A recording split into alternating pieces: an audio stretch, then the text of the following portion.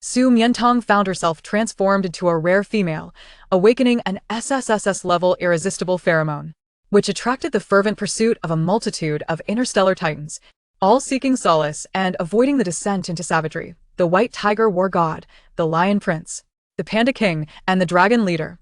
All manner of formidable figures approached in succession. Chapter 001. Twin Brothers on Poison Bug Star. A military unit was sweeping the battlefield, and a clear command echoed from the flying warship. This planet is rendered uninhabitable. Prepare to return to the city. Suddenly, all the personnel's detection wristbands began to emit a series of beeps, revealing not the detection of poisonous bugs or resources, but females. How could there be a female here? Aren't they all just foul-smelling, repugnant bugs? Indeed, there must be a malfunction with the instruments. Everyone was astounded.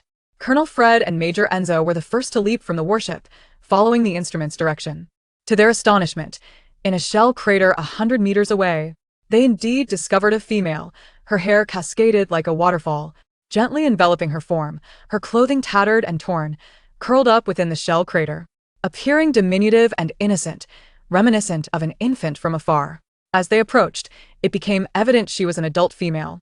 Her small, delicate face bore 2 layers of thick, dark lashes, a gracefully arched nose, and lips that resembled the full, red petals of a rose.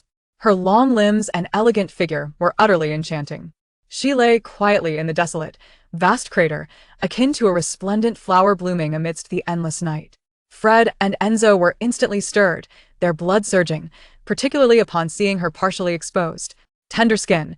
They had never encountered a female of such exquisite beauty. They hurriedly shed their garments to wrap her warmly, cradling her with care as if safeguarding a precious treasure. Returned to the planet swiftly. The warship raced back at full speed, and the soldiers trailing behind, catching sight of her flowing hair, felt their hearts stir. It truly was a female. Though her face remained unseen, the mere glimpse of her soft locks sparked their imaginations regarding her beauty. Even the typically decisive twin officers exhibited a gentleness in their actions, fearful that even a slight grip might shatter her. Soon, the warship arrived at the central military base of the planet. At the medical center, Fred navigated the green channel, carefully placing the girl into the examination machine. Enzo's gaze remained fixated on the unconscious female, concern etched in his eyes. "Do not worry. I shall conduct her examination immediately." The physician activated the machine, initiating a formal assessment of her condition. Minutes later, the report emerged. Gender, female. Bone age, 18 years and 200 days. Height, weight, 168 centimeters, 46 kilograms. Health indicators, qualified. Pheromone, unknown. The trio breathed a sigh of relief upon seeing the health indicators were satisfactory, yet their brows furrowed at the unknown pheromone. At that moment, the unconscious Su Mian Tang stirred, supporting her head as consciousness gradually returned. Fred and Enzo, hearing the commotion, rushed forward. She slowly opened her eyes, revealing glimmering amber orbs, which sparkled under the light like rare gemstones, captivating both men instantly. Upon seeing them, Su Mian Tang was momentarily taken aback. The 2 remarkably similar, handsome faces loomed close, their deep features reminiscent of Hollywood stars portraying superheroes in American films. Had she conducted an experiment that exploded and flung her abroad? Shaking her head, she confirmed it was not a mere illusion. Fred and Enzo, assuming they had startled her, quickly retreated and performed an exceedingly courteous bow. "Apologies, esteemed female. We did not intend to disturb you with our impudent behavior. May we inquire how you are feeling? Do you require our departure from the medical ship to allow you to rest?" "Female? Medical ship?" Su Mian Tang gazed at them, her mind swirling with questions. She noticed not only their striking resemblance, but also their matching military combat uniforms, the sharp, precise lines accentuating their tall, statuesque figures, exuding vigor and vitality. The only distinction was that one bore insignia of 2 stripes and 1 star, while the other sported 2 stripes and 3 stars. "And who are you?" the petite female inquired, her voice soft and sweet, prompting the 2 to respond eagerly. "Honored female, we are twin brothers. I am the elder brother, Colonel Fred Pierce of the 1st Special Operations Team. I am the younger brother, Major Enzo O'Hiborn of the Battle Wolf Anti-Terror Elite." So they were twin brothers. No wonder they resembled each other so closely. Su Mian Tang was taken aback by their excessive politeness and impressive status. "Hello, I am Su Mian Tang. Su Mian Tang?" It sounded like a sweet, soft candy, tender and delightful, very much akin to her essence. A soft smile flickered in their eyes. Realizing they might have misunderstood something, Su Mian Tang clarified, sleep, as in sleep, tang, as in the flowering crabapple. Su Mian Tang? Indeed, she appeared like a crabapple blossom in slumber, serene and captivating, their smiles deepened. Su Mian Tang was momentarily dazed by the unbidden affection emanating from them. Her gaze drifted past them, spotting a nearby bionic robot, the holographic projection technology on the wall, and the automatic sensing screens. Through the window, she even glimpsed flying mecha squads, spacecraft, and planetary rings, incredulously realizing she had not been flung abroad but rather ejected from Earth. Esteemed Miss Mian Tang, may I inquire who abandoned you on Poison Bug Star? Females were already a rarity in the imperial capital, each regarded as a treasure, let alone such an unparalleled beauty. Who possessed such audacity? Once traced, they would be dealt with under the most severe military law. Fred's expression darkened. Were it an ordinary person who awoke to find themselves on an alien planet, surrounded by two extraterrestrials, they would likely be rendered speechless with shock. Yet Su Mian Tang was a scientist, maintaining a clear and rational mind at all times, regardless of the circumstances, was fundamental that I do not know. She cradled her head, feigning amnesia. It seems I cannot remember anything. The two men felt their hearts tighten at her words. Having seen the unknown pheromone earlier, they suspected her information core had sustained severe damage, and now it seemed her memories were compromised as well. It appeared she had not only been abandoned, but had also endured cruel torment prior. Enzo, filled with rage, clenched his sharp canine teeth, wishing to transform into a beast and tear that person limb from limb. Then there's no need to dwell on it. Fred kindly offered her a glass of water. Your body is still quite fragile. It is unwise to exert yourself. Thank you. Su Mian Tang took a sip, lowering her gaze to the military cloak draped over her and the large patches of grime on her skin. May I take a shower? Of course, Fred exclaimed. I wonder if I might have the honor of inviting you to my residence, where the most advanced bathtub on Central Star awaits. I assure you, it will be a most delightful experience. Hearing this, Enzo turned to his brother, alarm bells ringing in his mind. From the moment he encountered Su Mian Tang, she had occupied his every thought and feeling, utterly oblivious to the fact that his brother had also taken an interest in her. Indeed, their preferences have been remarkably similar since childhood, not to mention Su Mian Tang, who is not only stunningly beautiful, but also exceptionally gentle and exceedingly courteous, a paragon of femininity adored by all males. However, he would never concede, even if the opponent were his elder brother. Chapter 002. The Contest for Favor. Contemplating, he initiated his assault. Esteemed Miss Mian Tang, you may also choose to visit my residence, where a natural bathing pool awaits.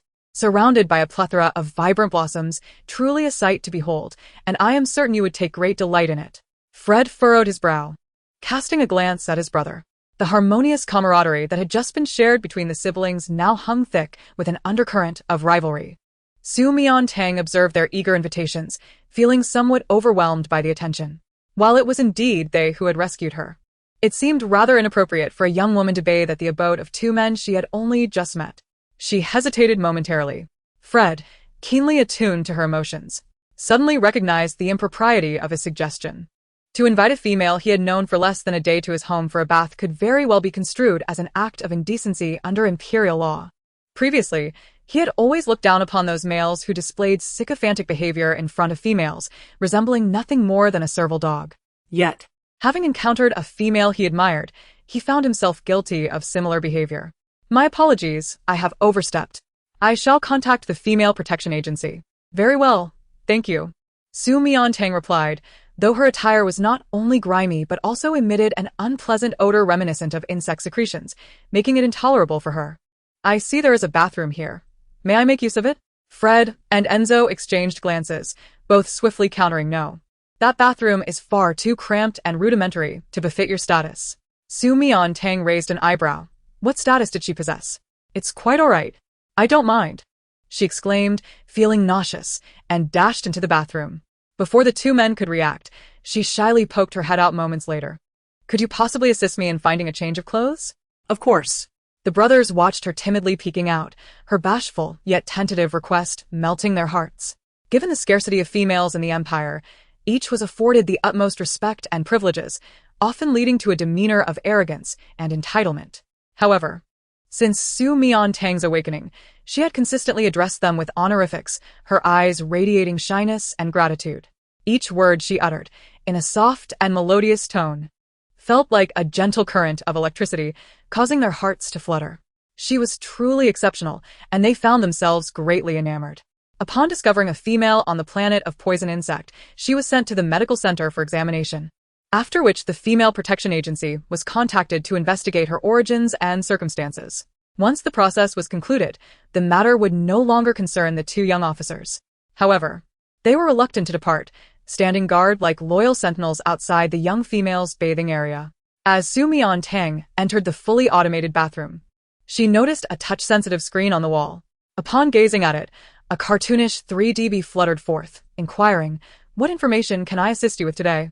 She reached out and selected the option for Imperial Civilization. To her astonishment, she learned that the planet she had been transported to was called Central Star, a planet governed by a monarchy, encompassing hundreds of star systems and organizations. The technological advancements here surpassed those of Earth by several years, and the inhabitants were of a different lineage, having evolved from beasts. Legend has it that a millennium ago, Central Star was teeming with rare and exotic creatures that absorbed the essence of the sun and moon, gradually evolving into humanoid forms. Males developed combat prowess and glands, while females possessed pheromones, used to soothe and mark males, preventing them from succumbing to madness during their mating season or when their combat capabilities were heightened. Glands and pheromones? Su Mian Tang found these new terms intriguing and clicked to learn more. Marking points typically exist on the back of a male's neck, allowing a female to inject pheromones to mark a partner, among other uses. When marked, the male experiences intense pleasure, often feeling as if he is blissfully close to death. There are 3 classifications of marking. 1. When a male is merely aroused or slightly mentally distressed, a gentle touch from the female on his marking point, releasing a small amount of pheromones for reassurance, is termed a pseudo-marking. 2. When a male is in a heightened state of arousal or mental distress, the female may stimulate his marking point, releasing a larger quantity of pheromones for comfort, known as a temporary marking. 3. In cases of total mental collapse or extreme arousal, the female may bite through the marking point, embedding the pheromones deeply within, achieving lifelong marking. Note: a male who has been permanently marked will become addicted to the female's pheromones, pledging lifelong loyalty until death. Pheromones are unique to females, stored within the pheromone sea, classified by concentration and type, ranging from D, C, B, A, S, to the currently recorded highest level, Queen Jenny's SS grade perfume lily pheromone. Pheromones of the same grade can soothe males of equal or lower combat strength, while the highest grade can calm and mark all males. Furthermore, pheromones can emit various categories of warnings, suppressions, and lethal concentrations for self-defense in battle. Note: this can also be used against females, but given the rarity of imperial females, mutual combat is strictly forbidden, or one will face criminal prosecution. Such wonders. Su Mian Tang continued exploring, soon discovering a crucial piece of information. A century ago, Central Star waged war against the rival Planet X, which shamelessly deployed banned toxic gas bombs, resulting in the demise of numerous frail females. Consequently, the male-to-female ratio plummeted, reaching an alarming 190-to-1, prompting the government to urgently enact the Female Protection Law, the 100 Rights of Females, and a marriage system allowing one female to multiple males to maintain societal stability. Realizing that the polite and attentive demeanor of the esteemed Colonel Fred and Major Enzo was solely due to her being a female, she couldn't help but recall a joke she had encountered earlier. A. What are you? B. I am a master's degree holder. C. I am a doctor. D. I am a gentleman. Now, she too could proudly declare, I am a lady. The difference being that in the joke, the term gentleman was used ironically, whereas here it represented a genuine society that revered females above males. Born a female, one required no additional factors for recognition and privilege. Merely contemplating this made Su Mian Tang feel elated. However, she soon awoke from her reverie, realizing that this privilege did not extend to her. She was human and possessed no pheromones. After absorbing sufficient information, her curiosity led her to search for the names of Fred and Enzo. The details of the two appeared before her eyes. Colonel Fred and Major Enzo are twin brothers, the youngest and most illustrious stars of the Imperial combat team. Strikingly handsome and valiant. Born into a noble family with a century of accolades, both are S-grade males with exceptional combat prowess, yet remain unmarried. S-grade combat prowess? How impressive! Chapter 003. The alluring pheromones. At last, the foul odor dissipated, and the grime was washed away. A round, rotund robotic cart wheeled in, delivering her new garments. Su Mian Tang picked up a pure white dress, featuring a square neckline and ruffled edges, with lace embellishments at the sleeves, exuding an ethereal and innocent charm. Fred and Enzo patiently awaited her outside. Two officers, typically accustomed to the rigors of battle and dismissive of trivialities, now found themselves engaged in a silent contest of grooming, one meticulously adjusting his collar, while the other delicately styled his hair, seemingly striving to leave a favorable impression on the young female present. The elderly physician could not help but chuckle at their earnestness. Ah, the exuberance of youth. The earnestness of courtship is indeed a moment when the male is at his most alluring. Before half an hour had passed, a commotion emerged from the bathroom. Both men lifted their heads in unison, and upon witnessing the young female emerging slowly, their eyes widened in astonishment. Amidst the misty vapor, her lustrous, ebony hair cascaded down, droplets of water glistening as they slid down her creamy, delicate skin. Her eyes sparkled with radiance, and her beauty was nothing short of breathtaking, leaving them so entranced that they felt compelled to kneel and beseech her to be their mate. When they first encountered her on the insectoid planet, her beauty had already captivated them, yet, post-bath, she radiated an even more dazzling allure, particularly her skin. The central star's proximity to the sun results in intense ultraviolet rays, leading most individuals to possess a light brown complexion. In contrast, her fair, tender skin was an extraordinary rarity, prompting an irresistible urge to reach out and feel its velvety softness, pondering if a gentle touch might leave a tender blush upon her. The two men felt a twinge of shame for their primal thoughts. However, Su Mian Tang gazed at them with a playful smile and expressed her gratitude for the dress they had brought her, declaring her fondness for it. "I am glad you like it," stammered Fred, flustered by her appreciation, eager to do something for her. Noticing her bare feet, he hurriedly approached with a new pair of shoes, kneeling on one knee. "Esteemed Miss Mian Tang, permit me to assist you in putting on your shoes. Is that appropriate?" Su Mian Tang was taken aback by his sudden kneeling, and before she could decline, Enzo approached with a hairdryer in hand. "Esteemed Miss Mian Tang, allow me to assist you in drying your hair." Before she could respond, both men sprang into action. Enzo lifted her damp hair, about to turn on the dryer, when a faint, ethereal scent wafted towards him, invigorating his senses and leaving him utterly entranced, yearning to transform into a beast and roll in sheer bliss. When they first discovered her on the insectoid planet, she had carried the foul odor of stink bugs. Now, she exuded an enticing fragrance reminiscent of pheromones. Yet, her damaged information C made it undetectable, even to machines. This delicate scent, likely not pheromones, was simply her natural body fragrance.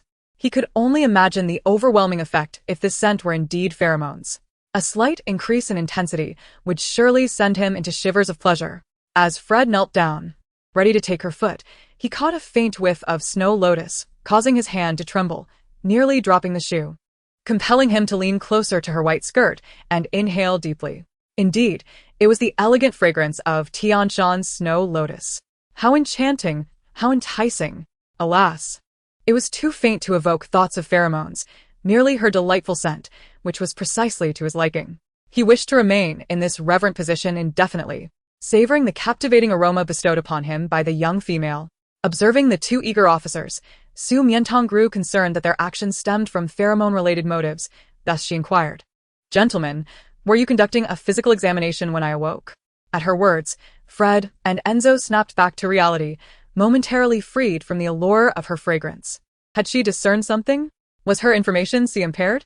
Could she sense a complete absence of pheromones, prompting her question? For a female, pheromones are as vital as combat prowess is to a male. Losing them would leave anyone despondent and disheartened. They could not bear to witness her sadness. Not even a trace of it.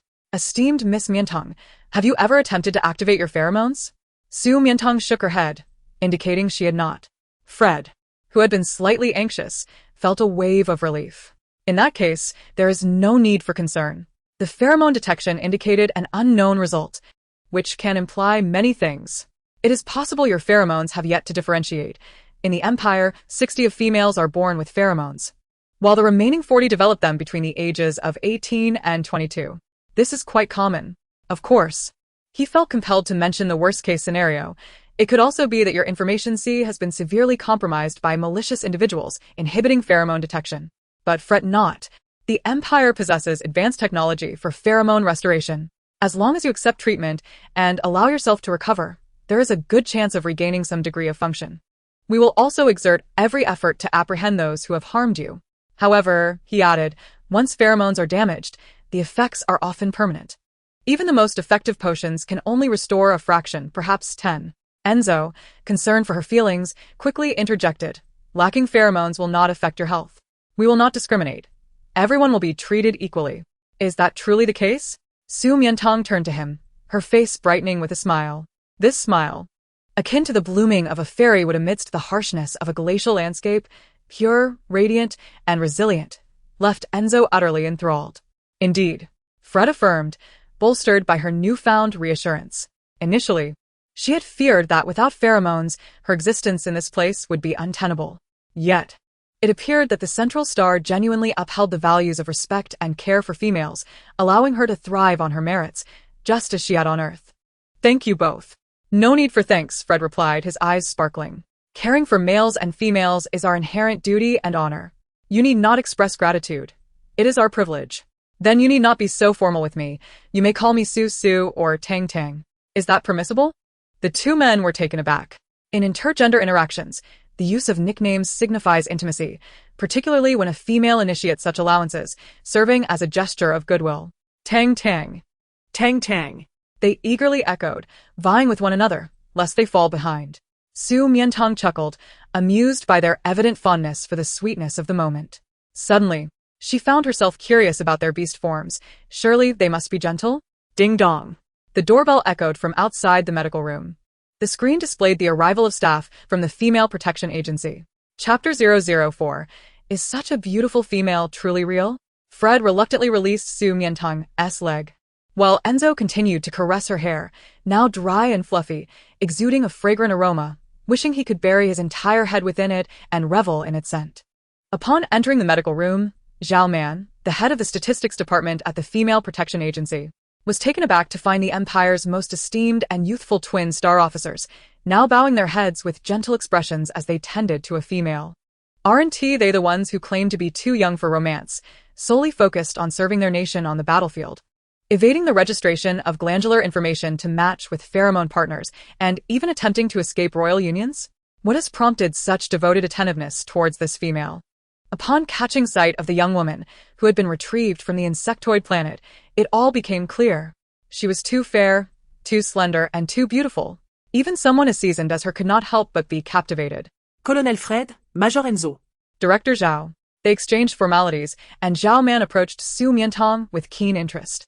Beautiful miss, may I inquire your name? Su Mian Tang.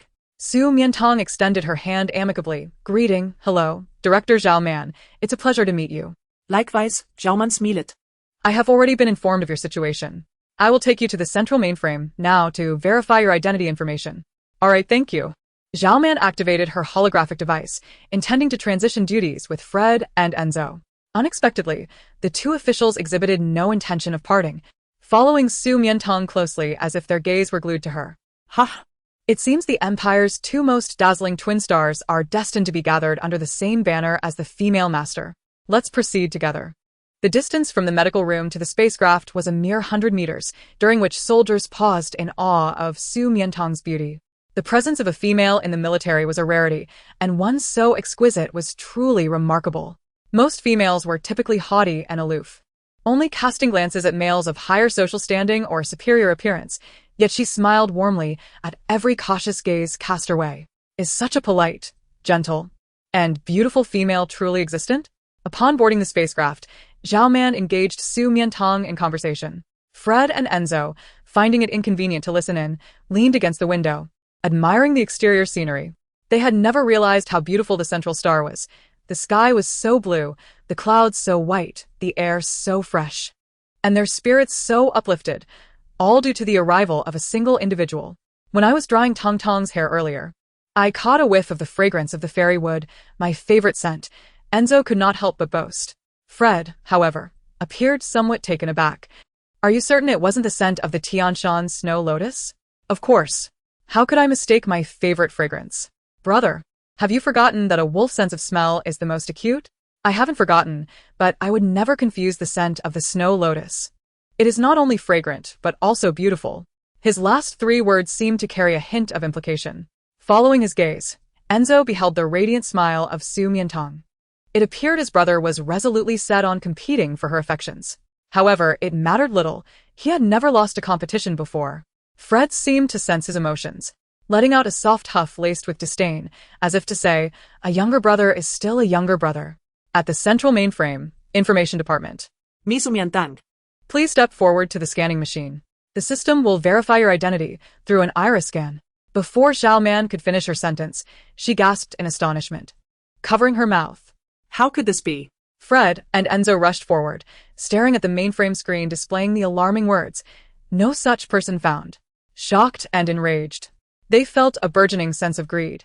They were astonished that the information of every individual born in the Empire was recorded in the central mainframe, yet hers was absent. They were furious that this was likely due to her being abandoned, abducted, or concealed and mistreated since birth. They felt a greedy yearning. Since there was no information about her in the mainframe, it implied she had no family, no male counterpart, and now even her memories were lost. Did this mean they would become her closest companions? Observing their reactions, Su Mian Tang began to grasp the situation. Being from Earth, it was normal for her information to be absent here. Would they question her next? Could she continue to feign amnesia and evade the situation? Just as she was immersed in worry, Xiao Man, still in shock, suddenly broke into a radiant smile. How wonderful!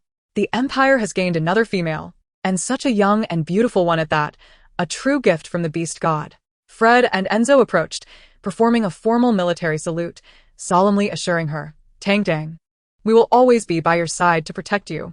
Their utterly unexpected reaction moved Su Mian Tang deeply. She opened her mouth and, after a moment, managed to utter, Thank you both. Don't mention it, follow me this way. Xiao Man took her hand, leading her to the statistics department. Next, I will record your identity information, officially making you a part of the Empire, alright? Yes. Su Mian Tang nodded, cooperating as she provided her iris and fingerprint information, which was duly recorded and entered into the central mainframe. The Female Protection Agency also generously offered her accommodation, living expenses, and a brand new holographic device. Do you have a medical report? Yes. Fred handed over the recently generated report to Xiao Man. She received it with delight, fantasizing about the noble rank and fragrant pheromones such a beautiful female would possess, only to find the section displaying unknown. Her expression froze momentarily. When she looked back at Su Mian Tang, her eyes reflected a mixture of pity and regret. The pheromones were uncertain.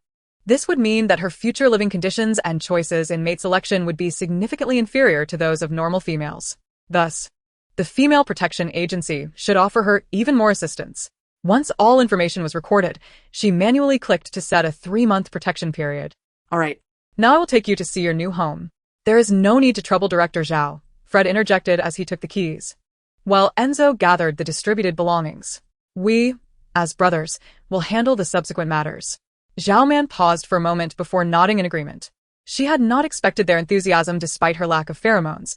It seemed they genuinely liked her. Su Mian Tang had anticipated that the accommodation arranged by the Female Protection Agency would be a temporary shelter. To her astonishment, it turned out to be a small villa. Chapter 005. The ears turned red. The villa spanned 4 stories, fully equipped with smart home technologies, voice control, automatic sensors, and advanced sensor systems. Through the central visual display, one could see the layout of the entire space. Additionally, a charming little robotic bee butler zipped around the hall. The ultra-sci-fi design left her utterly dazzled. Enzo, however, appeared dissatisfied. This place is too simplistic. Fred furrowed his brow. Tang, if you dislike it here, I can purchase you a fully equipped estate. And estate? The world of the wealthy was beyond her comprehension. No need, this place is quite nice. Is there anything you require? We can accommodate anything. Require? She pondered for a moment. I have lost my memories and forgotten many things. If you are willing to share with me the affairs and conditions of this country, I would be immensely grateful. Affairs and conditions? It was rare for a female to express such interest. No male could refuse such a request, as it was precisely what they were keen on discussing and a splendid opportunity to showcase their talents.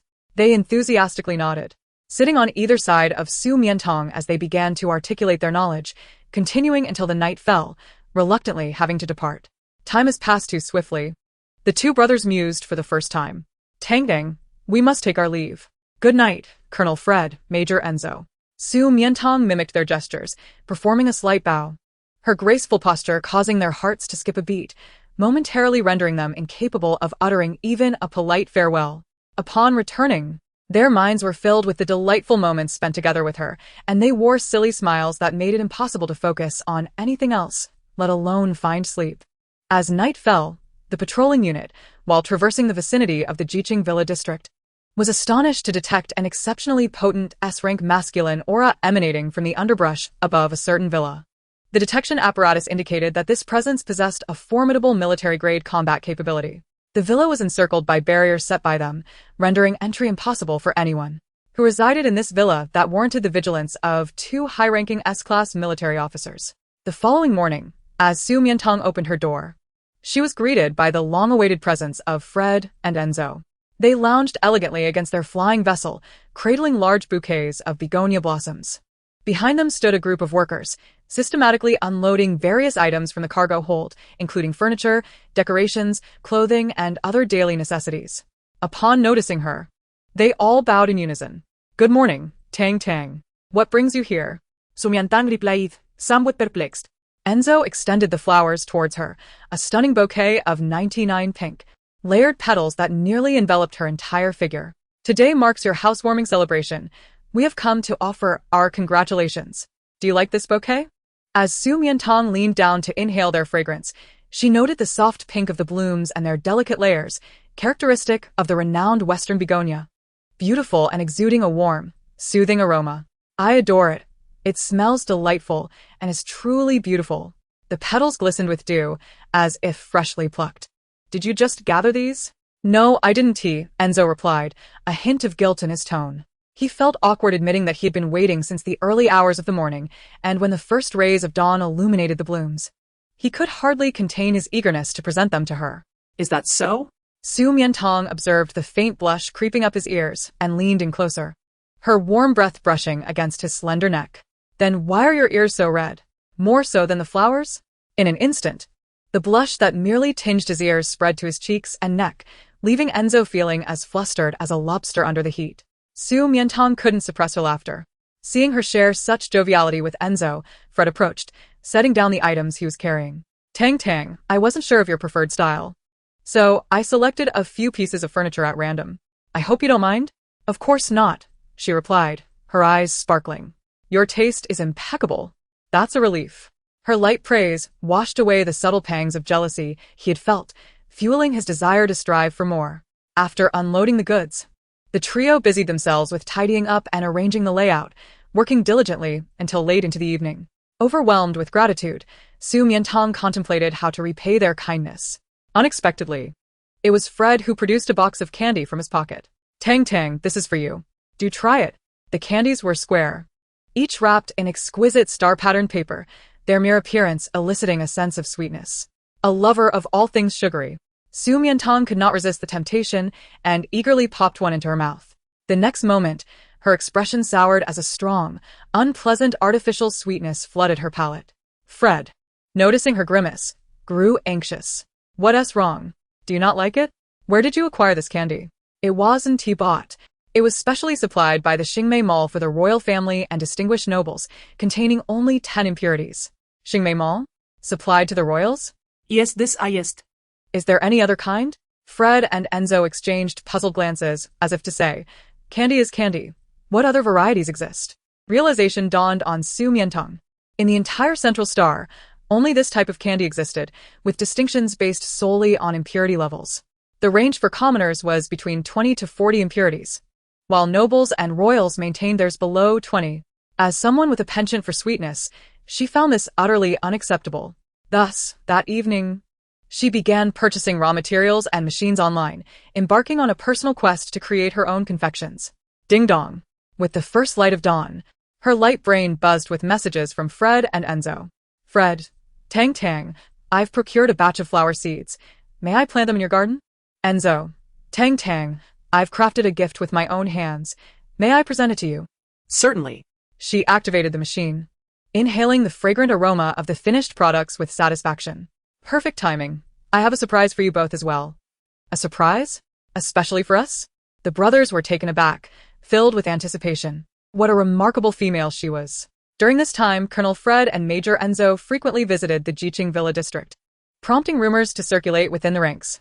The imperial twins were simultaneously pursuing a female. This female was the stunning beauty they had rescued from the poison insect star. Yet she was without parents and lacked pheromones. The rumors reached the ears of the Countess, who could hardly believe that her sons were the subjects of such intrigue, especially since they had previously spurned even the princess. To be cautious, she sought confirmation, receiving a resounding affirmative. Chapter 006, Surprise. What? Fred, Enzo, have you lost your minds? Countess Joy exclaimed in shock. You forsake the esteemed pheromone-laden princess to pursue an ordinary female without pheromones?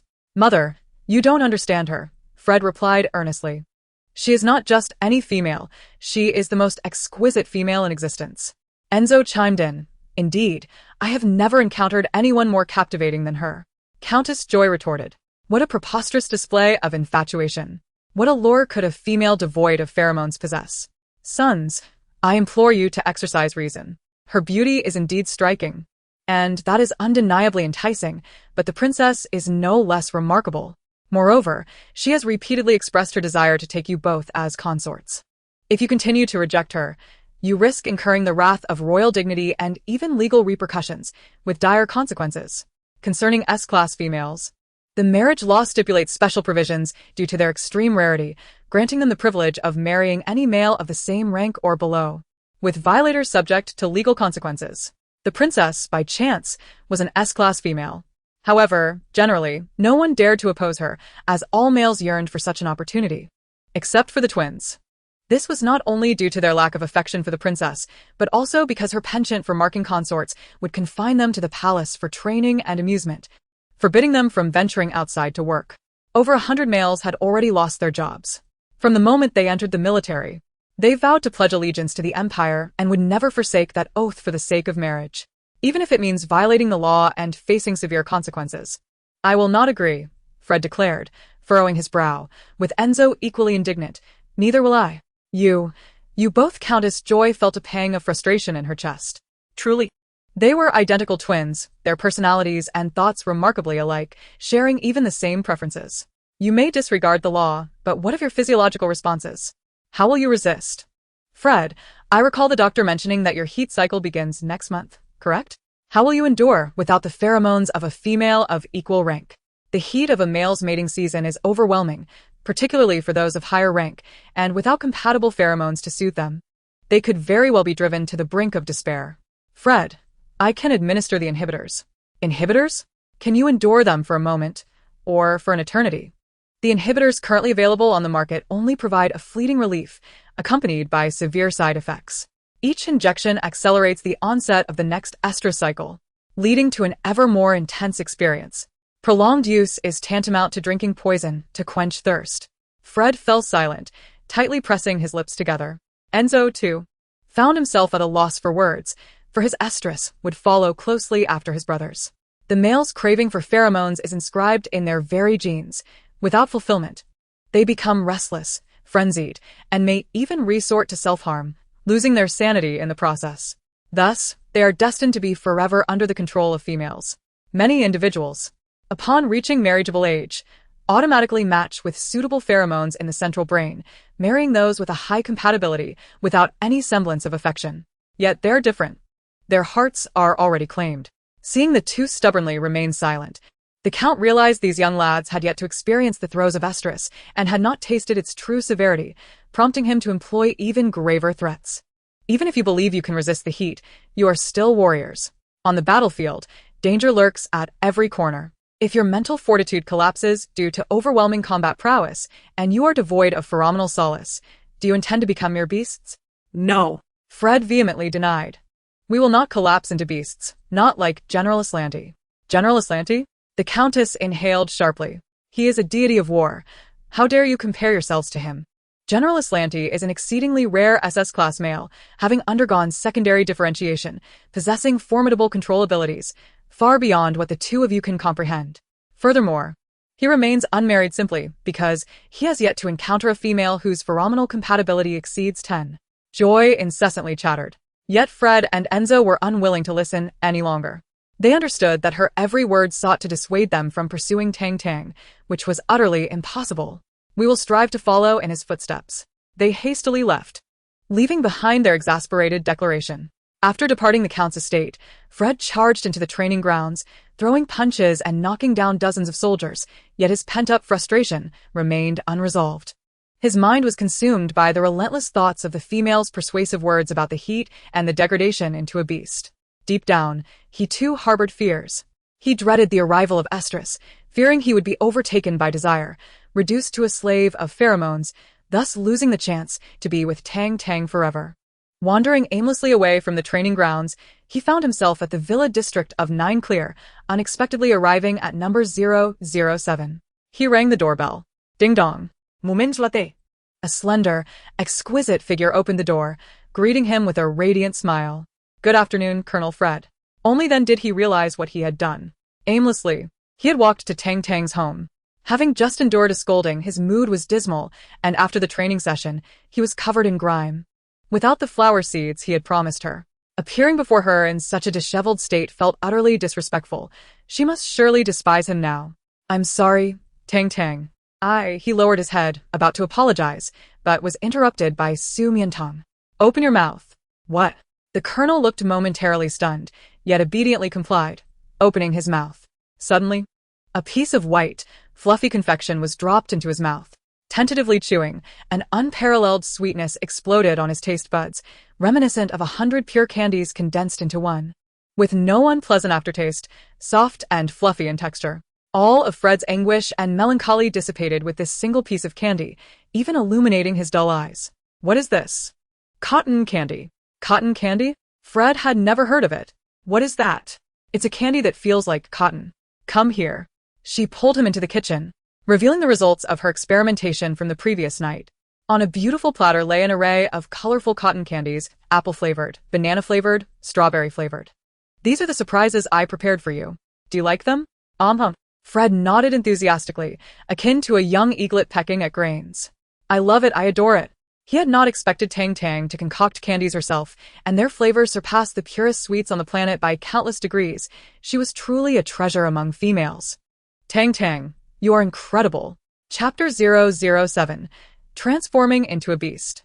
What is this? Su Mian Tang smirked slightly. Creating a few snacks and candies was merely child's play for her as a researcher. If you like them, you can have them. If you want more in the future, feel free to seek me out. She handed him a pre-packaged box of colorful cotton candy.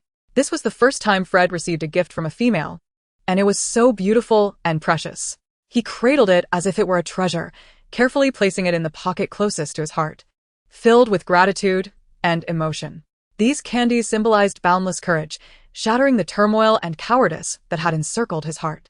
He feared nothing anymore. As long as he could be with Tang Tang, he could overcome any obstacles. Tang Tang, do you like small animals? He eagerly sought to demonstrate his loyalty. Small animals? I like them. Su Mian Tang was puzzled by his sudden question. That's good. In the next moment, a powerful gust of wind swept through, forcing her to shut her eyes, her long hair billowing. When she reopened her eyes, the handsome colonel who had stood before her had transformed into a massive golden-feathered eagle. One of the largest and most formidable raptors on the planet, it boasted a distinctive golden crown atop its head, its feathers a striking mix of gold and white spots. Smooth and glossy. Its wingspan measured over 5 or 6 meters, with legs as robust as an adult's arms, sharp claws gleaming with a metallic sheen. Capable of effortlessly crushing human skulls. Su Mian Tang, you call this a small animal? What am I then? A tiny ant? The aggressive golden-feathered eagle gently lowered itself before her, extending its wings, as if submitting to her or inviting her to ascend. She doubted her understanding. How could a colonel wielding such power possibly allow her to ride upon him? Yet his demeanor seemed to convey just that. Seeing her hesitate, he appeared somewhat hurt. As if doubting her affection, she hurriedly asked, Are you inviting me to ride? He nodded with the golden crown atop his head. With disbelief, Su Mian Tang cautiously lifted her foot, stepping onto his wing. Tang Tang, hold on tight. Feeling the delicate weight of the little female upon him, Fred's eyes sparkled with satisfaction and joy as he spread his wings and soared from the villa. Suddenly lifted into the air, Su Mian Tang clung tightly to his neck, fearing she might fall due to the speed of flight. Yet, As she gazed below, she discovered a breathtaking panorama of the planet's scenery. Starting from the Jiuqing Villa district, following the sinuous magnetic levitation track that winds across the planet, one beholds the magnificent super canopy hall, the towering skyscraper, the resplendent Tai Nung crystal station, the vast spaceport, the bustling aerial amusement park, and palatial royal residences even more extravagant than the Forbidden City. Wow. It is nothing short of spectacular. She had never imagined she would explore the central star in such a manner, as if in a dream. Free from the fear of tumbling from the back of the golden-winged eagle. Although he flew at great speed, it was remarkably steady, complemented by the velvety texture of his feathers, granting her the illusion of soaring through space on Harry Potter's magic carpet. At that moment, she comprehended Fred's intention to showcase the beauty of the Central Empire to her. Ha ha ha. Fred, thank you. You are truly wonderful. Embraced by the soft arms of the little female, surrounded by her melodious laughter and praises, Fred felt as if he were the happiest person in the world, wishing to carry her and fly on endlessly, never pausing. Look, what is that in the sky? An exceedingly rare golden-winged eagle? Such a massive form. With splendid wings and incredible speed, it must be Colonel Fred. OMG, it seems he is also carrying a little female, her dress billowing, long hair dancing in the wind. So beautiful. Could she be the famed beautiful female, devoid of pheromones, whom the twin star officers are simultaneously pursuing? In the hunting grounds, Enzo was venting his fury when he suddenly caught a whiff of a familiar scent. Lifting his head, he saw his brother soaring through the air, carrying Tang, the male displaying his beastly form and prowess before the female signifies a declaration of intent, a willingness to submit, or even a courtship gesture. Typically, this occurs only after a bond of over 6 months. Yet it had only been a few days. His brother was cheating. If his brother could, then so could he. In an instant, he transformed into his beast form and dashed out from the hunting grounds, his robust physique sending nearby small animals fleeing in terror, while the soldiers trembled with fear. Major, what has triggered this? Enzo concealed himself within the lush mountain forest, waiting for Fred to fly low before swiftly emerging. Wrapping his fluffy tail around Su Mian Tang and hoisting her onto his back, then darting down the mountain like a flash of lightning. Ah. At first, Su Mian Tang was taken aback, believing she had fallen from the golden-winged eagle into a sea of clouds, as everything around her was pristine white and exquisitely soft. Once she regained her composure, she realized she was atop a wolf, a creature capable of effortlessly tearing apart its prey and feasting upon its flesh. And judging by its enormous, muscular form, it was a wolf king. Her expression shifted dramatically, and just as she was about to cry for help, she caught a whiff of a familiar scent. Was it Enzo? Enzo? Is that you? She tentatively inquired. Enzo's pointed triangular ears twitched, seemingly responding. Yes, it's me, Tang. Is it really him? Su Mian Tang felt a wave of relief wash over her, astonished. The snow wolf, known as the most beautiful breed of wolf on the planet, boasted a thick, fluffy coat as white as snow, with upright, pointed ears and keen senses. Its limbs were long and well-proportioned, allowing it to run at incredible speeds, disappearing from Fred's view before he could even comprehend. Enzo! The golden-winged eagle emitted a thunderous roar that startled the birds, swiftly pursuing after him. Possessing the sharpest eyes of the falconry world, it could survey the planet from 10,000 meters above, capturing every movement with clarity. Yet, within the forest, the dense foliage concealed Enzo's figure, and soon he lost sight of him. On the ground, the A-class and above males witnessing this fierce competition for the female were astounded. It seemed the rumors were indeed true. Chapter 008. The eagle soars high, the wolf howls at the moon. It was common knowledge that Her Highness had taken a liking to them, wishing to take them as consorts, and had graciously granted them time to consider. However, the two not only resisted but openly pursued a common female devoid of pheromones, a blatant affront to royal dignity that would incur severe penalties. Fearless of this, they truly were the boldest brothers on the planet. Su Mian Tang had just surveyed the central star from above when Enzo brought her back to the ground, offering a new perspective. It seemed he had a clear destination in mind. After dashing down the mountainside, he sped southwest until he burst into a vibrant world filled with the melodies of birds and fragrant flowers. Is this the Star Trail Garden? It is so vast and beautiful. Upon entering the garden, the world before her seemed to shift from futuristic technology to a scene straight out of a Brothers Grimm fairy tale. Pavilions and towers dotted the landscape, with strange rocks and clear springs flowing from great heights, accompanied by the melodious calls of warblers in the woods and countless rare plants emitting an enchanting fragrance. As a gentle breeze swept through, petals danced in the air, cascading down upon them. A girl and a wolf wandered through this paradise. There were jade vines resembling clusters of water grapes, the flower of hell, mandrake, and the toad lily. Su Mian Tang, like a curious child, touched this flower and sniffed that grass, filled with excitement. Enzo, knowing she delighted in this, slowed his pace to allow her to explore. For some reason, he had just been irritable due to the female's words, yet now felt an overwhelming sense of tranquility and pleasure, simply from seeing Tang Tang's smiling face and hearing her voice. Feeling her happiness. This sensation was wondrous. It seemed that in the future, pheromones would be unnecessary as long as she was by his side. In the Star Trail Garden, they strolled from dusk until sunset, and as night fell, Enzo led her to a cliff with an excellent view to gaze at the stars and the moon. Emerging from her excitement over the rare plants, Su Mian Tang began to observe the beautiful snow wolf before her seriously. The more she looked, the more she liked him. Unable to contain her thoughts, what girl could resist a fluffy, snow-white dog? "May I touch you?" she politely asked. Upon hearing this, Enzo felt an overwhelming shyness, nearly burying his head in his fur. When he and his brother were explaining the national conditions to her, they had assumed she was still young and deliberately avoided discussing basic physiological knowledge between males and females, leading her to be unaware that only his female master could pet or play with his beast form, typically during flirtation or intimate moments. Her innocent and pure inquiry was utterly disarming. Seeing his reaction, Su Mian Tang thought he was reluctant. You don't want to? No. He very much wanted to. From the moment he first laid eyes on her on Poison Insect Star, he had recognized her as his one and only female master for life. He just had never experienced intimacy before. Nervously, he slowly leaned his head toward her. Sensing his approach, Su Mian Tang immediately embraced him, excitedly rubbing against his fluffy, snow-white fur, which felt just as she had imagined, thick and plush, with a slightly firm outer layer and soft cotton-like fluff within. So comfortable, so wonderful. She couldn't help but exclaim, leaning in further to nuzzle against him. The petite female was blissfully unaware of how profoundly provocative and audacious her actions were, or how her words could lead to such misunderstandings. Beneath her enchanting grasp, the snow wolf found himself repeatedly ravaged, reveling in the sensation. His heart racing as if it might leap from his chest. Were he to assume human form at that moment, she would witness his skin flushed as though scorched by fire, his body rendered immobile by physiological responses. Her hands were so soft, her scent intoxicating, and her voice melodious, stirring within him a longing for more.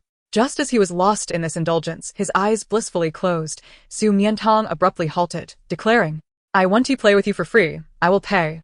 Enzo was taken aback. What did she perceive him to be? He was not that kind of male. Oh no. It must have been his brother's provocation earlier that had caused him to reveal his true form, leading Tang Tang to misconstrue his intentions. After all, which inexpensive male would exhibit his beastly form after merely a few days of acquaintance, enticing a female in such a blatant manner? Wasn't it clear he wished to be indulged for free? He anxiously paced back and forth, his tail drooping low. Just as he contemplated transforming back into human form to explain himself to Su Mian Tang, he noticed her retrieving a transparent box from her pocket, filled with colorful little cubes. What could this be? His ears perked up in curiosity. Cotton candy. Cotton candy? What is that? Taste a piece, and you will understand.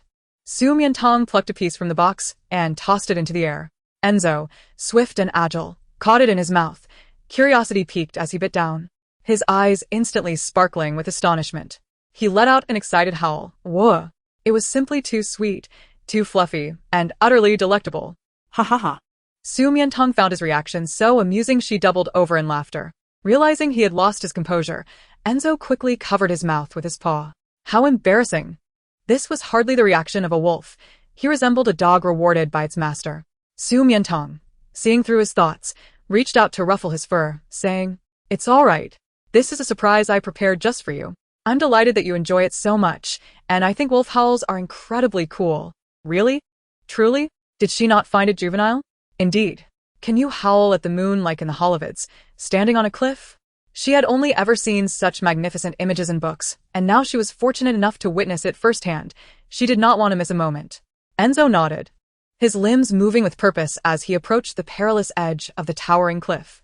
Lifting his beautiful head, he directed his howl towards the enormous full moon, letting out a long, resonant cry. The deep echo reverberated through the entire forested valley, awakening countless pairs of emerald eyes from the shadows, peering curiously.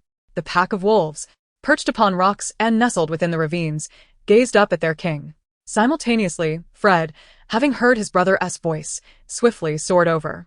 He swept across the treetops, stirring a brisk wind that startled numerous weary birds returning to their nests, each flapping their wings as if faced with a threat. His stunning golden wings nearly obscured half the moon, glimmering enchantingly in the cool light. The eagle soared high, the wolf howled at the moon. In this pitch-black night, the vast and majestic wilderness resembled a masterpiece crafted by divine hands, utterly breathtaking. Su Mian Tang had never witnessed such an extraordinary scene and hurriedly activated her holocomputer to document it. Now she understood why Colonel Fred and Major Enzo were referred to as the Empire's twin stars. Wasn't he this magnificent? When Fred located Enzo, intending to scold him, he was momentarily distracted by Su Mian Tang capturing photographs. Under the moonlight, the petite female's eyes sparkled, her charming smile captivating to an extraordinary degree. And he instantly forgot everything else, dutifully complying with her requests. Yes, tilt a bit to the side, lower your wings. Enzo, strike a different pose for another shot. Such a good boy. Wait, let me get a selfie of the three of us. Chapter 009, SS Class Combat Power, the White Tiger. The Empire's twin stars boldly pursued a female, unabashedly transforming into their beast forms to vie for her affection, a rumor that swiftly circulated among the populace. Upon reaching the ears of the Countess, she was incensed. She had hoped her earlier advice would temper their behavior, yet they grew even bolder, openly asserting their claim under the watchful eyes of others. Were they defying her? If this were to reach the princess, known for her temper, she would undoubtedly deal with them harshly. What was to be done? With only 2 sons, both remarkably gifted, she could not allow their early downfall. She sought to converse with a female devoid of pheromones, but the Female Protection Agency had imposed a 3-month newcomer protection period, forbidding any visits without permission, especially for such purposes. In the sitting room, she paced anxiously, when suddenly, a thought struck her. General Aslanti. He was the superior of Fred and Enzo, their idol, the very reason they had enlisted. Over the years, they had followed in his footsteps, hoping to earn his recognition. If he were to intervene and admonish them, it would likely yield effective results. Unfortunately, his status was exceedingly high, making it difficult to arrange a meeting, even for royals and nobles. However, if she, along with several earls and countesses, petitioned in the name of females, he would surely take notice, wouldn't he? With this thought, she set her plan into motion. At the Gransmore estate, a majestic sculpture of a white tiger stood proudly in the expansive training grounds, at the center of which loomed a tall, striking man. The darkly patterned military cap cast shadows over his icy white, sharp hair, obscuring portions of his solemn, fiery gaze. From below, one could only see his tightly fitted black combat uniform, impeccably straight and angular, his towering figure seemingly sculpted by divine hands according to the golden ratio. With defined facial features and deep, exquisite features, unparalleled in beauty, the Empire's god of war, General Aslanti. He was a rare noble mutation of the Duke L family. A white tiger born with extraordinarily rare SS-class combat power, reigning supreme at the apex of the food chain. From a young age, he exhibited extraordinary courage, charisma, and leadership abilities. Entering the military at 14, he led the Central Legion into interstellar battles, repeatedly defeating formidable foes such as the Bosker, X, and Vinak planets, maintaining peace in the Central Star System. By the age of 20, he had been promoted to general. Just when others believed he had reached the pinnacle of power with no room for advancement, at 22, he unprecedentedly developed a pair of wings. The vibrant crimson hue mirroring his fiery eyes, igniting flames as they unfurled. Truly, a case of a tiger gaining wings. Since then, he had expanded the territory of the Central Star System with his unparalleled combat prowess, causing enemy troops to tremble in fear and submit wherever he went. At the tender age of 26, he became the youngest god of war in history, and the title of Crimson Winged Tiger echoed throughout the galaxy. Many believed he was the embodiment of an ancient divine beast, capable of wielding such immense power, and as a result, the Duke L family flourished, earning the respect of even the royal family. The most astonishing aspect was that, according to common understanding, no matter how powerful a male might be, he would still be subject to the whims of a female, as they relied on them to navigate their heat cycles and soothe their often frayed psyches due to their overwhelming combat abilities. Yet General Aslanti was an exception. He remained disinterested in women, unfazed by the passage of 26 years. If one could suppress the heat cycle with inhibitors, relying on sheer willpower to endure, then amidst such frequent battles, his psyche had never faltered. One could only conclude that he had yet to encounter a worthy adversary.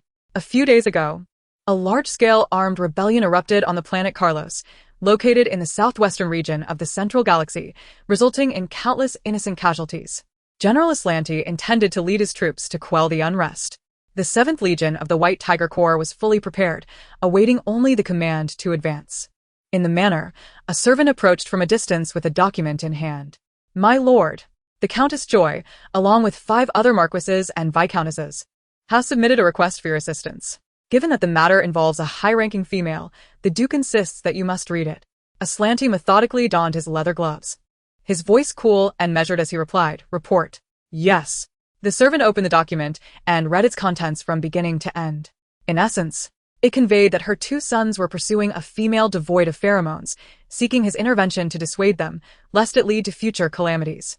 Fred and Enzo? Those 2 promising young officers in the military? So infatuated with femininity at such a tender age, they are unlikely to achieve greatness. A hint of derision curled at the corners of Aslanti's thin lips as he offered a suggestion. Perhaps they should retire and tend to their families. Ha ha ha. The soldiers of the 7th Legion erupted into a thunderous laughter. The general turned, his dark cloak billowing in the cold wind, issuing his orders with calm authority. March 4th. After submitting her appeal, Lady Joy endured 2 days of anxious anticipation before receiving a response. Eagerly, she tore open the letter, only to feel her heart sink upon reading its contents. Not only did General Aslanti refuse her request for assistance, but he also treated the situation as a source of amusement. Yet, there was a kernel of truth in his jest. If her sons truly pursued that pheromone-deficient female, they could easily become deranged beasts on the battlefield. It would be wiser for them to retire early. However, Fred and Enzo would never consider such an option. Serving in the military and protecting their homeland was their lifelong ambition. Wait. A sudden spark of inspiration ignited in her mind. Although the general had not acquiesced to her request, his scornful remarks, if witnessed by her sons, would undoubtedly wound their pride, possibly prompting them to abandon their pursuit. After all, he was their most revered idol. With this thought, she gleefully hurried towards the military camp, but before she could arrive, the 1st Special Operations Team of the Eagle Division and the Werewolf Counterterrorism Elite received military orders simultaneously. Report. Colonel Fred, Major Enzo. Urgent battle reports have arrived from the front lines. Planet X has taken advantage of the turmoil on Carlos, kidnapping hundreds of thousands of citizens and coercing General Aslanti to the desolate planet. They intend to unite with the leaders of planets Boscara, Vinak, and others, launching a concerted assault against the war god. If necessary, they may resort to using toxic gas bombs. What? Fred and Enzo sprang to their feet. Toxic gas bombs? A century ago, Planet X had caused the annihilation of the entire Central Galaxy military by employing these universally prohibited weapons, resulting in the deaths of countless females. Now, they shamelessly resorted to the same treachery. If the full force of the toxic gas bomb were unleashed upon the general, even if he were a living deity, he would find it difficult to escape unscathed. Chapter 010. Staring fixedly at a female. The Ministry of Military Affairs urgently ordered the officers to lead the Eagle Division's 1st Special Operations Team and the Werewolf Counterterrorism Elite to the battlefield post-haste, insisting they persuade General Aslanti to retreat, for no city or its citizens was worth the sacrifice of his invaluable life. Yes, in ordinary circumstances, Fred and Enzo would have immediately set out without hesitation. However, now they had someone to care about. Ding dong. A message chimed in their light brain. Su Mian Tang opened it. It was from Fred and Enzo. Sorry, Tang Tang, we've received urgent orders from the front lines and must proceed to provide reinforcements immediately. We can't accompany you to tend to the flowers. Urgent orders? The young girl furrowed her brow and sat up from the sofa. Is it dangerous? To ease her worries, they feigned nonchalance. It's nothing, just like usual. We'll return as soon as the mission is completed. That's a relief. Su Mian Tang pressed her light brain and sent them a voice message, wishing them all the best, eagerly awaiting their safe return. The gentle and melodious sound of her voice filled the ears of the two officers standing on the cold deck of the warship, bringing them warmth and sweetness. The feeling of being thought of and awaited was truly delightful. With the flower planting plan postponed, Su Mian Tang closed the horticultural encyclopedia, realizing that her health had nearly recovered and it was time to venture outside to reacquaint herself with her environment. However, upon stepping outside, she discovered that the demographic reality of the central galaxy, with far more males than females, was no jest. Throughout her journey, she scarcely encountered any females. The streets were filled with males. Upon seeing her, they regarded her as a rare species, stopping to watch, leaving her a social butterfly, feeling increasingly anxious. Unbeknownst to her, in the central galaxy, it was illegal for strange males to stare so openly at a female as they could be prosecuted for harassment.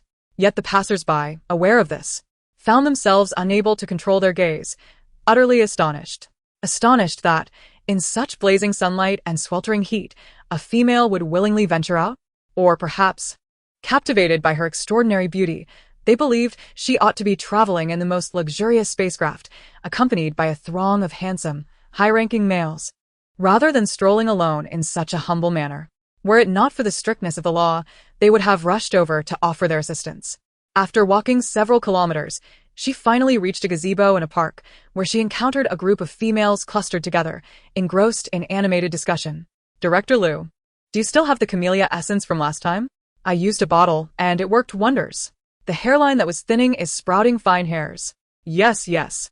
And the silky body lotion, I've only used it for 2 seasons, and my skin feels so much smoother. Is there anything for removing spots? I really need it. I heard today they released a new product, a scar-removing centella cream. Centella for scars? Does it really work?" "Yes. Amy's facial scars are stubborn. They've been there for over 20 years and are hard to remove." Were they discussing cosmetics? Su Mian Tang perked up her ears, listening intently, when suddenly, she heard a warm and clear male voice rise above the chatter. "Miss Amy, please turn your face to the side." At that moment, the surrounding females fell silent, holding their breath in anticipation. The girl tilted her head, peering through the gap in the crowd. In the center sat a young man clad in a white coat, adorned with gold-framed glasses, exuding an air of elegance and handsomeness. He held a cream spatula, evenly applying the cream to a female's face, which bore a twisted scar on her left cheek. "Director Liu, can my scar really be removed? Centella has antibacterial and reparative properties, promoting collagen regeneration, which can alleviate scars to a certain extent. While I cannot guarantee complete removal, long-term use will yield lightning effects." "Even lightning would be good," Amy murmured, biting her lip. She was already the lowest-ranking D-class female in terms of pheromone levels and had suffered a burn scar from her childhood that left her feeling profoundly self-conscious. If only those scars could be less grotesque and unsightly. Lucille discerned her emotions and comforted her. "Miss Amy, there exists no perfect visage in this world. Each individual harbors their own imperfections to varying degrees, so there is no need for you to feel inferior." "Is that truly so?" "Indeed." Just as his words faded, Su Mian Tang was unexpectedly jostled forward by a hurried female from behind, colliding with the metallic ladle in the man's hand. A clear, melodious chime resonated through the air. Lucille raised his gaze, only to be met with an astonishingly exquisite beauty. A gentle breeze caressed her long, seaweed-like, raven-black hair, revealing a delicate face the size of a palm, with skin that rivaled the purity of snow. Her fluttering eyelashes resembled the wings of newborn birds, shading a pair of amber eyes filled with the brilliance of countless stars. Her nose was elegantly arched, while her full lips resembled rose petals adorned with morning dew. Tender and enticing, she was breathtakingly beautiful, captivating in a manner that seemed to contradict his earlier assertion. In this world, there indeed existed perfect beauty, and at this moment, it stood before him. Lucille was momentarily entranced, his gaze fixed upon her. In that fleeting instant, the entire world fell silent, leaving only the sound of his own heartbeat, thumping steadily and insistently, until she spoke. "I am so sorry, it was unintentional." Su Mian Tang bent down to retrieve the metallic ladle and offered it to him. It was then that Lucille became acutely aware of his own loss of composure, having unabashedly stared at a stranger for over 10 seconds, a transgression that could warrant legal consequences. In over 20 years, he had never behaved in such a manner. "My apologies, miss. Please forgive my rudeness." He stood and respectfully bowed in apology. Su Mian Tang appeared puzzled, unsure of how he had offended her. Yet, her attention was drawn to something of interest, his badge emblazoned with a fiery red phoenix flower, surrounded by a constellation of brilliant stars. She had seen it in books. It seemed to represent the Imperial Academy of Sciences. Was he an employee there? The sudden commotion also attracted the attention of a group of females nearby, who began to admire Su Mian Tang. My goodness, you are stunning. How can your skin be so fair and delicate, flawless like top-quality mutton fat jade? Your hair is so long, so dark, so silky, in the sunlight. It resembles a radiant silk. And your eyes, they are amber like two shimmering gemstones, so rare. Their conversation shifted from cosmetics to her. An overwhelming tide of compliments inundating Su Mian Tang, leaving her somewhat bewildered. Chapter 011. Self-Strategy. Lucille stood on the periphery, observing the bewildered expression on her face, pure and innocent, as if unaware of her own beauty, creating a stark contrast with her vibrant and alluring exterior, while a hint of amusement flickered in his deep violet eyes. She was undeniably captivating, deserving of all the finest accolades this world could offer. As he watched, he found himself lost in thought once more. What cosmetics do you usually use? Your skin is so well cared for. At such a young age, you hardly need maintenance. Surely, it must be natural. Are you the cherished jewel of some esteemed noble or a powerful magnate? How have I never encountered you before? What does your pheromones smell like? What grade is it? It must be exceptionally fragrant and noble. Faced with a barrage of inquiries, Su Mian Tang chose to silence them with a single statement. I am an orphan. And I possess no pheromone. As her words fell, the surrounding chatter abruptly ceased. The females stood speechless, disbelief etched on their faces. She appeared so noble, so beautiful, yet was an orphan without pheromones? Looking behind her, she had no means of transport. There were no males in sight. Could it truly be? Are you deceiving us? A female of a rank, unwilling to accept the truth, activated her A4, class-friendly pheromone, typically used for social interaction among the same gender, designed to stimulate a reciprocal response. However, Su Mian Tang remained unaffected. This left only two possibilities. 1. She was a female of an even higher rank, yet as an exceptional A rank. The next tier was the precious S rank, each of whom was documented, and none matched her visage. The second possibility was that she simply lacked pheromones. It had to be the latter. The A rank female, astonished, withdrew her hand. You truly have no pheromones. Su Mian Tang nodded, never one to lie. I have no pheromones. Lucille's long lashes cast a shadow over his eyes, concealing the flickering light within. The amusement he had just displayed gradually solidified into a more somber expression. They were from entirely different worlds. He should leave. Remaining here would only tempt him to continue observing her. Su Mian Tang's honesty was intended to alleviate their doubts, allowing her time to converse with the man bearing the phoenix flower badge. However, before she could utter a word, he walked away, passing her without a glance. Seemingly disinterested in conversation. Hello, she began to follow, but was detained by a group of females beside her. Enough. He is not a male you can aspire to. It's best to let it go. The group, who had previously expressed admiration and envy towards her, now regarded her with pity. He is the sole heir of a prestigious literary family, an exceedingly rare S-rank male in the Empire. When it comes to mate selection, he is exceptionally rational and objective. Even we do not dare to entertain thoughts of him, let alone you. Indeed, do not be deceived by his gentle demeanor and approachability. His willingness to assist is merely due to our gender, a special consideration. Males of his caliber, excelling in every aspect, will only match with females of equal rank. To ensure stability of spirit, excellence of genes, and the continuity of family legacy. No matter how beautiful you are, it is of no consequence. Without pheromones, no amount of pursuit will yield anything but polite refusals. Su Mian Tang felt they had misunderstood her intentions. She wished to strike up a conversation merely to inquire whether he was affiliated with the National Academy of Sciences to understand the scientific standards and operations here, and to explore her chances for re-employment. What is his name? Is he associated with the National Academy of Sciences? Was he providing you with experimental products earlier? She asked 3 questions in quick succession, but the females present shook their heads, finding her obstinate and losing interest in persuading her, dispersing instead. She'll realize the truth when she runs into a wall. Su Mian Tang sensed their misunderstanding deepening and decided against further inquiry. She turned her attention to a D-rank female whose left cheek bore a twisted scar. Is your scar the result of a burn? Yes, it is. It has long reached maturity. Applying topical repair ointments is no longer effective. You must undergo laser surgery or Botox treatment. What? Amy looked utterly bewildered. Unable to grasp what she was saying, what was laser and Botox?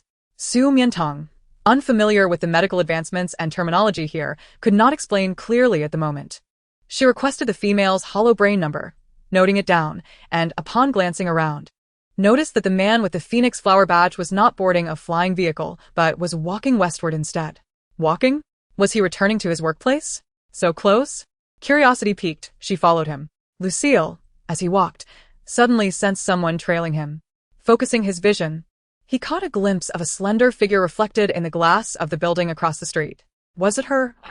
In an instant, his previously steady heartbeat surged uncontrollably once more.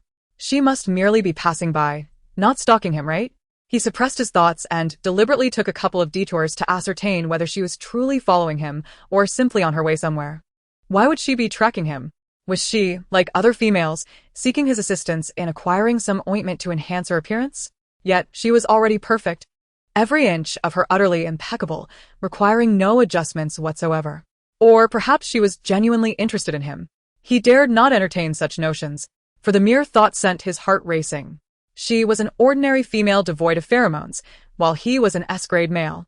There existed no compatibility between them. Even if she were an A, B, or barely passing C grade with faint pheromones, he would not feel as certain.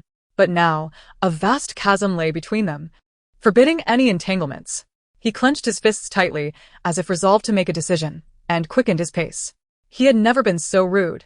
Fully aware that a female was attempting to engage him, yet callously evading her. This particular female, however, compelled him. Enough already. Surely she would abandon her pursuit now. With this thought, he heard her footsteps grow more hurried behind him. His long strides made it difficult for an ordinary person to keep up. And he even felt compelled to break into a light jog. Why was she so relentless? He felt lost. The females he knew, due to their lofty status, typically exhibited arrogance and pride, especially towards males, and would never exhibit such patience. Under the scorching sun, she followed him, refusing to relent even when he deliberately distanced himself. He could already imagine how weary she must be, how flushed her cheeks, how rapid her breaths, yet her eyes remained fixated on him, unwavering in their determination. How could he allow such a pure, genuine, and stunning female to endure such distress? It was utterly despicable. He ought to turn around, shield her from the sun, wipe her brow, offer her water, and acquiesce to her every request, which was precisely what he longed to do in his heart. Chapter 012. He regretted it. Yet, the rigid adherence to the gender-matching system ingrained in his mind, the male's instinctual yearning for pheromones inscribed in his very genes, and the years of upbringing emphasizing social propriety caused him to hesitate.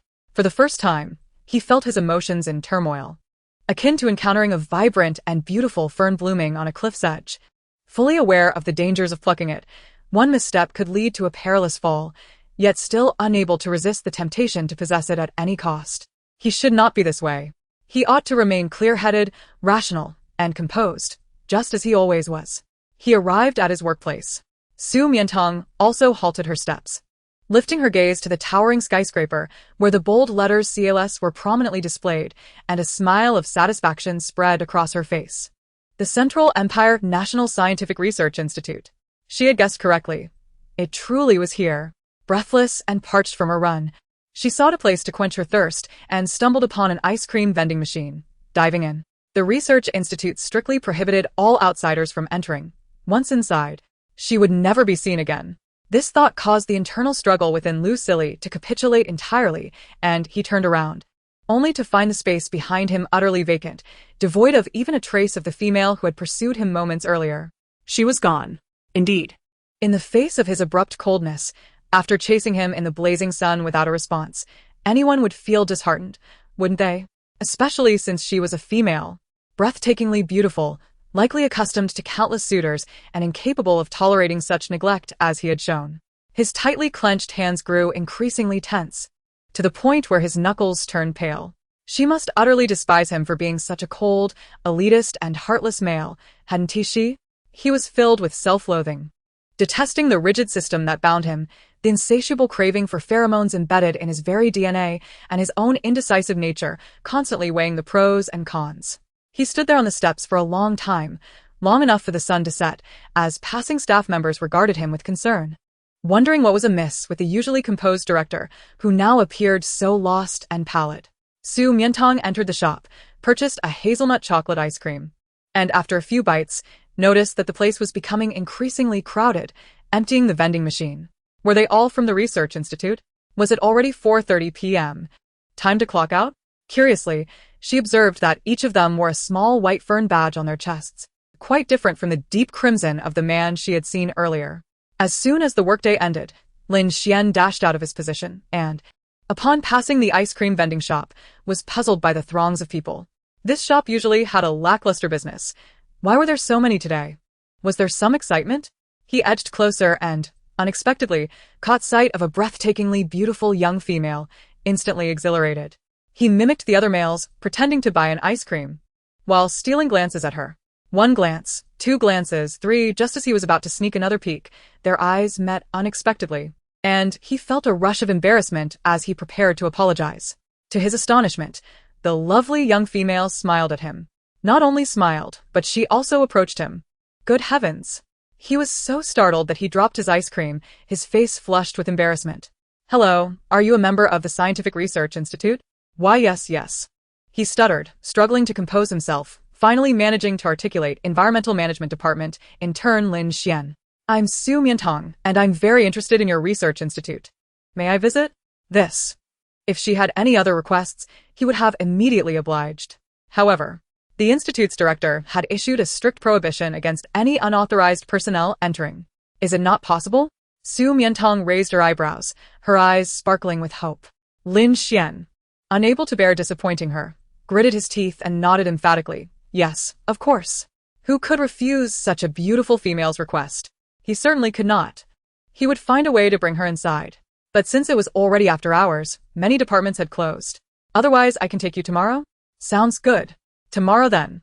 Just as Lin Xian was about to discuss the time and place for their meeting, she pulled out her light brain. Let us add each other as friends to stay in touch. Friends? Yes. He was overjoyed.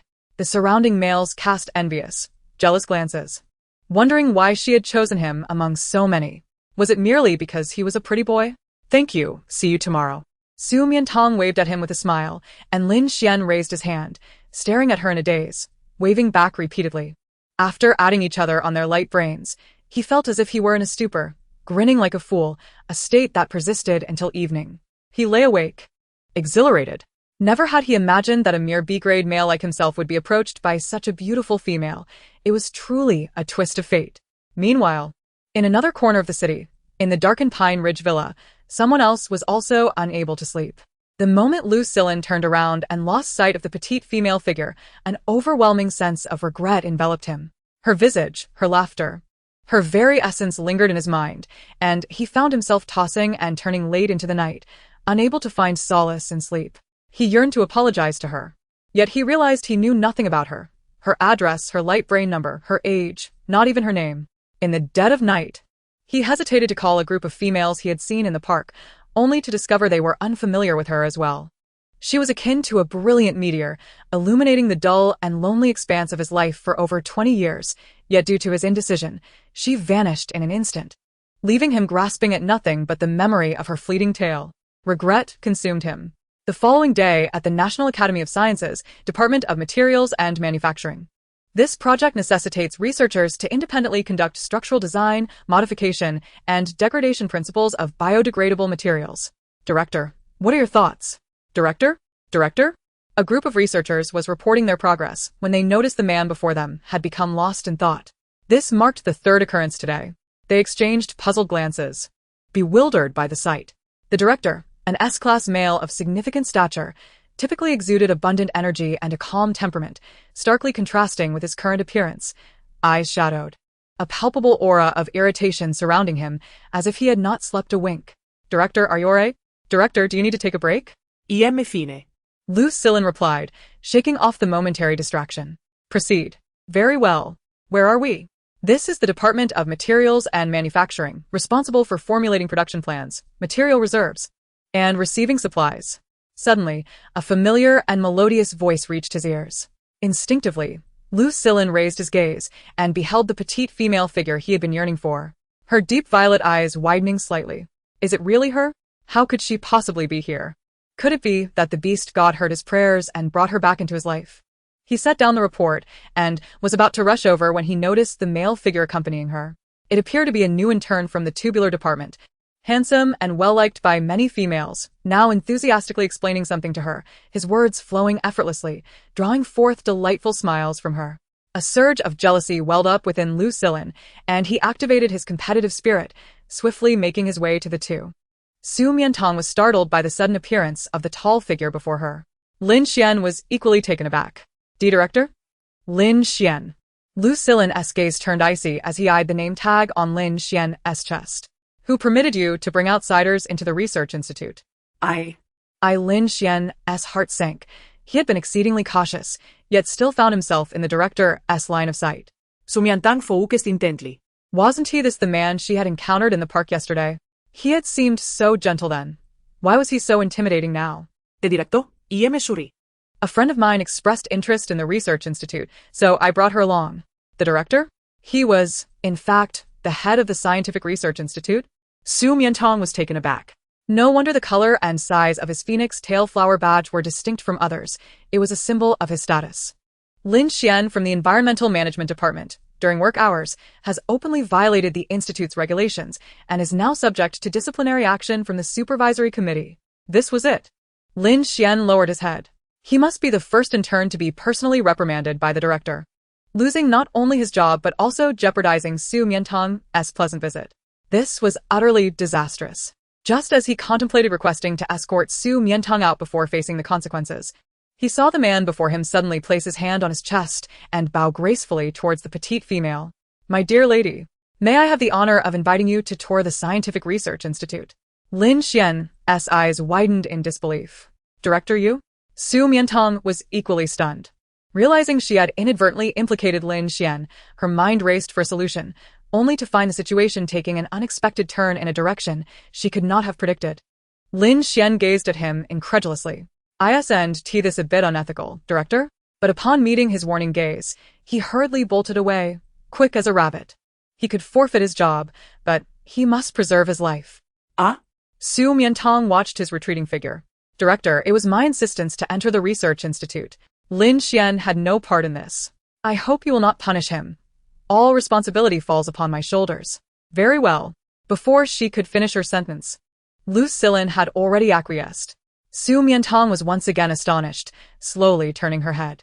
Was it truly that simple? Just moments ago, he had appeared furious, intent on punishing Lin Xian.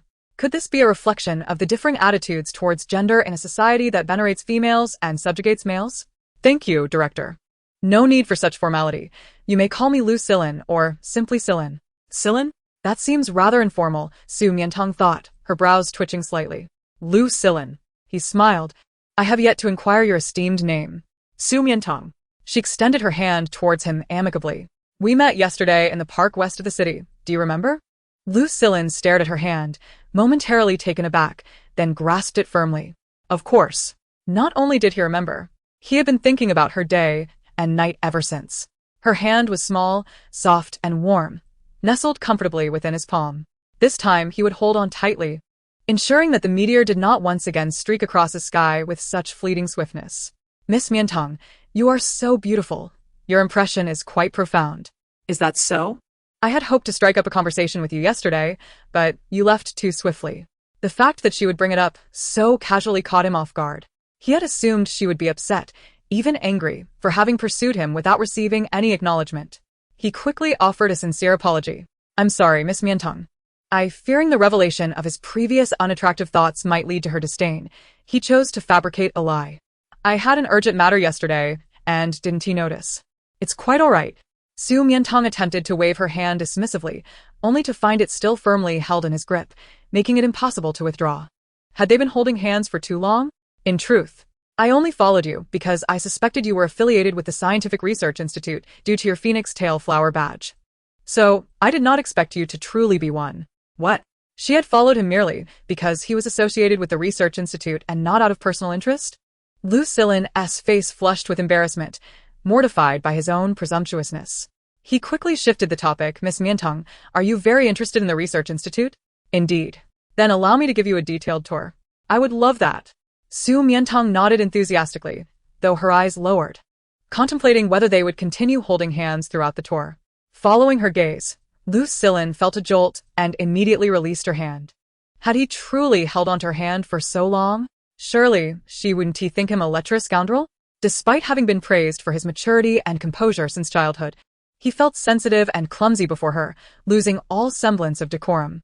Su Mian Tang gazed at his ears, which were suffused with a rosy hue, and couldn't help but chuckle. How could such a distinguished dean be even shyer than an intern?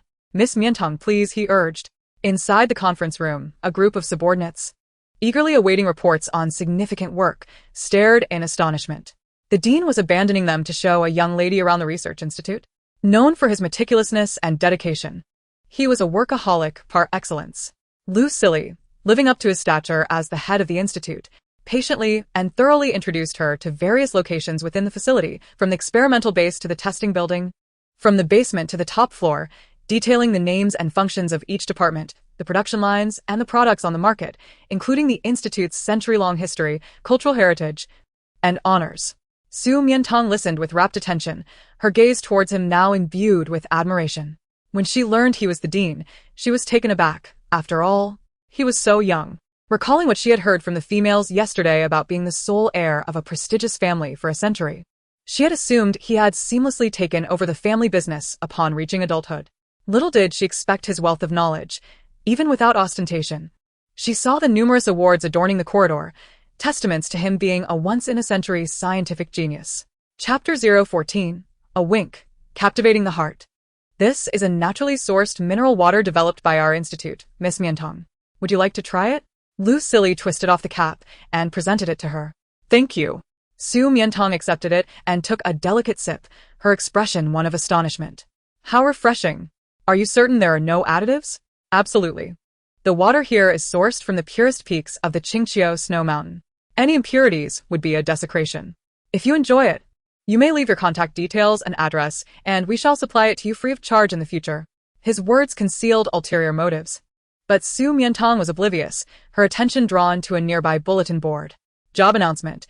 Due to the institute's expansion, we are recruiting 3 assistants to the dean, 2 office managers, 2 analytical testers, and 1 researcher in biotechnology and chemistry. Candidates with extensive experience or personal honors are preferred. The institute was hiring? How splendid! After hearing Fred and Enzo discuss the advanced transportation technology and weaponry of the Central Empire, she had assumed that their technological prowess was unparalleled. Believing her own knowledge was outdated. Today, however, after listening to Lu Sili, she realized that while Earth and the Central Star had their differences, their progress and core philosophies in biotechnology were remarkably similar. She could certainly excel here. Miss Mian Tang? Lu Sili, thank you for your warm introduction today. I must return now. I have some matters to attend to. Returning? So suddenly? Lu Sili was taken aback. It was already noon. I have a reservation at the revolving restaurant in Central City. If you wouldn't mind, could we have lunch together? Perhaps another day. She needed to hurry back to study more, to integrate her learning with the Institute's needs in preparation for her application. Another day? Is that a rejection? Was he too eager, scaring her away? Lu Sili felt a pang of regret, desperately contemplating how to keep her, only to hear her say, "We shall meet again tomorrow." Tomorrow? Yes, I will return. Really? At what time? May I come to fetch you? He asked eagerly in rapid succession, but Su Mian Tang cryptically replied, "No need. You will know when the time comes." Fearing she might vanish like a shooting star as she had the previous day, Lu Sili promptly removed the peony badge from his chest. "This is for you. With it, you may enter the Research Institute freely at any time. No need to seek out that intern." Su Mian Tang was taken aback by his generosity. This was the dean's badge, symbolizing the highest authority and honor of the institute. "No, thank you." After a moment's thought, she declined. "I will earn one through my own merit." "Earn one through your own merit?" She walked away, leaving Lu Sili momentarily bewildered, but soon he was overwhelmed by a wave of hopeful joy. Tomorrow, she would return. He gently caressed the fingers that had just held her soft hand, bringing them to his nose, a smile blooming at the corners of his mouth, savoring the moment. Was it merely an illusion, or did he catch a hint of the delicate fragrance of peonies, intoxicatingly delightful? The following day, Lucille deliberately chose a tailored white suit from his wardrobe, handcrafted with a peak lapel and double-breasted design, perfectly accentuating his tall, masculine stature, while exuding an aura of refined maturity. The staff, accustomed to seeing him in a lab coat, were taken aback by his striking appearance. The dean looked exceptionally handsome. Is he dressed so sharply for a special occasion? Could it be a date with that lovely young lady from yesterday? I suspect so. The dean has been smiling since yesterday afternoon, completely shedding his usual serious demeanor, as though he were in love. Like a man smitten with love. Lucille arrived early at the institute, waiting from dawn until noon, and then from noon until the afternoon, for the final recruitment project of the day. He had almost worn his watch out from glancing at it, his anticipation turning into profound disappointment. She did not come. Perhaps yesterday's promise was merely a perfunctory gesture. She had no desire to see him again. In the reception area, a group of esteemed professors from the research institute noticed his dismal spirits. A faint cloud of gloom hovering around him, and couldn't he help but express their concern.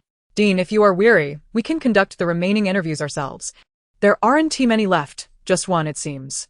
Lucille stood up, ready to leave. The announcement came over the intercom. The last candidate is Su Mian Tang. What? He quickly lifted his head, his heart racing at the sight of the young lady he had been longing for, entering with a file in hand. Her eyes sparkled. She had come. But why was she here for an interview? And why was she a female? Indeed, she appeared quite young, looking like she had just reached adulthood. She wouldn't be here to play, would she? Or perhaps to seek out the dean? A group of elder professors began to murmur. It was no wonder they were perplexed. Females in the empire were a rarity, each one meticulously protected and provided with the most lavish material conditions. Hardly anyone worked, and those who did were typically engaged in more leisurely pursuits like beauty, jewelry, or entertainment. Who would choose to work at a scientific research institute? Here, one required years of dedicated study, extraordinary talent, keen observation skills, and rich creativity, as the work was mentally taxing, and even some males found it challenging to persist. To date, their institute had no female employees.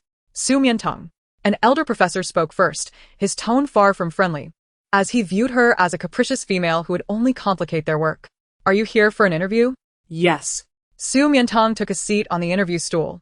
Professor Heller, good day. Before beginning, she greeted the interviewers in order, according to the nameplates on the table.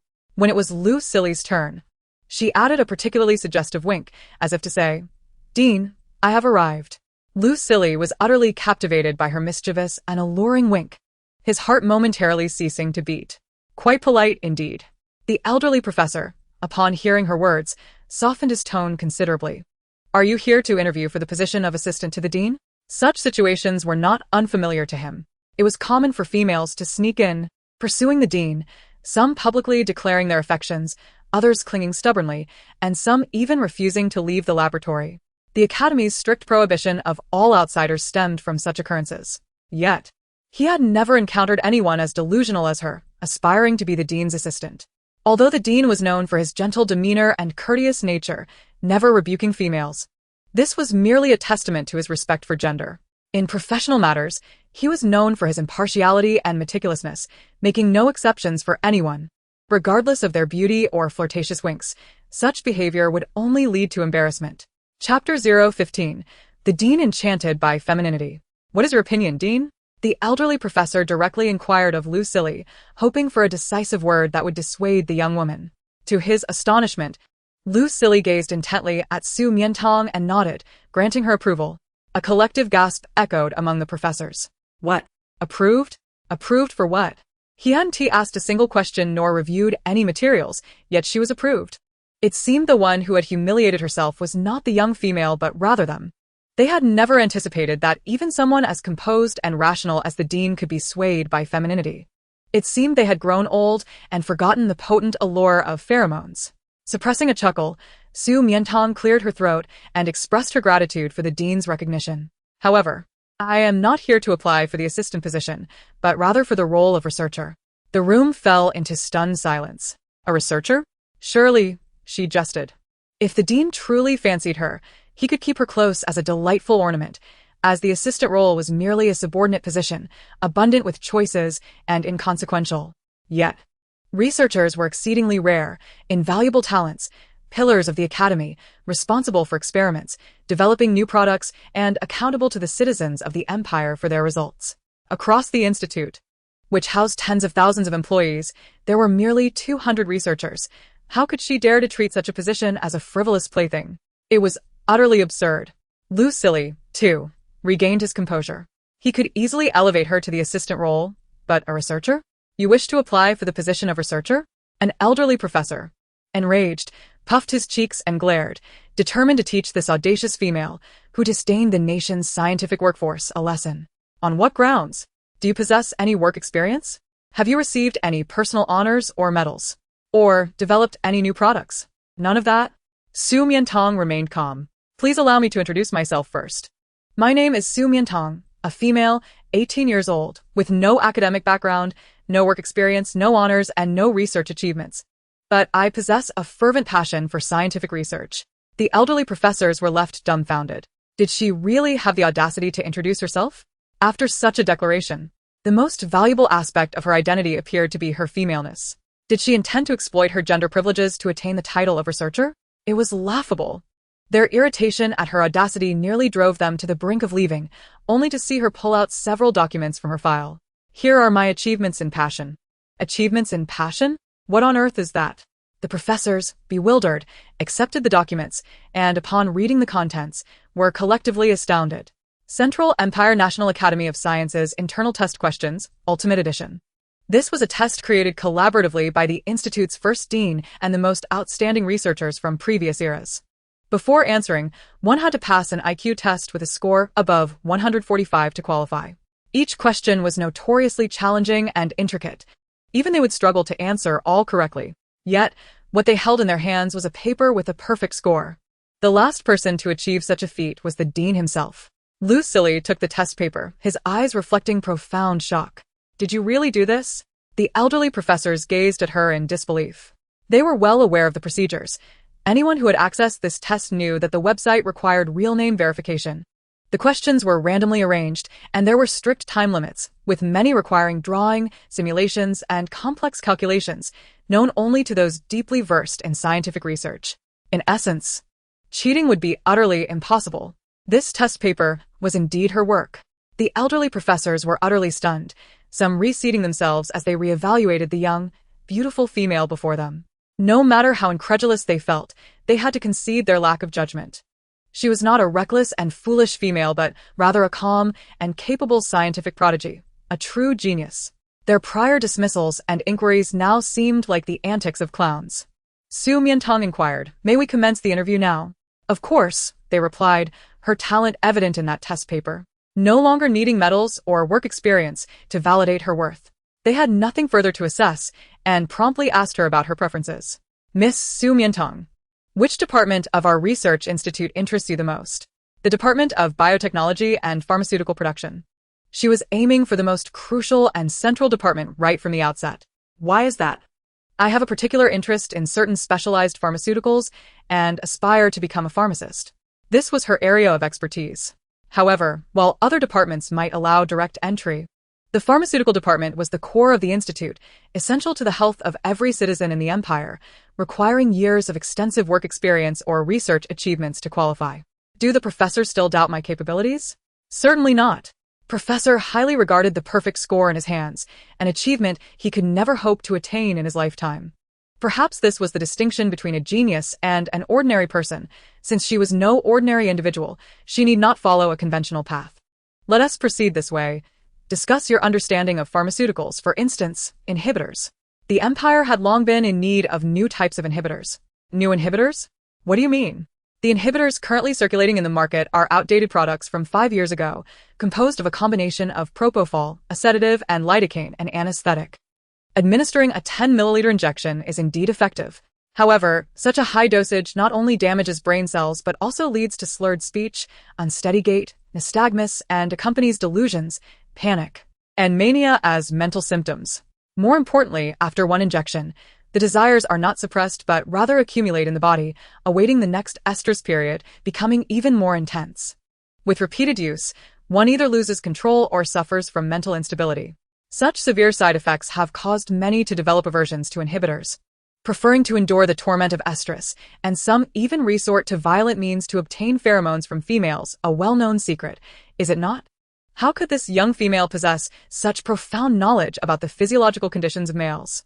Professor Hiley was taken aback. However, if we do not take measures, the male's estrus will pose a threat to innocent females. When did treating symptoms equate to administering harsh measures? Treating symptoms? Do you have new ideas? Not fully formed yet, but I perused some texts yesterday and believe that the production of inhibitors should be linked to pheromones, as each individual has different preferences and tolerances. The empire boasts a vast population, rendering personalized care impossible. However, it is imperative to at least categorize individuals into carnivores, herbivores, and omnivores, utilizing natural herbal materials for medicinal purposes to minimize bodily harm and to match them with suitable pheromones to prolong their vitality. She spoke eloquently, leaving the entire assembly of professors in shock, all eyes turning towards Lu Silin. Could these insights not be the very content the dean was about to publish in an SCI journal? The culmination of years of diligent research by the entire institute was casually uncovered by her after merely perusing a few books. Truly, she is a genius. Chapter 16. The Death Knell Sounds. Lu Silin gazed at her, his amethyst eyes igniting with an extraordinary brilliance. This radiance transcended mere admiration for her appearance and character, evolving into a profound resonance of souls colliding. He had not anticipated her excellence, nor could he have foreseen that within the lofty and solitary realm of scientific research, someone could resonate with his thoughts, even surpassing them. When they first met, he perceived her as an ordinary female devoid of pheromones, while he was an S-class male, utterly mismatched. Yet, in retrospect, she was a resplendent gem, while he had been arrogant and narrow-minded. If there was a disparity, it was he who was unworthy of her. Miss Su Mian Tang, please forgive my earlier disdain and recklessness, Professor Heller exclaimed, rising in excitement to bow apologetically to her, prompting the others to follow suit. In you, I glimpsed the future of imperial science. As she articulated, the introduction of a new type of inhibitor would herald monumental changes for the nation and its populace, significantly contributing to social stability. It was a remarkable transformation, albeit unexpected to be proposed by a female. Females, indeed, are the foundation and treasure of the empire. It's quite all right. Su Mian Tang rose, unable to bear the weight of so many venerable figures bowing before her. Lu Silin finally comprehended the meaning behind her statement. I will earn one through my own merit. She had indeed accomplished it. He retrieved a phoenix tail flower badge, symbolizing her identity as a scientific researcher, from a gift box and approached her, gently fastening it to her attire. Miss Su Mian Tang, congratulations on passing the interview and officially becoming a member of the Imperial National Academy of Sciences, the first female researcher in a century. I am truly honored. Su Mian Tang smiled, glancing at the badge on her right breast, her curiosity piqued by its pink hue. She had seen online that official researchers wore blue badges. The female badge has always been pink, but it has never been unveiled until now. You are the first to wear it. It is beautiful and suits you splendidly. Thank you. Su Mian Tang replied, admiring him in return. White also compliments you very well, exuding elegance and charm. And the fragrance. Could it be Jean Miss? You look particularly dapper today. Is there a special event? Lu Silin felt a slight blush creep to his ears as she teased him. May I invite you to dinner? He sought a suitable excuse, fearing she might decline him as she had the day before. To celebrate your successful onboarding. The elder professors, having discerned his intentions, discreetly smiled and departed. Of course. What shall we eat? There is a delightful seraphic cuisine restaurant in Central City. Shall I take you to try it? Sounds great. Su Mian Tang joyfully touched the badge and departed with him. As they prepared to board the aircraft, suddenly, dong dong dong. Dong dong dong. Dong dong dong. A resounding and prolonged toll echoed, its sound mournful and desolate, reverberating through the earth, incessant and reminiscent of a funeral knell. Lu Silin's expression grew grave. Within the academy, thousands of employees rushed out of the building, their faces alight with tension and anxiety, all gazing towards the source of the bell's toll, which seemed to emanate from the royal palace. This is not good. Lu Silin furrowed his brows, as if foreseeing the impending calamity. What is it? Su Mian Tang inquired. The palace bell tolls. There must be a national mourning. Yet in recent months, no news of royal illness has emerged, which can only mean it concerns General Yasalandi of the Duke of L, who has recently led his troops into battle. He activated his holographic communicator, and indeed, he received a barrage of urgent messages. The latest reading.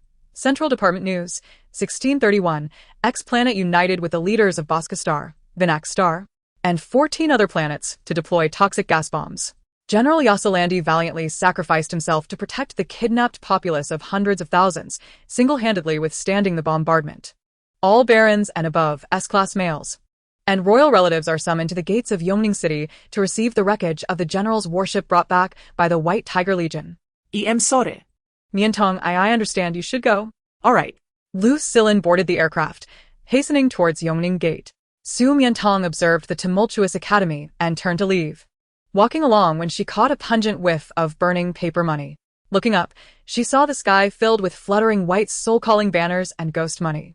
Countless people poured into the streets, clad in mourning garb, kneeling towards the Yongning City gate, weeping and praying.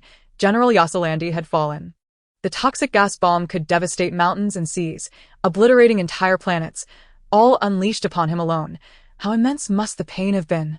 Oh, beast god above, please guide the war god's soul back home.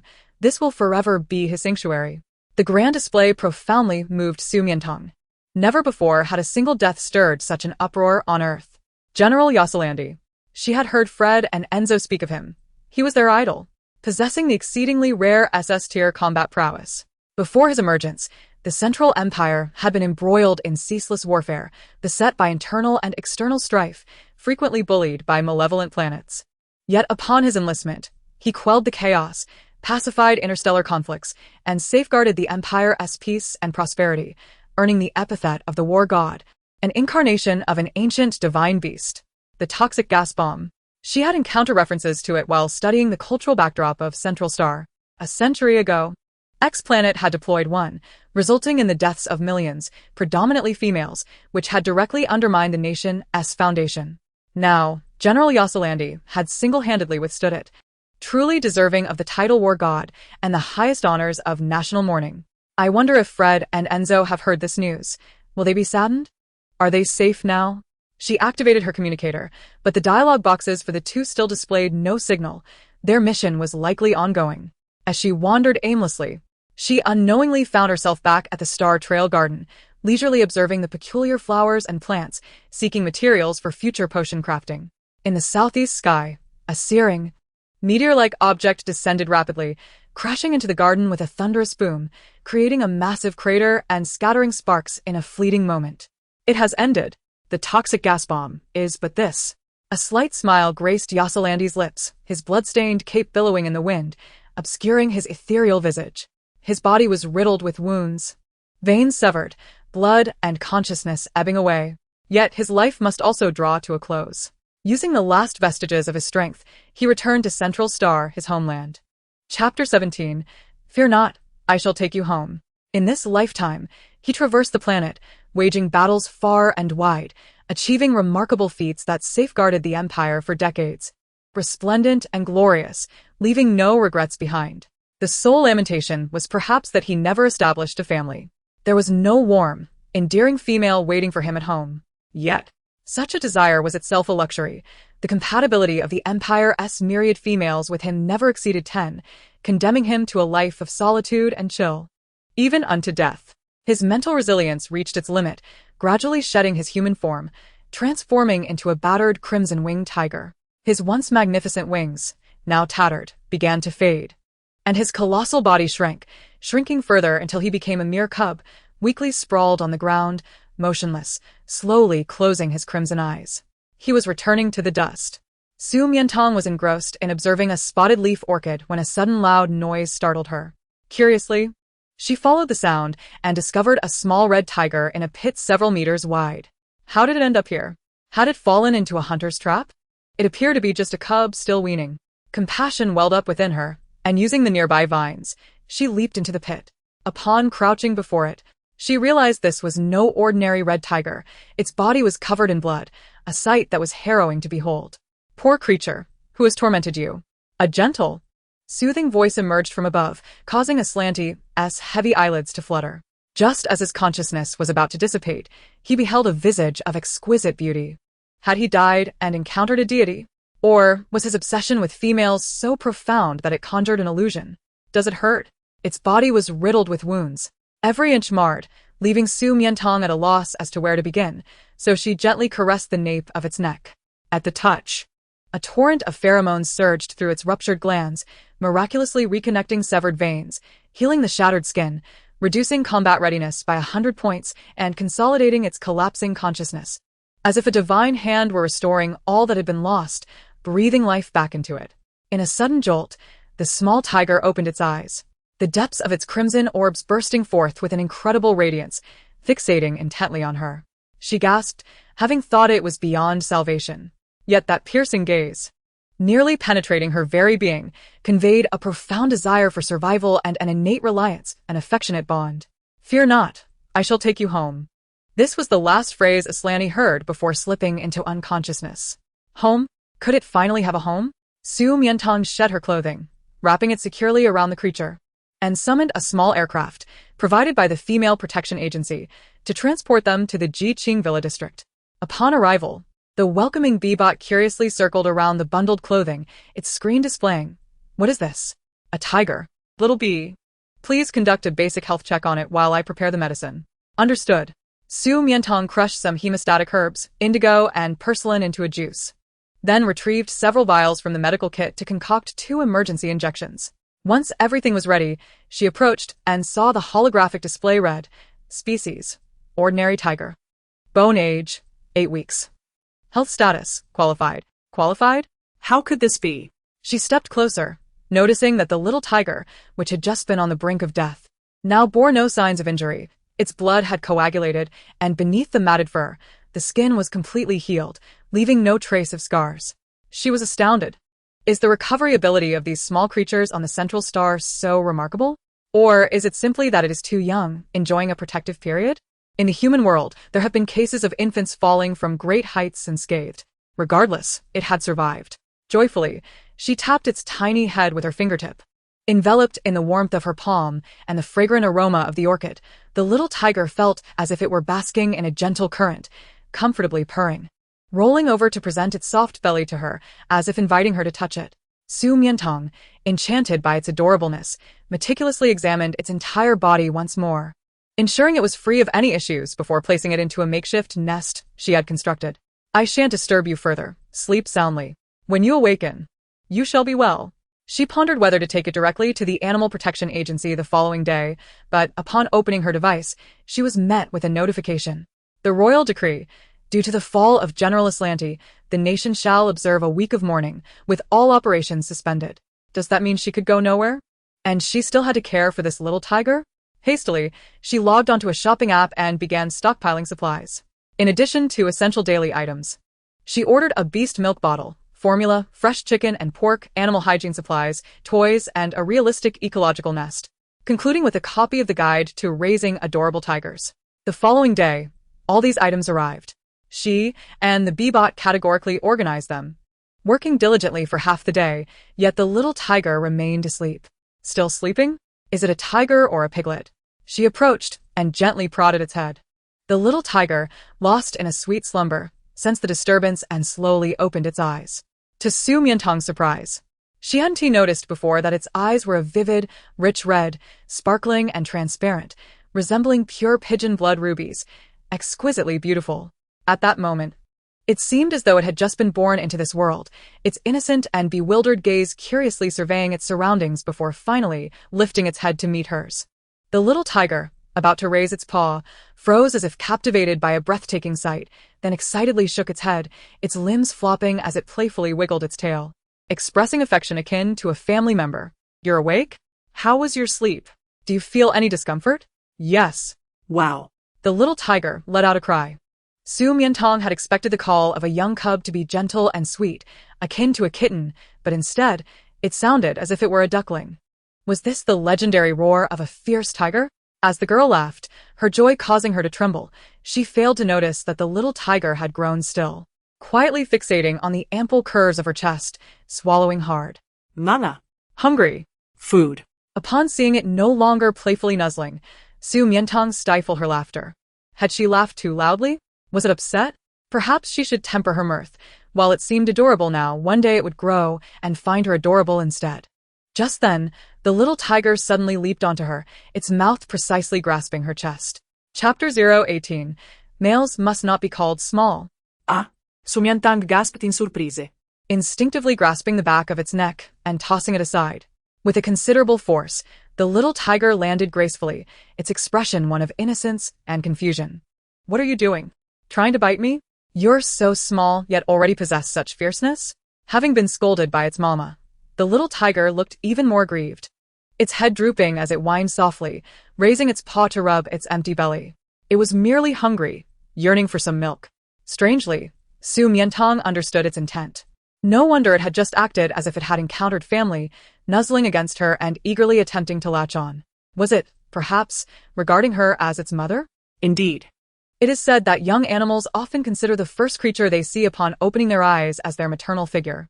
She leaned down, gently stroking its head, and comforted. I apologize for the misunderstanding, but I am not your mother. Not Mama? The little tiger tilted its head in curiosity, gazing at her. Then what am I? I am Su Mian Tang. She pondered, your owner. Upon hearing the word owner, the little tiger felt a delightful flutter in its heart, a sense of comfort and belonging enveloped it. It was fond of its owner. Its tail wagged like the rotor of a helicopter, brimming with joy. All right, stay here obediently while I prepare your milk. Yes, owner. As Su Mian Tang prepared the milk, the little tiger quietly watched from the side, its posture elegant like that of a noble, and once the temperature was just right, it clutched the bottle tightly with its limbs and drank eagerly, blissfully squinting its eyes at her. My owner is truly beautiful. The milk she prepared is delicious. Previously, due to her busy work schedule, Su Mian Tang had never had the time to raise a pet. She often envied the videos of puppies and kittens shared by others on social media, daydreaming of having one of her own someday. Little did she expect to start her journey with a small tiger, so majestic, and the feeling of being so wholly depended upon was quite marvelous. By the way, you still lack a name. Would you like one? The little tiger nodded eagerly. Su Mian Tang rubet herchin, contemplating. Yesterday, when she brought it home from Xingji Garden, she had gathered numerous flowers and herbs, and among them, the little tiger had shown a particular fondness for a spotted leaf orchid. Shall I call you Spot? No. The little tiger shook its head rapidly, seemingly displeased. Little leaf? It continued to shake its head. Butterfly? It shook even more vigorously. Then how about Lon? She expected another vehement objection, but to her surprise, its drinking paused momentarily, as if it found this name somewhat familiar. Okay. Su Mian Tang snapped her fingers in satisfaction. Then your name shall be Lon. After you finish your milk, hand the bottle back to me and play for a bit. I will go upstairs to prepare a surprise for you. She placed several chew toys and balls on the carpet, and the little tiger leaped joyfully to play with them, occasionally glancing up towards the stairs as if wondering what surprise its owner had in store. After a while, a call echoed from upstairs. Lon. The little tiger immediately dashed over, clutching a ball in its mouth, only to find a basin of clear water. Could it be a bath? It froze, wanting to flee. But Su Mian Tang swiftly grasped the nape of its neck, sealing its fate. Where do you think you're going? Though her voice was exceedingly gentle, it resonated with an almost sinister undertone. It's time for your bath. No. It protested vehemently against the notion of bathing. Su Mian Tang, ignoring its struggles, placed it directly into the water. The adorable creature flailed its limbs, splashing water everywhere, soaking the floor. Su Mian Tang clicked her tongue in disapproval, extending her hands, one firmly holding its head and the other gripping its waist, successfully subduing it. Then, she noticed that it had not only ceased its struggles, but had also gone completely rigid, its round crimson eyes filled with shyness, daring not to meet her gaze. What's wrong? Su Mian Tang sensed something was amiss, her brow furrowing slightly as she lowered her head, realizing what had just occurred. Had she inadvertently touched something? Oh dear. Such a little one and already shy? Stifling her laughter, she adopted a serious tone. Lon, I seem to have forgotten to confirm your gender. Let's take a look. No. No, don't. The owner is a little female. Little females should not see the bodies of little males. In a sudden panic, Lon attempted to flee, but alas, it was no match for Su Mian Tang's strength, who flipped it over. It curled its tail tightly around its vital parts, displaying its last vestige of stubbornness. Su Mian Tang, feigning cruelty, pushed aside its tail, revealing a look of surprise. Oh. The little tiger was in despair. It's over. I have been seen by a little female. So, it is a female? Lan exclaimed. No. Master must be mistaken. I understand now. Su Mian Tang nodded, her expression calm as she turned it back over. What does she know? She knows nothing. It asserted, I am a male. This time, Lan was truly dissatisfied, arching its back, all four paws in the air, desperately flaunting its private parts before her, resembling a little rogue. Su Mian Tang was puzzled. What is it, little female? Wow. It was so infuriated that it let out a sound. Little female, your voice is adorable. Wow. It arched its fluffy back, attempting to emit a fierce growl. But it still sounded rather cute, far less terrifying than an angry cat. Ha! Su Mian Tang found it utterly amusing and decided to tease it a few more times before letting it off the hook. Oh? It seems you are not a little female after all, but a little male. I apologize, Lan. It was too small. The owner didn't see clearly. The phrase too small struck like a bolt from the blue upon Lan. Its expression momentarily froze, and its previously buoyant spirit sank, as if struck by a blow. It slumped its head down, sitting in the water, turning its back to her as if it no longer wished to acknowledge her. Are you angry? Really angry? Su Mian Tang curiously leaned over, peering at its chin, but Lan adjusted its position away from her gaze. I was just teasing you. Not small at all. Truly not small. Our Lan is developing splendidly. She poked its thick paw, and while Lan still refused to turn its head, the splashing of its tail against the water revealed its mood. Look at this little male. Such a small temperament. Fine, if you don't want to see me, I shall take my leave. She feigned standing up, causing Lan to jump in alarm, leaping from the water to bite her garment. No, you mustn't leave. Su Mian Tang was nearly melted by its cuteness, extending her hands to cradle its head in apology. I'm sorry, Lan, I shouldn't have teased you. I hurt your little pride. However, since the owner has seen you, I will surely take responsibility. Really? Upon hearing this, a sparkle of joy ignited in the depths of the little tiger's eyes. Then will the owner be responsible for me forever? It looked at her expectantly, awaiting a promise.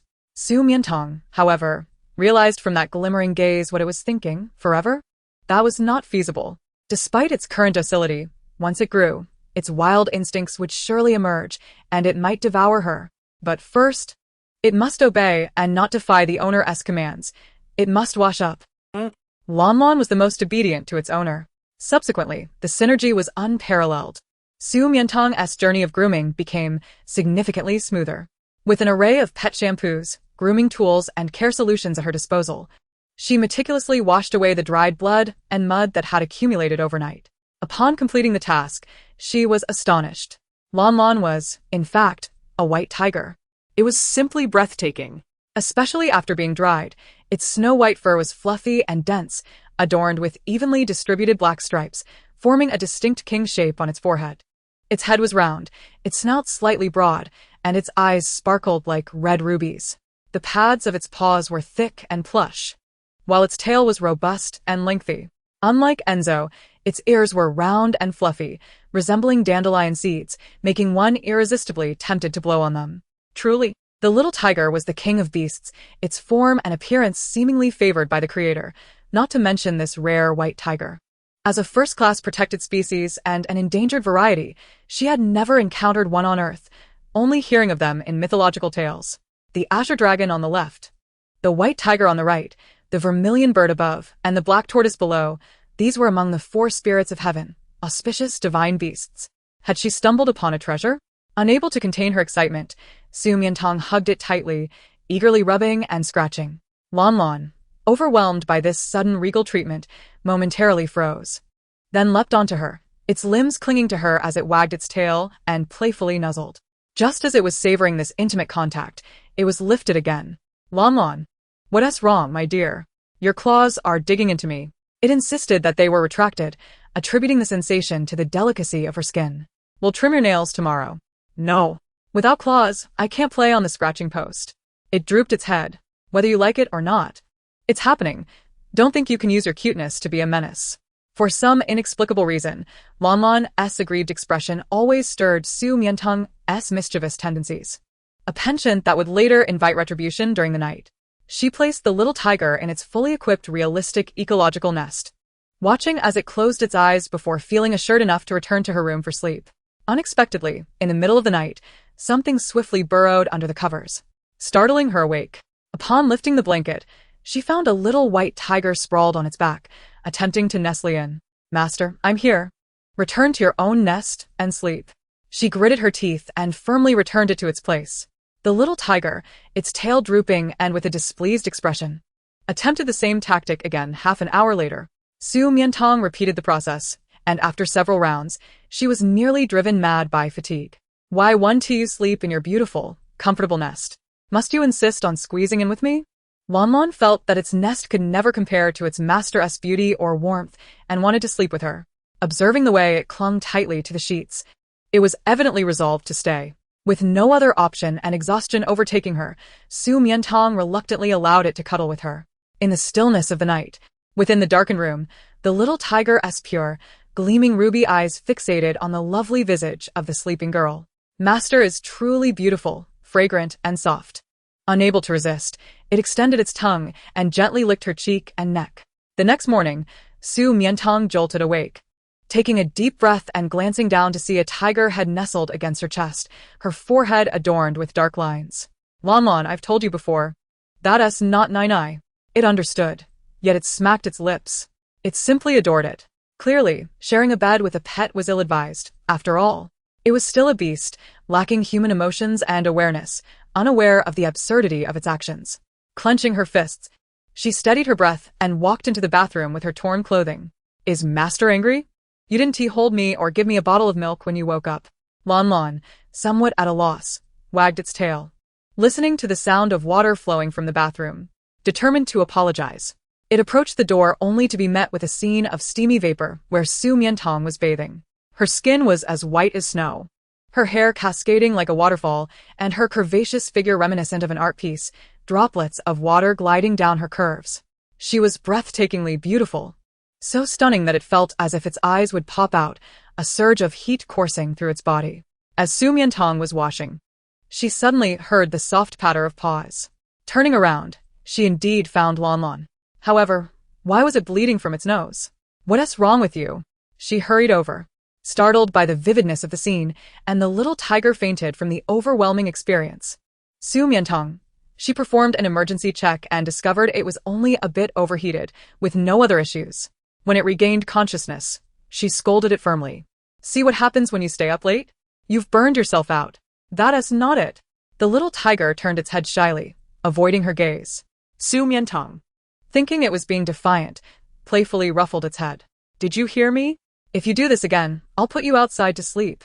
The mention of being thrown outside made the little tiger shake its head vigorously, clinging to her leg like a koala. "No, please don't throw me out, Master. I'll behave and never peek at you while you bathe again." Seeing it so obedient, she felt her intimidation had worked, and she happily went for milk. In the following days, the pair enjoyed a heartwarming and sweet life together. Su Mian Tang trimmed the little tiger's nails. It was reluctant but had no choice but to comply. Pretending to bite her hand, yet soon giving in and licking it, her scent was simply too delightful. Chapter 20. In all the world, it adored its master the most. Su Mian Tang purchased a scratching post for the little tiger, which became its favorite. It would often claw at it until it rolled onto her, belly up, snoring softly. However, the moment she moved, it would instantly wake, leading her to suspect it was merely feigning sleep. Su Mian Tang also played with it using a cat teaser and chased a ball together in the backyard. It jumped around energetically, and when it paused to look at her, its eyes were filled with adoration. "Master, I love you so much." This sight melted Su Mian Tang's heart, though her energy could never match that of a creature like the king of beasts. Yet whenever she grew weary, she could lay back and enjoy a soothing massage from the little tiger, although it often ended with it having a nosebleed. Su Mian Tang could not discern the reason for this. When she asked, it would bury its head deep in its fur, as though it were something shameful it could not articulate. One day, Su Mian Tang discovered some flower seeds sent by Fred that were on the verge of sprouting due to the humid weather. It seemed she couldn't wait for the brothers to return and needed to plant them ahead of time. Spreading the seeds out, she let the little tiger choose some, and it eagerly pawed at the butterfly orchids. "It seems you truly adore butterfly orchids?" Yes. It's the scent of Master." "Then let us plant them." She gathered her gloves, trowel, and watering can among other tools and walked to the backyard, only to find she wouldn't need any of them. Lanlan scampered over, deftly using her thick paws to excavate a pit in mere moments. After placing the seeds within, she seized a watering can and proceeded to hydrate the soil. The entire process was automated, requiring no intervention from her. She merely cheered from the sidelines. How remarkable Lanlan is. Such a capable creature. Her strength is truly impressive, and she appears so handsome. Almost there, almost finished with the planting. The more praise she received, the more energized she became. In less than half an hour, Cuckoo had scattered all the seeds and with a triumphant stride, approached her owner, lifting her head in a request for a hug, only to have a delicate butterfly alight upon her nose. How ticklish! With a slight roll of her eyes, she instinctively raised a paw to swat it away. Lanlan, no. Su Mian Tang had spoken too late. The butterfly, which had danced gracefully just moments before, plummeted to the ground in an instant. Why swat it away when a gentle breeze would suffice? She stepped closer, playfully flicking her finger against Lanlan's head, and carefully cradled the butterfly in her gloved hands, aware that most butterflies have a fleeting lifespan of merely a week, making them precious creatures. Oh. The little tiger, realizing its mistake, followed her into the room. Su Mian Tang opened the medicine cabinet, pondering what might aid in the butterfly's recovery, and diligently began to rummage through the contents. At first, Lanlan watched patiently, but soon grew restless. Why was her owner so focused on a tiny butterfly? Why observe its body so closely, neglecting to attend to her own affectionate antics? Simply because it possessed a pair of beautifully iridescent wings? How she wished to have such wings herself. For then perhaps her owner would gaze upon her with the same admiration. Anxiously, she paced back and forth, feeling an intense fire burning within her, growing more fervent, as if it sought to tear through her skin and escape. Suddenly, a burst of flame flickered in the room. Su Mian Tang turned, only to be astonished by the sight of splendid crimson wings emerging from either side of Lanlan's back. Startled, she dropped the bottle of medicine, shattering it upon the floor. How could a tiger possess wings? Could it be that Lanlan was truly a divine beast? The wings, born of fire, were about to flutter. But Lanlan soon realized she could not fly. Her right wing had been broken, leaving only half intact. How unsightly. Just as she was about to retract them in sorrow, Su Mian Tang dashed forward in delight, exclaiming how beautiful and magical they were. Unlike Fred's wings, which were composed of fluffy feathers, and unlike the butterflies, adorned with vibrant scales, Lanlan's wings were pure, translucent, and ethereal in their beauty. Under the light, they refracted a dazzling, star-like brilliance, appearing breathtakingly lovely. Yet a mere touch would unleash fierce flames capable of incinerating all. Beautiful, yet fraught with peril. Beautiful? The little tiger slowly raised her head, gazing into her owner's eyes, which sparkled with joy, filled with confusion. Didn't she find the wings ugly? After all, they were incomplete, marred by imperfection. Su Mian Tang noticed the shyly concealed right wing, and rather than recoiling, leaned in to observe closely. No, little tiger, she reassured, as Lanlan stepped back, only to be gently pulled closer. Ah, so this wing is broken. I thought it was simply adorable as it is. Fear not, I shall find a way to heal it, and it will grow back. Then, our Lanlan will be the most extraordinary and beautiful divine beast in the world. Really? Lanlan's spirits soared at the words, and she leapt straight into her owner's embrace, lavishing her with affectionate licks and nuzzles. She was utterly elated. Not only was she thrilled that her owner would assist in healing her wings, but more so that, even in her flawed state, her owner would not reject her, continuing to cherish her, as always. Among all the world, she adored her owner the most. All right, my sweet little creature. Su Mian Tang chuckled as Lanlan's affectionate licks tickled her neck, affectionately ruffling her fur. While the two reveled in each other's company, they remained oblivious to the fact that the butterfly, revived by the medicinal salve, had taken flight, lingering momentarily in the silken strands of the girl's lustrous black hair, scattering a few shimmering scales before soaring out the window. Healing Lanlan's broken wings would be a monumental task. She was no ordinary tiger, and her wings were far from typical. Conventional methods would yield no results. Su Mian Tang discarded the adorable Tiger Care Guide, the complete guide to bird wings and orthopedic surgery, glancing at the small, simplistic workspace before her, shaking her head. Relying solely on the meager resources at home would not suffice. Suddenly, she recalled the Scientific Research Institute. Within it lay a venerable imperial museum, housing countless tomes detailing rare beasts and extraordinary species, such as fantastic beasts and where to find them and strange tales.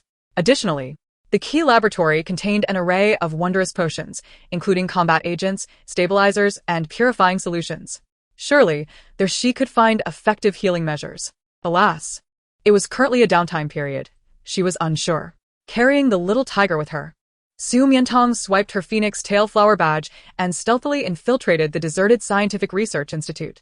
After selecting several books from the museum, she ventured into laboratory number 1, where she was struck with awe at the scene before her. A myriad of experimental machines and a comprehensive array of auxiliary tools surrounded her. Looking up, she beheld an endless expanse of potion storage compartments, each secured with locks, meticulously arranged beginning from number 0001, with thousands of entries, resembling a high-tech fortress.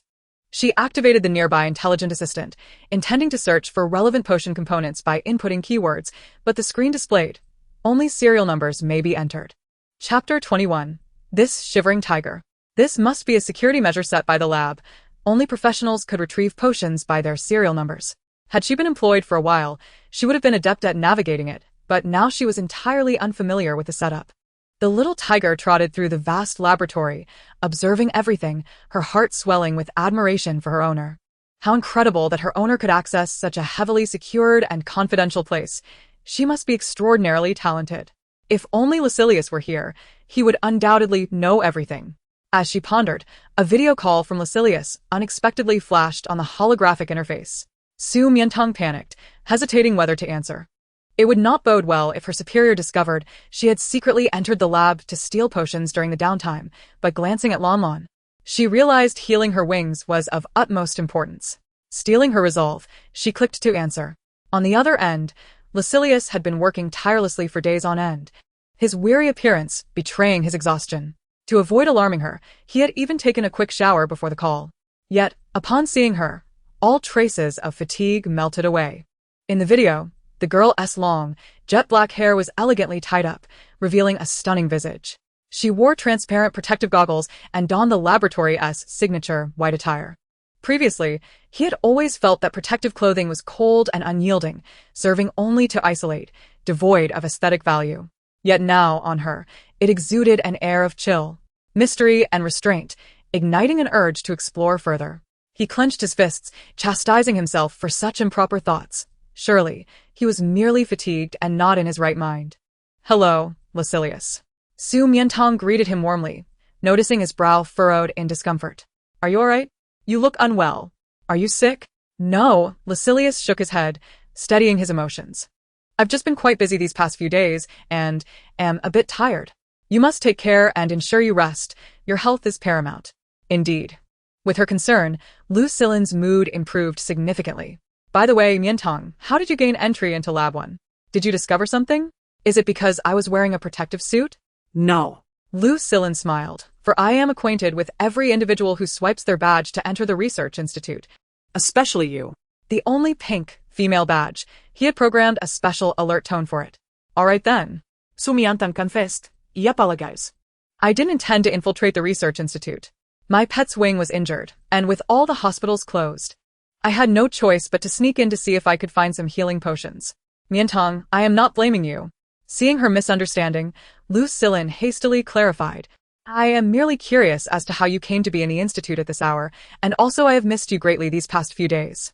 He dared not express it casually. Instead, he simply gazed intently at her, meaning to convey that in my realm, you may act freely. Such indulgent words caught Su Mian Tang off guard, her starry eyes curving into a radiant smile. "Thank you." As the little tiger explored the laboratory, it suddenly heard the deep voice of an adult male. Its ears perked up, and it swiftly returned at a 180-degree turn, leaping onto the experimental table. Sure enough, in the holographic video, it saw a flamboyant male fixated on its owner, eyes brimming with ardent love, both intrusive and shameless. A wave of innate hostility surged from within, and it growled, baring its teeth, huffing threateningly at him. Su Mian Tang turned to observe it curiously. "I recall reading in Guide to Raising Adorable Beasts that such behavior in tigers is meant to ward off invading foes and defend their territory. How dare it act so brazenly in another's domain?" She reached out, covering its head firmly. No mischief allowed. Before it could unleash its fury, It was silenced. The little tiger grew even more incensed, letting out a growl. Wow. Lu Silin was taken aback by the sound, pausing momentarily, as if in contemplation. Mian Tang, is your pet a duck? Ha ha ha. Su Mian Tang laughed heartily, glancing at the struggling Lon Lon beside her. Yes, indeed. Wow. Wow. Wow. The little tiger's cries grew more ferocious. He is the duck. It intended to eliminate this foolish, pesky male who dared to covet its owner. Seeing it becoming increasingly agitated, on the verge of losing control, Su Mian Tang admonished, Lan Lan. I apologize, it's a bit mischievous. Let me give it a lesson. She turned, cradling its little head, giving it a firm rub. What's the matter? Are you not behaving? Have you forgotten what you promised me? The little tiger looked at her and immediately quieted down. Remember to obediently listen to your owner. However, upon hearing her intentions to discipline her pet, Lu Silin instinctively wanted to intervene. Only to hear her voice and see the graceful arc of her arm, suddenly feeling a twinge of envy. This was no punishment. It was clearly a tender coaxing. Her movements so affectionate, her tones so gentle. If only she would treat him thus, he wondered how she would respond to his beast form. How she might react upon seeing it. He couldn't suppress his imagination of that scene, shaking his head as he pondered what was happening to him. Sinking to the depths of wishing to be a pet. Be obedient. Oh. The little tiger lowered its head, returning to silence. Su Mian Tang released it and faced Lu Silin again. I wish to procure some potions that promote growth and wound recovery. Could you provide me with the relevant serial numbers? Of course. Lu Silin recited the numbers to her. 093, 172175, 268. Su Mian Tang diligently entered the numbers into the intelligent assistant, awaiting the system's delivery. Meanwhile, the little tiger, which had been lying quietly, upon seeing its owner turn away, bared its vicious teeth at the holographic screen. It slowly got up, its long tail flicking nonchalantly, causing the holographic device to fall to the ground with a crash, severing the signal. All done. Su Mian Tang approached with an armful of potions, only to notice. Where is your holographic device? On the experimental table, there was only the beautiful little tiger, squinting its eyes and wagging its tail in a manner reminiscent of a dog that had committed a misdeed and felt guilty. Thus, she spotted her shattered holographic device on the floor. Without needing to think, she knew who was responsible. Lon Lon. Her expression darkened as she approached it step by step. What have you done? The cold tones of the laboratory's lighting elongated her shadow, gradually enveloping the small white tiger's body. She had anticipated that such an imposing aura would instill fear in it, compelling it to confess its transgressions. To her surprise, as she drew near, preparing to intimidate it, the tiger's head lowered with her movement, its eyes widened, and 2 streams of blood flowed freely from its nose. Su Mian Tang was taken aback, following its gaze to see her V-neckline, exposed due to her deep bowing. It seemed she had solved the mystery of why Lon Lon often bled from the nose when looking at her, this lecherous tiger. Chapter 022. Coerced. Su Mian Tang, utilizing several potions, concocted various recovery solutions, and tested them on Lan Lan's wings. After a day's efforts, she finally discovered a suitable one. However, this potion appeared to possess hypnotic properties. It gradually allowed Lon Lon to sleep from 10 hours to 14, then 16, and eventually up to 20 hours, or even an entire day. Yet upon waking, it was more energetic than ever. Not only did its broken wing regenerate, but its size visibly increased, likely due to accelerated growth during sleep. Su Mian Tang was quite satisfied with this, and while it slept, she began researching a new type of suppressor to fulfill the concept she proposed upon joining. However, who should be the target user? The first individuals that came to mind were Fred and Enzo. No one requires a natural, harmless new type of suppressor more than the warriors who traverse the battlefield, for their mental acuity is invaluable. Even a slight impairment can affect combat effectiveness. M81 Space Station. The Central Empire's Ministry of Military Affairs called for Colonel Fred and Major Enzo, requesting their immediate return from the Desolate Star to attend the general's funeral. The ministry issued a final call for Colonel Fred and Major Enzo to return immediately from the Desolate Star, with threats of military consequences for noncompliance. For the nth time, the communication station transmitted the order. Fred picked up the receiver, his voice weary as he replied, "Understood. Enzo, we must return." "No, I do not wish to go back. General Aslanti has yet to be found. Even if we are at the epicenter of the explosion, there should at least be some remnants of his body, right? Brother, do you think he might not be dead at all?" Fred understood his feelings but replied, "That was a gas bomb. Enzo fell silent. The gas bomb could level mountains and shift planets. One alone had claimed the lives of countless citizens of the Empire, let alone that of a general. Even if he were a god, he would be obliterated. Yet they refused to believe it. After all, he was their idol, the very faith that spurred them to enlist. Upon receiving the order for reinforcements en route to the desolate star, they had learned of the general's death, yet they remained unwilling to accept it, searching for 1 day, 2 days, 3 days, lasting an entire week. All they found was devastation. Every trace indicated that the general had perished in service. They had not even had the chance to earn his recognition or enter his line of sight, and now they would never have the opportunity again. If they did not return soon, they might truly miss the general's funeral. Enzo remained silent. Fred, seeing his stubbornness and a hint of defiance against military orders, resorted to his trump card. It has been a full week since we left the planet. Don't you miss Tang Tang? After all, he certainly did. Longing for the subtle nuances of her expressions, her every gesture, I ponder what she is currently engaged in and how her health fares. Tang Tang. Upon hearing Su Mian Tang's name, Enzo's demeanor softened slightly. He slowly opened his palm to reveal a pristine white cotton candy, a comfort he had relied upon during these trying days. In moments of profound distress, consuming one would alleviate his sorrows significantly. Alas, only the final piece remained. Very well, let us return. According to military orders, Fred and Enzo were to proceed to the gates of Yongning City to partake in the funeral and mourning rites. Though they had arrived late, they managed to witness the remnants of the general's worship. As they prepared to depart, they were intercepted by a striking figure adorned in lavish attire, her hair crowned with bright red pins.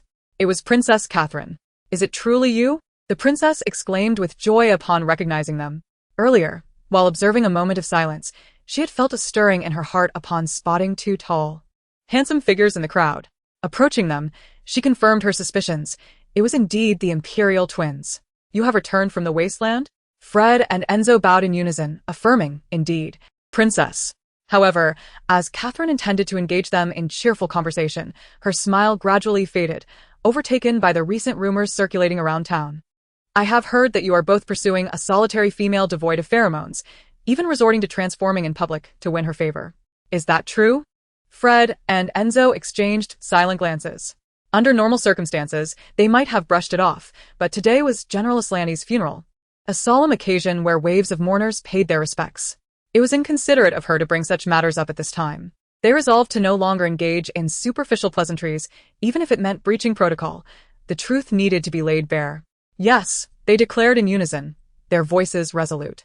Catherine's anger flared, jealousy igniting within her. Why? I have repeatedly shown kindness to you both, yet you remain indifferent, only to be enamored with a worthless female who is parentless, powerless, and lacks even pheromones. I am a princess, exalted above all others, a precious S-class female of the Empire. What does she possess that I do not? Fred furrowed his brow.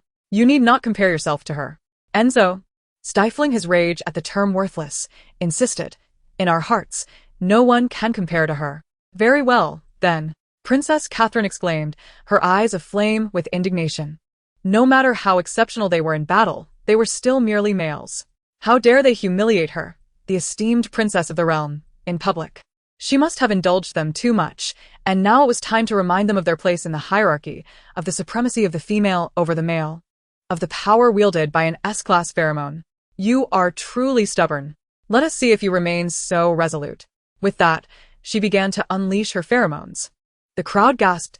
Before anyone could react, the Imperial twins turned pale, cold sweat beating on their brows as tremors coursed through their bodies.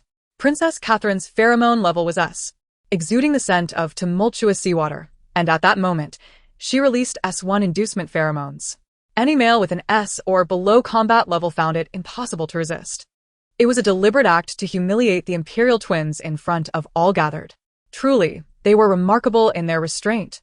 Most males, upon encountering her pheromones, would have lost their rationality and succumbed to their desires, yet they stood firm. Catherine intensified the concentration of her pheromones. Fred felt parched, flames igniting beneath his feet. As if he were on the verge of combustion, he sensed the faintest hint of platinum feathers emerging on his arms. Chapter 023. Beg me, and I shall grant your desires. No, he could not transform. Doing so would mean losing all control. He fought to maintain his composure, his eyes turning a fiery red. Enzo's sharp fangs were nearly ground to dust. The heat was unbearable, a burning sensation that made him wish to tear himself apart, to rend his heart and insides. A feral howl escaped him, echoing across the land, sending shockwaves of fear through the populace and wildlife alike. Sensing the shift, Catherine smiled triumphantly. She approached the two disheveled figures, lifting their chins with her fingers. "Officers, do you suffer? Do you desire? Kneel and beg me to be your female sovereign, and I shall fulfill your wishes." Fred and Enzo raised their eyes, their gazes as fierce and red as molten iron. Just as Catherine believed they were about to submit. They spoke in unison once more, "Absolutely not." How could this be? The male's craving for the female's pheromones was inscribed in their very genes. No matter how strong-willed one might be, resisting was impossible. How could they? Catherine stepped back, bewildered. Fred and Enzo feared that they might not withstand the overwhelming force of their instincts, that they would lose their rationality and succumb to their primal urges, pleading for the princess's solace. Yet, as they experienced the symptoms of arousal induced by her pheromones, they realized they had no need for Catherine's scent. Her briny seawater was akin to gasoline, only fueling the flames already raging within them. What they longed for was the familiar cool fragrance. What was it? What could it be? Their heads throbbed, heavy with confusion, unable to recall. Clutching their heads, their souls trembled, unaware that they were repeatedly murmuring a name through their cracked lips. Tang Tang, Tang Tang, Tang Tang. Catherine. More distraught and infuriated by the denial of her pheromones than by her dignity being challenged, summoned all her strength to release her pheromones fully. Ah. Fred, in agony, resorted to tearing out his own feathers to maintain his sanity. Enzo, transforming into a half-beast form, curled up, his combat prowess on the brink of collapse. As if he would shatter at any moment, thousands surrounded them, nobility, dignitaries, and citizens who had come to pay their respects, watching the beloved imperial twins suffer so, all feeling a pang of sympathy. Yet, none dared to intervene. The central star was a bastion of imperial autocracy. The dignity of the royal family was sacrosanct, especially given that she was a lofty S-class female, with only two individuals capable of challenging her. Queen Jenny, the mother of the realm, an SS-level female of unparalleled status, who indulged Catherine without question, allowing her every whim, including matters concerning males. The other was General Aslanti, possessing unparalleled combat strength, who had stood at the pinnacle of power, but alas, he had fallen. Ultimately, it was a marquis, allied with Lady Joy, who could no longer bear to watch. Trembling as she approached to kneel and plead, "Your Highness, I beseech you, cease this." The Empire had just lost a significant general, the enemy lurking with intent, and the citizens were filled with trepidation. Should they further torment these two exceptional officers, it would surely incite public outrage. Catherine, panting heavily, withdrew her hand, not because of the Marquis's plea, but due to sheer exhaustion. Her trembling fingers, when she next looked at the imperial twins, reflected none of her earlier triumph, replaced instead by profound terror. They have astonishingly managed to free themselves from the insatiable craving for pheromones. They are no longer human, nor beast. Let us go. They are already in heat. Deprived of pheromones, they are destined for either death or grievous injury, she declared with fierce resolve, hastily departing with a cadre of male monarchs and subordinates. In the Jiqing Villa district, Su Mian Tang exerted tremendous effort to repair the damaged light brain. Upon powering it on, the first message she received was from Fred and Enzo. "Tang Tang, we have returned." Returned? She felt a surge of joy. However, the next moment, a pressing trending topic from the planetary news caught her attention. A princess, spurned in her affections, unleashed pheromones in public, causing the imperial twins to be forcibly aroused, their minds on the brink of collapse. She clicked on it, her heart sinking as she beheld the bloodied Fred and the nearly deranged Enzo, their expressions akin to thunderstruck. Without a moment's delay, she equipped herself with suppressants and rushed out in a flying vehicle. According to the real-time tracking from the light brain, they were now at the Earl's estate in Guanshanyu. "Oh, my poor sons, what am I to do? Oh divine beast, I implore you, save them. My lady, please take care of your health." What care for my health? If Fred and Enzo transform into beasts, I shall not live either. Within the estate, Lady Joy was wailing inconsolably, tears streaming down her face, while the Earl wore a countenance of despair, sighing repeatedly, at a loss for what to do. At the entrance, The guards spotted an unfamiliar female alighting from the vehicle, intent on entering the estate, and swiftly approached to intercept her. "Excuse me, may I ask who you are?" "Su Mian Tang. I must see Colonel Fred and Major Enzo. Do you possess a military pass or an invitation from the Earl's household?" "No, it is an emergency." Su Mian Tang brushed past them and proceeded into the estate. The guards, recognizing her esteemed status, hesitated to forcibly detain her and hurried ahead to announce her arrival. "Report to the Countess and the Earl. A female named Su Mian Tang has arrived, claiming an urgent matter, and has entered the estate. We could not stop her." "Su Mian Tang? Is she the one pursued by both Fred and Enzo? What does she want? It is all her fault that my sons have become like this. How dare she show her face here?" Lady Joy was suddenly consumed by a mixture of sorrow and rage, her teeth clenched as she rose unsteadily from the ground, wishing to tear the newcomer apart. Yet, when Su Mian Tang stepped inside, she was momentarily taken aback by her extraordinary beauty. "Contes, Earl, Su Mian Tang entered." Hastily bowing to them before diving straight to the point. "Where are Colonel Fred and Major Enzo now?" The mention of her sons snapped Lady Joy back to reality. It was precisely her enchanting beauty that had wrought this calamity. "What do you want with them?" "They have angered the princess because of you. Induced by pheromones. Forced into heat, and their minds are already unraveling. They have begun to self-harm." Her once proud and spirited sons were now nothing more than shadows of their former selves, tormented beyond recognition. "What use is your presence now? Without pheromones, do you intend to soothe them with gentle words and tender gestures? It is utterly laughable." Chapter 024. Touch me, I would give my life for you. I have suppressants. Su Mian Tang opened her medical kit. Lady Joy, upon seeing this, became even more incensed. Who does not know that suppressants have severe side effects and can only be used a week prior to the heat? Are you mocking me? If suppressants were effective, I would have used them long ago. This is a new type of suppressant, specifically developed for their constitution, usable during the heat period, with all natural, non-toxic ingredients. A new type of suppressant? Lady Joy was momentarily taken aback. Where did this new suppressant come from? I was unaware. I just developed it. Su Mian Tang intended to show her the badge on her chest, but realized she had rushed out in such haste that she had forgotten to wear it. Dressed only in casual clothing. "Countess, I am a researcher at the Imperial National Academy of Sciences. This is my latest research achievement, with safety certifications. Time is of the essence. Every second wasted puts Colonel Fred and Major Enzo in greater peril. Please allow me to enter and try it."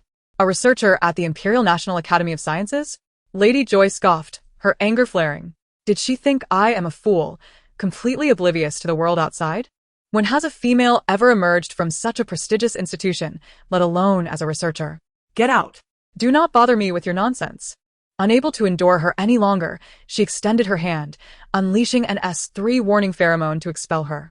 As an S-rank female, dealing with this lowest-tier female, devoid of pheromones, was as simple as squashing an ant. With that strike, even if she did not sustain serious injuries, she would surely spit blood. But, to her utter astonishment, "Please do not obstruct me." Su Mian Tang slowly raised her gaze, her resolute eyes like an invisible barrier, repelling all of her attacks while enveloping her in immense pressure that rendered her body in pain. Even her breaths labored. What is happening?" Lady Joy clutched her chest, horror-stricken as she regarded her. She has no pheromones, right? Even if she did, she should be unable to resist an S-rank female. The only one capable of suppressing her in this world is Queen Jenny. Could it be she carries some weapon? "Take me to see Colonel Fred and Major Enzo," her voice commanded. The immense pressure dissipated in an instant. Very well. With no opportunity for further contemplation, Lady Joy heard those words and felt an overwhelming urge to comply, to submit, even to kneel in obedience. "My lady, please follow me this way." Su Mian Tang followed her, and soon they arrived at the rear mountain. There stood a towering, entirely enclosed structure made of steel. What is this? This is a temporary detention point set up by the military, typically housing dangerous prisoners. Currently, Fred and Enzo have locked themselves inside. Lady Joy wiped her tears and activated the visual screen at the entrance. Horrifying scenes immediately unfolded before them. Within the cage, the brothers had completely transformed into their beast forms, maddened as they continuously hurled themselves against the walls, leaving them drenched in blood. Fred's claws were blurred, while Enzo's green eyes radiated a terrifying ferocity, as if all rationality had been stripped away. "Quick, open the door, let me in." "Yes." The girl pried open the ampoule, inhaling the suppressant, holding the syringe as she stepped into the dark confines of the cell. In the narrow, stifling space, thick with the scent of blood, a familiar cool fragrance suddenly pierced through. Fred and Enzo froze. Previously, they had endured pain, rage, madness, and even self-harm. Yet their minds remained clear, acutely aware of their forced arousal, cognizant of their battle against the pheromones.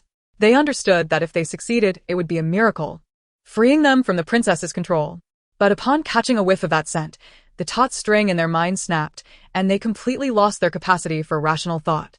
Every organ, every cell within them screamed, desire her, want her, crave her madly, even if it meant kneeling, begging, sacrificing their very lives. If only she would grant them a mere fraction. It turned out they were not resisting their craving for pheromones. Rather, the desired pheromones had yet to arrive. Once it arrives, even the slightest hint is sufficient to drive one to madness. Su Mian Tang initially intended to be swift and decisive. Upon entering the room, she planned to administer a sedative to Fred and Enzo, for they were now like frenzied beasts, and she was uncertain whether they would still recognize her. The situation was perilous in the extreme. However, upon entry, she discovered that the once restive cage now lay in an eerie silence, shrouded in darkness, obscuring all vision. With considerable trepidation, she called out tentatively, "Fred? Enzo?" In the next instant, a massive paw encircled her waist from behind, forcefully drawing her into a plush, searing embrace. The scent indicating it was a snow wolf. Still reeling from the shock, she was suddenly met by the onslaught of a gargantuan golden-feathered eagle. The rush of wind compelling her to turn her head aside, her eyes instinctively closing, causing the sedatives in her grasp to tumble to the ground. When she regained her senses, she found herself ensconced between the wolf and the eagle, like a sandwich, firmly held in place. The disparity in their immense size and strength rendered her unable to escape. Only her legs weakly trembled. This is it. They wouldn't truly have lost control and turned into beasts to devour her, would they? Fred, Enzo, no, just as Su Mian Tang attempted to rouse their sanity. She felt the ferocious snow wolf behind her suddenly extend its tongue, fervently licking her hair and cheek. Its limbs desperately rubbing against her as if eager to obtain something from her. Fairy wood. The fresh, delicate pheromones of fairy wood. How intoxicating, how alluring it was.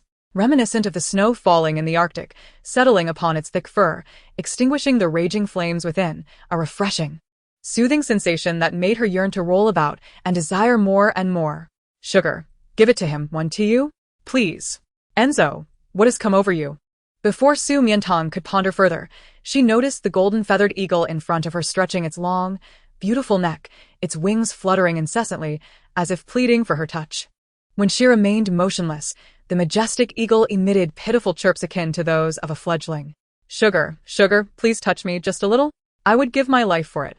Realizing she had not misinterpreted its intentions, Su Mian Tang gently reached out to stroke its feathers. Fred immediately quivered with delight. The Tianshan Snow Lotus. The cold, icy pheromones of the Tianshan Snow Lotus. It was too exquisite, too marvelous.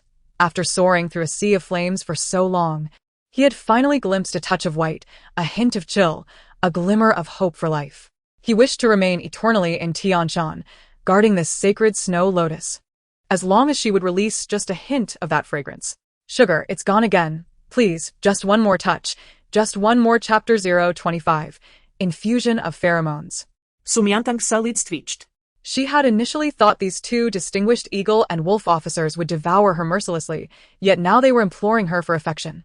Resembling nothing more than two pets, the fledgling and the big puppy, she could easily take them home to keep company with Lan Lan. Let go of me, stand at attention. One on each side, and I shall grant your wish. Really? Upon hearing this, the golden-feathered eagle and the snow wolf immediately released her, standing at attention like obedient schoolchildren, who claimed that beast men, when aroused, become terrifyingly ferocious. A mere rumor. They were clearly as docile as could be. Su Mian Tang bent down to retrieve the two sedatives. Before administering the injections, as a reward, she extended her hands to stroke their napes. Unexpectedly, both beasts seemed to be struck with a sudden surge of excitement, trembling uncontrollably. Fred's eyes glazed over, his platinum feathers erupting in a flurry, while Enzo lay sprawled on the ground, legs splayed, his body limp like a blanket, utterly incapable of movement. Unbeknownst to her, in their struggles against the princess's pheromones, They had inadvertently shed the protective membrane at their napes. Thus, a sudden influx of pheromones was tantamount to a false marking. They soared into ecstasy. The eagle and the wolf, amidst the skies and the gentle breeze, swayed freely, devoid of any semblance of decorum or thought. Seeing they had completely lost their aggressive tendencies, Su Mian Tang picked up the syringe and administered the new sedative, one injection for each of them. Ugh. Just as they were reveling in bliss, something pricked them. Suddenly, they felt overwhelmingly drowsy. In the hall, Mrs. Joy suddenly awakened as if liberated from some magical control. What had she just done? She had led Su Mian Tang into the cage. Fred and Enzo had already lost control and turned into beasts. They would have torn her apart alive. Earlier, in a fit of rage, she had recklessly attacked her with pheromones, which was a violation of the law. If she were to cause her demise, a precious female, their entire clan would suffer the consequences. In a frantic rush, she hurried to the back mountain, fearing the sight of blood and flesh scattered everywhere. However, what she saw was Fred and Enzo, nestled closely beside Su Mian Tang, behaving like well-behaved little birds and affectionate puppies, seeking her touch, nuzzling against her, and craving her embrace. They were even clingier than when they were children. Dumbfounded, she rubbed her eyes vigorously several times to confirm it was not an illusion. She flung open the door and rushed inside. What is happening? Mrs. Joy. Su Mian Tang stowed away the sedatives and produced 2 detection wristbands, placing one on Fred and the other on Enzo, which displayed mental breakdown values of 10 and 11.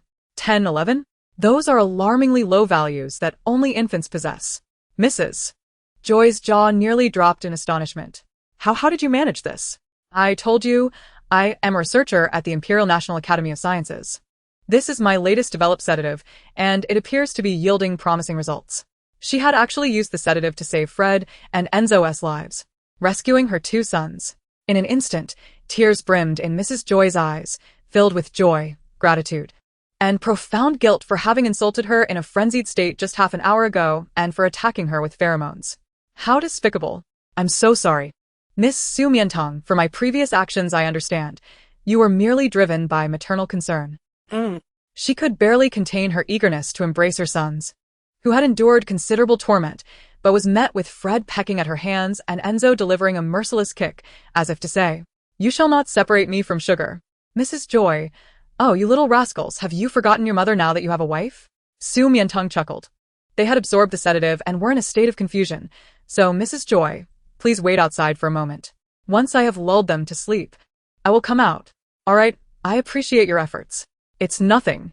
Mrs. Joy quietly exited the cage, watching the warm and harmonious scene through the visual screen. She finally understood why her sons were so enamored with Su Mian Tang. Beauty was but a superficial trait. It was her gentleness, intelligence, composure, and loving heart that constituted her essence, qualities that no one could resist. After 4 hours of coaxing them to sleep, Su Mian Tang emerged, feeling somewhat fatigued, only to find that Mrs. Joy had prepared water and food for her. Thank you. No need compared to what you have done for Fred and Enzo. This is nothing. By the way, Miss Su Mian Tang, I mean no offense, but may I ask, do you truly possess no pheromones? None at all. Su Mian Tang shook her head. That's peculiar. Mrs. Joy murmured, how could I possibly lead you to the prison? At that moment, she appeared utterly bewitched, stripped of all autonomy and agency. In hindsight, it seemed almost unbelievable. Isn't it because you were overly concerned for them? In dire situations, one clings desperately to the last vestige of hope, treating a dead horse as if it were a living one. Perhaps she conceded. It might have been her anxiety, her fear overwhelming her, leading to a state of mental disarray. Even if Su Mian Tang possessed pheromones, it would be impossible to suppress her unless her rank matched that of Queen Jenny. What a ludicrous notion. Report. Outside, a guard rushed in, holding a letter. Joy. What is it? We just received 2 court summons, addressed to Colonel Fred and Major Enzo. Court summons? Mrs. Joy stood up. I haven't heard of Fred and Enzo being embroiled in any disputes. Could it be? She swiftly tore open the envelope, and upon reading, her entire body went limp, the 2 summons fluttering from her grasp. Indeed, what one fears often comes to pass. Were her sons truly fated to face this calamity? What's the matter? Su Mian Tang picked up the 2 summons from the floor. Central City High People's Court, summons for Fred Perseus and Enzo Oshaburn. Case. Violation of the Empire's 100 regulations on female privileges, brief details. refusal to comply with marriage demands from female Catherine Angelina of the same rank, court date. The princess had already initiated legal proceedings. Mrs. Joy covered her face, unable to contain her tears of sorrow. Fred and Enzo had indeed breached the law, and their defeat in court was inevitable. Awaiting them was either a humbling apology to the princess, dutifully entering the palace as consorts, or an interminable sentence of imprisonment. Chapter 026. The Jealous Little One. For her sake, Fred and Enzo chose to endure the torment of their heat rather than submit to the princess. Let alone the law, they held it in utter disregard. For me, Su Mian Tang had heard this claim from her lips for the second time. Mrs. Joy, I believe you are misunderstanding something. Colonel Fred and Major Enzo's refusal of the princess's marriage proposal is not due to me. Not because of you? Then what could it be? Before my arrival, had the princess ever proposed marriage to the officers? Did they consent? Mrs. Joy was left speechless. No. Su Mian Tang pressed on. Do you know the reason? Mrs. Joy shook her head. She was baffled as to how Fred and Enzo could reject the allure of a female of equal rank, especially one of such noble stature as a princess.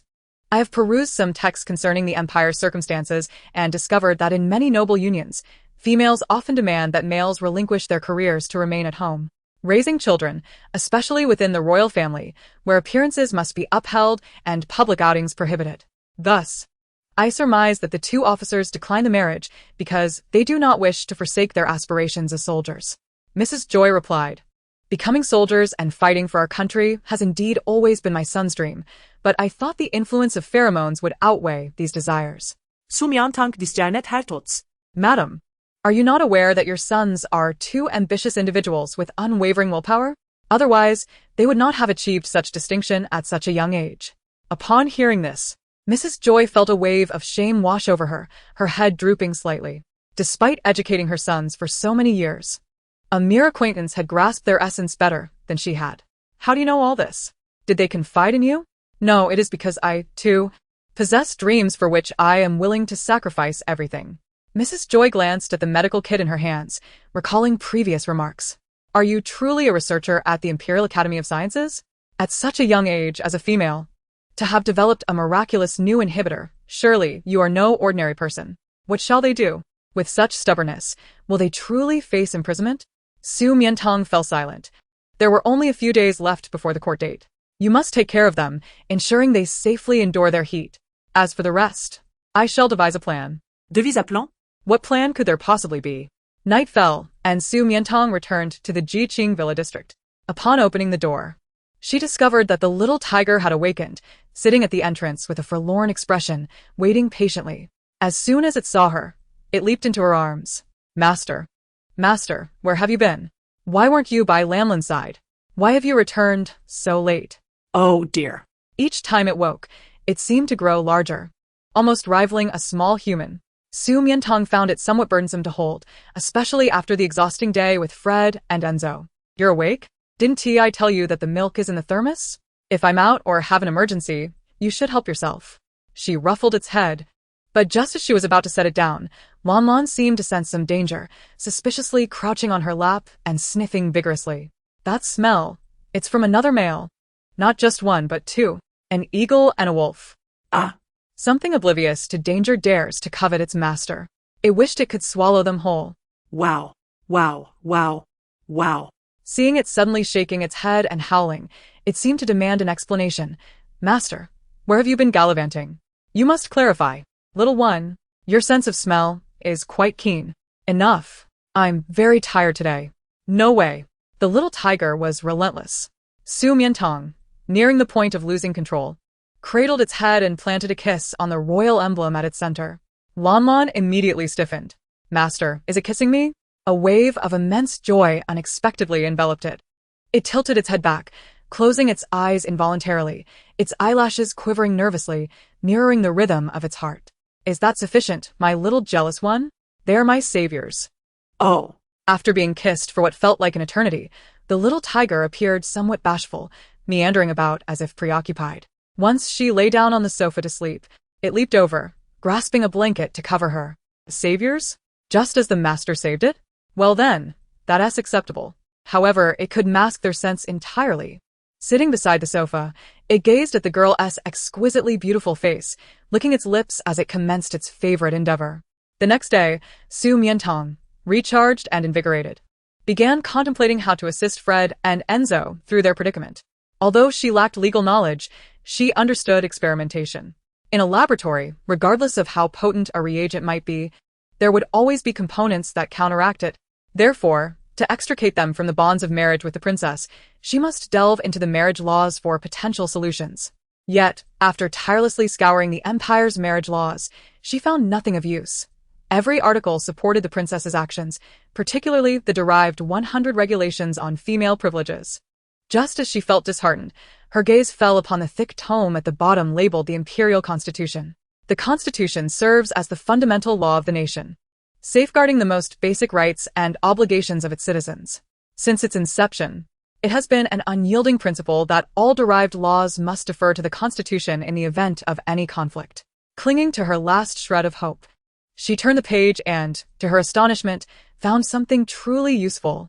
Article 1790 states that females without parents, lacking any blood relations or relatives, may apply to the Female Protection Agency for housing, vehicles, living expenses, and other means of sustenance. Furthermore, it is explicitly noted in parentheses that females under the age of May 25th also apply to the government for male sponsorship, thereby becoming guardians. To prevent this regulation from conflicting with the principles of marital fidelity, selected males may decline marriage proposals from other females during this period. How splendid! She had never felt such gratitude for her status as an orphan in the Central Empire. With only 3 days left before the court hearing, there was ample time to submit her application. However, should she offer some token to Fred and Enzo for becoming her guardians? At the Count Guanxinyu's residence, Fred and Enzo, having slept for an entire day and night, finally awakened. They had expected that being aroused by the princess would lead them to madness and despair, reducing them to beasts. Yet, their bodies felt not only free of discomfort but also more invigorated and robust than before, as if they had experienced a transcendent dream. In that dream, as they were on the verge of mental collapse, transforming into their beastly forms and inflicting harm upon themselves, Tang Tang appeared, like an angel descending into the darkness. She comforted them, caressed them, embraced them, and even infused them with an abundance of cool, sweet pheromones that healed all their pain, leaving them trembling with ecstasy, almost as if they might take flight. Consequently, upon waking, their first thoughts were, yearn for Tang Tang, seek Tang Tang, hold Tang Tang. Chapter 027. He loves Tang Tang. Loves her most dearly. Mother, has Tang Tang been here? Yes. Since learning that her sons had rejected the princess's marriage, not out of disdain for Su Mian Tang, but due to their ambitions, Lady Joy had come to terms with their feelings for her and ceased to obstruct their pursuit, for she too held a fondness for her. More importantly, this was not the crux of the matter. Really, everything is not a dream. Fred and Enzo were overjoyed. But how could she possess pheromones? It is not pheromones. It is a newly developed inhibitor she personally created that saved you. Personally developed? A new inhibitor from the Empire? The two brothers did not comprehend a single word, and they were eager to fly to the Jiqing Villa district to see her. However, they were intercepted by Lady Joy. With a weary sigh, she handed them the summons. Sons, take a look at this. Fred and Enzo took the summons, and their excitement instantly evaporated. Indeed, as they had suspected, the princess would not easily let them off the hook. But did she really think she could intimidate them with this? Observing their expressions, Lady Joy understood their resolve. Truly, Su Mian Tang had seen through them. She knew them better than I did. Mother, what did Tang Tang say? She said. Lady Joy activated the living room surveillance, replaying their conversation. Fred and Enzo watched the video intently, and when they heard her describe them as two men of great ambition and tenacity, willing to sacrifice everything for their dreams, just as she was, their hearts trembled. That was a profound connection of souls, more overwhelming than mere physical pleasure. Tang Tang. Indeed. She was the most extraordinary person in the world, the one who understood them best. They longed to be with her, forever and ever. Yet, Fred gazed at the summons in his hand. The iron-willed colonel, who had never shed a tear, felt a wave of sorrow wash over him for the first time. There would be no more opportunities. Enzo, too, turned and retreated into his room. Moments ago, he had woken with a frenzied desire to find Tang Tang, but now, as a prisoner facing indefinite incarceration, he felt unworthy. Su Mian Tang submitted her application for guardianship to the central government and received a stamped approval the very next day. She was elated to share the news with Fred and Enzo, only to realize that 2 days and nights had passed without a single visit from them. They had clearly awakened. Those ungrateful rascals. Determined to reach out, she was about to dial their number when Lady Joy's holographic communication came through. Miss Su Mian Tang, please come to the residence quickly.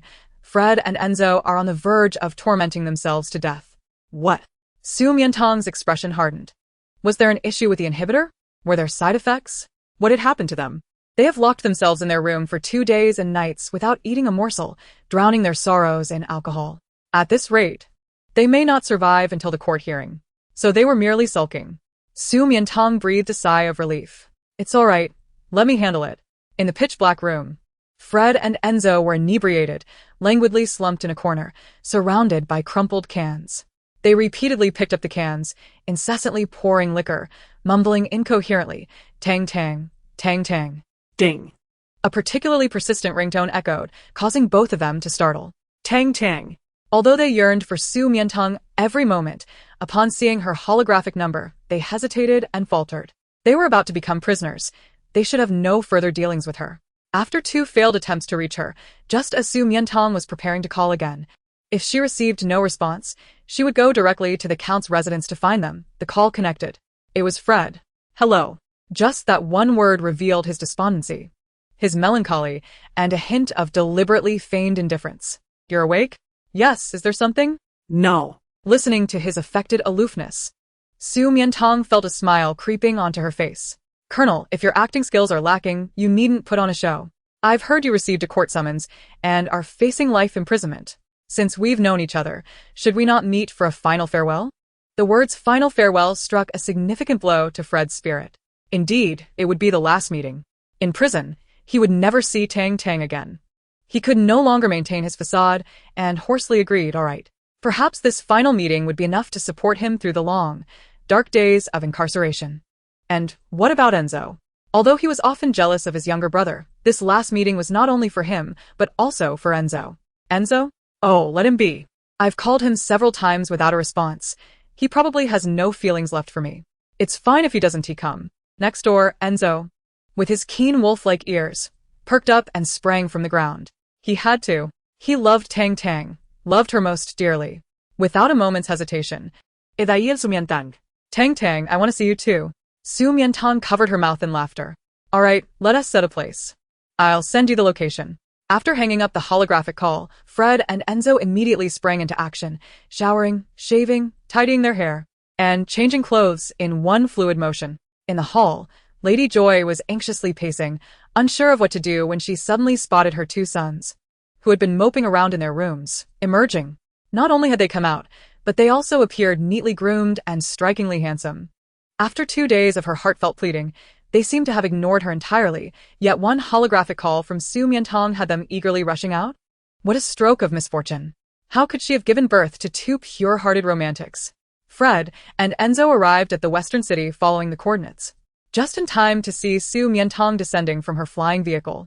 She held a light-colored parasol in her hand, her feet adorned with high heels, and draped in a velvet dress that elegantly accentuated her alluring curves, exuding an air of both mystery and sensuality.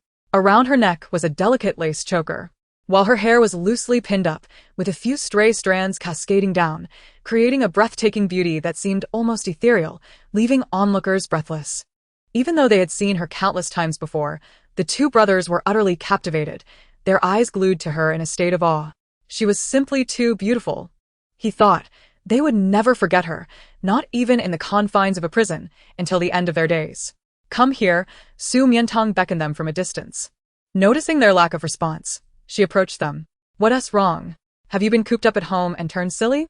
Tang Tang. The 2 snapped back to reality, feeling somewhat embarrassed, unable to admit they were mesmerized by her beauty. Stop dawdling, come inside with me. Chapter 028. In public. Embraces and affection. Inside? Where to? They raised their heads, only to discover they were standing beneath a grand building adorned with the words Central Empire Civil Affairs Bureau. Tang Tang. Why have you brought them here? Is it for a marriage license? Panic surged through them. They were overwhelmed with excitement, shock, and a deep sorrow that felt like a wound to their hearts. Tang Tang. No, we can't. They were on the brink of becoming prisoners, feeling utterly unworthy of her. Yet, the mere fact that she wished to include them in her life was already a great fortune. Su Mian Tang observed their astonishment, their conflicted and ever-changing expressions, and leaned in slightly with a playful lift of her brows. What are you thinking? Surely you don't believe I brought you here to register for marriage? Isn't that the case? With a snap of realization, all their beautiful imaginations and painful entanglements shattered into an unparalleled awkwardness. Had they been overly sentimental? Of course not. Su Mian Tang chuckled, hurry inside. There are important matters to attend to. The brothers' faces flushed with embarrassment. They followed the young woman closely, akin to two ostriches desperate to bury their faces in their clothing. It was truly mortifying. Having known Tang for less than a month, their delightful interactions had not reached a level where they would actively seek marriage, especially in such a situation. Their minds had surely been muddled. Hello, this is my appointment, Su Mian Tang stated as they entered the lobby, handing the application form to the staff at the front desk. The attendant carefully reviewed it, noting the absence of signatures from the guardians, and inquired, Miss, may I ask if the guardians you have chosen are these two gentlemen behind you? Yes. Then please have them step forward to sign. Okay. Su Mian Tang turned to gesture at them, only to find Fred and Enzo utterly frozen in place. Guardians? What does that entail? It meant that an unmarried female under the age of 25 could apply for 2 male guardians to ensure basic living needs, and during this period, those guardians could not marry, otherwise it would violate constitutional law. In other words, they could refuse the princess's marriage. Su Mian Tang smiled, eagerly anticipating their joyful expressions. But seconds turned into minutes, and they remained unresponsive, as if truly dazed. What's wrong? Aren't you going to sign? Before she could finish her sentence, they rushed forward and enveloped her in a tight embrace. This time it was Su Mian Tang who blushed. At 18, a blossoming young woman, she found herself embracing 2 men in plain sight, and the most astonishing part was that it was 2 of them. How utterly blissful. How sweet. Around them, couples registering were casting envious glances their way. The handsome men and beautiful woman were indeed a perfect match. Moreover, those 2 males held the small female in their arms with such intensity and strength, as if they were merging into one, radiating love that was palpable, unlike their own males, who stood stiffly, resembling wooden blocks, utterly devoid of charm. Fred and Enzo acted purely on instinct, without thought or restraint, completely overwhelmed by immense joy. They could refuse the princess's marriage and continue to be with Tang. Was this a dream? Surely not. In recent days, had Tang been devising a plan to rescue them? How could she be so wonderful, so kind, the most beautiful existence in the world? They were utterly infatuated with her. Fred and Enzo tightly shut their eyes, holding the petite female in their arms for what felt like eternity, until Su Mian Tang was nearly breathless. She extended her fingers, poking at the firm chest of one of the men, reminding them, you, need to sign. I wonder, do you think they're just acting out of gratitude? Would you believe that? Next came the signing, the photographing, the stamping, and the receipt of the guardian certificates. Fred and Enzo looked as if they had consumed a stimulant, their smiles stretched wide. Su Mian Tang was also infected by their exuberance. She beckoned them to the aircraft, mysteriously closing the door behind them, and inquired, can you transform into your beast forms? Transform into our beast forms? The brothers exchanged glances, their faces reddening at the intimate request in such a confined space with the 2 males and 1 female. Would it be too cramped? What if they made too much noise and attracted attention from those outside? Yet, they were still eager to transform, striking the most elegant and handsome poses, awaiting her approval. To their surprise, amidst their overwhelming shyness, Su Mian Tang produced 2 gift boxes from behind her. Dum. These are gifts for you. To thank you for becoming my guardian starting today. I hope you will take care of me in our daily lives. Gifts? So that's what this is about. A hint of disappointment flickered in their eyes as they contemplated rejecting her offer. After all, she was the one who rescued them. If gifts were to be exchanged, it should be them giving her something. Don't move. Su Mian Tang withdrew a bracelet from the first gift box and placed it on Fred's wrist. Initially intended as a bracelet, it now resembled more of an anklet. Fred looked down at the white chain adorning his sharp claw, shaped like 5 petals of a Tianshan snow lotus, imbued with her faint fragrance, enticing and alluring. It felt as though his heart had been firmly ensnared. Next, she retrieved a silver collar, intricately carved with Arctic landscapes and fairywood patterns, and placed it around Enzo's neck. Enzo squinted happily, his tail wagging as if it were about to touch the sky, his expression seemingly declaring, "Wearing Tong Tong's collar means I'm now Tong Tong's dog." How splendid. Su Mian Tang couldn't help but ruffle his hair. "You look just like a big puppy. Do you like these gifts?" "Absolutely." The brothers transformed back into human form, both kneeling on one knee, taking her hands in theirs and placing a kiss on the back of her hand, as if leaving a mark of loyalty, their expressions solemn and sincere. "We promise, as your guardians, to forever care for and cherish you, ensuring you become the happiest little female in the world. This vow is steadfast and unyielding, until death do us part." In the royal palace, within the Fengyang pavilion, what transpired? Princess Catherine languidly reclined upon the expansive form of a majestic black panther, extending her exquisitely manicured long nails to pluck a cluster of crystal grapes, skillfully peeled by a nearby servant, and brought them to her lips. Had the court summons been delivered to the Earl's residence? What was the reaction of the Gemini twins? Chapter 29, Sweetness. Is there no fear of the pheromone, yet one must surely fear death? In the prison of the Central Star, instruments of torment abound, a veritable array of devices. Those who enter seldom emerge alive, particularly those under special scrutiny. "Yes, it has been delivered," the servant stammered. 3 days ago it was delivered. But what? If one cannot articulate, one should have their tongue severed. "Your Highness, spare me." The servant, fearing retribution, knelt upon the ground, tears streaming down in desperation. The summons was indeed delivered, yet subsequently retracted, with the court justifying that the Gemini had become a solitary guardian, possessing the right to refuse marriage. What? Princess Catherine erupted in fury, kicking several attending males to the ground, causing all present to tremble, not daring to lift their heads, pleading for her to calm her wrath. "Calm my wrath? How can I possibly do that? A solitary guardian?" Once again, that powerless, insignificant, parentless wretch devoid of pheromones. "The Gemini have repeatedly defied and trampled upon my dignity for her sake. It is utterly intolerable. If they care so much, then I shall tear her apart. Bring me that useless creature named Su Mian Tang. I wish to see what beguiling skills she possesses that can ensnare the hearts of such resolute males." Yes. The guards hastily prepared to apprehend her. But as they entered Su Mian Tang's information into their holographic device, a message appeared. "Your Highness." The main system indicates that Su Mian Tang has recently become a citizen of the Central Empire and has been granted a 3-month protection period by the Female Protection Agency. During this time, unless she extends an invitation, no one is permitted to meet her. "Damn it! Get out, all of you!" Princess Catherine smashed her beloved crystal goblet, her silver teeth grinding in frustration. "No one may see her? I refuse to believe that there exists a person in this world whom this princess cannot meet." The week-long national mourning ceremony on the Central Star came to an end, and all sectors began to resume operations. On Monday, the Imperial Academy of Sciences officially announced via electronic bulletin, effective immediately, "We welcome our first female employee in a century. Researcher Su Mian Tang from the Biotechnology and Pharmaceutical Production Department." A female? In the most core department? This must be a prank.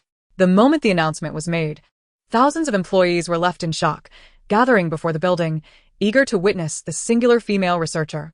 Yet, many suspected it might just be a jest. As Su Mian Tang arrived in a small flying vehicle, she was taken aback by the throngs of people at the entrance. What was this commotion about? Curiously, she descended, only to discover that the event revolved around her. Everyone's eyes were upon her, her face, her form, and the pink phoenix tail flower badge adorning her chest, with hushed whispers circulating, making her feel as if she were an escaped experiment. Heavens, she is stunningly beautiful. Is such a lovely female truly an employee of our research institute? Do not deceive me. I am now motivated to attend the early morning meetings. She appears so young and exquisite. Surely she did not gain entry through some nepotistic connection? Do you not fear being reported for such comments?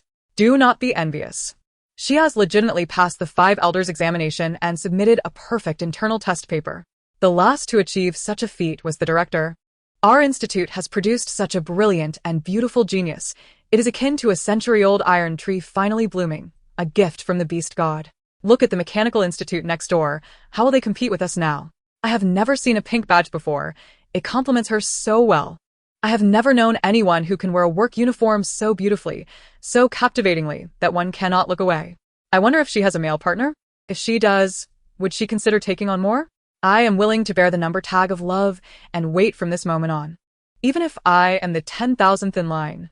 Welcome to the Academy of Scientific Research. As they spoke, they began to applaud, the thunderous sound making Su Mian Tang's feet tingle with a mix of excitement and embarrassment. How very enthusiastic they are.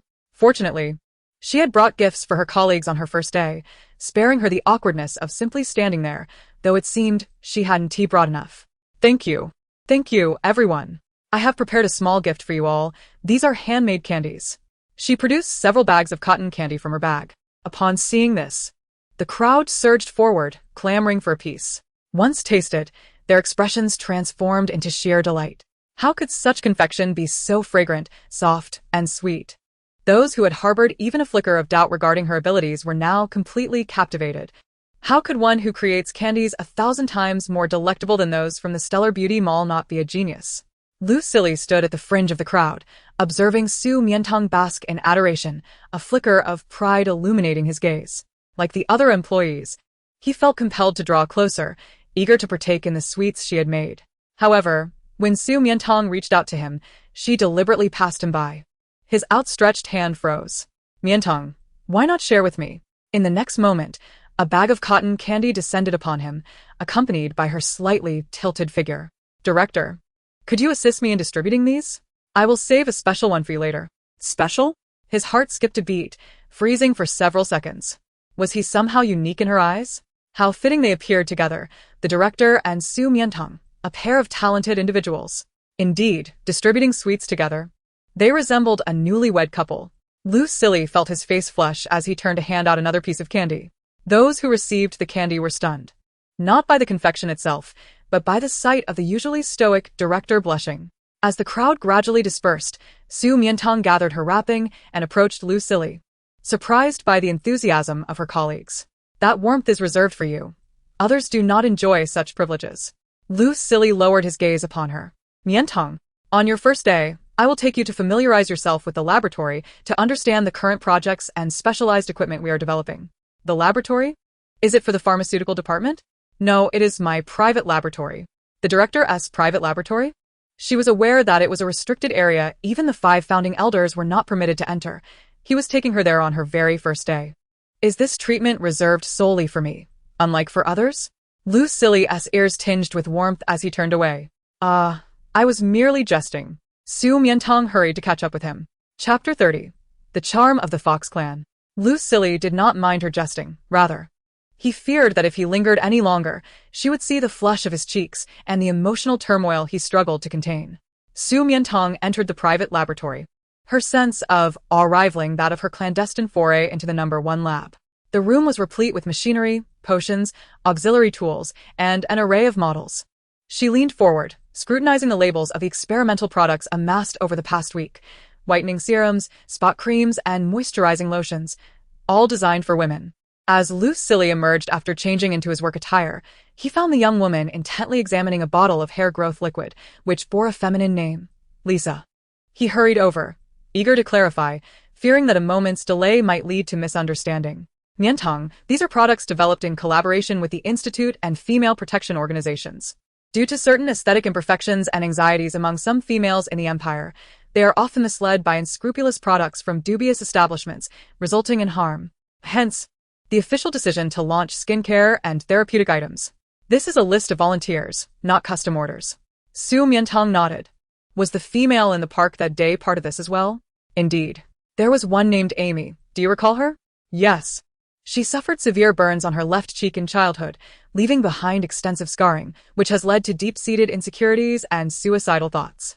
Unfortunately, given the extent of her scars and the current medical aesthetic technologies, there isn't much we can do to remove them. I can only create some restorative ointments to comfort her. Lucille's expression bore a hint of regret for his inability to help. Su Mian Tang raised an eyebrow. I can? Really? His surprise was palpable. If anyone else had claimed such a thing, he would have been skeptical, yet he believed her.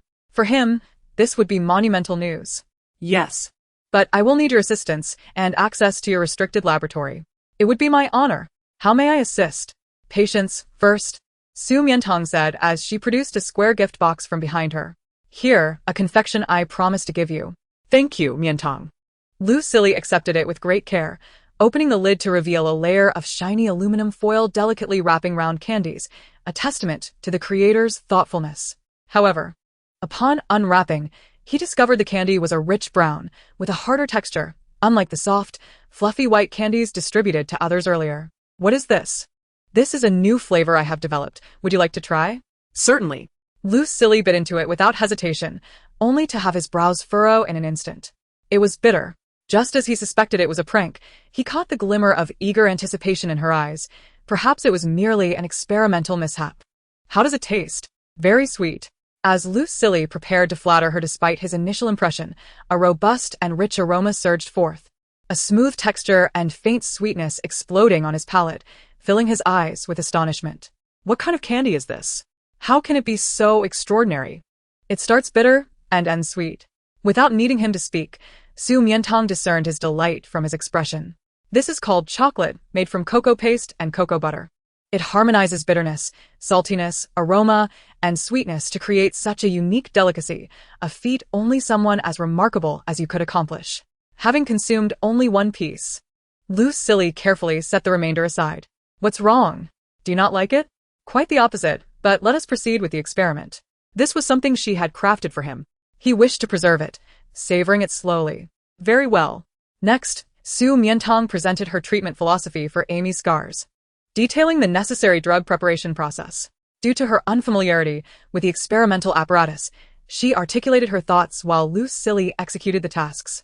The next step is purification to obtain crystalline botulinum toxin. Su Mian Tang lifted her gaze from the book and noticed beads of sweat forming on Lu Silly's forehead, threatening to coalesce and fall.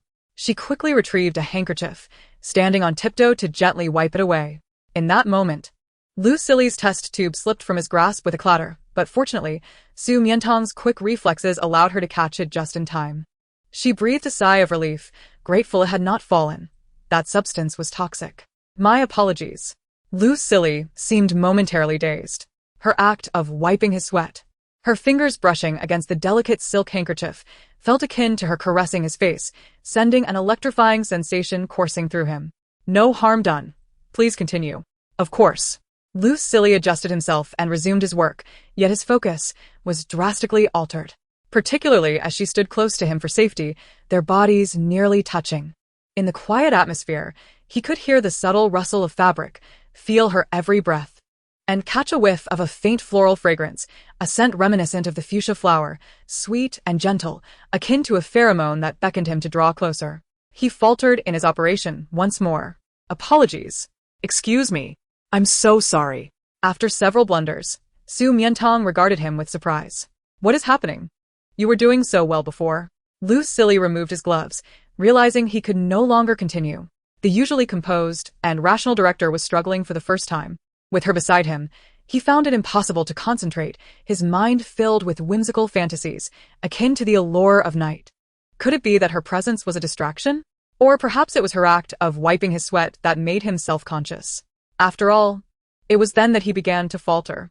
Previously, during lab operations, any sweat on his face was promptly wiped away by his assistant, and he was accustomed to that support, hence his instinctive gesture towards her. However, the boundaries between genders were far more pronounced here. As Su Mian Tang contemplated retreating, her wrist was suddenly seized by the man. Perhaps, when faced with one's beloved, one need not adhere so stringently to decorum. A bit of abandon might be permissible. Lu Silly pulled her closer, drawing her near enough to almost envelop her in his embrace, his gaze gradually lowering. The beastmen of the fox lineage possessed a unique capability. Their eyes could emit a glow that enchanted those they favored, compelling them to draw near, an alluring charm. The higher the rank, the stronger the charm. As an S-class male, Lu Silly was nearly irresistible, yet he had never employed this ability, believing it to be deceitful and shameless. However, upon encountering Su Mian Tang, he found it impossible to refrain, yearning for her to close the distance. Much like when she wiped his sweat, even wishing for something bolder. Chapter 031. Overwhelm them. Deep within the enigmatic depths of his dark purple eyes, a mysterious light flickered, refracted through the golden-rimmed glasses, resembling fireflies glimmering in the night, captivating and enchanting. Su Mian Tang was entranced, instinctively rising on her toes, drawing nearer. Close enough for Lu Silly to distinctly perceive the contours of her delicate brows, the crystalline amber of her eyes, the elegantly arched bridge of her nose, and finally fixating on her soft, full, crimson lips. His throat tightened, feeling an acute dryness, an urgent need for hydration. The charm was in effect. He longed to transcend the boundaries of superior and subordinate, to engage in something far more intimate. His large hand gently cradled the back of her head, and as he leaned down, the impulse to kiss her became overwhelming. Yet, just as they were on the precipice of contact, Su Mian Tang suddenly blinked, worry crossing her features. Lou, silly, your eyes. They aren't prosthetic, are they? How can they still shine? The tone was cautious, almost tinged with an underlying fear of inadvertently hurting his dignity as a person with a disability. Suddenly, the atmosphere brimming with anticipation and subtle flirtation dissipated. Lu Silly panically released her, as if he had been caught in a transgression, a guilty conscience overtaking him. Had the allure failed? Or perhaps it had never taken effect at all. Otherwise, the duration would not have been so fleeting. How could this be? The Fox clan's allure was supposed to work on males of the same rank or lower. The greater the difference, the longer the effect. Logically, her previous state should have persisted for a day. Was this merely a rumor? Was it not? Su Mian Tang extended her hand, waving it before his eyes as if testing the waters. No. Lu Silly turned his head away, loosening his tightly knotted tie, gulping down water as if trying to douse a fire, thinking to himself that his combat effectiveness was somewhat unstable. Su Mian Tang realized that she had indeed affected him to the point of his temper flaring, which was why he had pulled her aside to issue a warning. Then I shall take my leave. No need. Lu Silly hastily grasped her arm, suggesting that she merely stand a little further away. With her absence, his focus waned even more. Yes, sir. Su Mian Tang took 2 steps back, standing at attention, blinking her eyes and signaling him with a gesture. A smile involuntarily graced the corners of Lu Silly's eyes. Such a good girl. As noon approached, a message popped up in the laboratory's communication system. Dean. There are 2 high-ranking military officers at the entrance requesting to see researcher Su Mian Tang. Should they be allowed in? High-ranking officers? He curiously accessed the surveillance footage. Wasn't that Colonel Fred and Major Enzo, the leaders of the Eagle Special Forces and the War Wolf counterterrorism elite? What could they possibly want with Mian Tang? Suddenly, Su Mian Tang, who was busy categorizing potions, spotted the figures on the monitor and rushed over in delight. Fred and Enzo? They have come? Last night. They had sent her a message stating that the Countess wished to express her gratitude by hosting a banquet at her residence to celebrate her successful employment. She had agreed, intending to fly to Guanshanyu after work, but it seemed they had come to collect her directly. Mian Tang, do you know them? Yes, they're my guardians. Guardians? In the Empire's legal definition, that was akin to elders or family, yet they were hardly much older than Mian Tang. It's getting late. Mian Tang glanced at the clock. Dean. I will take my leave now. All right. Lu Silly nodded, stealthily following her as she gathered her belongings and exited. Tang Tang. Tang Tang, over here. At the entrance of the Scientific Research Institute, Fred held an umbrella while Enzo clutched an ice cream cone, waving at Su Mian Tang from a distance. As she approached, they hurriedly shielded her from the scorching sun, as if fearing that its intensity might scorch her delicate skin. The security at your institute is stricter than that of the military. Otherwise, we could have come in to fetch you ourselves. Strawberry flavor for you. Thank you. Su Mian Tang accepted the ice cream, taking a bite and giggling. Of course, otherwise, how could you protect your little beauty? She was joking, but the brothers took her words to heart, their eyes shimmering with affectionate smiles. Such a great beauty. Ha ha ha. Fred gently tucked a loose strand of hair behind her ear. Has work been arduous? Your hairstyle is all disheveled. Tang Tang, eat slowly, or you'll get it all over your face. Enzo found an excuse to wipe a bit of pink cream off her soft lips with his fingertip and, when she was distracted, popped it into his own mouth. Delicious, so sweet. He gazed at her lips, longing to consume her entirely. In the laboratory on the 5th floor, Lu Silly stood behind the railing, observing the scene with a darkened expression. His suspicions had been confirmed. The 2 officers gazed at Mian Tang with eyes full of affection. They were not simply guardians but clearly suitors. While he was wholly engrossed in his research, oblivious to other matters, he had heard of the illustrious names of the Empire's twin stars, the youngest and most dazzling officers in the military, both boasting S-rank combat power and seasoned from real battles, far exceeding the typical males of their rank and ferocity. He had anticipated that a beauty like Mian Tang would attract many exceptional suitors, but he had not expected the competition to be this formidable. A profound sense of crisis surged within him. He had initially worried that moving too quickly might scare Mian Tang, But now it seemed that if he did not act soon, he might not even secure his place in line. Tang, shall we go? All right. Su Mian Tang boarded the flying ship, noticing Enzo directly inputting the home navigation for Guanshanyu. Wait, I need to stop by home first. Why? To feed my pet. She calculated in her mind. Lanlon had been asleep for 3 days. It was time for her to wake up. The little creature must be starving after such a long slumber, and if it did not receive its milk in time, it would surely throw a tantrum and wreak havoc in the house. Pet? Fred and Enzo were intrigued. Tang, you have a pet? What is it? Yes. It's a tiger. They could not possibly imagine what that entailed.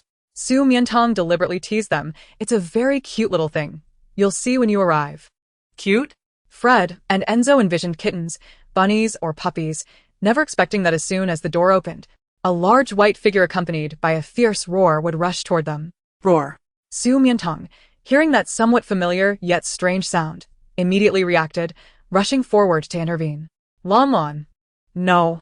The young tiger had a strong territorial instinct and possessiveness.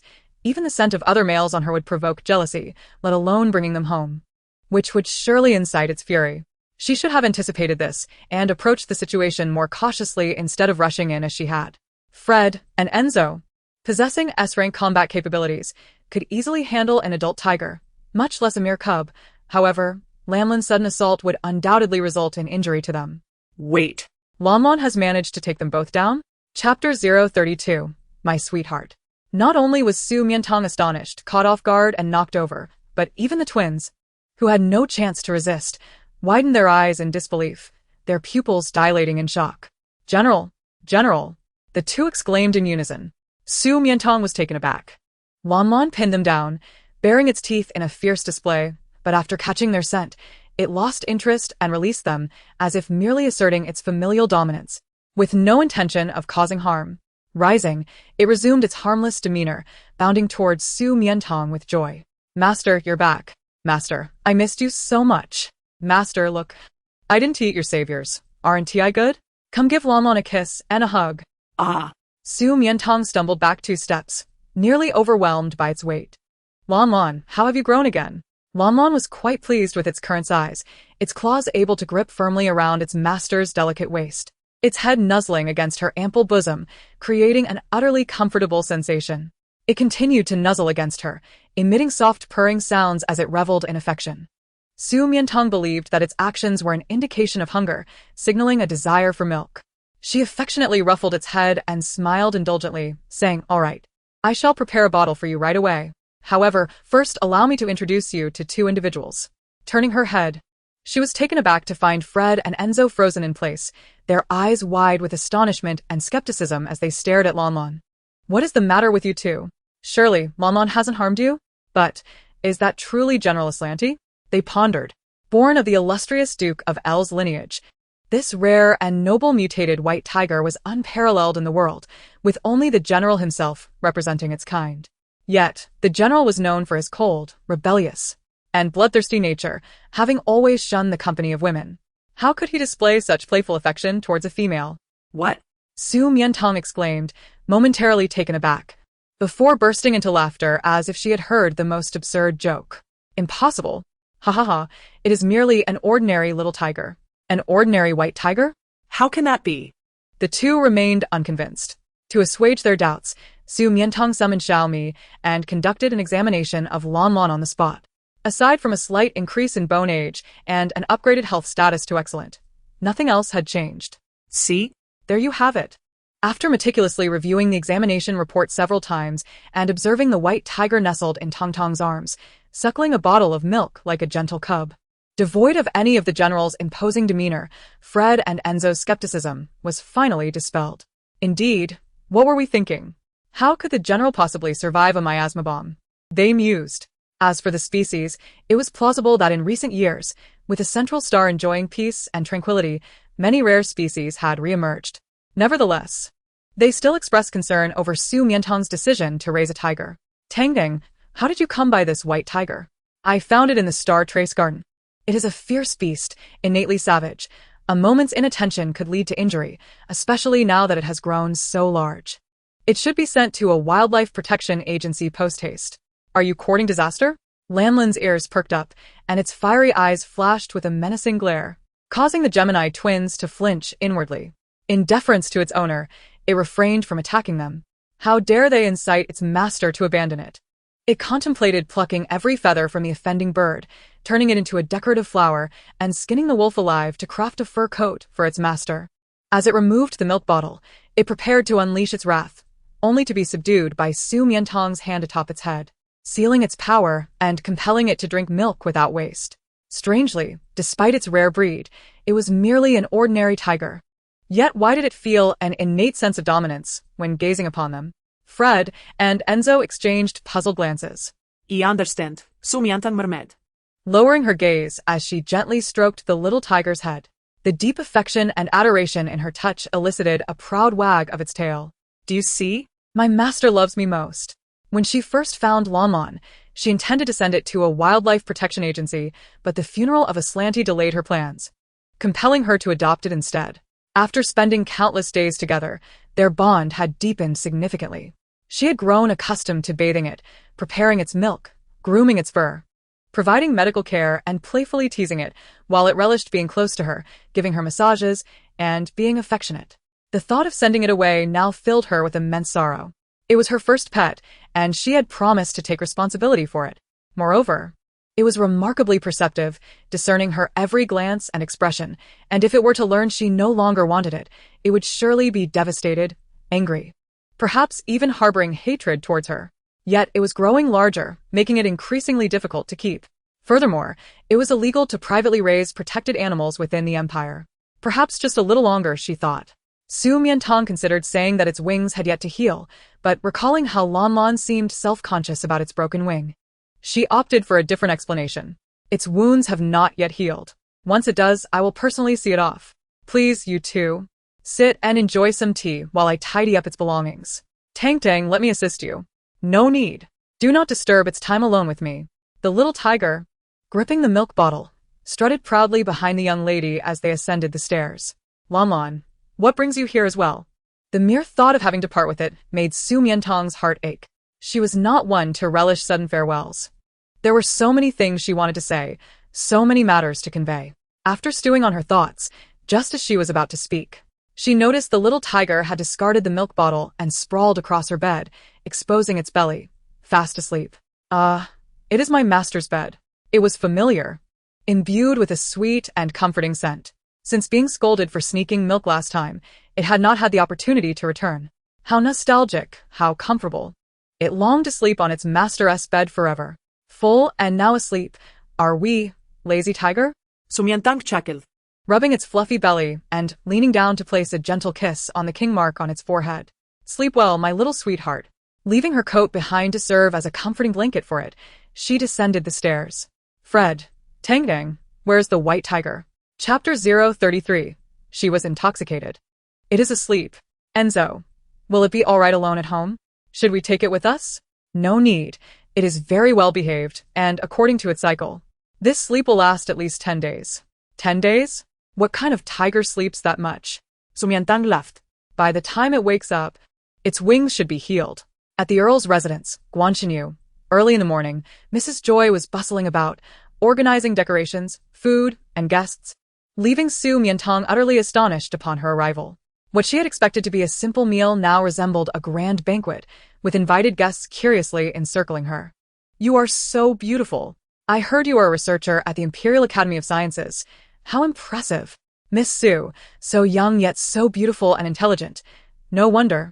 Their eyes gleamed with curiosity as they glanced at Fred and Enzo behind her, marveling at how she had captured the hearts of the Empire's Gemini twins, who had previously rejected a princess.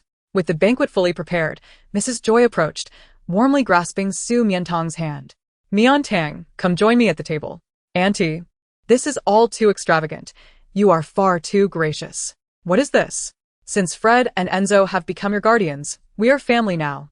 At the mention of family, Fred and Enzo's ears flushed pink, while Mrs. Joy chuckled, seating her between the two brothers. Throughout the banquet, Su Mian Tang barely touched her chopsticks. With a single glance, Fred and Enzo eagerly vied to serve her dishes, ladle soup, and wipe her mouth. Mrs. Joy, seated across from them, was left in awe. She knew her sons were fond of Mian Tang, but she had no idea their affection ran this deep, as though there were no one else present.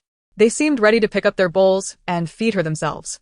Having trained in martial arts since childhood, they were, like most soldiers, rough around the edges and indifferent to trifles. Yet, never had they shown such tenderness and care towards anyone. However, it appeared their kindness had perhaps exceeded its bounds, bordering on excessive politeness. Sometimes, females do not entirely appreciate males who are excessively polite and measured. Contemplating this, she raised a glass of wine. Mian Tang. Today you are attending the banquet, and Auntie has 3 glasses to toast you. 3 glasses? Fred exclaimed, about to intervene, but was halted by a glance from Joy. Enzo was puzzled. What was their mother up to? Typically, most males could not handle such a small cup. Tang Tang would surely be inebriated. Mother. It's all right. Enzo. When elders offer a toast, one cannot refuse. Su Mian Tang believed her tolerance for alcohol was commendable.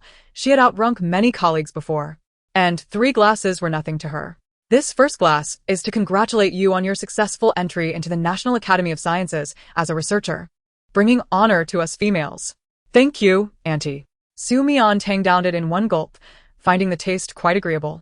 This second glass is to thank you for bringing the inhibitors that saved my 2 sons from peril. It was nothing. They have also saved me. Su Mian Tang finished the second glass as well. Just as Mrs. Joy was preparing to offer the third glass, Fred could no longer hold back and seized her hand. Tang Tang, that's enough. You shouldn't drink anymore. You'll get drunk. It's fine. Just one last glass. Indeed, Fred, you lack the understanding that Tang Tang possesses. This third glass is to congratulate my 2 sons for being fortunate enough to become your guardians. I hope you find happiness and peace under their care. Since it is a toast for us, let us drink on her behalf. Fred snatched the glass, and Enzo poured another, both of them drinking in unison for her. Su Mian Tang found their actions amusing and shook her head, thinking they underestimated her. 2 glasses of wine were trivial, but this wine. Why was it so strong? Suddenly, a wave of dizziness engulfed her. The glass slipped from her hand, and her seated form swayed slightly. Tang Tang, what's wrong? Enzo swiftly supported her. Fred rushed over to check, and as expected, she was indeed intoxicated. Mother. Why are you still calling her mother? Can't you see Mian Tang is already drunk? Hurry and take her upstairs to attend to her. Take her upstairs to attend to her? Fred and Enzo were momentarily taken aback. No, they are still pursuing Tang Tang, having made no declarations of affection nor courtship. They must maintain a certain distance, especially at this moment when she is vulnerable. Once Tang Tang awakens, she will surely resent them. What are you still dawdling for? Can't you see Tang Tang is suffering? These 2 foolish boys truly intended to be her guardians for a lifetime? Fred lowered his gaze, seeing the girl sprawled on the table, her eyes slightly closed, emitting soft moans of discomfort. It was indeed distressing. He leaned down and scooped her up in a princess carry. Brother, you. Enzo immediately fumed at this sight. How dare he take advantage of Tang Tang while she was drunk? He had never even held Tang Tang before. Enzo. Mrs. Joy frowned, casting a disapproving glance at him. Male jealousy is no virtue, especially towards one's own brother. The 2 of them should care for Mian Tang together, which was the right course of action. Enzo understood and hastily followed. The alcohol rapidly dulled her senses, eroding her memories, and in her hazy state, Su Mian Tang believed she was at home. But why was it so warm around her? It felt as if someone was holding her tightly. Is that Lon Lon? This bold little tiger dared to sneak onto her bed while she was asleep. She would teach it a lesson.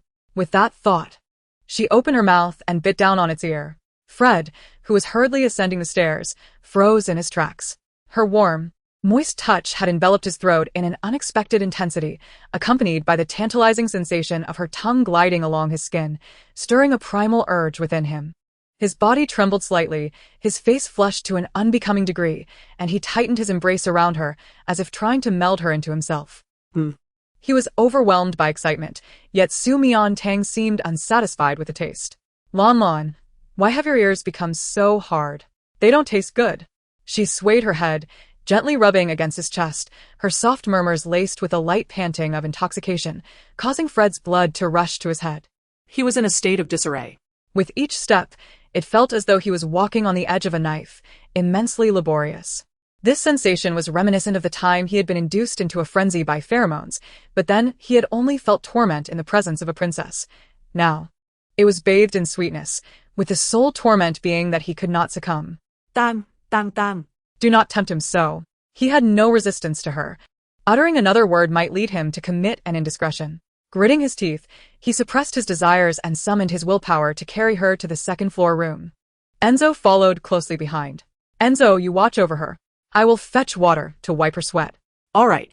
The girl was laid upon the grand bed, her exposed alabaster skin contrasting starkly with the dark red sheets, creating a striking visual impact. Enzo gazed intently, unable to tear his eyes away from her enchanting face. He traced down to her delicate collarbone, her ample bosom, and the slender waist that formed a stark contrast, leading down to her long, straight legs. He could not bear it any longer. If he continued to stare, he would surely succumb to his primal instincts. To stave off the filthy thoughts swirling in his mind, Enzo grabbed a nearby blanket and draped it over her slender form. Unexpectedly, midway through, his arm was seized by the girl. Lamon, come here. Let me see if you've mutated again. Why are your ears as hard as stone? Immersed in intoxication, Su Mian Tang's mind was a muddled haze. Her body soft and powerless. Yet, with a slight exertion, Enzo found himself tumbling toward her. 1 part coincidence, 9 parts intentional. Lan lan. She clumsily reached out, her hand landing on his abdomen. Tang, tang, no. Enzo's heart raced, his voice hoarse as he grasped her hand tightly. Don't ignite the flames. Su Mian Tang murmured in confusion. How curious. Why is your stomach so hard? Stomach? At this moment, it was not just his stomach that was hard. Enzo was captivated by the exquisite visage of the one he adored, her cheeks tinted with a rosy hue from the wine, resembling ripe peaches. Tempting him to take a bite. He felt himself becoming intoxicated as well, his emerald green eyes gradually turning red. He could no longer contain himself.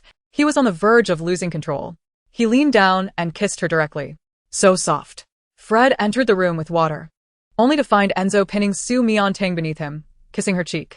Brother! Enraged, he dropped the water and threw a punch at Enzo. Enzo was knocked off the bed, shaking his head, still dazed. What are you doing? I. He did not know, but he desired to devour Tang Tang. Tang Tang is drunk now. Are you taking advantage of her? Enzo rubbed his face, attempting to clear his mind. If he acted on impulse and committed a foolish act, Tang Tang would surely despise him upon waking. Fred found himself increasingly captivated by the image, ignited further by the simmering desire within him, yearning for a physical confrontation to release his pent-up emotions. Just then, he noticed Su Mian Tang teetering on the edge of the bed.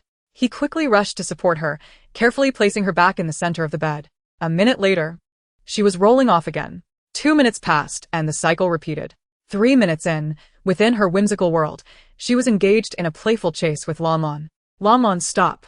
I want to see what your body is really like. Master, come chase me. If you catch me, I'll let you see. So naughty.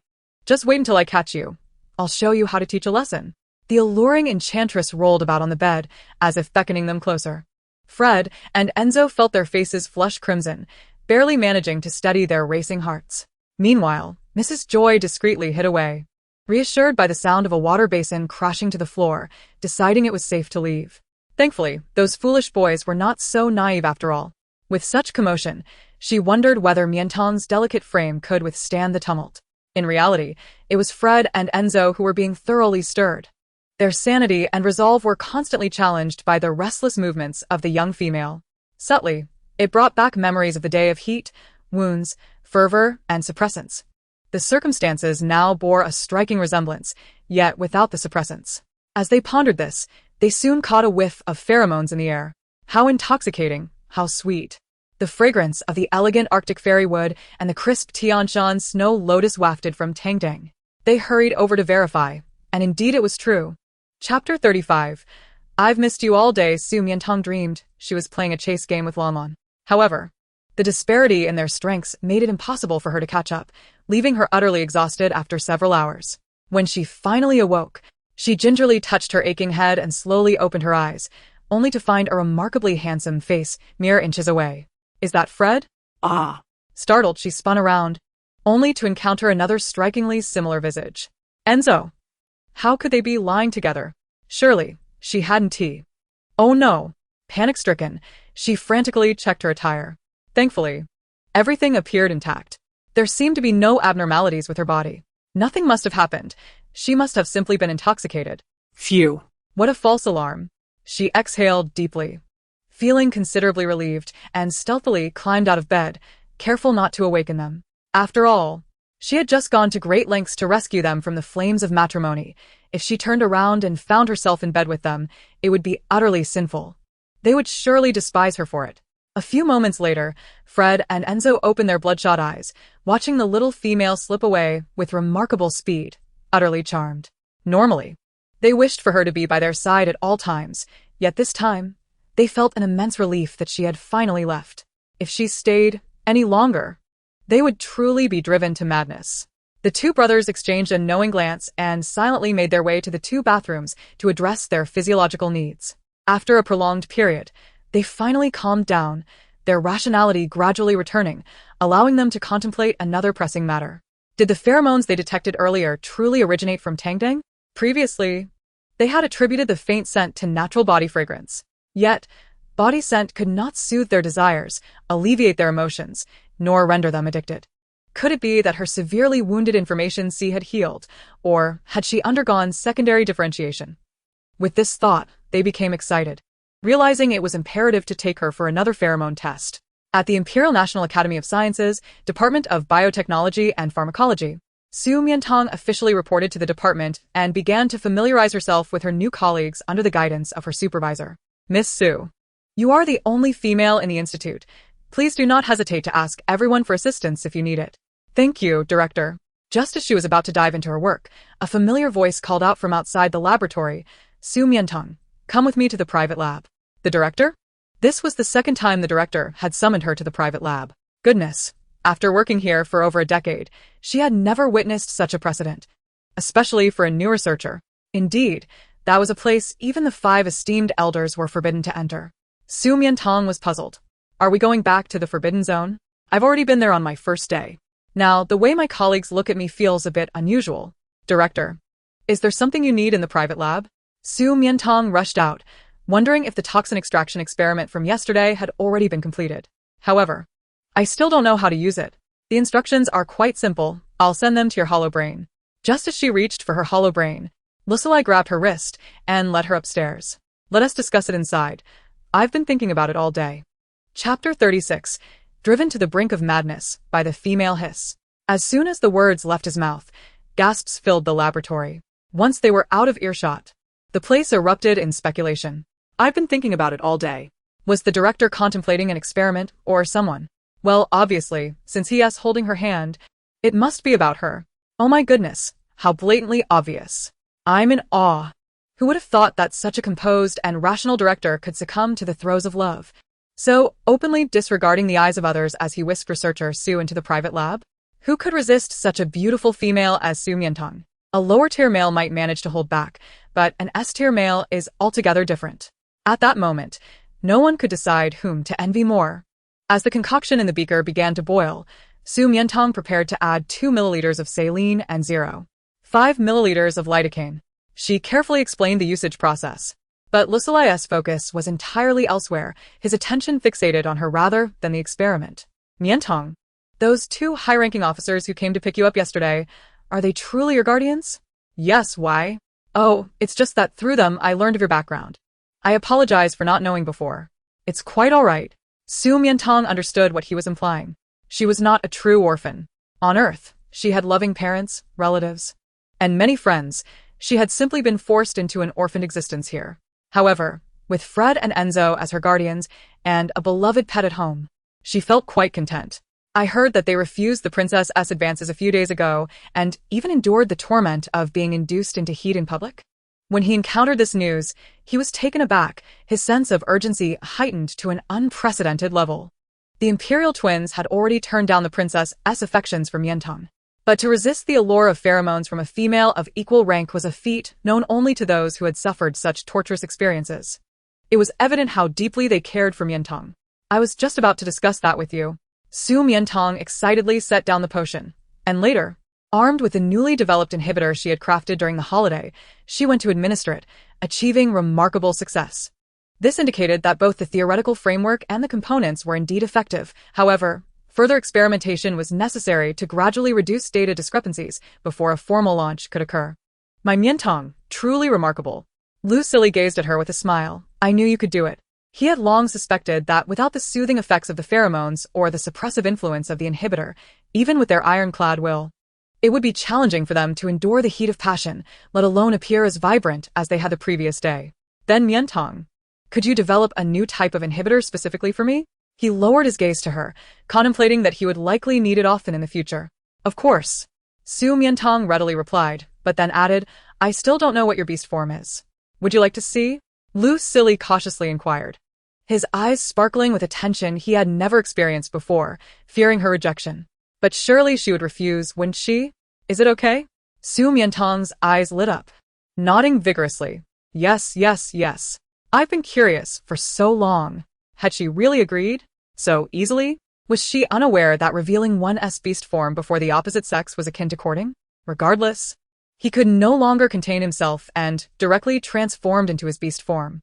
Su Mian Tang had pondered what his beast form might be, but never anticipated it would be such a magnificent red fox, as beautiful as if it had stepped out from a mystical realm. Its fur was exquisite and glossy, displaying two striking colors, a brilliant fire red above the pointed snout and tail, and a pristine snow white below and on its belly.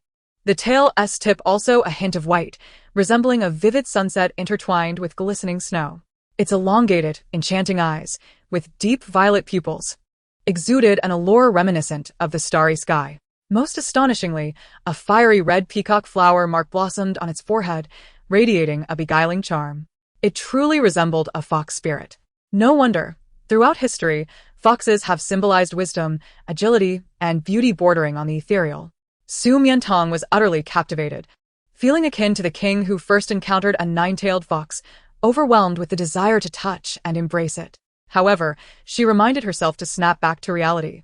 He was a leader, the head of the Scientific Research Institute, and she, a mere subordinate, could not afford to offend him with such liberties, unless she wished to lose her job.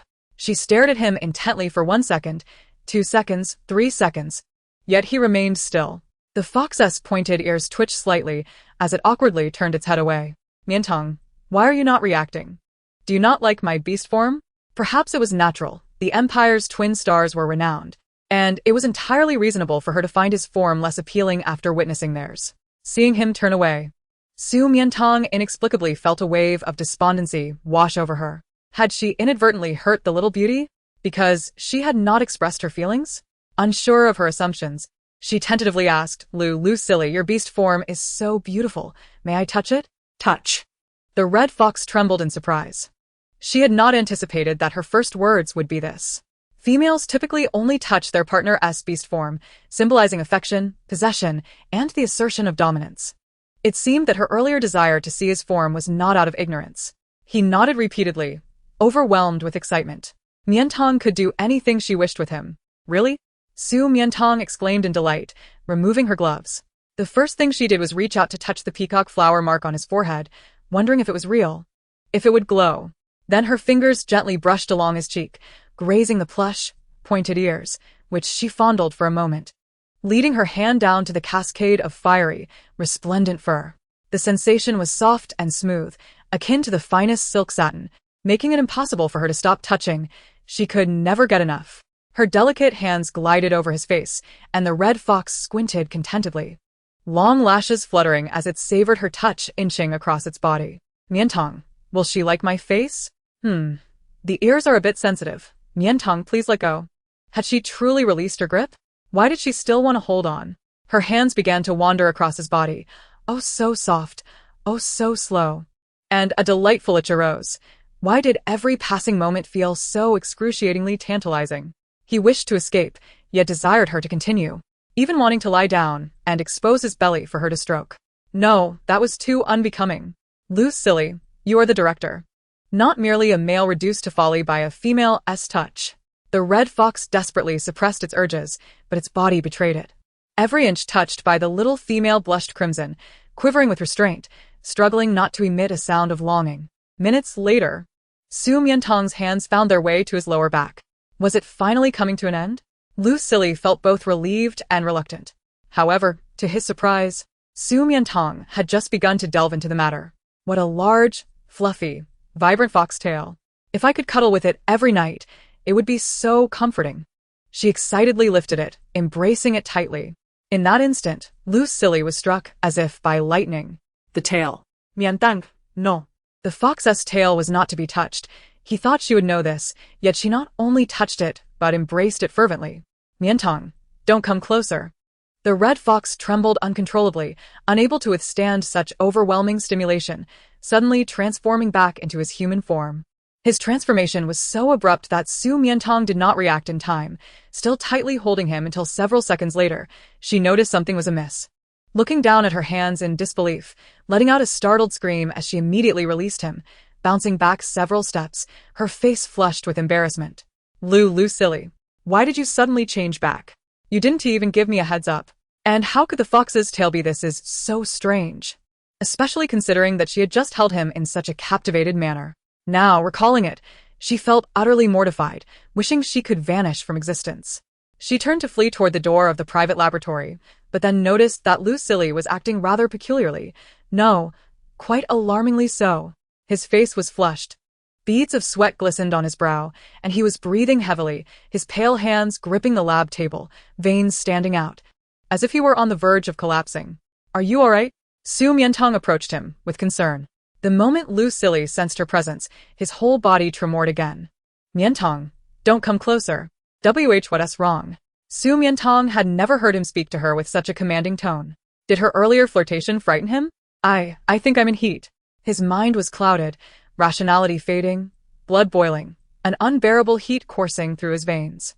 His focus zeroing in on the nape of his neck, madly longing for pheromones. This was the very essence of arousal. If he did not receive the soothing effects of pheromones, he would go mad, lose control, and potentially transform into his beast form, endangering her. He had shown her his gentlest side just moments before. Once he lost control, an S-class combat-ready male could easily rend a person asunder with a single swipe. She needed to leave, immediately. Hurry, go. Quickly. In heat? Su Mian Tang was taken aback. He, being such a meticulous and rational individual, would undoubtedly estimate dates with utmost precision. Could it be that her touch has rendered him so suddenly disoriented? She found herself engulfed in a wave of self-reproach, her mind racing. All right, just wait there. Don't move around. I will concoct a new type of suppressor for Enzo. Foxes and wolves belong to the same family of canines, both exhibiting S-class combat prowess as males. Thus, employing the same suppressor should yield effective results. However, at the moment she turned, Lu Silly detected an intoxicating fragrance reminiscent of phoenix tail flowers. His eyes widened abruptly, his entire being seemingly ensnared by an unseen force as he forcefully grasped her, holding her tightly in his embrace. Lu Silly. Su Mian Tang exclaimed, startled. Mian Tang, don't leave. What's wrong with you? Why are you suddenly asking me not to go? I love you so much. Please, just give me a hint of your pheromones, just a tiny bit. Huh? The girl gazed into his deep purple eyes, which now shimmered with a wild and fervent glow, clearly under the control of primal desire, uttering nonsensical words. She attempted to push him away, yet he felt as immovable as a fortress. Lu Silly, please come to your senses. Let me retrieve the suppressor. I don't want the suppressor. He suddenly went into a frenzy, lifting her onto the laboratory table, pinning her struggling hands firmly against the cold marble wall. I only want you. Each word was enunciated deliberately as he removed his gold-rimmed glasses. Su Mian Tang suddenly felt as though he had torn off his usual facade of gentility, revealing a truly ferocious and ruthless side. But I don't have any pheromones. You do. Please, give it to me, just give it to me. He leaned in, poised to kiss her. Instinctively, she turned her face away, only for him to capture her ear, licking it repeatedly, sending shivers throughout her body and quickening her heartbeat. Before she could process her emotions, she became acutely aware of an even more pressing situation. Beside them, the beaker had begun to boil, emitting toxic steam. Lu Silly, let me go. Even if you refuse to release me, at least allow me to extinguish the flames. Otherwise, the toxic gas will engulf us both. Lu Silly? Dean? Dean. She attempted to invoke his title, hoping to stir his sense of responsibility and reason, yet it seemed the man had succumbed entirely to his carnal instincts, his awareness dulled. His powerful arms clinging to her, kissing her recklessly from her ear to her cheek, and then to her neck. There was no other option. To avoid perishing once again in the laboratory, in a moment of desperation, Su Mian Tang extended her trembling fingers, striving harder until she reached the emergency alarm on the wall. Pressing it, the piercing sound of the alarm rang out suddenly, awakening the 5 esteemed elders responsible for safeguarding the private laboratory. Upon hearing the alert, they quickly retrieved their light brains to check the notifications. What they witnessed was nothing short of shocking. The tall and handsome Dean had gone mad, pinning the helpless female employee beneath him. She cried out, begging, "Dean, please let me go. Dean, come to your senses. I implore you." Yet, the powerful S-class male remained indifferent, treating her desperate cries as mere theatrics, only intensifying his actions to the point where even the nearby experimental reagents trembled. It was utterly appalling. The 5 elders stood in shock, their eyes wide in disbelief. The Dean was committing a crime. During her interview, they had sensed the Dean's affection for Su Mian Tang, but they had assumed it was mutual. They never expected it to be a case of unilateral coercion and exploitation by the Dean. With a tearing sound, Loose Silly ripped Su Mian Tang's clothing, shredding the collar of her round work uniform into a plunging V, barely concealing the alluring curves within. Young people certainly know how to play. The male's eyes reddened as he leaned down to claim her lips, causing the girl to panic and shove him away. "Dean, no. The alarm has been triggered. If this continues, we will be seen." Unexpectedly, her frantic push inadvertently removed the protective membrane from the back of his neck. In an instant, waves of phoenix tail flower pheromones surged into his body like a torrent. Ugh. Loose Silly could not suppress a guttural roar, his entire being trembling uncontrollably. Overwhelmed by the influx of pheromones, nearly losing himself in ecstasy. Seeing him finally release her, Su Mian Tang swiftly leapt off the table, extinguishing the flames beneath the beaker and collecting the toxic gas that had begun to rise. Phew, that was close. In her previous life, she had perished in an explosion within the laboratory. In this life, she had narrowly escaped death by poison. What kind of fate was this? With the soothing effect of the pheromones, it took only a few seconds for Loose Silly to regain his composure. He shook his head, gazing at Su Mian Tang, whose hair was disheveled, clothing tattered, and neck marked with numerous bruises, clearly having endured a harrowing ordeal. The memory of his recent uncontrollable lust and his attempt to forcefully claim her flooded his mind, filling him with profound regret. What a despicable and shameless male he had been. She must loathe him, despise him intensely. Yet, why had Loose Silly suddenly let her go? Confused, Su Mian Tang turned her face to find him kneeling before her, one knee on the ground, offering her a knife. "Mian Tang, I'm sorry, I'm so sorry. I know that even 1,000 apologies cannot amend the harm I've caused you. Take this. Do with me as you wish, even if it means ending my life." Su Mian Tang was taken aback by the sight of the knife. This was a diamond blade used for cutting glass. The hardest material in the world. Was he out of his mind? No. That's unnecessary. She cautiously took the knife, securing it back into the storage compartment. "This isn't entirely your fault. I was too forceful, which provoked your sudden desire. Moreover, I didn't suffer any substantial harm. Let us just pretend nothing happened and move on. At worst, I was just kissed a few times. Also, why had no one warned her how painful it was to bear the marks of his affection?"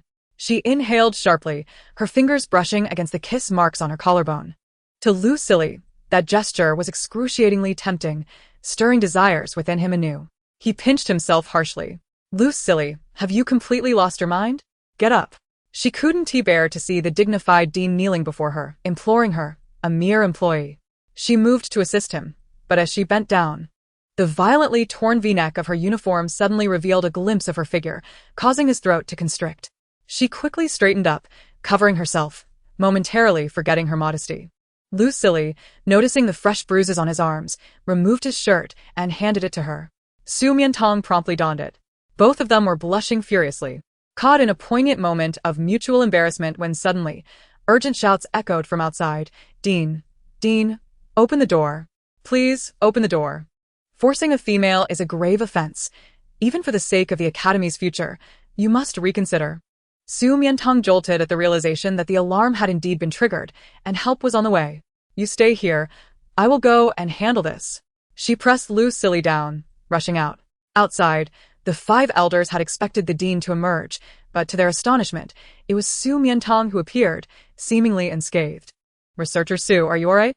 "I'm fine, really." Her tone was light, feigning nonchalance as though nothing had transpired. "Fine? How could it possibly be nothing? The five elders exchanged bewildered glances. They had just reviewed the surveillance footage, and she was clearly in distress, crying out for help. Su Mian Tang was oblivious to the presence of cameras within the laboratory, and she had no idea that the video quality and sound were so poor that it appeared as if it were a scene from a passionate saga. How could the alarms in the lab have sounded? "Oh, I accidentally brushed against something," she explained. Suddenly, the situation took a dramatic turn, leaving the five elders in utter shock. They had thought they were witnessing a crime, only to realize that they had disrupted a young couple's romantic moment. It was evident, given that Su Mian Tang was draped in the director's coat, and the flush of emotion still lingered on her face. What a transgression, they thought, an absolute sin. Nevertheless, was the experiment not perilous? A moment's inattention could lead to contact with volatile substances, resulting in an explosion, let alone the commotion that had just occurred. These young people certainly dare to indulge, the elders coughed in unison. Su Mian Tang had no inkling of the frightening images they were conjuring in their minds, merely watching their suddenly awkward coughing fits with confusion. What's going on? She wondered. All right, everyone disperse, Professor Heller instructed, ushering everyone out. He turned back after a few steps, adopting the demeanor of a concerned elder, and earnestly advised, "Researcher Su, it's commendable for the youth to be passionate. Losing control of one's emotions is quite normal at times. Yet one must always be mindful of the circumstances and remain cautious of potential dangers." Su Mian Tang was utterly perplexed. Why did it feel as if Professor Heller knew everything, yet also knew nothing at all? She stepped into the laboratory to find Lu Silin still kneeling. "Director, why haven't you risen? I've already forgiven you." His refusal to stand was precisely because she had forgiven him. He replayed her words in his mind, and the more he thought about it, the more distressed he became. Out of jealousy for the Gemini, he had indeed wished to transform into his beast form today to tempt her, to ensure that she saw him in her eyes. Yet he never expected things to unfold this way. And Mian Tang had the audacity to say that nothing had happened. How could nothing have happened? He had committed such an act against her. He must take responsibility. Or perhaps, she simply did not wish for him to be responsible? The thought tormented him. Suddenly, Su Mian Tang recalled something. "Weren't you just in heat? How come you didn't take the suppressants and have returned to your senses?" "Because you provided me with pheromones," he replied, lifting his head, his deep purple eyes glimmering as he gazed at her as if she were a divine being, even addressing her with a respectful title. Me? Su Mian Tang exclaimed in disbelief. How could that be? "I don't possess pheromones." "You do," Lu Silin asserted with conviction. Just moments ago, the overwhelming surge, the exhilarating experience, and the feeling of being completely under control could only be attributed to pheromones without a doubt. As for the Blue Illusion Island, he was immensely pleased yet equally disheartened by this realization. "Mian Tang," he began, "when you previously claimed not to have pheromones, was it intentional? Were you afraid I would become attached to you because of it?" "Of course not." Su Mian Tang was at a loss for words. She knew she lacked pheromones because she was human, at most possessing a natural fragrance. "Since you are already aware of my background, you should know that I was rescued by Fred and Enzo from the toxic insect planet. All memories prior have been erased, and the pheromone testing remains unknown. They said my pheromone reservoir might have been severely damaged by someone, rendering it incapable of producing pheromones, or perhaps it has yet to differentiate. Or I was simply born without them." She thought this explanation would suffice for him to understand. Unexpectedly, Lu Silin's understanding dawned. "I see. Then your pheromone reservoir must have either recovered or begun to differentiate. Mian Tang, are you willing to undergo another pheromone test?" he asked. Okay. To help him move on, Su Mian Tang nodded, reasoning that it was merely a matter of standing in a machine for a scan, painless and unremarkable. However, she soon regretted it. Previously, during her time in the military, due to her frail condition, the pheromone tests she underwent were the simplest. The actual detailed process involved entering a sealed space, extending her hands, and following voice prompts to meditate for half an hour to activate the test. Then, they would collect her iris, hair, and blood information.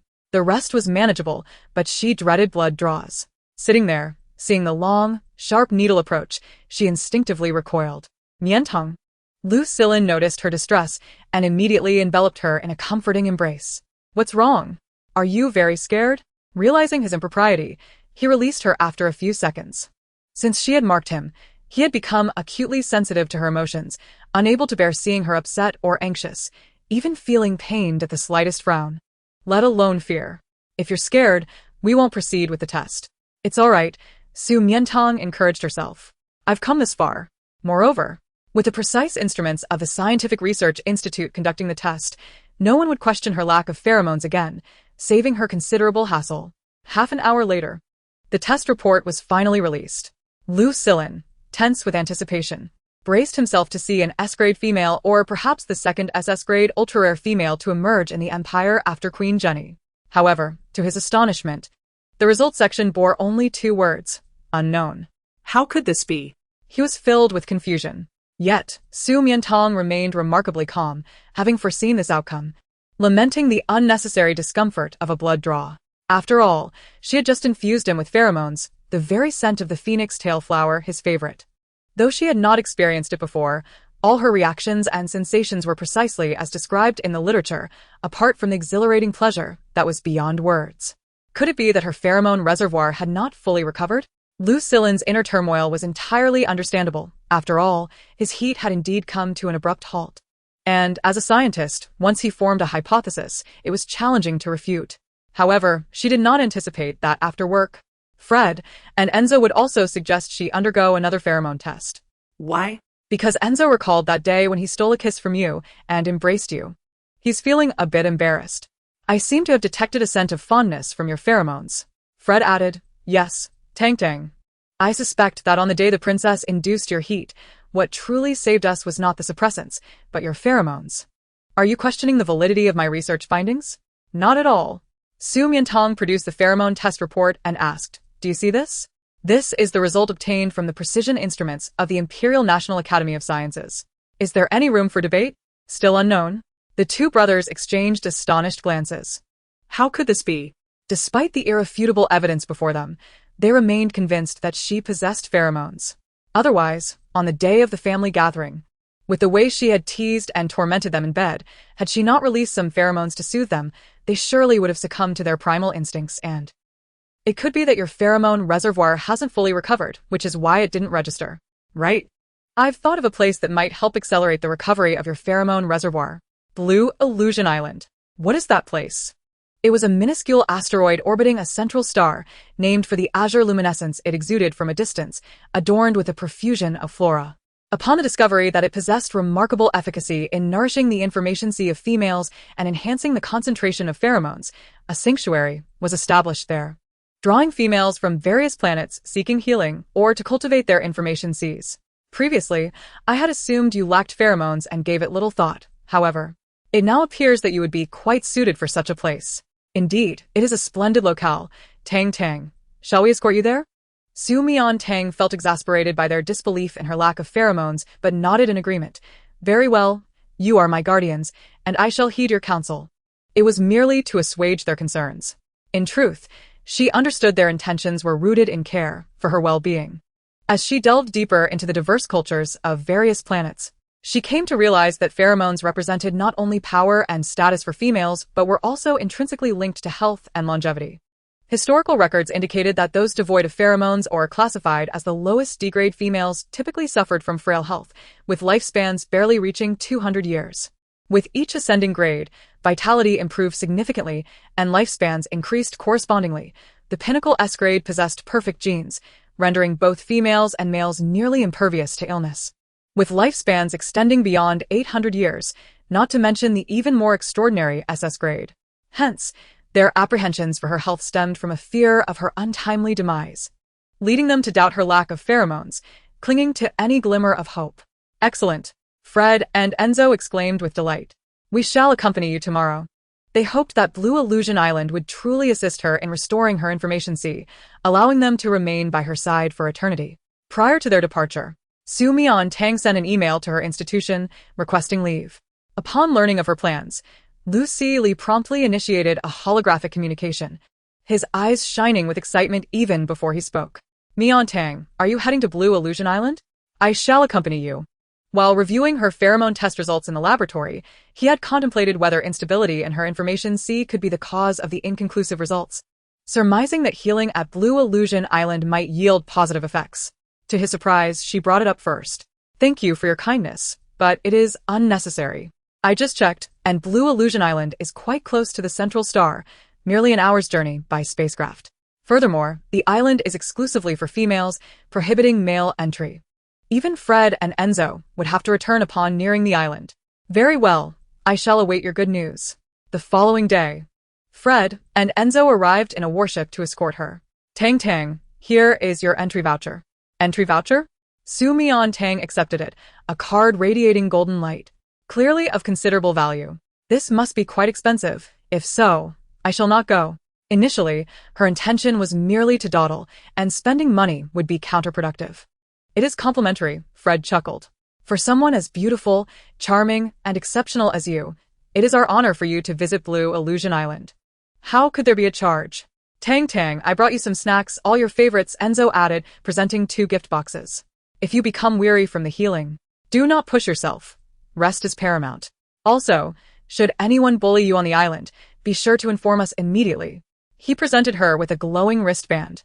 This is a communicator used by the military. Should you find yourself in danger and lack the time to access your holographic device, merely glance at its eye, and it will automatically scan your iris to lock in your location, ensuring we can reach you swiftly. Though they were nominally her guardians, with little age difference between them, Su Mian Tang had never regarded them as true elders. However, now they appeared quite the part. It was merely a brief sojourn to Blue Illusion Island, yet they treated it as though she were embarking on a grand expedition, inundating her with endless reminders. She teased, but the island is populated solely by females. If they were to bully me, would you dare intervene? The Central Star System ingrained respect and protection for females deeply within its culture, a principle that would never waver. Su Mian Tang believed this would render them speechless. To her surprise, both fell silent momentarily before raising their heads, gazing at her with unwavering resolve. Indeed, in their eyes, only the nation and her held significance. Should anyone dare to bully her, they would not hesitate to pay the ultimate price. Su Mian Tang's heart trembled, as though struck by an unseen force. She ceased her jesting and merely nodded. Very well, I shall return safely. Upon arriving at Blue Illusion Island, enthusiastic staff guided her to the sanctuary. Everyone, please quiet down. Today we introduce a new student, Su Mian Tang, from the Central Star. The teacher clapped her hands, beckoning her to step forward. As Su Mian Tang entered, the cacophony of chattering females fell into silence. She was truly breathtaking.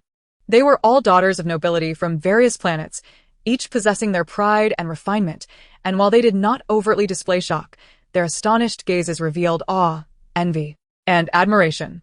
After a brief introduction, the teacher permitted her to choose a seat. Here, here, here. At the back row, Yuling eagerly beckoned. Astonished that her spell had actually succeeded, the girl chose a small corner not far from her.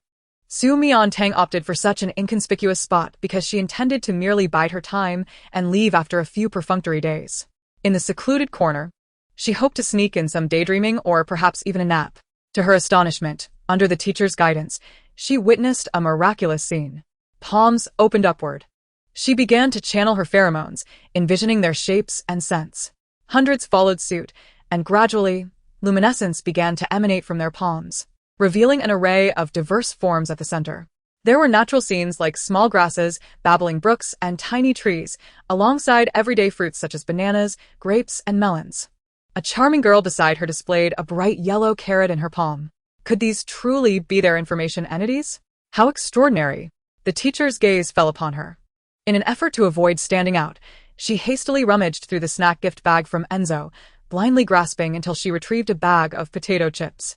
If one were to claim her pheromones resembled the scent of potato chips, complete with a packaging, would anyone believe it? Pfft, beside her. Yuling stifled a laugh upon seeing her produce a bag of chips.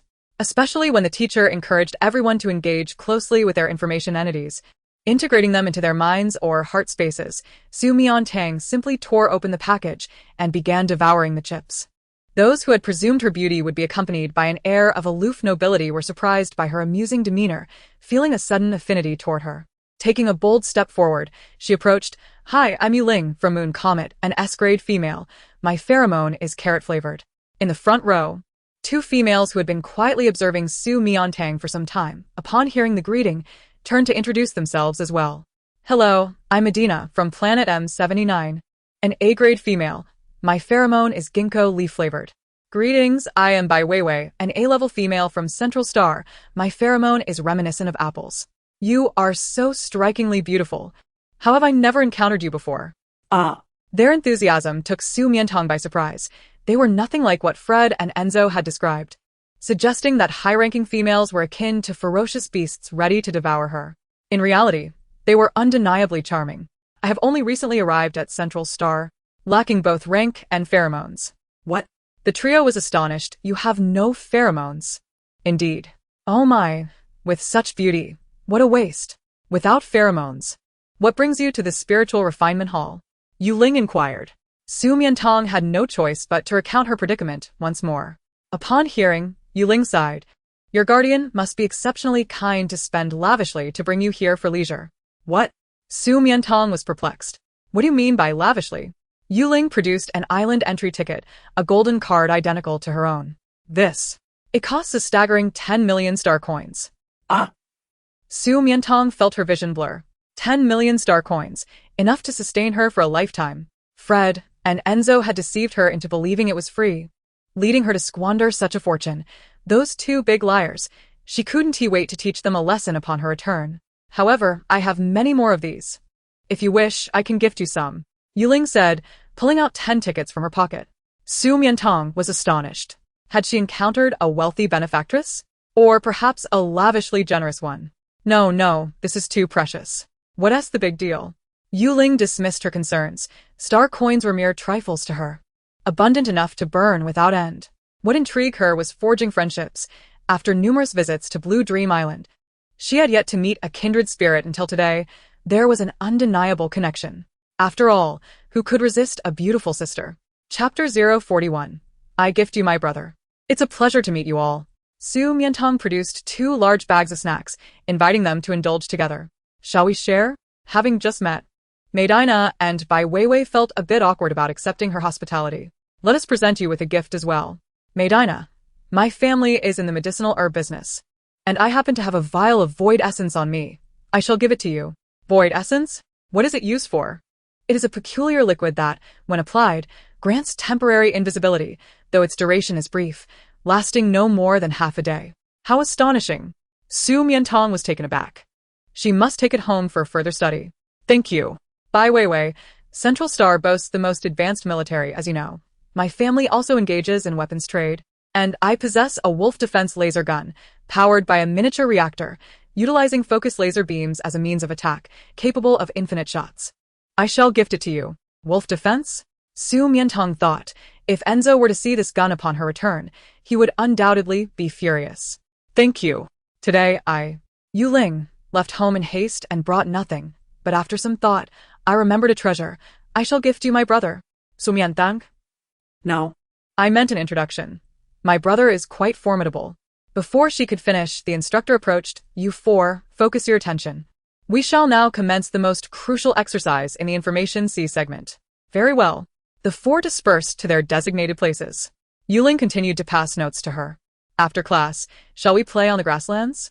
I have so much to discuss with you. You are truly stunning, even surpassing my idol. Su Mian Tang, who is your idol? I will tell you on the grasslands. I must emphasize my brother. Her brother had been single for many years, always holding lofty standards, rejecting daughters of prestigious families and celebrities. Even her idol failed to catch his eye. Yet, she was confident that once he laid eyes on Su Mian Tang, he would surely be enamored. The mere thought of such a beautiful fairy potentially becoming her sister-in-law made Yu Ling giddy with excitement. By the way, my beast form is a rabbit. What about you? Ah, Su Mian Tang hesitated. Pheromones could be absent, but if she lacked a beast form as well, they might consider her an anomaly. She fabricated a response. A little kitten. Ah, so adorable. With your beauty, you must be a tortoiseshell celestial. In the royal palace, Fengyang Pavilion. Report. 2 guards in black hurriedly rushed into the grand hall. Within the crimson-draped chamber, Princess Catherine was entangled with several males in a state of bliss. Interrupted in her revelry, she angrily hurled 2 pillows. Leave. Do you not see this princess is enjoying herself? who dares to disturb? Your Highness, it pertains to Su Mian Tang. Upon hearing Su Mian Tang's name, Catherine instantly sobered, her previous ire directed at the men on her bed. She merely draped herself in a thin veil of red, her bare feet gliding across the floor. Elaborate. Your Highness, news has just arrived from the port. Su Mian Tang has gone to Blue Dream Island. personally escorted by the Imperial Twin Stars. Blue Dream Island? What business does she have there? It is a sanctuary for healing the information sea, a place to train and enhance pheromone concentration. Do they expect this useless girl, devoid of pheromones, to somehow manifest them there? Ha ha ha. Such delusions. Catherine laughed mockingly, her amusement transforming into gritted teeth. The entry ticket to Blue Dream Island is worth 10 million coins, frequented only by nobles and daughters of esteemed families. The Twin Stars have truly squandered a fortune sending this waste there. However, this is fortuitous. What I sought after is now delivered to me. I had lamented their protective measures making it impossible to reach her. Now, she has delivered herself to my doorstep. Once outside Central Star, the laws here no longer apply. Let us go. This princess shall personally confront her. She cast aside the thin veil, her brown eyes glinting with malice. Twin Stars, since you cherish her so, I shall personally bring about her ruin. At the Spiritual Refinement Hall, Su Mian Tang and Yu Ling were engrossed in a note-passing game. Suddenly, a group of mechanical soldiers armed with pulse guns barged in. Step aside. Step aside.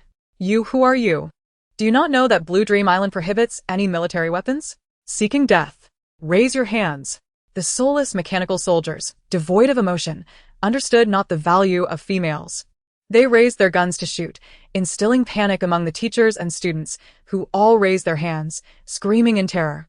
Amidst the chaos, a regal-looking woman appeared, nonchalantly playing with her nails, languidly stating, "Where is Su Mian Tang? Come out." She lifted her gaze and instantly spotted the petite female in the back corner of the grand hall, accommodating hundreds. With striking features, bright eyes, and skin fairer than snow, a gentle breeze stirred the wisps of hair beside her, making them glisten like satin, beautifully as if she had wandered from the realm of immortals. A chill ran down her spine. She suddenly felt an ominous premonition. This person was Su Mian Tang. Only such unparalleled beauty could effortlessly eclipse her identity, status, and rank, rendering the proud and resolute Gemini utterly smitten, willing to submit. While contemplating this, the petite female unexpectedly rose to her feet. Was she seeking me? No, indeed. Her previously relaxed fingers tightened, digging into her palm, and at that moment, my animosity stemmed not solely from the loss of my coveted male companion, but also from an envy so profound, it paled her beauty by 1,000-fold. Seize her for me. How dare you apprehend someone without cause? Medina and Bai Weiwei immediately stood in front of Su Mian Tang, resolutely obstructing her. On what grounds? On the grounds that I am the Grand Princess of the Central Empire. Have your eyes been blinded to dare stand before me? The barrels of 2 mechanical soldiers were instantly aimed at them. Medina and Bai Weiwei fell silent. The Grand Princess. They were both aware of the exalted status of the royal family within the central system, understanding the impermissibility of such disrespect. Oh, who do we have here? Yu Ling, arms crossed, rose from her seat, recognizing the famed Grand Princess of the Central Empire. Quite impressive. Even a female whom the nation treasures dares to have a gun pointed at her. What bravado. Chapter 042. To bully her is to bully me. However, I have heard that the royal family has not produced a single capable individual in recent years, relying solely on the might of General Aslanti to survive. Now, with the war god fallen and the borders in turmoil, with the enemy forces soaring in morale, if the princess does not return to safeguard her meager share of the royal city, she should beware of having her home stolen, yet still dares to flaunt her power? Unbridled. Princess Catherine had never been so provoked, her pheromones instinctively activated. Yet, the female opposite her was also of S-class, displaying no reaction to her assault. Who are you? Yu Ling smirked. I am Yu Ling, hailing from the moon comet. Yu Ling. Catherine trembled at the mention. She was the eldest daughter of the Yu family, which nearly ruled the entire moon comet system. Her family was a force not to be trifled with in the galaxy, especially her brother. How could Su Mian Tang, having just arrived at Blue Fantasy Island for mere hours, possibly know such an influential figure, and one so willing to stand up for her? My affairs with Su Mian Tang are of no concern to you. I advise you not to meddle. How could they be of no concern? Yu Ling abruptly pulled Su Mian Tang into her embrace, adopting a protective stance. Mian Tang is my dear friend. Whoever dares to bully her is bullying me. In the future, she might even become a good sister-in-law. Family must protect one another. When did this happen? Just moments ago. Catherine glared at her, furious yet unable to voice it, redirecting all her ire towards Su Mian Tang, wishing she could strip her of her very sinews and skin. Born with a seductive facade, capable of ensnaring not only males but also females. Mian Tang, do not fear, she cannot harm us. If she dares to lay a finger on you, I will have my brother raise her entire royal city. Yu Ling whispered comfortingly in her ear, only to unexpectedly catch a whiff of an enticing fragrance. Mian Tang, you smell delightful, like the scent of flowers and herbs, far more fragrant than the aroma of carrots. Indeed. Su Mian Tang lowered her gaze, her long eyelashes casting a shadow. She was the grand princess of the empire, the one who had forced Fred and Enzo to succumb publicly, enduring great suffering. You have only just met. You know nothing of her vile nature, lewd and arrogant, seducing my male companion simply due to her alluring appearance. She seems particularly concerned about her beauty. Having fixated on me since entering the room, her verbal jabs focused on the same. No. Su Mian Tang spoke. Catherine, spare me your sophistry. Just when everyone thought she was about to explain, she unexpectedly blurted out, I am not as beautiful as you. How could I possibly seduce your male companion? As her words fell, the hall of the spiritual cultivation room was plunged into silence. Everyone regarded her with skepticism, especially Yu Ling. Mian Tang. What are you saying? You are 1,000 times, 1,000,000 times more beautiful than her. She is not fit to compare to a single strand of your hair. Are fairies truly so beautiful, yet unaware of it? Catherine was likewise momentarily speechless. It felt as though she had slapped someone only to receive a sweet treat in return. Born into nobility, possessing beauty, she had long been immune to flattery from those around her. Yet this was the first time she had been praised by a female even more beautiful than herself. It felt entirely different. However, she quickly regained her composure. Su Mian Tang was not complimenting her. She was humiliating her, as some had already begun to snicker. You say I am more beautiful than you? Indeed. Your monolid eyes are quite unique. When lifted, they are sharp, and when lowered, they are cool, exuding an innate model-like aura. Naturally. Catherine proudly lifted the corners of her eyes.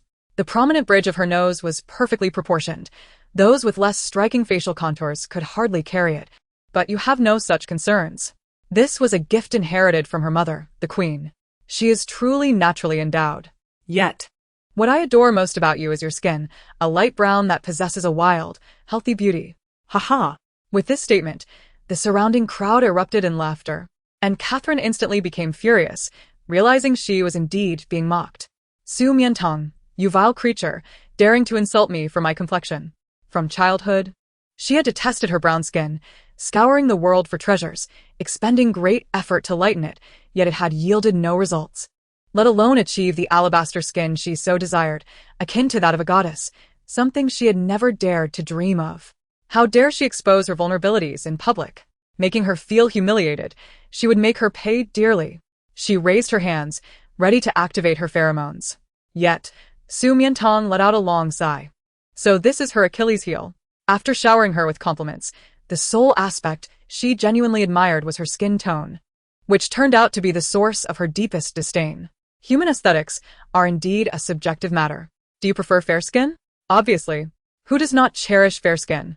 Every fairy depicted in paintings possesses skin as white as snow. It is what she has always yearned for.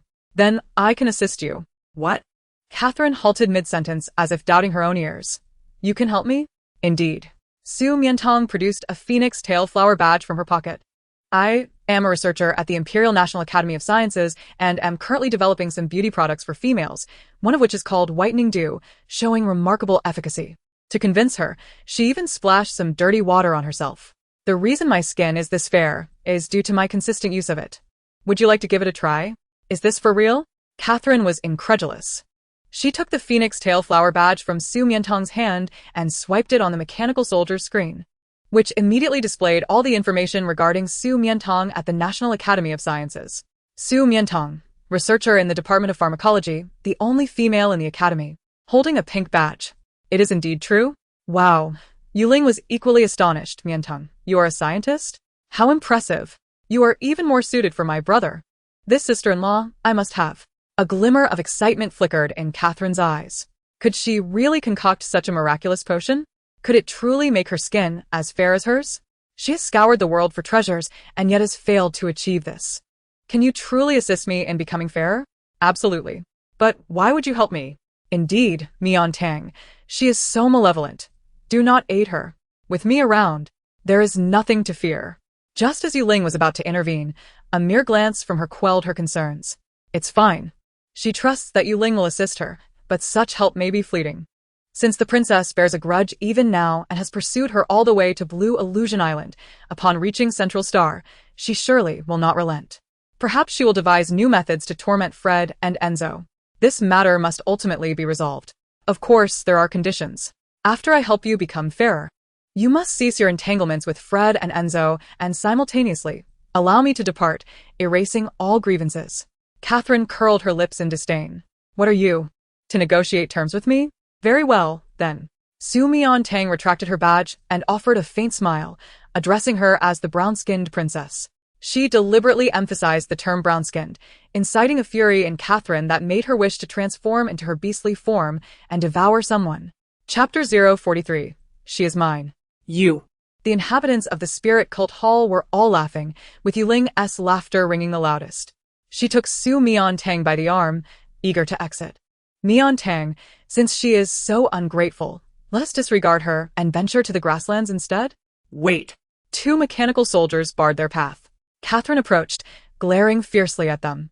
Very well, I agree to your terms, but if you fail to help me become fairer, then you and the Gemini must perish. It's a deal. Take them away. She waved her hand dismissively, yet Yu Ling hesitated to let go. Mian Tang, do not go with her. It's all right, trust me. If you find yourself in danger, or if she breaches our agreement, you must contact me immediately through the light brain, and I shall come to your aid, without delay. All right, rest assured. Su Mian Tang gestured to her light brain, suggesting that once this is over, she would invite her to Central Star for a visit. Good. Are we not leaving yet? Catherine, impatient, yanked her out of the spirit cult hall. Just as she was about to release her grip, she noticed a military summons device adorning Su Mian Tang's wrist. The Gemini truly cherish you as a precious treasure, even gifting you such a rare item. Jealousy surged within her as she tore it off. Why didn't you seek its assistance earlier to have them rescue you? Her rough handling caused Su Mian Tang discomfort, prompting her to rub her wrist. Given the circumstances of the Central Empire, Princess, it would surely be easier for you to punish them than to punish me, wouldn't it? Ha ha ha. At least you possess some wit. She detested dealing with fools. Though she loathed them, she was not foolish. Catherine laughed heartily, observing Su Mian Tang's incessant rubbing of her wrist, her eyes slightly reddening. Just a hint of force left a mark. She couldn't help but imagine the pleasures that might await her if she too were of fair skin, possessing such a physique in intimate moments. Where is the whitening lotion you mentioned earlier? I wish to use it now. Just a moment. I will contact the people in the courtyard and have them send it over. Catherine insisted, have it delivered directly to the palace. Until my skin is fairer, you shall not set foot anywhere else. Su Mian Tang dialed Lusalai's light brain number. In but a second he answered. Mian Tang, have you arrived at Blue Illusion Island? Lusalai was elated, recalling her the moment she landed. Yes. Su Mian Tang mentally composed her words, contemplating how to phrase it. I encountered Her Highness the Princess at Blue Illusion Island, and she has requested my assistance in becoming fairer. Might I trouble you to send a few bottles of the whitening lotion? The very same ones I observed in the experiment yesterday. I examined the ingredients. They are indeed effective. The address is the Royal Palace. The princess? How could she possibly be at Blue Illusion Island? And how could she be dealing with Mian Tang? Even requesting her assistance? Lusalai, being exceptionally astute, quickly connected her words to the recent trending disputes involving the princess and the Gemini, and he immediately grasped her predicament. Mian Tang, is the princess causing you trouble? You are in danger. Su Mian Tang admired his quick wit, reacting within a second. No. I am merely assisting her in becoming fair. Although her tone was calm, Lusalai remained skeptical. Is the princess near you? Hand the light brain to her. Unable to refuse, Su Mian Tang reluctantly shifted the camera to Catherine. Upon seeing the strikingly handsome man on the screen, Catherine's expression transformed into one of allure. It is none other than the heir of the Rothschild Marquis, the foremost talent of Central Star, the president of the Imperial National Academy of Sciences, Lusalai. She had assumed Su Mian Tang merely sought out a common staff member when she mentioned contacting the academy, only to discover that it was the president. Before she could revel in her delight, the man's icy warning chilled her to the core. Your Highness, Mian Tang is a member of our National Academy of Sciences, and thus she is under my protection. If you dare to harm her, I will hold the royal family accountable at any cost. All right. Catherine gritted her teeth in frustration, seething at the audacity of the dignified princess, now repeatedly provoked. First by the Imperial Gemini, then by Miss Yu, and now Lucilei has joined in. All of this because of Su Mian Tang. One after another, they grew audacious for her sake, daring to offend even the royal family. Unafraid of death, she longed to unleash her fury, yet Lucilei held the technological lifeline of the entire empire, and the Rothschild family wielded substantial power, regardless of the situation. She had to afford him some respect. Director Lucilei, what do you take me for? As long as Su Mian Tang obediently assists me, I will not make things difficult for her. Very well. Lucilei was unwilling to utter another word to her, turning his attention back to Su Mian Tang. Mian Tang. Aside from the whitening lotion, do you require anything else? Catherine, infuriated by his frigid demeanor, instantly transformed into a picture of sweetness, her rage prompting her to want to smash the light brain. I still need. Su Mian Tang glanced at the agitated Catherine and mentioned several chemical terms that she could hardly comprehend. Lucilei paused, perplexed. What does she require these highly stimulating acidic substances for? But upon further reflection, he smiled slightly. His little angel, who is kind-hearted and beautiful, has her mischievous side as well. All right, I will have everything sent over. Once Su Mian Tang ended the call, Catherine had already assumed a mocking pose. She scoffed lightly and began to clap. Impressive, impressive. A waste of a female without pheromones has managed to ensnare not only the Imperial Gemini, but also the illustrious highbrow of the Academy of Sciences. Truly remarkable. The Fox clan places great emphasis on the distinction between legitimate and illegitimate offspring. Those of pure bloodlines often possess exceptional beauty, while the illegitimate children fall significantly short. And distant branches are even less comparable. Lucilei, as the sole heir of a century-long legitimate lineage, boasts superior genes and looks. She had long coveted his illustrious reputation, desiring to include him in her harem. However, his aloof nature and keen intellect, having become the president of the Imperial National Academy of Sciences at a young age, were not something she could easily manipulate. Thus, she abandoned the pursuit and sought a distant relative, a gray fox, as a substitute, one with charm in bed, a dangerously enticing alternative. If a mere distant relative possesses such prowess, one can only imagine the capabilities of the true Lucilei. It appears that my previous assessment of her as a mere seductress was an underestimation. She can even capture the affections of a true seducer. Suddenly intrigued, Catherine mused. Su Mian Tang, did you join the Imperial National Academy of Sciences solely for him? To linger by his side, attempting to win his favor and elicit his sympathy? Su Mian Tang shot her a disdainful glance. Congratulations, you've succeeded. So, have you savored his taste yet? Is he skilled in bed? Can you handle it? Su Mian Tang replied. He is my superior. Humph, spare me the pretense of innocence. A superior and a protector. You're quite the player, aren't you? Honestly, have you ever tried being with a Gemini? Is it exhilarating? Does it take your breath away? Can your little body withstand it? Chapter 044. The Panda. At her words, Su Mian Tang suddenly recalled the absurd scene she witnessed that day at the Earl's mansion during the banquet. Although she was certain that nothing had transpired, she discovered the unmistakable scent of familiar eagle-wolf pheromones clinging to her skin while bathing. It was overwhelming, reminiscent of a time when she had been in close proximity during a moment of passion. Are you reminiscing? Catherine su dell'ilindin, startling Su Mian Tang. I've long fantasized about it. After all, he's a military titan. One can only imagine the strength and delight he possesses. Su Mian Tang promptly donned her headphones, closed her eyes, and reclined in the massage chair, ignoring her lewd chatter. The royal aircraft was indeed luxurious, far more comfortable than her ordinary model. Don't pretend to be dead. Get up. You've enjoyed the best meat, and you won't even allow me a few complaints. Such a good deal is non-existent in this world. Just as Catherine was about to drag her up, Su Mian Tang calmly stated, I'm tired. If I don't rest well, it could impair my brain, and I might forget the widening formula. Is she threatening her? Catherine contemplated grabbing at that enchanting face, but restrained herself for the sake of her own complexion. Upon waking, she found herself in the royal palace. Following the mechanical soldiers, Su Mian Tang descended from the aircraft and beheld the sprawling, magnificent royal palace, with its domed roofs, marble columns, beastly totems, and lion-headed turrets, all of which spoke of opulence and extravagance. Even the cobblestones beneath her feet seemed to glimmer with golden light. Previously, she had gazed down upon such splendor from Fred's vantage point, but being immersed in it now felt entirely different. Catherine, noticing the awe in her eyes, felt a surge of satisfaction in her wounded pride. You've never encountered such grandeur, have you, you parentless, powerless solitary female? You must be quite the bumpkin. Su Mian Tang retorted. I've seen the White House. Just looking is all you can do. You'll never have a chance to reside here unless some prince takes a fancy to you. Alas, even the most humble and lowly prince wouldn't consider a female devoid of pheromones.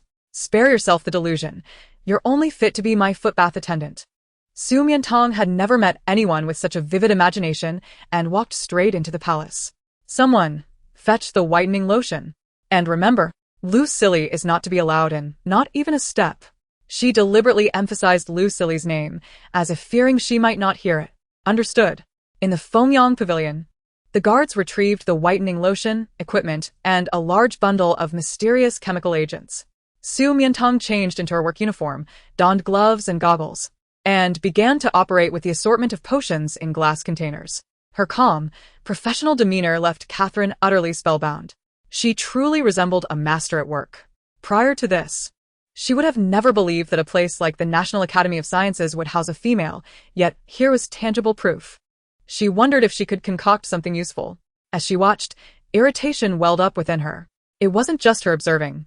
A group of males were also stealing glances at Su Mian Tang, as if they had never encountered such a beautiful and extraordinary female.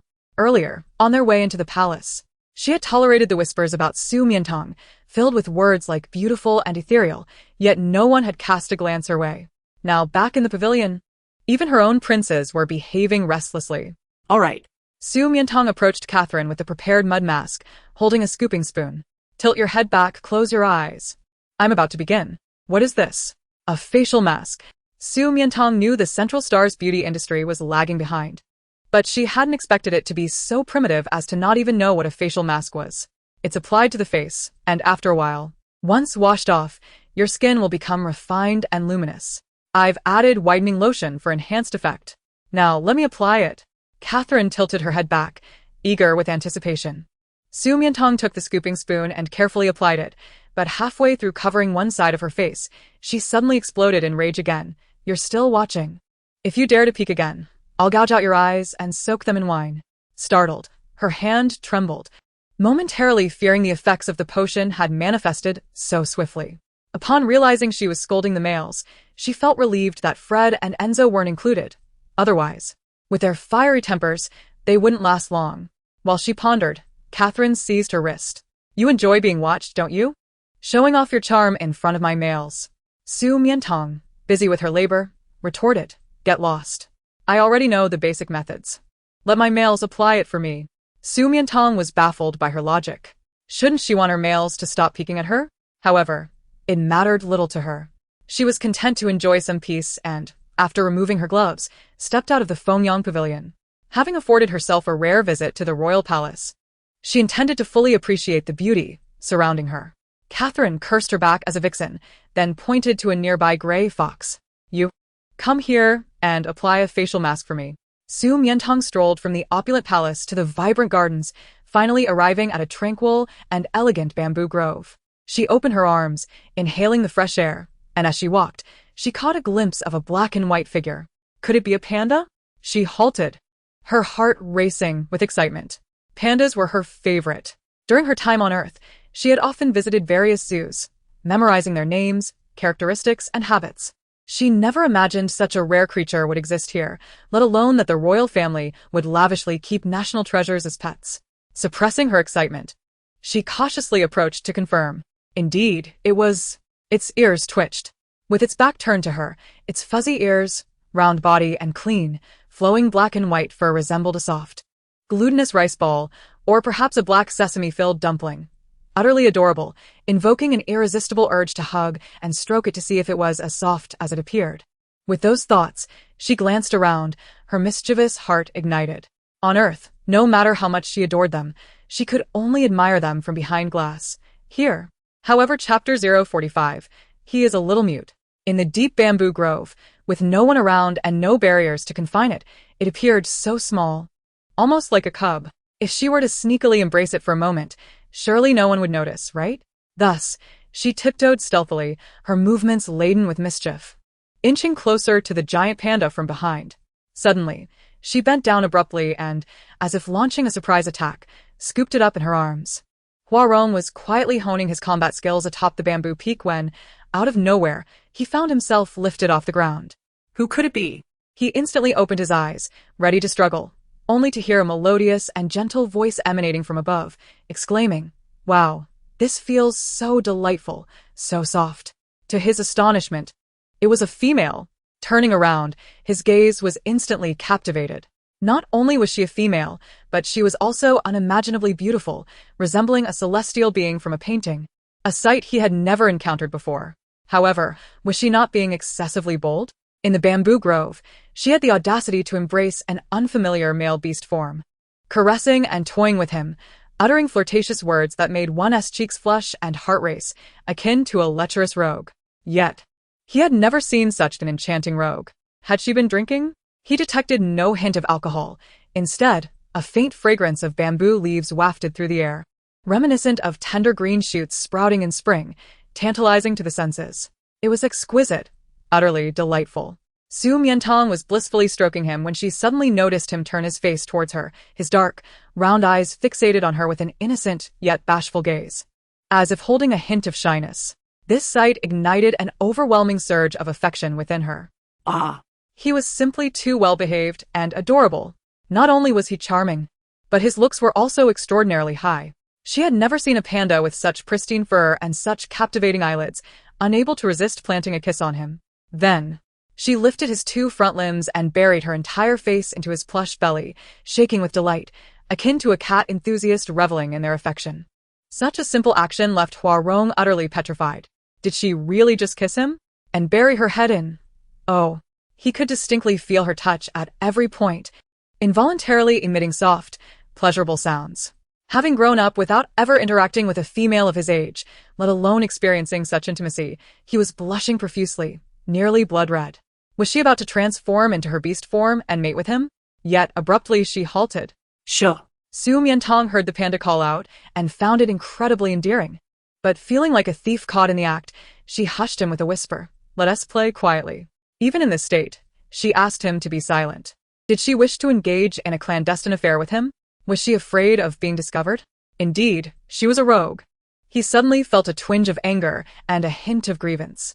Su Mian Tang, completely oblivious, squinted her crescent-shaped eyes, resting her forehead against his, her gaze sparkling with little stars of admiration.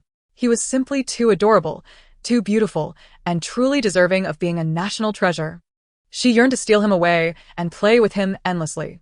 Little darling, what color of bag do you prefer? She unabashedly expressed her affection without a trace of discomfort. However, Huarong was overwhelmed by such fervent love and unparalleled beauty, rendering him utterly defenseless and unable to feel anger. Did she truly adore him to the extent of wanting to take him home? In his excitement, he transformed into his human form. Due to the difference in size, his position shifted to firmly pinning the petite female beneath him, their gazes locking, breaths mingling, their trembling lips mere inches apart, poised for a kiss with the slightest movement. He slowly gazed at her rosy, moist lips, but beneath him, the petite female suddenly appeared startled, pushing him away with a scream. Ah! Huarong, pushed aside, was bewildered. What was the matter? Did she not like his human form? Why you Su Mian Tang stammered, retreating in fright, gripping a nearby bamboo tightly, causing several plump little birds perched upon it to take flight in alarm. How could you be a human? No, how could you be a panda beastman? Not just an ordinary giant panda? Although she had long known that everyone on Central Star transformed from beast forms, she had never encountered anyone openly displaying their beast form in broad daylight, unless explicitly requested or previously informed. Reflecting on her previous actions, like a flower thief stealthily embracing him from behind, kissing and fondling him, even burying her face in his, she felt utterly humiliated, wishing to leap off a cliff in shame. Why did you transform into a beast form? She inquired, only to realize how inappropriate her question sounded. It was akin to a rogue. After shamelessly taking advantage of a young girl, accusing her of wearing a short skirt, deliberately tempting him. How despicable. His expression was one of evident sorrow, as if he were at a loss for how to explain. I'm sorry. I'm sorry. I'm sorry. Su Mian Tang suddenly launched into a series of apologies. To show her sincerity, she approached him, bowing deeply at a 90-degree angle. I didn't know you were a person. I thought you were just an ordinary panda. Which is why I acted that way. But I still offended you. You can hit me, scold me, or even call the authorities to arrest me. I would understand. Huarong was taken aback by her words. How could she not distinguish between a beast man and an ordinary beast? Su Mian Tang was unaware that her cognitive dissonance here was as absurd as seeing a person on Earth, yet not discerning whether they were male or female. However, Huarong realized she was not a rogue. How could a celestial being be a rogue? He found her submissive gesture of extending her hands in surrender to be quite endearing, feeling shy and embarrassed for his previous overthinking. It's all right. He waved his hand dismissively. Su Mian Tang, with her head lowered, did not see his gesture and assumed he was unwilling to forgive her. She turned to leave, thinking, maybe I should just turn myself in. No. Huarong attempted to reach for her, but hesitated. In a moment of panic, he resorted to sign language. Don't go. I've already forgiven you. Su Mian Tang froze upon seeing this. So, he hadn't known how to explain. It wasn't that he didn't want to, but that he couldn't. Was he mute?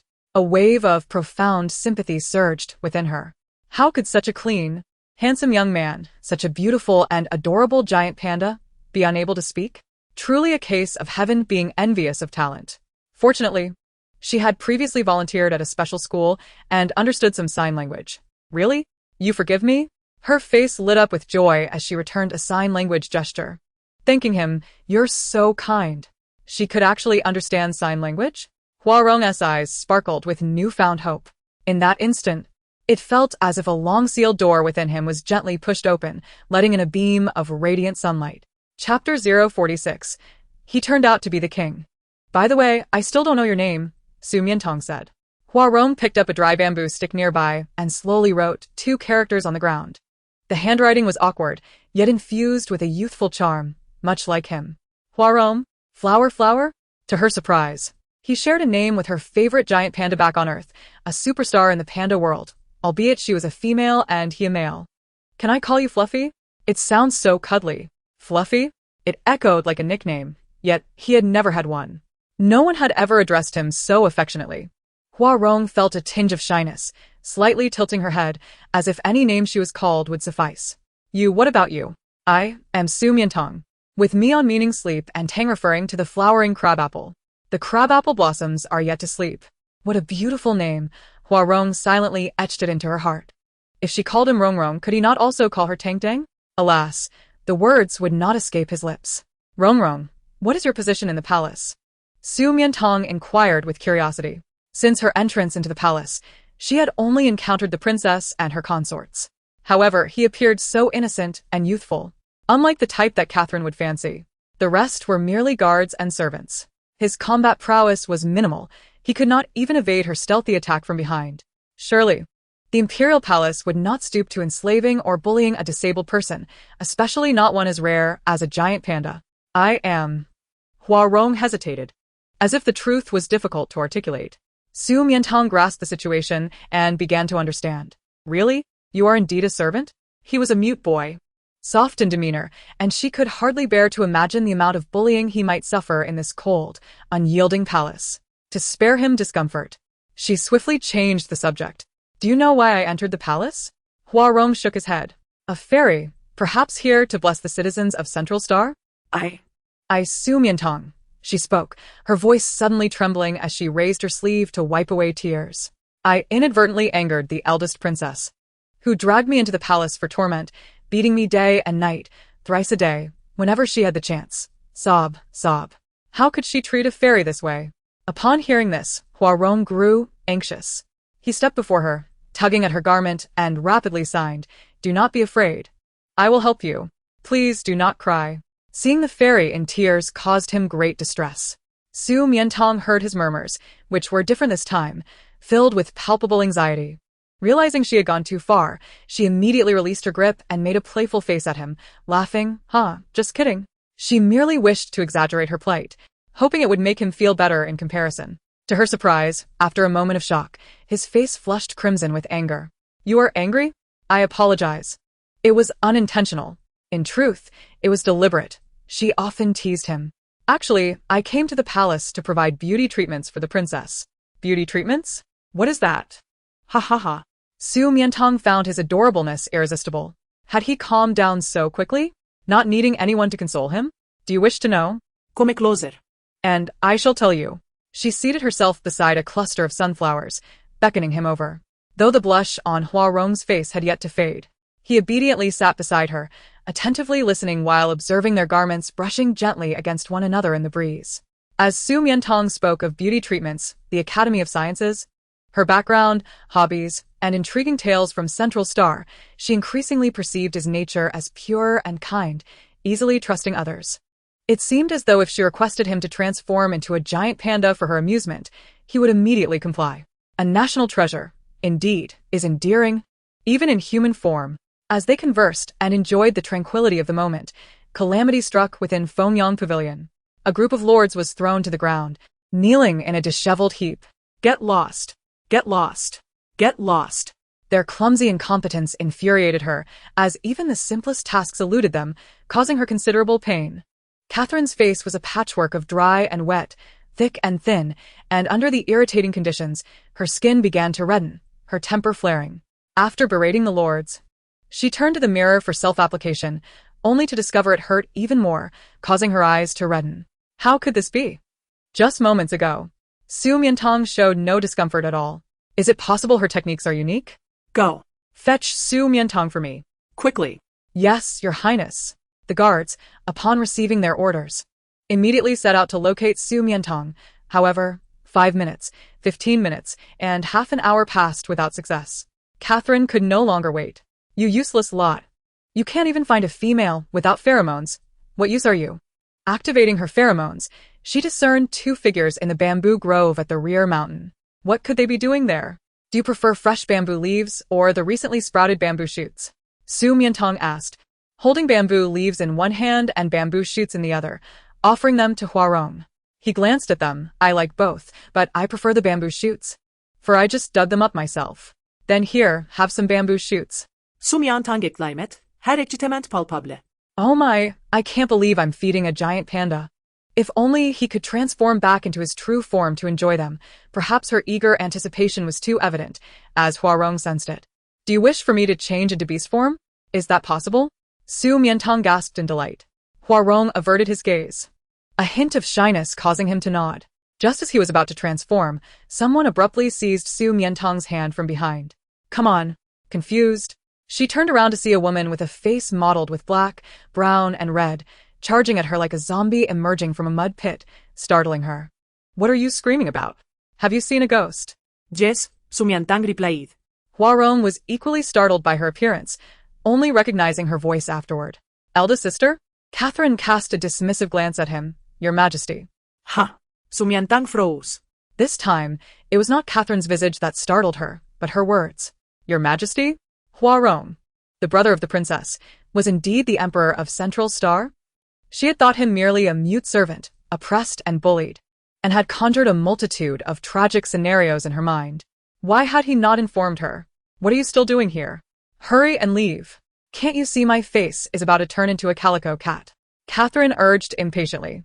Huarong, wishing to follow, was met with her glare. What do you think you are doing? Stay here and diligently train that useless combat prowess of yours, and see if you can reach Class S in your lifetime. Huarong halted. Chapter 047. He wishes to protect her. Su Mian Tang's understanding was once again shattered. Had Catherine's power grown to the extent that she could chastise the emperor? In a nation governed by a centralized monarchy, should not the emperor's authority be supreme? Quickly leave. I have matters to attend to. I shall find you to play later. She urgently signed to Huarong, who clenched his fists and nodded. Princess, did you not say you already understood the basic usage? What do you need me for? Perhaps I should refrain from attending to avoid being scolded for ostentatiously displaying my charms to entice your lords. Catherine, you are quite proud, are you not? Indeed. Yet, why was your demeanor towards His Majesty so despicable? Despicable? Catherine's humor was palpable. My demeanor towards him, a male whose combat prowess barely scraped the A rank, was already exceedingly gracious. Were it not for his status as the new king, I wouldn't even spare him a glance. Consider my several esteemed brothers in the royal line, each one a paragon among men, each a veritable S-rank male. S-rank males? Su Mian Tang had indeed heard Fred and Enzo mention them. The princes within the palace, all S-rank males, were sired by the top-tier SS female, Queen Jenny, and were thus designated as heirs. Given this, why was Hwarong chosen as the new king? Simply put, his breed is rather rare. Indeed. Su Mian Tang nodded in agreement. If a voting process were to be held among the royal princes, she would undoubtedly select the panda. Upon seeing her earnest expression, Catherine erupted into a thunderous laugh, as if mocking a fool. You can't possibly believe that, can you? Su Mian Tang responded with a puzzled look. Ha ha ha, how absurdly naive. The only reason he was chosen as the new king is that he is mute, incapable of speech, and possesses low combat skills, rendering him a mere puppet. A puppet emperor? No wonder Fred and Enzo never mentioned the emperor when discussing the palace. It seemed everyone tacitly acknowledged that he was merely a figurehead. It appeared he was quite the pitiful creature.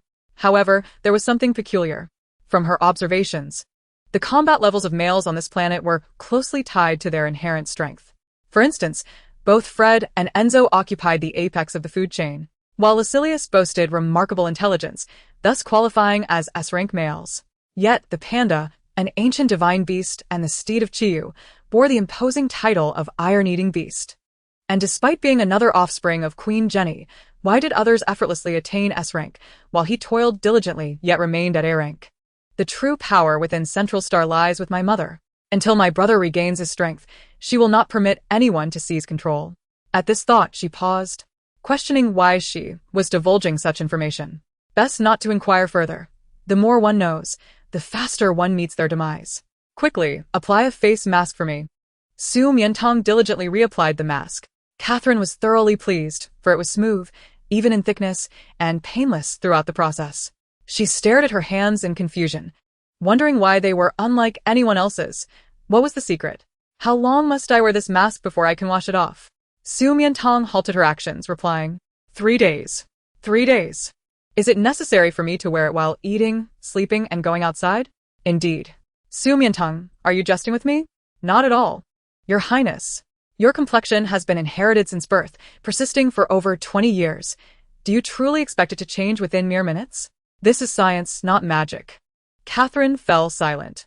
Indeed, throughout her life, she had gone to great lengths and sought countless treasures, yet had never managed to lighten her skin. Considering this, 3 days seemed a trivial price to pay for beauty. However, to prevent Su Mian Tang from playing tricks or mishaps occurring, she decided to keep her close during all activities. At lunch, a magnetic floating disc appeared at the entrance of Fengyang Pavilion. Oh, a rare visitor? Catherine remarked sarcastically. Su Mian Tang looked up, recognizing Hwarong. Just as she was about to greet him, the princess issued a dismissal. What brings you here? I came. He communicated through sign language, but Catherine, growing increasingly impatient, thought, what is he flailing about? Does he expect to join me for a meal? The fare here consists solely of carnivorous beasts. There is nothing for you. Better to go gnaw on bamboo shoots in the back mountain. Su Mian Tang frowned. She could not bear the disdainful attitude towards the panda. He was a national treasure. Catherine, do not scold him. Direct your ire towards me. Tang Tang. Hwarong's eyes sparkled with surprise as he gazed at her. It was the first time someone dared to stand up to his elder sister, and it was in defense of him. Catherine had not anticipated that this seemingly docile fool, who had endured her jabs and commands from Blue Mirage Island to the palace, would now dare to raise his voice against her, even audaciously addressing her by name. Suddenly, she recalled their earlier encounter in the bamboo grove, initially considering it a mere coincidence, yet now, Hwarong had unexpectedly ventured into her palace. Was it a bond of solidarity between two perceived weaklings? It was hard to discern. Su Mian Tang, it seems, your tastes are rather eclectic. Su Mian Tang replied. I thought you had a discerning palate, only selecting the finest S-rank males, yet it appears you have no qualms. Any will suffice. What on earth was occupying her mind? I wish to excavate it and study its contents. Elder sister, do not speak ill of her. I shall take my leave. Hwarong hastily signed before turning to depart. He could not bear to see Tang Tang insulted, not even a little. The sensation was akin to being pricked by countless needles, a persistent pain that far outweighed the humiliation of being mocked for his low rank and being a mute. It was all due to his weakness. If only he were as formidable as his royal brothers, he could protect her. Su Mian Tang watched his retreating figure, then glanced at Catherine. What are you staring at? I have yet to address your earlier insolence. Catherine's expression suddenly contorted in agony, as if set ablaze. A searing, maddening itch consumed her. My face. My face. It hurts so much. It seemed the effects of the medicine had taken hold. Su Mian Tang calmly resumed her meal. What is happening? Su Mian Tang, what is going on? Are you the one behind this? The whitening serum is working its magic. I advise you not to scratch or wash it off. Otherwise, all will be in vain. How can I possibly endure such pain and itchiness without scratching? Must I suffer like this indefinitely? In a fit of madness, she overturned the dining table. Chapter 048. The Lion King. Aha. Su Mian Tang had anticipated this, holding her bowl and chopstick steady. Beauty always comes at a cost. Does it hurt? She mused, having added just a pinch of something to create such agony. When Fred and Enzo were induced into heat by her pheromones in public, that experience was 1,000-fold worse. Catherine continued her frenzy, upending the table, shattering vases, tearing curtains, and kicking the male attendants, before finally seizing Su Mian Tang by the collar. Do not let me discover that you orchestrated this. If my face is ruined, I shall annihilate your entire family and eradicate your lineage. Oh, Su Mian Tang replied nonchalantly, wishing to retort that she alone constituted her entire family and lineage. Catherine's countenance resembled that of a person tormented by ants, unable to sit still for even a moment. She soon screamed and dashed out in distress. Su Mian Tang, seeing the situation unfold, also set down her bowl and went to look for Huarong. She wandered through the palace but found no trace of him, heading towards the bamboo peaks in the back mountain, and there he was, deep within the bamboo forest. He sat cross-legged, seemingly in meditation. Huarong. She called out from a distance. He did not respond, but after a moment his body suddenly convulsed, and he wiped his mouth with his sleeve. Su Mian Tang rushed over, only to find he was spitting blood. Flower Rong, what troubles you? Why are you spitting blood? Upon seeing her, Huarong's face lit up with joy. It's nothing serious, merely a part of my cultivation. It is quite normal. Eldest sister, she hasn't made things difficult for you, has she? It is all my fault for seeking you out. She had no time to engage in such discussions, her brow furrowing as she gently wiped the blood from the corner of his mouth with a handkerchief. Normal? Do you take me for a fool? During proper cultivation, one's body only grows stronger. How could one possibly spit blood? I suspect you have become obsessed with your practice. Why do you push yourself so hard in your cultivation? As far as she knew, in the Central Star, the ranks of male and female were determined at birth, with only a rare few undergoing secondary differentiation at 18 or 22 years, or those like General Aslan T, who were exceptionally gifted and capable of miracles. Otherwise, no changes would occur. Further cultivation would only serve to enhance physical strength. Is it because you were scolded by Catherine earlier, leading you to feel weak and letting your blood boil? Huarong, some people harbor an inexplicable disdain for themselves. You need not concern yourself with them, for there are far more worthy individuals to care about. Worthy individuals? Those are the ones who love you and whom you love in return. Love? Huarong's gaze shifted away, his fluster evident, cheeks tinged with a faint blush. But without becoming stronger, I cannot protect those I care for. The foundation of protecting others lies in safeguarding oneself. Su Mian Tang seated herself beside him, adding, moreover, those who love you will not waver in their feelings based on your strength or weakness. They will love you purely and simply. She rummaged through her belongings, finally producing a piece of candy. Here, take this. Promise me you won't be sad after eating it. What is this? Cotton candy, made by me. Is there only one? Ah? Initially, Su Mian Tang thought he was dissatisfied with the quantity, but she soon realized he meant that if he consumed it, there would be none left for her. Such a simple, kind-hearted panda who always thinks of others. Who could possibly dislike him? Except for that spoiled princess, Catherine, though she is not faring well herself. I've already had plenty. This one is for you to try. Huarong unwrapped the candy and placed it in his mouth. As he savored its flavor, his eyes widened momentarily, then misty with tears. Throughout his life, no one had ever taken the time to speak to him so kindly, to comfort and encourage him, to remind him to protect himself, to tell him that he need not strive for such strength, and to save the final piece of candy for him. Love. He had never understood what love meant before, but now he seemed to grasp it, his heart swelling with warmth, filled entirely with thoughts of Tang Tang. A sensation that was not unpleasant, as sweet and delightful as the candy in his mouth. He loved Tang Tang. What is it? Is it not to your liking? Su Mian Tang asked, puzzled. She had shared it with many, and the feedback had always been splendid, but his expression suggested he was on the verge of tears. Without a word, Huarong transformed into his beast form. For a male to reveal his beast form in front of a female signifies affection, courtship, and a declaration of lifelong devotion to her. His world could no longer accommodate anyone else. Su Mian Tang's eyes brightened at the sight of him as a giant panda, her reflexes urging her to reach out and stroke his fur, but she restrained herself. He was in mourning, after all. Yet Huarong leaned closer to her. What did he mean? Was he offering himself for her amusement? The girl was overjoyed. That night, thoroughly satisfied after spending the day with the national treasure, Su Mian Tang reported her progress to Lu Xiling via her light brain and prepared for sleep. Unexpectedly, however, a rustling sound emerged from outside the gauze curtain. What was that noise? She pricked up her ears in vigilance. Surely, it couldn't be a wild beast? Was the palace's security truly this lax? Just as she contemplated this, the curtain was suddenly torn apart, and through the silvery moonlight, she beheld a disheveled woman with a wine bottle in hand, her face smeared with dirt and her gait unsteady, as if intoxicated. Su Mian Tang, you worthless wretch! Do you hold me in such contempt? How could a dignified princess like me be bullied by the likes of the Moon Clan? And even the twin stars dare to defy me. And now even Lu Xiling can issue me warnings. They bully me because they believe my royal lineage has fallen, and I have no one to rely on. In the past, they could count on General Aslanti, the god of war, to instill fear in others, but now he had fallen, leaving only her mother and a few brothers who were nothing but a facade of nobility. Although her mother was of SS rank, the supreme of the land, as a female, she lacked combat prowess. No matter how strong, she could not withstand the cruel onslaught of enemy mecha artillery. Here we go again, losing her mind, she thought, noting that her status as a princess warranted a new title. Let's call her the Delirious Princess. Su Mian Tang quietly sat on her bed, waiting for her to finish her rant. I truly do not understand. Your face is in such pain, yet you remain restless. It seems the dosage was too low. But at least she knows to drink to numb herself. That shows a modicum of intelligence. But everything should not be like this. It should not be.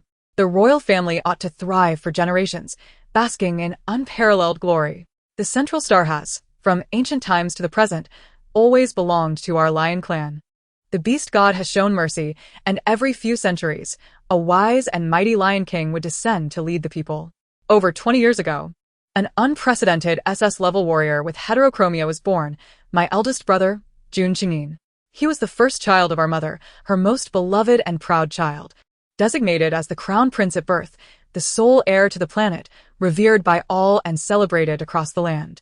He should have become a renowned god of war, much like General Aslanti. Yet, due to his exceptional genes, he was abducted by the enemy at the tender age of 6 and subjected to cruel experimentation to alter his genes. My brother endured countless days and nights of torment within, managing to escape. However, upon his return to the palace, he had undergone genetic mutation, his spirit shattered, reduced to a mere beast. Only a sliver of rationality remained, a vestige of dignity as an SS-level male. Chapter 049. It Bites. Our mother was utterly heartbroken, scouring the world for high-ranking females, hoping to heal him with pheromones, yet none proved effective, leaving him with an intense aversion to females. Until now, everyone has given up on him, save for our mother. She lights incense daily, praying for miracles, yearning for the day when a divine intervention might occur. Thus, she would rather appoint Huarong as a puppet king than allow anyone else to ascend the throne. That position is reserved solely for my brother. Only he is the true Lion King. Yet everyone knows that it is impossible. After all these years, my brother can no longer revert to human form. Tell me, if my brother the Crown Prince were well, would these people still dare to trample on me? Would they dare to scorn the dignity of the royal family? I dare say they would not even have the audacity to speak loudly.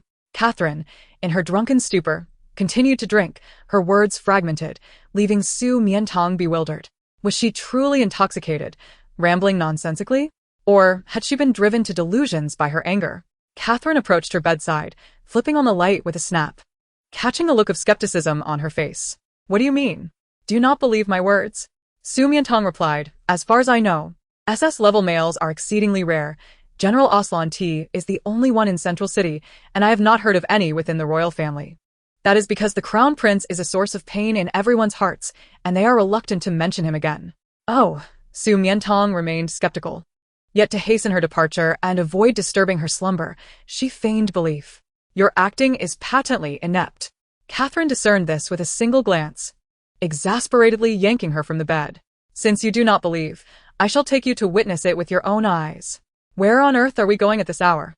Su Mian Tang assumed she was merely drunk and might lead her to some desolate wilderness, likely to collapse inebriated. However, to her astonishment, Catherine had a clear destination, boarding a magnetic floating platform, traversing and soaring over resplendent palaces of gold and jade. Catherine, please halt. Driving under the influence is ill-advised. Coward, I am an S-class female. Do you think I would let you fall to your demise? Get down.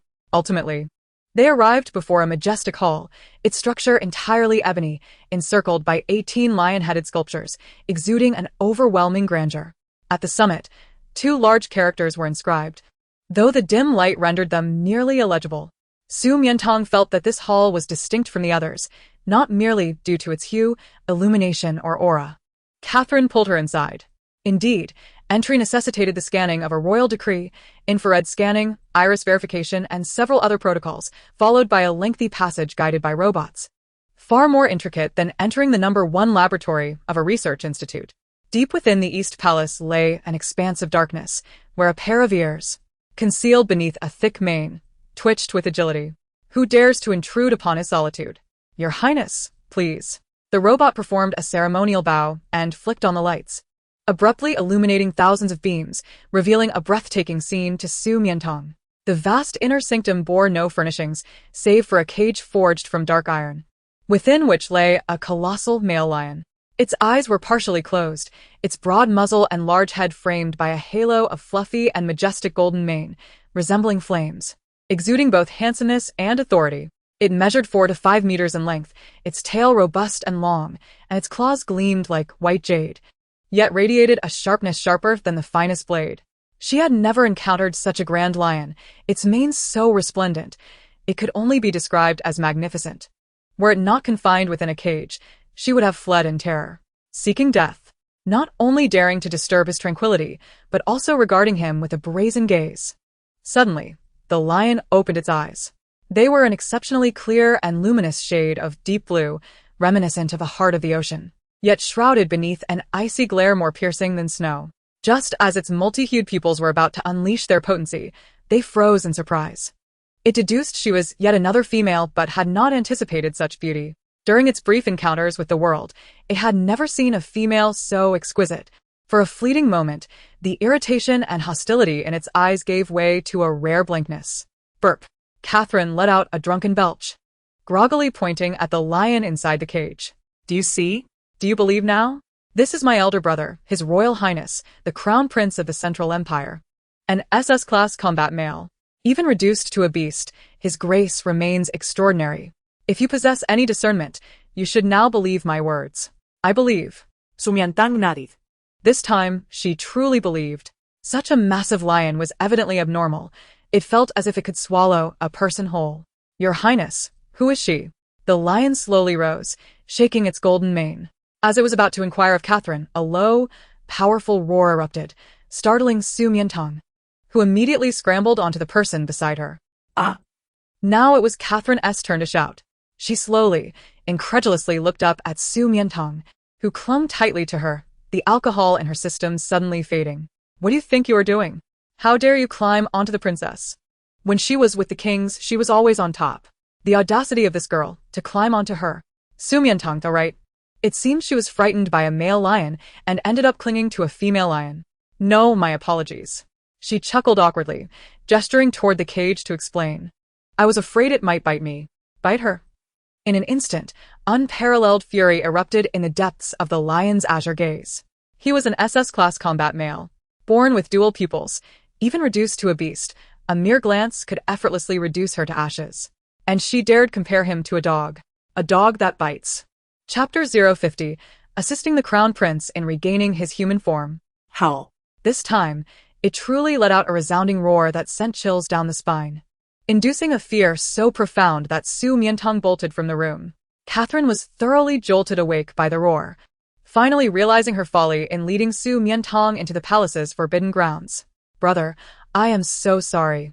We shall leave at once. Get out. The lion glared fiercely at Su Mian Tang's fleeing silhouette, roaring a few more times. Females, indeed, are all greedy, foolish, and arrogantly self-important. And now there was an additional coward among them. He detested them. He loathed them, even if they were beautiful. That night, he dreamed of shredding Su Mian Tang's clothing with his claws, devouring her whole. In the dead of night, after being thoroughly frightened, Su Mian Tang found little rest. At dawn, she was awakened by the chimes of the palace bells. She had intended to catch a few more moments of sleep, but unexpectedly, that frantic Catherine appeared again. Su Mian Tang. Are you toying with me? This dark mud mask is nearly dried onto my face, clinging to me like a wretched toad. It's utterly revolting. She was simply too noisy. Unable to bear it any longer, Su Mian Tang reached out and forcefully peeled the mask from the corner of her jaw. What are you doing? Go look in the mirror. A mirror?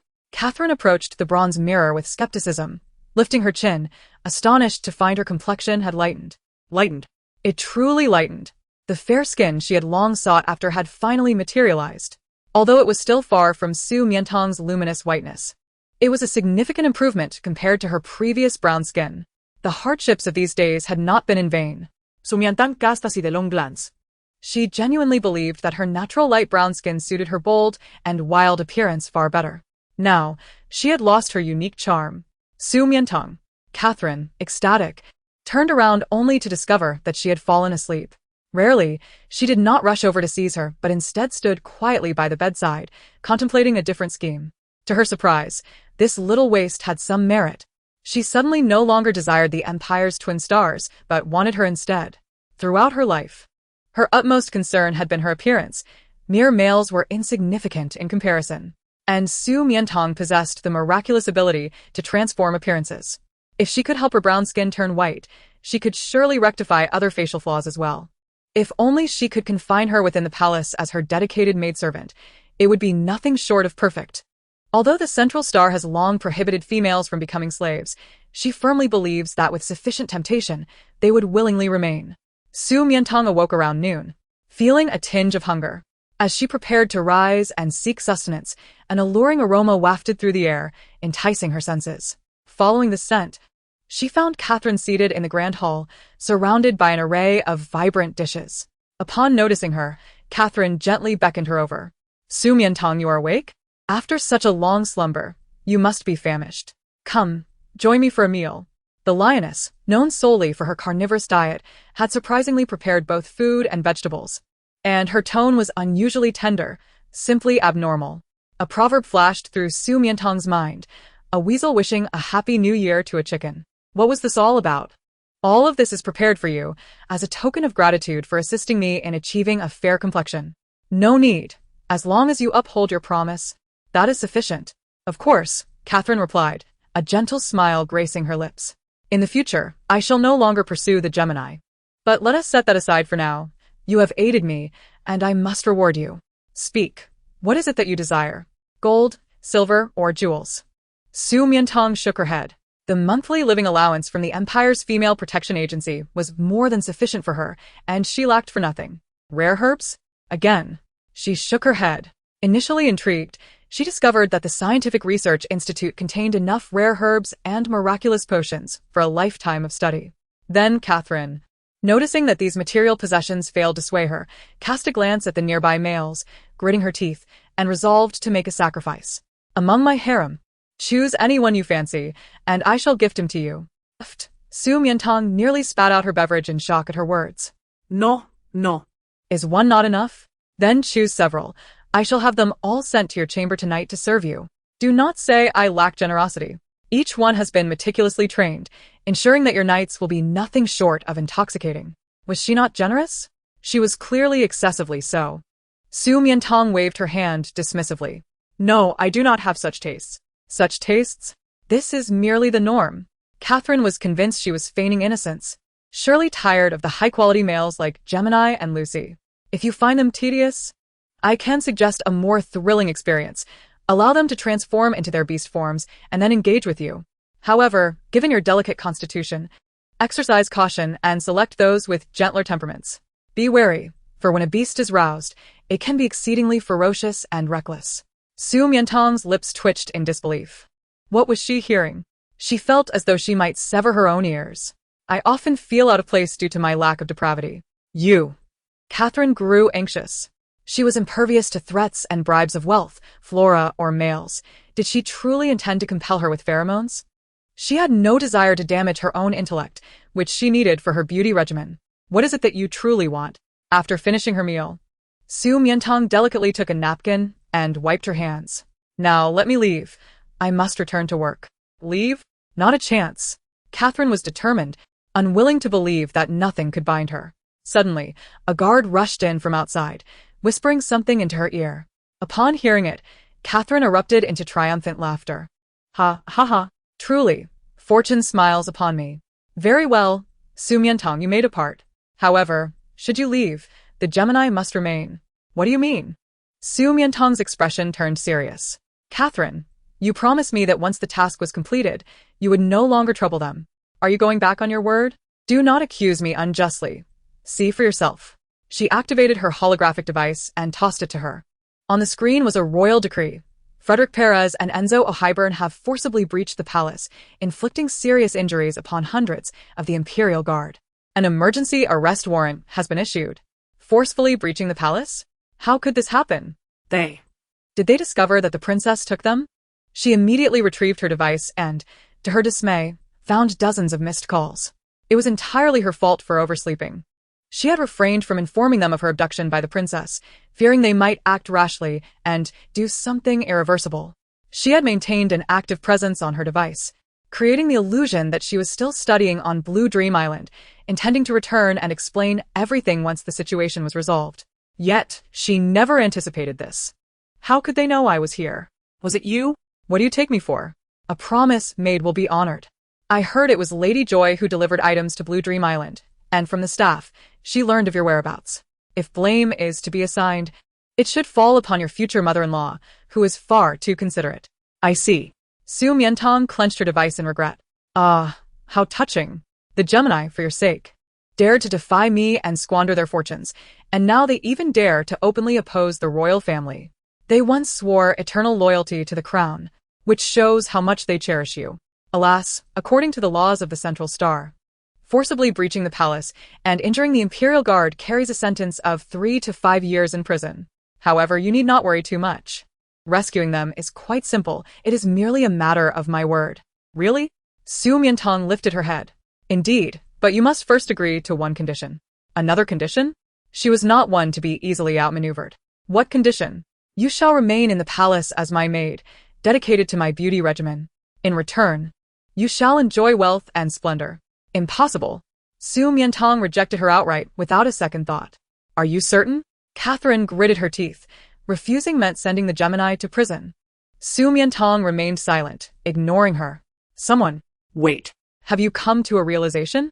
Catherine flashed her a confident smile. Su Mian Tang slowly nodded, having come to a decision, not to agree to her condition, but rather to assist her with something else. Something else? I can help your crown prince brother regain his human form. What? Catherine was momentarily stunned, then erupted in thunderous laughter as if she had heard the most absurd jest. Ha ha ha. You must be joking. I am not. Last night, upon hearing the crown prince's tale, I pondered if his transformation into a beast was due to genetic mutation, leading to mental collapse. If the artificially altered genes could be reverted to their normal state, could he not regain his human form? Is this condition sufficient? Sufficient? Of course it is. Catherine laughed so hard she had to steady herself against the table. If you can cure my brother, not only will you have the Gemini released, but even half of the royal city would be willingly surrendered by my mother. But do you truly believe you can accomplish this?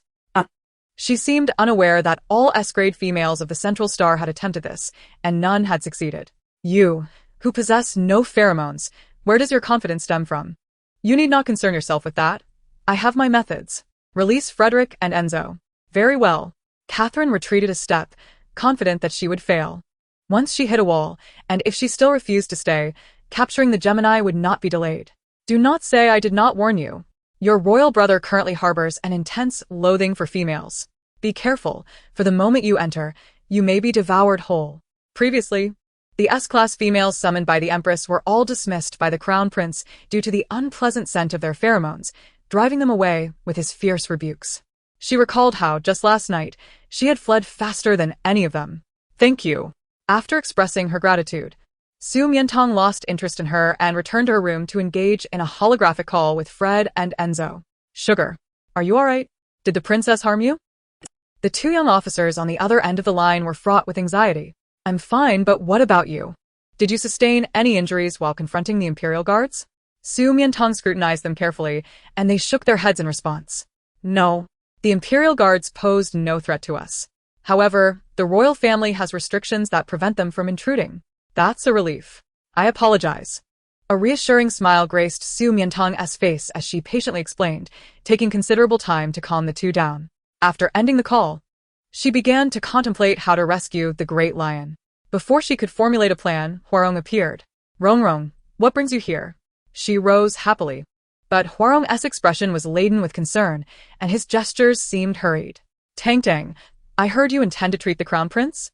Indeed. Are you worried about me? Or do you doubt my abilities? Su Mian Tang assumed he shared the same skepticism as Catherine, but to her surprise, he firmly gestured otherwise. No, I believe in you. He had meticulously searched for her information on the holographic interface, committing every word to memory. She was truly remarkable, akin to the legendary fairy. Really? Absolutely. It's just that the crown prince has been subjected to experiments by malevolent individuals since childhood, and he harbors a deep disdain for researchers. I fear he may harm you. This was indeed a perspective she had not considered. Almost all creatures that had escaped from experiments would never wish to return, and even if captured again, they would exhibit a series of stress responses. Small animals like mice or rabbits could be managed, but a lion of such size was a different matter entirely. I understand. Before treatment, I must first tame him, earning his complete trust and reliance. Huarong was taken aback. Was she truly suggesting the taming of the crown prince? He was an SS-class male, the epitome of combat prowess within the palace, and his temper had grown so volatile that even the empress struggled to manage him. Rong, could you assist me in gathering some information within the palace regarding the crown prince? Of course. Thank you. Su Mian Tang combined the secrets he uncovered with her own knowledge, formulating a 4-step process for taming beasts. The first step in subduing a creature far more formidable and ferocious than oneself is to conquer one's own inner fears. She steeled herself and re-entered the space from which she had hastily retreated the previous day. Deep within the East Palace, in a vast iron cage, the lion twitched its ears, furrowing its brow in irritation. Who dares to disturb my peace? He abruptly opened his eyes to find a diminutive female clad in a resplendent, colorful velvet gown standing before him. Her lustrous, cascading curls were half pinned up and half flowing freely, adorned around her alabaster neck with strings of lustrous pearls. The lace-trimmed hem of her gown danced around her, and the tightly fitted bodice accentuated her slender waist and gracefully elevated curves, rendering her simply breathtaking. So beautiful, so familiar. He recalled a renowned painter who had once presented several works to the palace. The empress had summoned her sons to choose among them. Everyone had coveted a particular piece titled Fairy Image, eager to claim it, yet the empress had bestowed it solely upon him. The fairy depicted in the painting bore an almost identical resemblance to the enchanting female before him, though her figure and beauty surpassed that of the fairy herself. Chapter 051. Do not be afraid, I am here to rescue you. Yet wasn't she the timid female who had insulted him yesterday? How dare she return, believing that a change of attire would render her unrecognizable? How audacious to impersonate his beloved fairy. Roar. He let out a furious roar. Su Mian Tang trembled slightly in response to the thunderous sound, yet she continued to bolster her resolve internally. Do not falter. Do not falter. To waver is to succumb. Though he appeared as a colossal, ferocious lion, remnants of human rationality lingered in his mind, preventing him from attacking recklessly. The second step in taming a beast is to help it recognize and become familiar with oneself through visual and olfactory means. Visually, she had adorned herself in the likeness of the woman from his cherished painting, and judging by his reaction, it seemed she had successfully evoked some buried memories. As for scent, she cautiously approached the iron cage, extending her hand inside, akin to coaxing a fierce stray cat or dog. Hello. Come closer, do not be afraid. I mean you no harm. I am here to save you. The lion had expected that a single roar would send her fleeing, just as it had the day prior. To his astonishment, she not only remained but boldly approached, extending her hand toward the cage. Was she intending to offer her body as sustenance? He slowly rose, his gaze fierce as he advanced, poised to rip her arm apart with a bloody bite, when suddenly, A waft of peony fragrance invaded his nostrils. The scent was ethereal, gentle, intoxicating, possessing a miraculous ability to soothe emotions.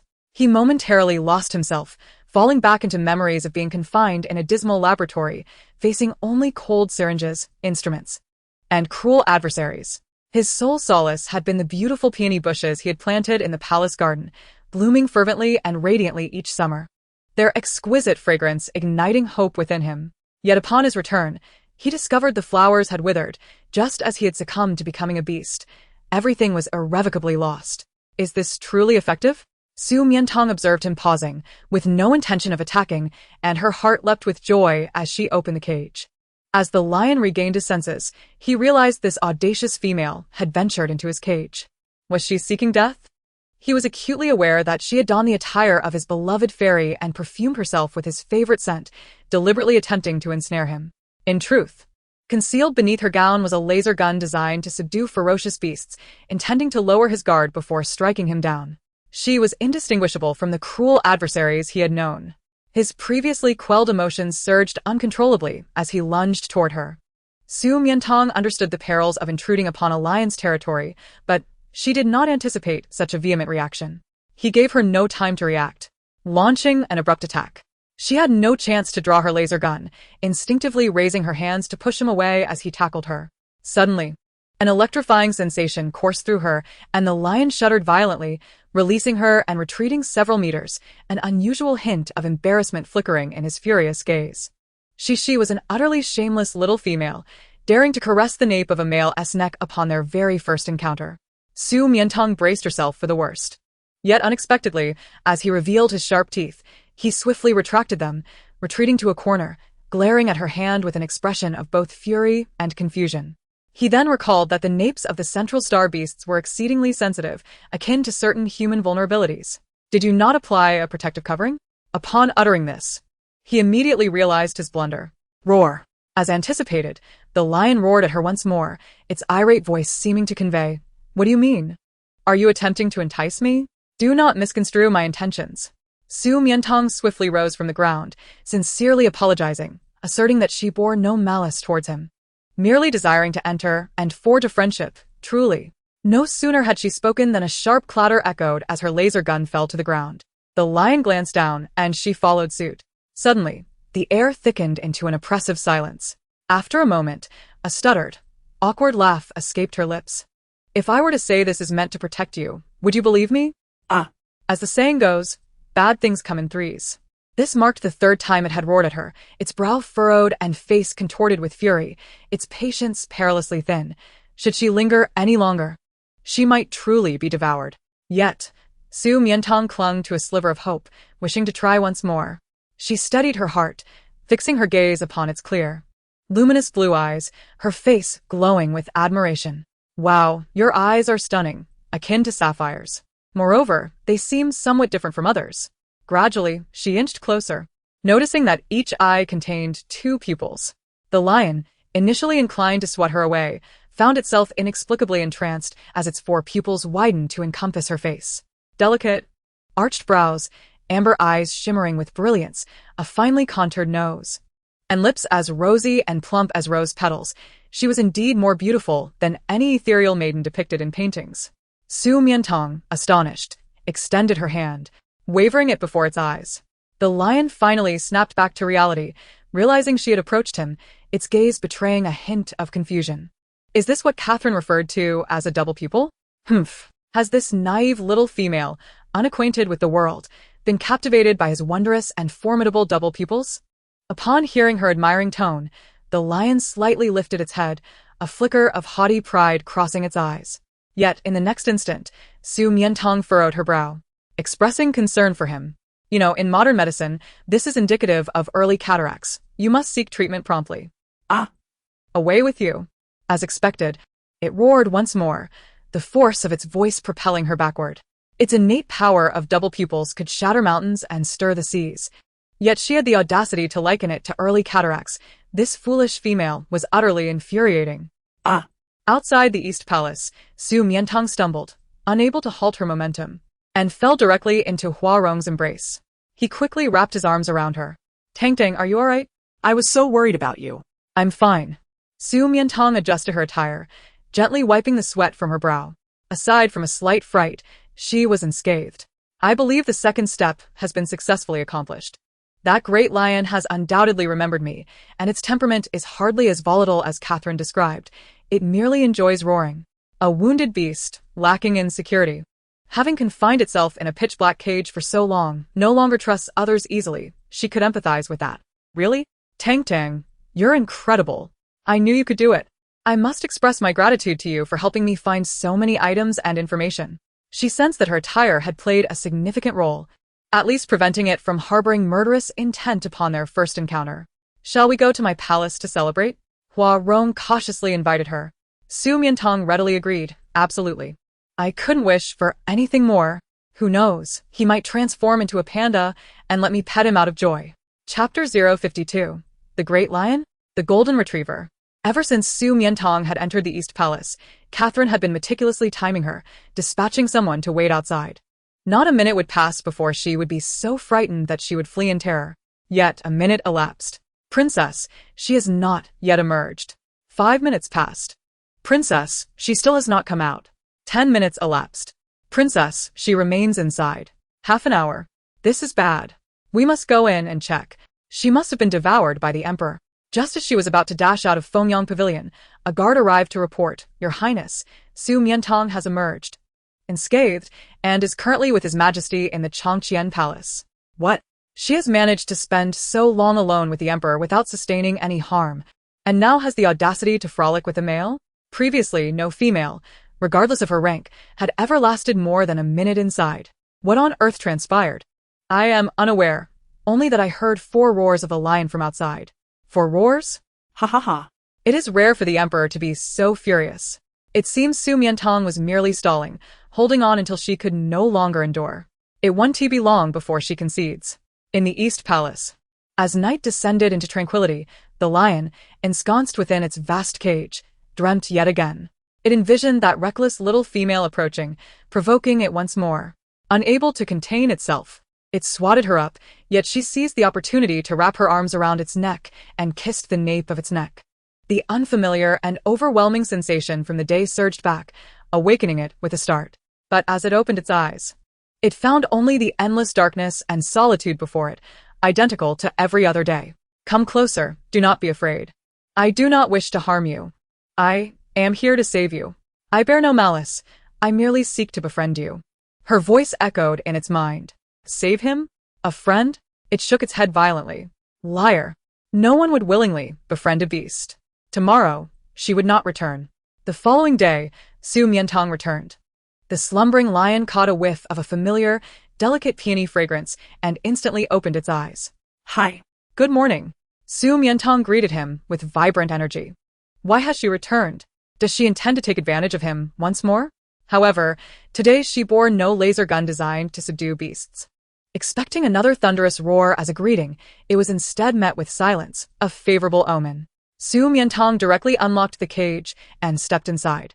Her proficiency in unlocking it had evidently improved. Was she treating his territory as her own abode? The third step of taming a beast. Part 1. A beast shall never be enslaved unless provided with food. To genuinely earn a wild creature's submission, one must first provide sustenance. Food? Nothing could be more exquisite than what resided within the palace, save for her secret weapon. Here, Su Mian Tang opened her palm, offering him 2 pieces of cotton candy. Please have some sweets. Sweets? The lion lowered its head, scrutinizing the 2 peculiar white, powder-coated morsels. Incredulous that it thought he did not recognize sugar. They certainly did not appear as such. This must be poison. Realizing she had not brought her laser gun, but rather had substituted it with poison. Seeing the skepticism and ferocity in its eyes, Su Mian Tang, somewhat exasperated, tore off a piece, took a bite. And, to prevent it from suspecting one piece was poisonous while the other was not, she stuffed the remaining half into its mouth. You! The lion was suddenly taken aback by her actions, its face flushing, half a piece of candy lodged in its mouth. Caught in an awkward predicament of neither swallowing nor spitting it out. She had audaciously placed something she had consumed into his mouth, a gesture of intimacy reserved for mates. She was indeed shameless. But this candy, how is it so soft? So sweet? It was 100 times more delectable than any it had ever tasted before. Unconsciously, it began to chew. Su Mian Tang found the scene rather endearing and, taking advantage of its momentary lapse in vigilance, approached to introduce herself. Having eaten my candy makes you my good friend. The lion tilted its head slightly at the sound of her words. I am Su Mian Tang. And you? She paused, Realizing that it could not speak, and added, then I shall call you Little Golden Retriever. What? The lion swiftly raised its head, its azure eyes glaring furiously at her. Suppressing a laugh, Su Mian Tang declared, then it shall be Big Golden Retriever. The name cannot be changed now. Bold. Do you truly consider it a mere dog? It is the king of beasts, a lion ruling over all. Just as it was about to roar, Su Mian Tang unwrapped another piece of cotton candy and stuffed it into its mouth. There, all gone. I must take my leave now. What? Was she really leaving? The lion, unable to express its anger in time, watched her retreating figure, momentarily stunned. Just yesterday, she had been eager to approach him, having been roared at 4 times before she left. Today, he had not roared at her and had even agreed to be her friend. So why? It lowered its massive head, somewhat confused, as if unaware of what it had done wrong, the once delightful cotton candy now devoid of flavor. Fortunately, in the afternoon, the little female returned, this time holding a chain. Upon seeing the cold, hard chain, the lion's fur bristled, as if stirred by painful memories. Its claws instinctively assumed a defensive posture. Fear not, this is not meant to restrain you. At least, not yet. I am here to take you out. Out? Impossible. He could never leave. Once, he had been the most esteemed prince of the royal family, and now he was merely a mentally shattered beast.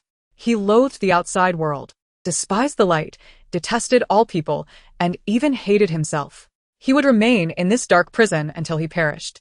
Su Mian Tang understood that liberating him would not be a simple task, so she resorted to provocation. Weren't you dissatisfied with being called Big Golden Retriever this morning? Here's your chance for revenge. If you win in a competition later, you can use this chain to bind me, and I will bark like a dog for you. Binding her with the chain. The lion could not even imagine such a scene, its ears burning hot, hidden beneath its fluffy mane. In the central star, the females held dominion over the males. They only toyed with them. Was she toying with him in some peculiar manner? If you lose, you must obediently return and bark for me. Indeed. But HMPF, how could he possibly lose to such a weak female? Noticing its disdain, Su Mian Tang leaned in closer. Then let us go outside and compete. Reluctant to fall into her trap, the lion turned its head to the left. Su Mian Tang followed suit. What? Are you afraid? It then turned to the right, and she mirrored the movement. Are you embarrassed to bark like a dog if you lose? Your courage is lacking. A lion king? More like a cowardly golden retriever. Hey, are you capable or not? The back and forth continued for several exchanges. Suddenly, Su Mian Tang tightly embraced its fluffy head, her gaze resolute and sincere. Jun Qingyin, trust me, I will take you away from here. You will never be harmed again. In that instant, Jun Qingyin's heart trembled violently. Trust me, I will take you away. You will never be harmed again. No one had ever spoken to him in such a manner. In the blood-soaked, cold laboratory, amidst the endless darkness and desolation, it seemed that even the divine could not save him. Yet now a small female had spoken such words to him. She appeared so delicate and small, yet her unwavering gaze seemed to harbor immense strength, capable of controlling his entire life. Compelled by an inexplicable force, he slowly rose. Seeing him relent, Su Mian Tang hastily laid the chain on the ground. If you are afraid, do not look outside. Focus only on this chain, step by step, and follow it with me to find the end. Come here. The little female laid the very chain that had once bound and confined him, forming a path from darkness to light, while she stood ahead, smiling warmly and radiantly, beckoning him. It felt as though the entire world would betray and harm him. Yet she alone would not. Tentatively, he extended his massive paw, stepping onto the long iron chain. With each step, it seemed he crushed the pain he had endured into the ground beneath him. Step by step, with a singular focus, he heard only the gentle and melodious encouragement of the little female. Big Golden Retriever, you're doing great. Keep going, I believe you can do it. Almost there. We are almost there. At last, after more than a decade, he stepped out of the East Palace for the first time. Outside, a group of guards stood agape. The prince, he actually came out? How is this possible? Could it be an illusion? However, suddenly confronted by the intense and blinding sunlight, The lion instinctively turned to retreat to its cage, but at that moment, the little female rose on her tiptoes, shielding him from the glare. He was utterly stunned. Turning his face, he gazed at her unblinkingly. Su Mian Tang, Mian Tang, Tang, Tang. Tang Tang. Hua Ying rushed over, exhilarated at the sight. Tang Tang did it. She truly did it. In just 2 short days, she brought my brother, who had refused to step outside for years, out. She must be a celestial being, endowed with the power to save every soul, as depicted in the paintings. Just as General Oslantis had fallen, the enemy forces eagerly invaded the planet, with conflicts and disturbances brewing, as if war could erupt at any moment, threatening to consume the central star. In such times, if her brother could return to normal, the planet would once again have an SS-level male combatant, ensuring peace would endure. She was not merely saving her brother, but countless billions of citizens on the central star. Brother. Yet, he remained unresponsive, his gaze fixated solely on the little female beside him, his heart entirely consumed by her. Don't rush. Su Mian Tang winked at him, signaling to follow the plan. Anticipating that the great lion might be overwhelmed by the outside world and wished to flee back, she swiftly redirected his attention. The third step of taming. The victor takes all. To truly subdue a wild beast, one must first provide it with sustenance, followed by overwhelming it with superior power, earning its heartfelt submission, convincing it that you are the king. The big golden retriever's pride surely lay in its unique, dual-colored eyes. Thus, she decided to commence from there. Big golden retriever, let us commence our promised competition in the back mountains. Competition? He was reluctant to compete with her. The lion displayed resistance, for he would surely win, and winning meant binding her with a chain, which he did not desire. But if she were to bind him? Are you afraid of losing and too timid to compete? Very well. Then let's go, Fluffy. Don't. Previously, the lion, impervious to all her provocations, reacted with sudden intensity upon hearing Rongrong. He inadvertently unleashed his power of the heavy eyes on Huarong, forcing him to cough up blood. Rongrong! Su Mian Tang exclaimed in shock, rushing over to support him. Are you all right? And no, I'm fine. Huarong managed to shake his head weakly. Why did you become so furious when you heard Tang Tang call for you, brother? Could it be that you have developed feelings for her during the taming process? Golden Retriever. What are you doing? Rongrong is your royal brother. The lion lowered his head, somewhat at a loss, as he was unsure why he had suddenly activated his heavy eyes. Upon hearing her call for Rongrong, expressing a desire to play together, an uncontrollable wave of jealousy surged within him, wishing to erase Huarong from sight. Rongrong, you've been injured. You should see a doctor first. It's nothing, Huarong waved his hand dismissively. He thought to himself that being with her made the pain negligible. Yet, seeing his stubbornness, Su Mian Tang, somewhat irritated, tugged at the lion's ear and headed towards the bamboo peak. Since you've made a mistake, you must accept the punishment. I don't care. Whether you want to or not, you are coming with me today. The lion flicked his tail and obediently followed. A female dared to tug at the royal prince's ear? Moreover, the prince showed no signs of resistance. Could she have cast some enchantment on him? The royal guards were bewildered and hurriedly dashed towards Fengyang Pavilion without looking back. What has happened? Catherine asked, holding a bouquet of fresh lilies, enjoying their fragrance. Did Su Mian Tang cry or beg for mercy, admitting defeat? Princess, not only did she not, but she also brought the crown prince out of the Eastern Palace, and now the 3 of them are at the bamboo peak. What? Catherine gasped, dropping the bouquet with a thud. She brought the crown prince out of the Eastern Palace? How could that be possible? Even the Queen Mother could not achieve such a feat. Preposterous. Are you blind or deaf? Your Highness, we saw it clearly. It is absolutely true. Impossible. Catherine refused to believe it and headed straight to the Eastern Palace, only to find the vast cage utterly empty. She stood there, dumbfounded. What kind of beguiling techniques did Su Mian Tang possess? To enchant so many exceptional males was one thing, but even the crown prince, reduced to a mere beast, willingly obeyed her. She turned and made her way to the bamboo peak, only to be repelled by a powerful barrier. Ah. Is it Huarong's barrier technique? Curiously, as an unremarkable A-class male, Huarong's sole advantage lay in his ability to wield barrier techniques. Though limited in range, it was more than sufficient to guard a royal city. This was also the fundamental reason the Queen Mother chose him as a puppet king among his many royal brothers. However, according to records, Barrier techniques were typically employed only by exceptionally powerful males with rare abilities, much like General Aslanti, whose barriers could protect an entire central star. Moreover, why did the three of them need to encapsulate themselves within a barrier at the bamboo peak? In the depths of the bamboo peak, two striking figures stood alongside a majestic lion. Su Mian Tang picked up a bamboo stick as a makeshift flag. Hereby, I declare the first event of our competition, hide and seek. Contestants, the golden retriever and myself. Competition mode, I will hide in a corner of the bamboo peak. And you must find me within 10 minutes. Failure to do so means defeat. The judge will be Rong. Huarong started the timer and nodded, all right. Su Mian Tang nervously rubbed her hands together, while the lion lazily laid down, sweeping her skirt with his tail, as if this game was exceedingly simple and tedious for him. No matter where she hid, he would find her immediately, for he possessed the sharpest eyes in the world. Unfortunately, the little female was oblivious to his heavy eyes. Choosing a game in which he excelled, such a decision seemed rather unwise. Su Mian Tang noticed his arrogance. So, overconfident? Be careful not to get slapped in the face later. Tang, are you ready? As Huarong signaled the start, Su Mian Tang dashed down the mountain.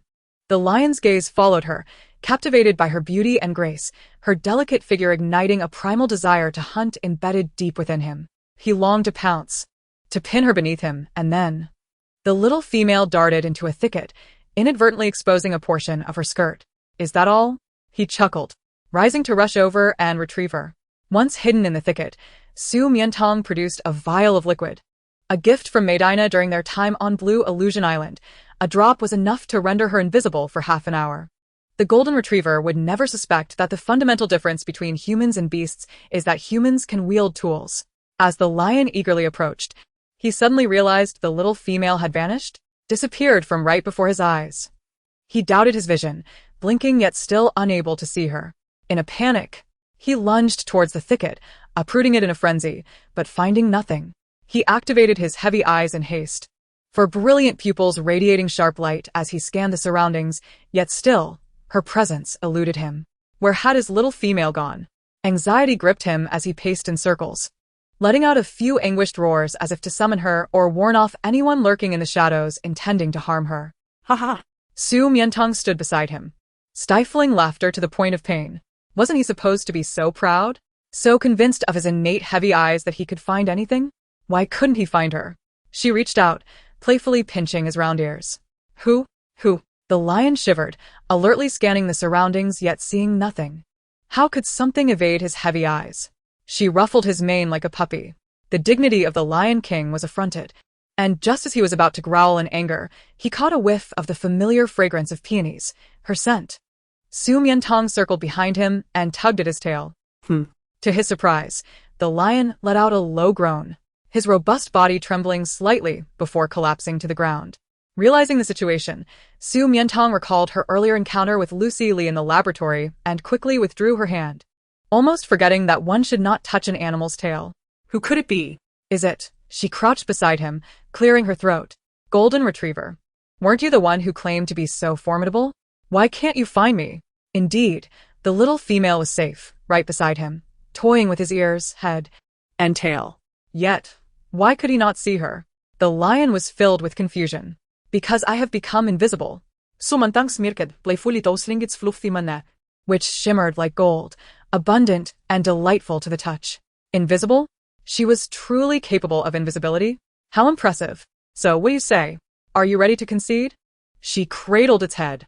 Although invisible to the eye, the majestic lion sensed her warm breath, gently wafting against his face and ears, causing him to swallow hard. He conceded. Seeing him nod, Su Mian Tang joyfully withdrew her hand, wiping away the essence of invisibility to reveal her human form. However, the lion, upon witnessing this, grew displeased. Why did she stop touching him once she was visible?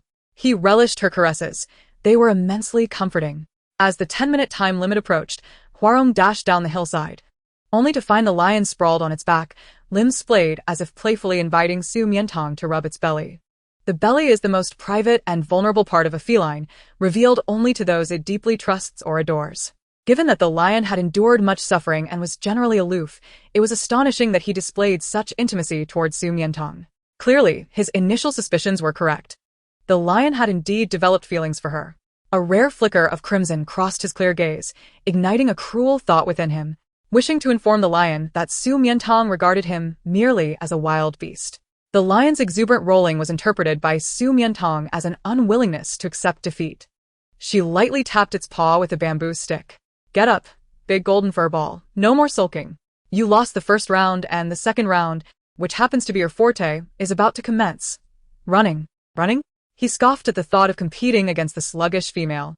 He could easily leave her in the dust. The lion perked up, standing tall, his azure eyes glinting with anticipation as he gazed at her. If he won, would she be willing to stroke his belly? He believed that touching his belly would be far more pleasurable than caressing his tail. Su Mian Tang observed the yearning in his eyes with a hint of amusement. You wish to win and earn a reward from me? Yes, yes. He nodded vigorously. That's quite acceptable, Su Mian Tang replied without hesitation, but before we start, you must squat down. Why? The lion was perplexed, but complied nonetheless. In the next moment, Su Mian Tang leaped onto his back. He immediately grasped her intent. She aimed to utilize his speed to win the race. He should have flung her off, but her soft form made him reluctant, especially as they raced up the hill, where she clung tightly to his neck, resembling a pair of lively rabbits bounding on his back.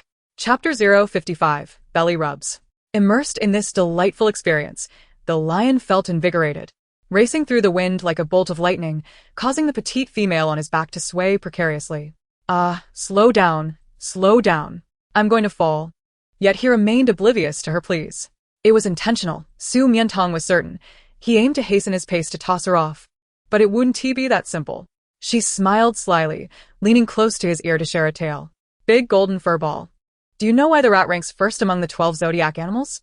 Because during the race, it climbed onto the ox's back, leveraging its strength to reach the finish line first. With that, she leapt off his back just before the finish line, claiming victory. Yay! I won. He was aware. He had heard the story before. The lion's gaze swept from her beaming face down to her chest, flickering slightly. Yet he willingly accepted, if it meant experiencing this again. He would gladly oblige. Next, the third round of the competition. Hunting. To ensure fairness, neither side was permitted to use tools, especially you, so put away your heavy gaze. Hunting? That was his forte. There was no need for the heavy gaze to come into play. He could effortlessly take down a large wildebeest, gazelle, or giraffe. Just as he pondered this, Su Mian Tang remarked, the prey is a little bird. The lion? As a land animal. Without the ability to use his heavy gaze and lacking wings, how could he catch a bird? Seeing his bewildered expression, Su Mian Tang's eyes sparkled mischievously. Well, I want to intervene. Use your clever brain, or you can wave the white flag and concede. No way. He had already surrendered in the first 2 rounds. Hunting was the instinctual skill of a predator, essential for survival. If he couldn't even find prey, the petite female would look down on him. He set off, sprinting towards the hilltop. From a distance, Su Mian Tang watched as he extended his front limbs, flailing about in a futile attempt to catch a bird. Gazing intently at a high nest, she couldn't help but laugh uproariously, thoroughly entertained. Big golden furball, you're so silly, agreeing to such an unreasonable challenge. Suddenly, a rustling sound erupted from the grass. Turning her head, she spotted Huarong, who had transformed into his beast form, resembling a round, fluffy rice dumpling, rolling towards her from 100 meters away, utterly adorable. She eagerly crouched down to greet him. Fluffy, why have you turned into a panda? He wasn't typically this bold. He would only transform for her in intimate settings. Why was he so proactive this time? It was because he had just seen Su Mian Tang riding on the lioness' back, holding him tightly. A pang of bitterness surged within him, igniting a desire to be the sole focus of her affection. Thus, he transformed into his beast form to vie for her attention. Would Su Mian Tang resent him for being jealous and petty? He was overthinking it. Su Mian Tang embraced him, playfully squishing and rolling him, her words causing him to bury his head in her embrace. Fluffy, you're just too adorable. Utterly charming. He too adored her immensely. Meanwhile, the lion returned, crestfallen after a fruitless day of hunting, only to find Su Mian Tang surrounded by a blushing Huarong and a flurry of little birds. How had she captured the birds? And why were they so docile, standing by her side without flying away? Su Mian Tang beamed at him triumphantly. Because I cheated again. Fluffy has spent so long training at Bamboo Peak that he is quite familiar with many of the little birds. A simple wave and gesture of feeding, and they flock right to him. What do you think? She strolled over leisurely. You've lost all 3 rounds, each in your area of expertise. Do you concede? I concede. The lion lowered his noble head, adopting a posture of complete submission. Defeated by her, he accepted it wholeheartedly. Then from now on, you must obey whatever I say, without protest. Su Mian Tang picked up a nearby iron chain. The lion nodded, but upon hearing the familiar sound of clinking metal, instinctual fear coursed through him, causing his limbs to tremble involuntarily, yearning to shatter the chain and flee. Yet he knew he could not. He must obediently heed her commands. Su Mian Tang leaned closer to his ear, her tone wicked as she inquired, So, may I now tie you up? Just like a dog. A dog? Her dog. Well, yes. Haha. Upon observing its rigid form and trembling claws, a sense of humiliation washed over as its pride lay trampled beneath the weight of despair. Fear gripped its heart, yet it resolutely maintained a facade of strength. The golden retriever was, indeed, foolish to the point of endearment. Su Mian Tang raised her hand. The lion, convinced she intended to ensnare him with chains, was taken aback when she instead cast them aside and gently caressed his mane, murmuring, I could never bear to do so. The words struck his heart like boulders tumbling from a cliff, sending tremors through his very core. Tang Tang. He gazed at her, entranced. Unbeknownst to him, a peculiar emotion had taken root within, one that stirred restlessly and would not allow him a moment's peace. At last, he comprehended its nature. He was enamored with her. A feeling so profound it threatened to overflow. Would you like a belly rub? She asked. A belly rub? The lion sprang to his feet, excitement coursing through him. His usually fierce eyes sparkled with exhilaration, resembling a dog spotting a bone. He promptly flipped onto his back, all 4 limbs splayed in the air, exposing his fluffy belly to her. The expression of complete trust and anticipation on his face suggested that the defenses he had built over the years crumbled before her. Even if she wielded a sharp blade aimed at his most vulnerable spot, he would not flinch. In that moment, he surrendered wholly, unbound by chains. Vowing never to part from her. Beneath the bamboo peak, Catherine frequently glanced at her watch, her anxiety mounting. They had been inside for an hour. Why had they not emerged? 2 hours had passed. Was it her intention to leave the princess waiting? By the heavens, no one had ever made her wait 3 hours. When Su Mian Tang finally appeared, she would tear her apart. As darkness fell, the barrier was finally lifted and figures descended from the mountaintop. Catherine sprang to her feet, her mind clouded with disbelief and rage as she beheld Huarong, the majestic lion, and the girl riding atop him. Su Mian Tang was riding on the back of her elder brother, the crown prince, a figure of unparalleled nobility transformed into her personal steed, an affront to royal dignity. Catherine was infuriated. She rushed forward to pull her down, but before she could approach, she caught sight of the glowing intensity in the lion's eyes, a warning that rendered her breathless. Her brother, for Su Mian Tang's sake, was employing his fierce gaze against her.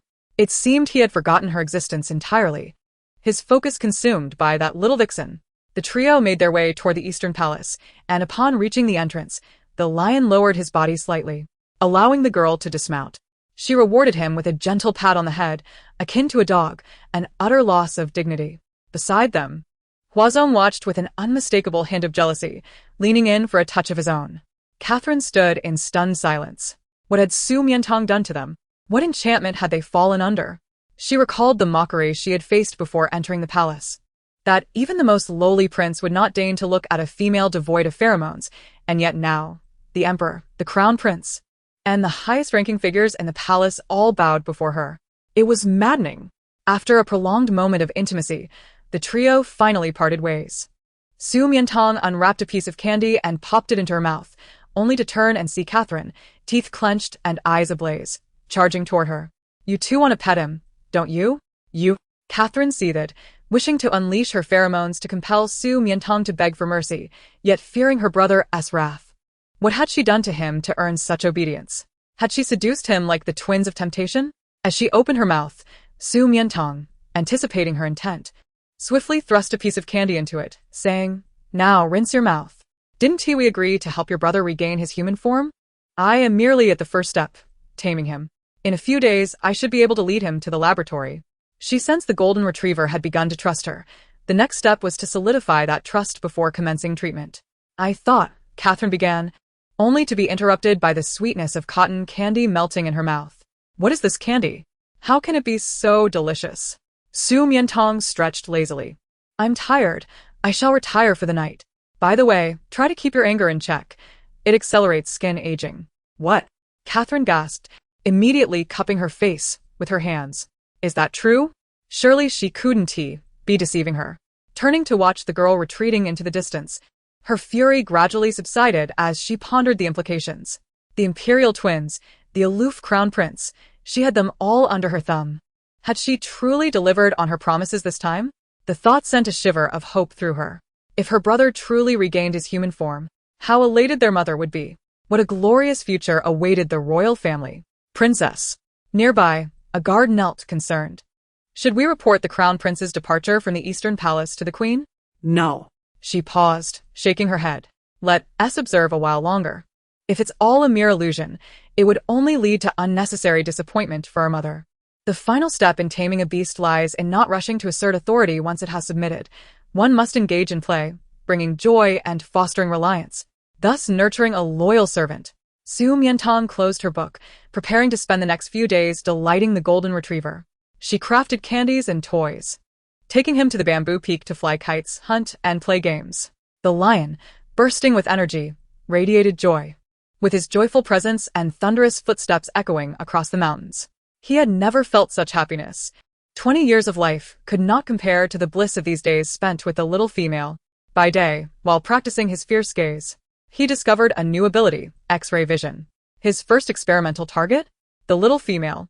Casually glancing in her direction, he caught sight of her perfectly sculpted form, causing him to hastily avert his gaze, unable to resist the temptation, yet shamelessly turning back.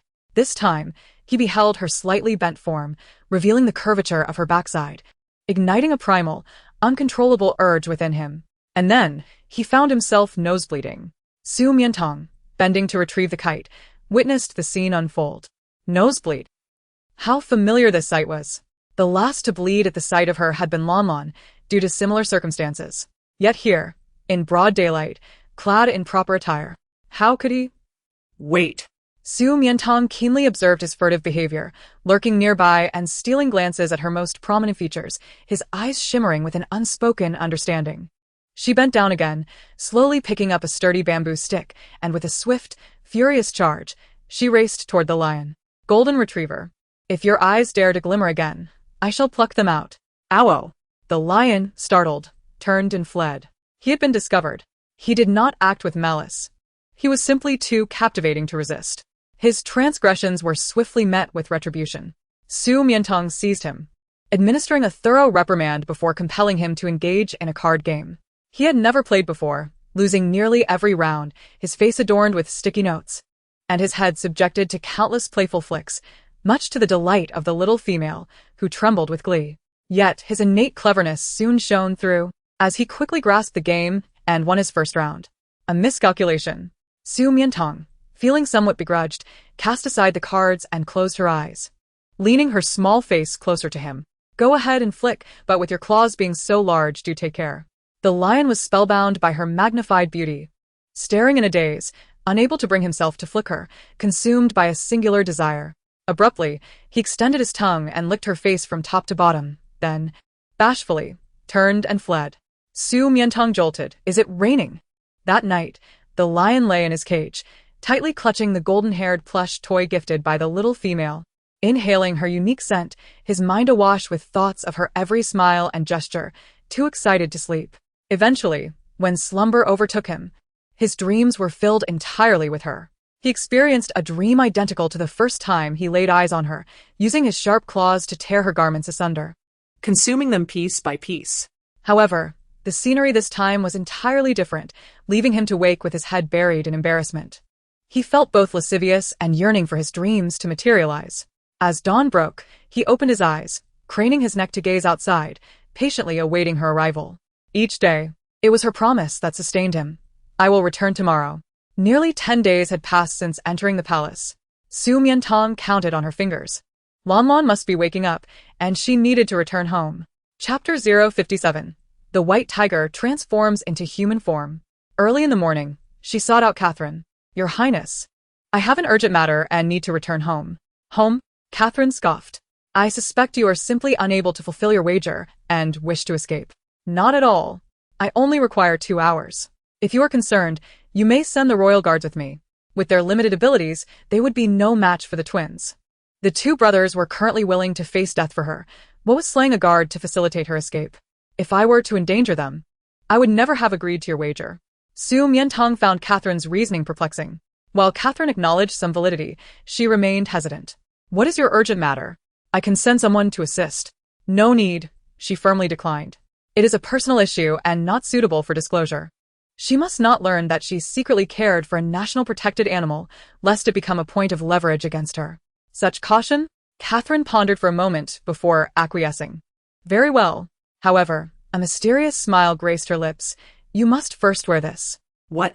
Catherine signaled to a nearby guard, who promptly retrieved a pair of shackles from the National Armory. These are electronic handcuffs, forged from dark iron, the hardest metal in the world. They possess no code. No one and nothing can unlock them. As she spoke, Catherine fastened them to Su Mian Tang's right wrist. They can track your location in real time and have a punitive function. If you do not return within 2 hours or leave Central City, they will release over 1,000 volts of electricity, leaving you as nothing but ashes. 1,000 volts. Su Mian Tang chuckled. You needn't go to such lengths. That seems a bit excessive. Ha! Who told you to be so cunning? Such a person requires the most severe methods.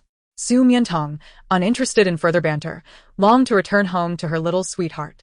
It had been nearly 10 days since they last met, and she missed him dearly. She hoped he was awake. She boarded the air vehicle, swiftly arriving at the Jiqing Villa area. Upon opening the door, she found silence within. Lamon hasn't woken up yet? That seems unusual. Cautiously, she ascended the stairs to check on him, only to find her legs weaken upon entering the room. Goodness. What a massive white tiger. Is that Lamon? This defies logic. How could he have grown so large in just 10 days? She recalled him curled up in bed, peaceful and delicate, and now, the bed sagged under his enormous form, occupying nearly half the room, emanating an undeniable aura of majesty even in slumber.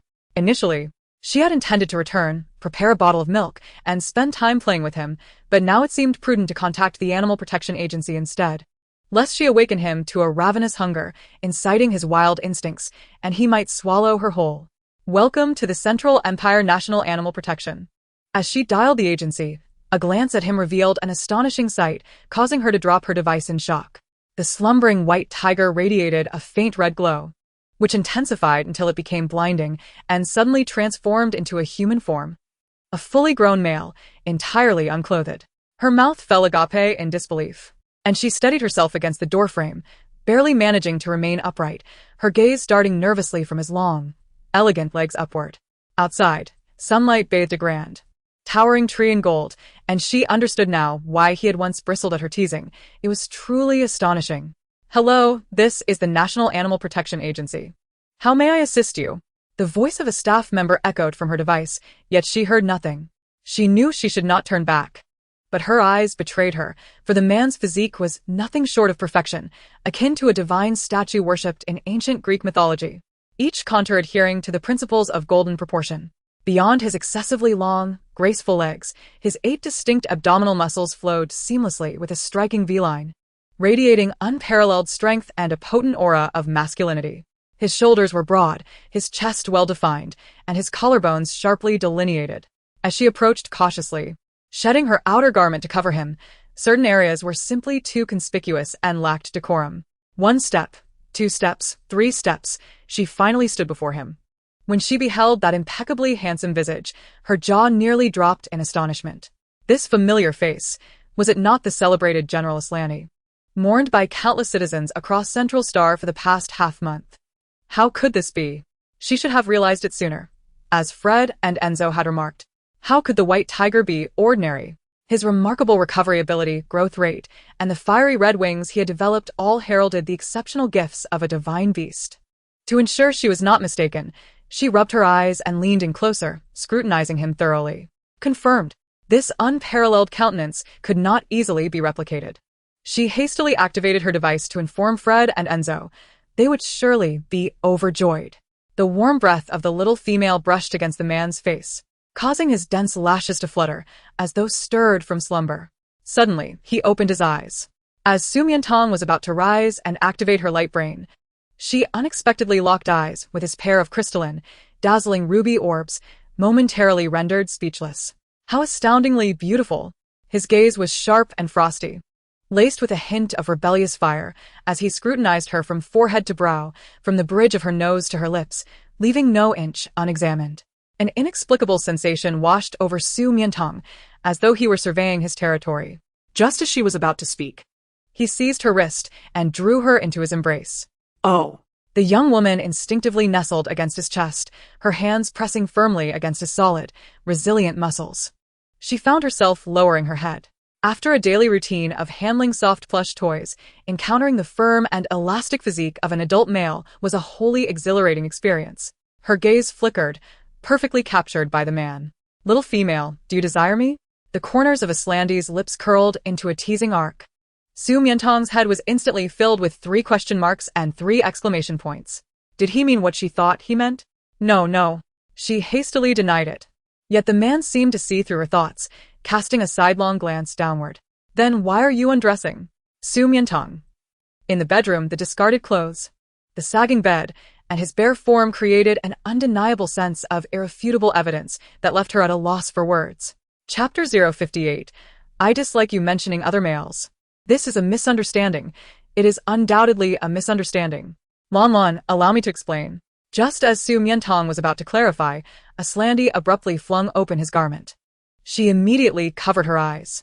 "I am General Aslandi of the Duke's family of the Central Empire, a lecherous little female. You may address me as General or Warrior Brother. Or choose another title. Warrior Brother?" Su Mian Tang's lips twitched. Lan, I never imagined you to be so conceited. No, that's not right. What did he just call her? A lecherous little female? He was the one she had personally rescued, fed countless times, and played with so often, having already acknowledged her as his master. So why now? Wait. She suddenly revealed one eye from behind her fingers, regarding the man with suspicion. Lan, no, General, have you lost your memory? Of course not. That's good. Su Mian Tang exhaled a sigh of relief. Otherwise, she would be left bearing this unjust blame. What do you remember? I was ambushed while slaying the leader of Planet X, struck by a noxious gas bomb, and fell into the Star Trace Garden, where you, this lecherous little female, picked me up and kept me here for a prolonged period of 20 days of mating. Upon finishing, he cast a glance at the sagging bed nearby. As if recalling some exquisite, intoxicating scene, a flicker of unintentional pride shimmering in his fiery gaze. Indeed, that was my combat prowess. Next time, let us use a sturdier one. But Su Mian Tang was left utterly bewildered. What? Did he just say 20 days of what? Clearly, he had not lost his memory. Rather, his recollections had been directly manipulated. She stealthily reached for her light brain to call Fred and Enzo, but the next second, the man snatched it and tossed it downstairs. With a loud crash, Su Mian Tang felt as if she could hear its shattering sound, her heart aching unbearably. Gritting her teeth, she murmured, Lan, this is the second time you've broken my light brain. The man, seemingly oblivious, strode directly toward her. Who are you going to call? No one. Under his piercing gaze, she confessed, all right, it was just your 2 little admirers. They would be so thrilled to know you're still alive. In truth, she was trying to send a warning. It seemed she had been framed. Upon hearing little admirers, Aslandi's narrowed brows darkened ominously as he advanced step by step, cornering her. And no, wait. What are you doing? At least put on some clothes before you speak. As Su Mian Tang saw him closing in, she turned to flee, but the next moment, he firmly grasped her wrist, pinning her against the wall, their legs entwined, toes touching, rendering her utterly immobile. Being wall-pinned by a stunningly naked man was an electrifying scene, causing her face to flush uncontrollably, admiring his calm demeanor.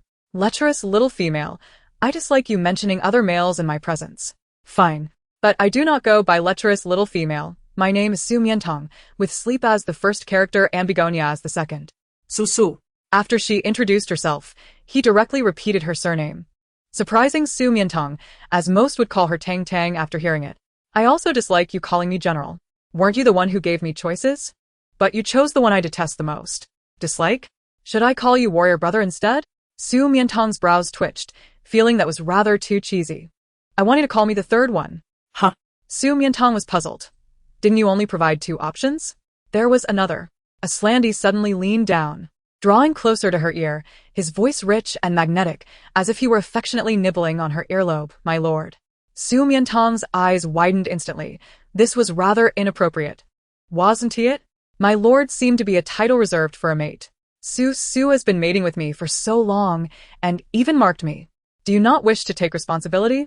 Aslandy's dark lashes fell slightly, revealing a hint of sharp canines as he playfully bit her ear. Su Mian Tang trembled at the warm, moist sensation, especially as he leisurely grazed his sharp teeth against her, resembling a flirtation as well as a feast upon prey. I told you, there is a misunderstanding between us. What misunderstanding? Aslandy, still gripping her delicate hand tightly, suddenly touched something cold and unsettling, frowning in displeasure. Su Mian Tang glanced over. It was an electronic handcuff, quite impressive, made entirely of dark iron. Before she could finish her sentence, the man disdainfully pinched it with 2 fingers, and the electronic handcuff shattered. Shattered. Su Mian Tang was stunned, left speechless in shock. The weapon from the Central Star's arsenal, reputed to be the hardest material in the world, capable of instantly releasing 1,000 volts of electricity with no password that anyone could unlock, had been effortlessly reduced to dust at Aslandy's fingertips? Was this the might of an SS-class mutated male, the god of war of the galaxy? What misunderstanding? Aslandy continued to lean down, earnestly pressing her for answers. Su Mian Tang's state of mind shifted abruptly. She was certain that his earlier nibbling on her ear was not mere flirtation. It was a warning that if she dared to refuse, he might very well consume her. There's no misunderstanding. It's just that between partners, it cannot solely be a physical relationship, right? There must also be a spiritual resonance. Or it would be too hasty, wouldn't you agree? A wise person recognizes the times. She swallowed her pride and reluctantly accepted the guilt of having ruined his innocence. Since he could crush dark iron in a second, surely he could twist off her head even faster. Oh. Aslandy sighed, his beautiful fiery eyes shimmering, seemingly contemplating something. Indeed, he had been too hasty, neglecting the courtship phase. With that thought, he released her. Su Mian Tang instinctively reached to rub her wrist, only to find it unhurt. The area that had been repeatedly chafed by the electronic handcuff bore no marks, instead feeling somewhat soothing. Had he inadvertently used his combat prowess to heal her when he shattered the cuffs? Her eyes sparkled momentarily, as she felt that the man before her was still that affectionate little tiger, albeit one who had lost his memory and whose personality had shifted ever so slightly. So small? Aslandy surveyed his surroundings. You reside in this cage? Chapter 059. Should we? A cage? Such a remark was profoundly hurtful and utterly insulting. Su Mian Tang could not comprehend why each of them, upon entering her home, found it necessary to disparage its size. For goodness sake, this was a sprawling 4-story villa, worth at least several million on Earth. How extravagant the interstellar beastmen truly were. However, given his noble status, it was not surprising for him to voice such disdain. Yes, it was a tad small, but to liken it to a cage was rather excessive, considering he had been living here quite pleasantly for nearly a month. Indeed, it has been quite enjoyable, though the bed has collapsed. Su Mian Tang retorted, that bed was brought down by your weight. I am aware.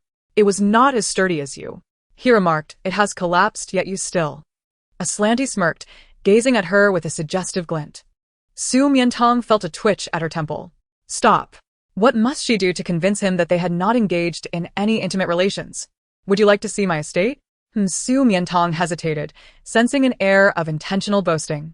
After all, it was rumored that the Grantsmore Manor surpassed even the palace in opulence. That sounds delightful, but are you certain you wish to go without clothes? Continuing this bare conversation would surely make her feel as if she had stolen his virtue. Su, help me order some clothes. The man, seemingly undeterred by her disdain, spread his arms wide, showcasing his robust physique and alarming contours. Su Mian Tang swiftly covered her eyes. You know my measurements best. He emphasized the last few words, his tone laced with an alluring hint. Su Mian Tang felt utterly tongue-tied. She was not. She had not. She knew nothing. Please do not wrongfully accuse her. With her holographic device damaged, she could only summon Little Me to order men's clothing, relying on her stolen glances from earlier. Before the delivery arrived, she wrapped him tightly in her bedsheets. Otherwise, if she continued to gaze, it was likely she would succumb to a nosebleed like he had before. The sheets were a soft pink, and she initially expected him to protest. To her surprise, he remained silently fixated on her, not even blinking, as if reveling in her care, reminiscent of when he was her obedient little tiger. She instinctively asked, "Have you been sleeping for so long? Are you hungry? Shall I prepare something for you?" Upon mentioning food, Aslante's gaze instinctively flicked toward the distant baby bottle. Su Mian Tang noticed this minuscule expression. Did remnants of memory still linger in his mind? Or was it merely a conditioned reflex? If she performed certain past actions or showed him familiar items, could it help him recover his memories? Would you like a bottle of milk? I can prepare it for you. Do you take me for a 3-year-old child? Aslante raised an eyebrow, his gaze wickedly shifting from the bottle to her alluring figure. I have no desire for the bottle. Yours is preferable. Su Mian Tang gritó Ortiz. Ah. The innocent little tiger has long since vanished. What remains is an adult man with a rather dark disposition. No. The former little tiger could not be described as innocent. He had his peculiar preferences. One could only say he had always been a rather mischievous tiger. Would you like to play with some toys instead? She waved 3 cat teaser wands in her hands, causing Aslante's narrow eyes to squint. Do you think I am a sickly cat? TSK, once upon a time, you used to enjoy playing so much, always tugging at my clothes to seek companionship. She inadvertently voiced her thoughts, provoking Aslante to act as if he would toss aside the bedsheets and rise. Do you require this king to reveal his true form? No, that won't be necessary. She hastily interjected, picking up a scratching post. How about this? A scratching board to help you sharpen your claws? Previously, he had relished this very activity. A scratching board? Aslante's gaze fixed on the heart-shaped scratcher, as if lost in some memory, his long fingers unconsciously tightening around the sheets. Would you like it? Su Mian Tang discerned a flicker of softening in his expression, igniting a glimmer of hope within her. If you desire it, I shall provide it for you. Her voice was irresistibly tempting, enough to make the man pierce a hole through the sheets. He indeed appeared to relish it. Memories and forms may alter, but one's essence remains unyielding. Do you recall anything through this scratching board? A triumphant smile curled upon Su Mian Tang's lips as she approached him. Only to see him gradually release the sheets, his tone calm yet wicked. Su has purchased so many baby items. Is she preparing to raise our child? Su Mian Tang instantly froze. She should not have overstepped. You think too much. She retracted her smile, placing the scratching board back into the storage cabinet, retrieving a vibrant red object instead, concluding that this too was unnecessary. Just as she intended to shut the door, Aslante teleported beside her, keenly grasping the bright red bow tie she had just set aside. What is this? It is a gift I had prepared for you, since you have an affinity for orchids. I crafted this bow tie in the shape of a flower, though it seems it will no longer be of use. The esteemed general, who commanded both wind and rain, would never deign to appreciate a simple bow tie she had crafted with her own hands, a mere beautiful memory destined to be buried. As she reached to reclaim it, Aslante suddenly lifted it high. Quite special. Really? He liked it? Indeed. What makes it special? She gazed at him with eager anticipation, while Aslante pondered before responding. Particularly ugly. You. Su Mian Tang could not resist the urge to tickle him mercilessly. She had painstakingly devoted her time, needle by needle, moment by moment, to create this piece, having ruined several iterations and pricked her fingers in the process, ultimately presenting a perfect creation. How could he dare call it particularly ugly?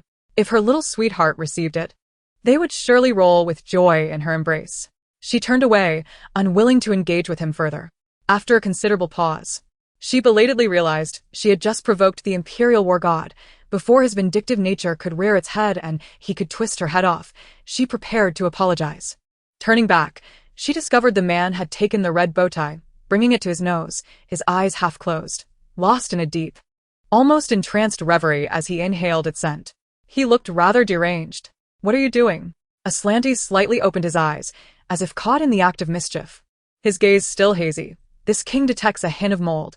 Has it been stored for too long? Su Mian Tang gritted her teeth, her desire to tickle him resurfacing. She was the one who had allowed it to become moldy.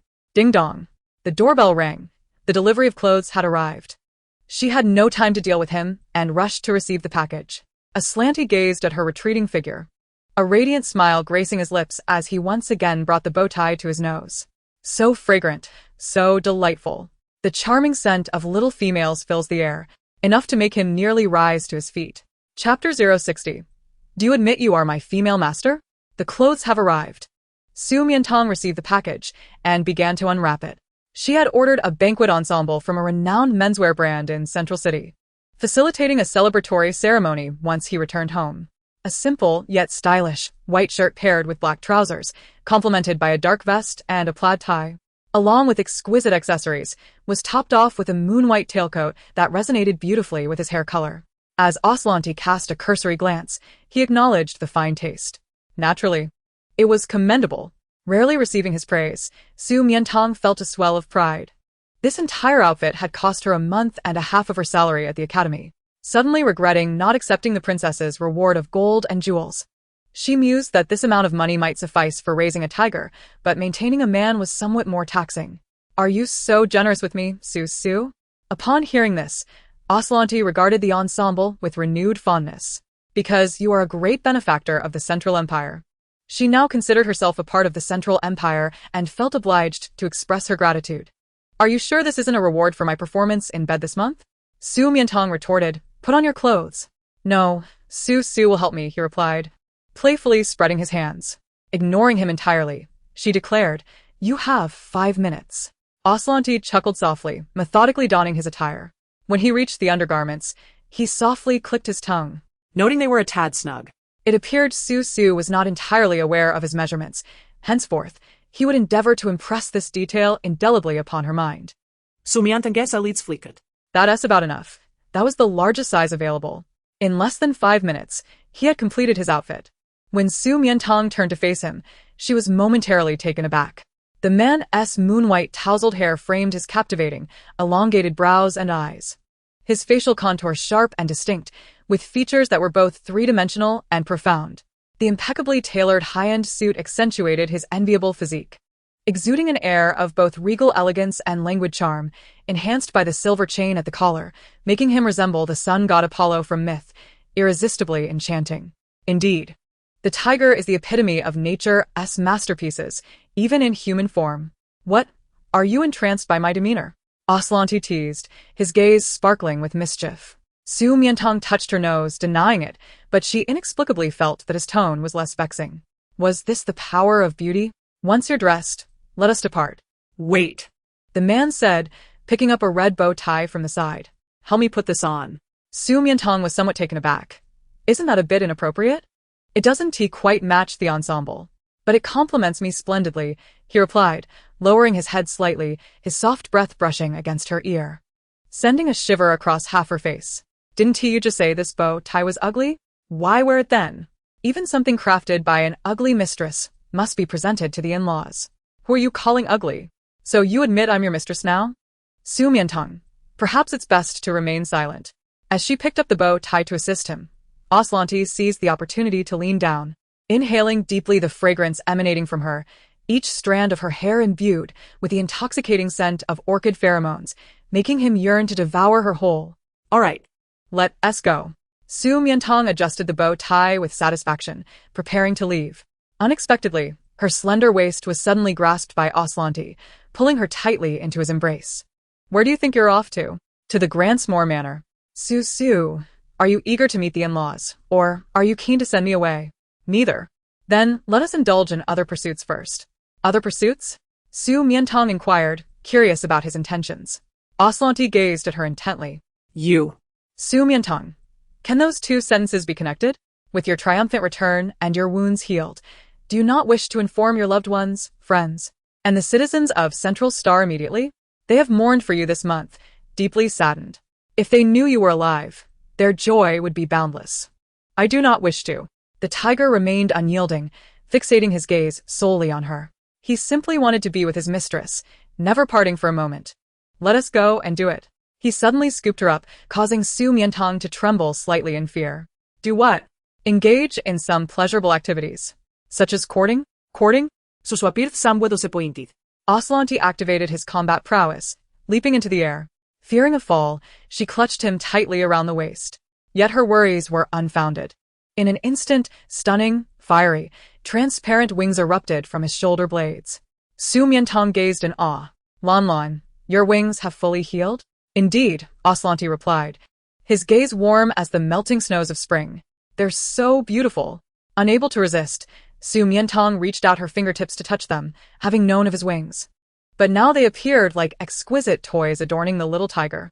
With a wingspan of several dozen meters, broader than Fred's, they glimmered with radiant flames like stars. Strikingly beautiful and commanding attention, making it impossible to look away. Most remarkably, they manifested directly upon his humanoid form. Having been on Central Star for so long, she had never witnessed such a fusion. It was simply sublime. The girl clung tightly to the man, the exquisite contours of his physique delivering an unparalleled thrill.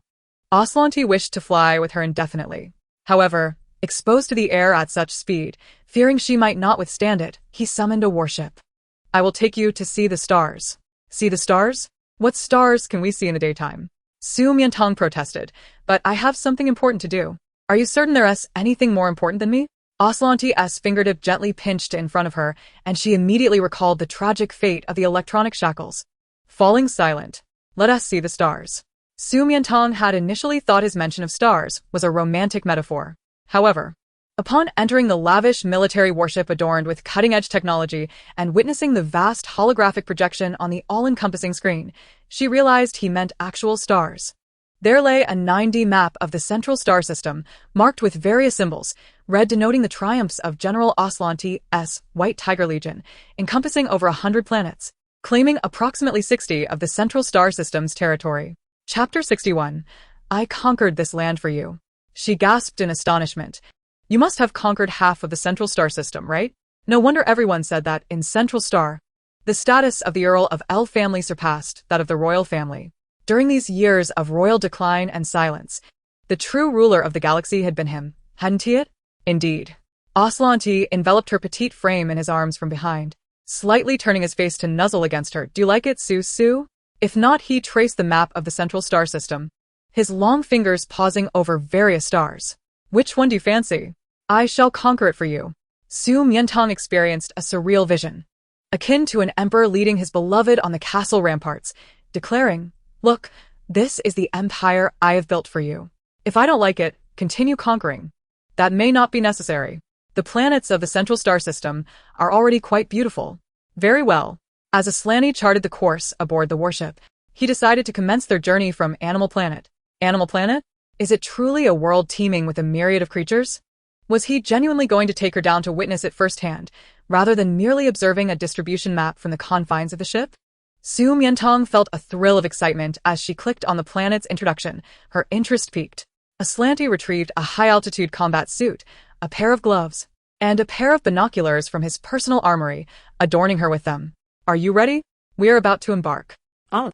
Su Mian Tang nodded eagerly, her amber eyes glimmering with vibrant light, enticing the man to reach out and pinch her cheek. Do not gaze at me with such eyes. Otherwise, I might lose control. And you shan't escape. Within the confines of his personal warship, surrounded by cold, merciless weaponry and munitions, was where his dreams resided. Su Mian Tang inquired, what kind of gaze? Courtship, generally signifying the male's pursuit of the female through displays of exquisite plumage, dances, or nest building, was a common practice among animals. On Central Star, this ritual became more explicit and solemn, encompassing, but not limited to, the male showcasing his power, wealth, status, and loyalty to the female. Aslanti was enacting this with fervor to captivate his beloved little female. To broaden her perspective of the entire animal planet, he transformed into his beast form, carrying her as they soared through the skies. Wow. The moment they disembarked from the warship, Su Mian Tang, equipped with the ultra-clear binoculars, gasped in awe. At an altitude of 10,000 meters, she beheld an extraordinarily magnificent tableau of nature's animal life. Millions of wildebeests migrated in unison. Monkeys frolicked amidst the dense tropical rainforest. Herds of cattle and sheep roamed the savanna, and majestic lions, tigers, and wolves prowled, while billions of butterflies danced around the vibrant flora. Occasionally, whales, sharks, and dolphins breached the surface, gasping for air. The grandeur of the scene left her utterly mesmerized. How beautiful! I see a green peacock. Its tail feathers are so unique. And there's a long-tailed tit, round and fluffy, looking like a little ball of fur I want to cradle in my hands. What is the name of that colorful flower blooming on the mountain? I've never seen it before. There's a pair of swans dancing in the water, forming a heart shape. And look at that adorable golden snub-nosed monkey eating berries. She was overwhelmed with excitement, her words flowing like a torrent. Suddenly, she sensed something unusual. On the continent, countless animals, as if they had caught a whiff of a formidable presence, lifted their heads in unison and gazed skyward. Then, in a synchronized display, they bowed their heads and knelt, their forelimbs touching the ground, the sheer number nearly blanketing the entire planet. This grand and sacred ceremony seemed to be a welcoming tribute to their king. Su Mian Tang was profoundly struck by this magnificent spectacle, rendered speechless. Were they paying homage to Lanlan? Previously, witnessing a pack of wolves surrounding Enzo and a flock of birds dancing around Fred had already left her in disbelief. And now it was the entire animal continent, truly a sovereign reigning over all beasts. She mimicked their posture, slightly bowing, wrapping her arms around the neck of the white tiger, gently nuzzling against it. Lanlan, they are all here. No sooner had she spoken than Aslante's powerful form trembled. His wings lost their balance, and they plummeted from the 10,000-meter height. Gripping his wings tightly, Su Mian Tang realized with dismay that she had forgotten that the nape of a beast should not be touched. Just before hitting the ground, Aslante reverted to his human form, forcefully pinning her beneath him. Su, was that intentional? Were you deliberately tempting me? I didn't expect you to enjoy the heights. Shall we ascend again? Or shall we remain here? I can still elevate you here. His fiery gaze burned with intensity, the corners of his eyes flushed with crimson, his handsome face revealing a hint of ferocity, as if he could hardly contain his primal instincts, yearning to devour her whole. Su Mian Tang raised her hand to silence his provocative words. Trust me, it wasn't intentional. I do not believe you. Aslante smirked, placing a soft kiss on her palm. Su Mian Tang felt her fingertips tremble as she withdrew her hand. I truly was just mimicking the actions of other animals. Them? The corners of his eyes narrowed mischievously. Su, do you also wish to bow to me as your king? I simply find it amusing. Or perhaps, acknowledge me as your master. No way. Su Mian Tang firmly rejected, adamantly defending her position as the master. I am your master, even if you've forgotten. That is all right. From this day forth, you shall still be my esteemed female master. Su Mian Tang realized she had unwittingly fallen into his verbal trap once more. How could this tiger be more cunning than a fox? Get up first. Are you flirting without responsibility? Aslante expressed his discontent, tightly embracing her, closing his eyes to savor her scent. No, let me hold you for a moment slowly. She smelled so delightful, intoxicatingly so. Su Mian Tang sensed his unsettling anxiety and regretted her earlier actions. How long would it take to remedy this? It was all her fault for being too impulsive. Suddenly, a delicate and melodious chirping sound interrupted them. She turned, puzzled, and saw a chubby, fluffy long-tailed tit hopping toward her. Little ball of fluff? How did you get here? It was so soft, so adorable, so utterly charming. Unable to resist, she reached out her finger to affectionately poke its round belly. Aslante abruptly opened his eyes. Chapter 62. Still her little sweetheart. But that was not all. He slightly loosened his hold on her, pulling out a green peacock's tail feather, a vibrant 7-petaled flower, a handful of berries, and even an unweaned golden snub-nosed monkey. Chirp, chirp, chirp. These were all the things she had just seen from above and had expressed her fondness for. He had gathered them all? Initially, she had thought that his transformation into beast form had deprived her of companionship, diminishing her enjoyment. To her surprise, he had remembered every word she had spoken. A wave of inexplicable happiness washed over her, akin to the time in the villa when she had been spoiled and pampered. With her little sweetheart ever entwined in her mind and heart, she didn't care. He was her little sweetheart, even if he had become a renowned war god. Su Mian Tang's eyes sparkled as she contemplated reaching out to ruffle his hair, but upon remembering his current state, brimming with primal energy and prone to bouts of desire, she restrained herself. You brought the little golden snub-nosed monkey, but what about its mother? Aslante raised an eyebrow. Shall I bring its mother as well? She playfully pushed him, but he deftly captured her hand. Do you like it? I do, though it feels a bit mischievous. She picked up the beautiful tail feather, already envisioning a scene of a green peacock fleeing in terror while covering its rear. Aslante remarked, it could serve as a bookmark for your books. Just as I imagined. The size is perfect. Wait. Su Mian Tang suddenly halted, eyeing him suspiciously. How did you know I enjoy reading? Aslante was momentarily taken aback. Isn't there a row of bookshelves in your birdcage? It's a 4-tiered, super spacious, standalone villa. All right. The man chuckled, leaning back on his hands. Once I take you home, I shall concede that it is indeed a birdcage. What kind of flower is this? She picked up the enchanting blossom with 7 petals, each a different hue, and curiously inquired, "What makes it so special?" "The flower of 7 emotions." Yaslanthi gazed intently at her and explained. "Legend has it that only lovers can pluck this flower for their beloved." "Oh," Su Mian Tang nodded in understanding. "So, even those with formidable combat prowess can obtain it." A sly smile crept into the corner of Yaslin's eye as he tightened his grip on her hand. She would, sooner or later, come to believe in him. Tweet tweet. Chirp chirp. A charming little ball of fluff hopped onto her shoulder and began to sing, while a small golden monkey rubbed against her fingers, vying for her affection. Su Mian Tang, utterly smitten, began to pet each of them, only to realize that their little bodies were trembling. They seemed rather frightened. Why didn't they run away?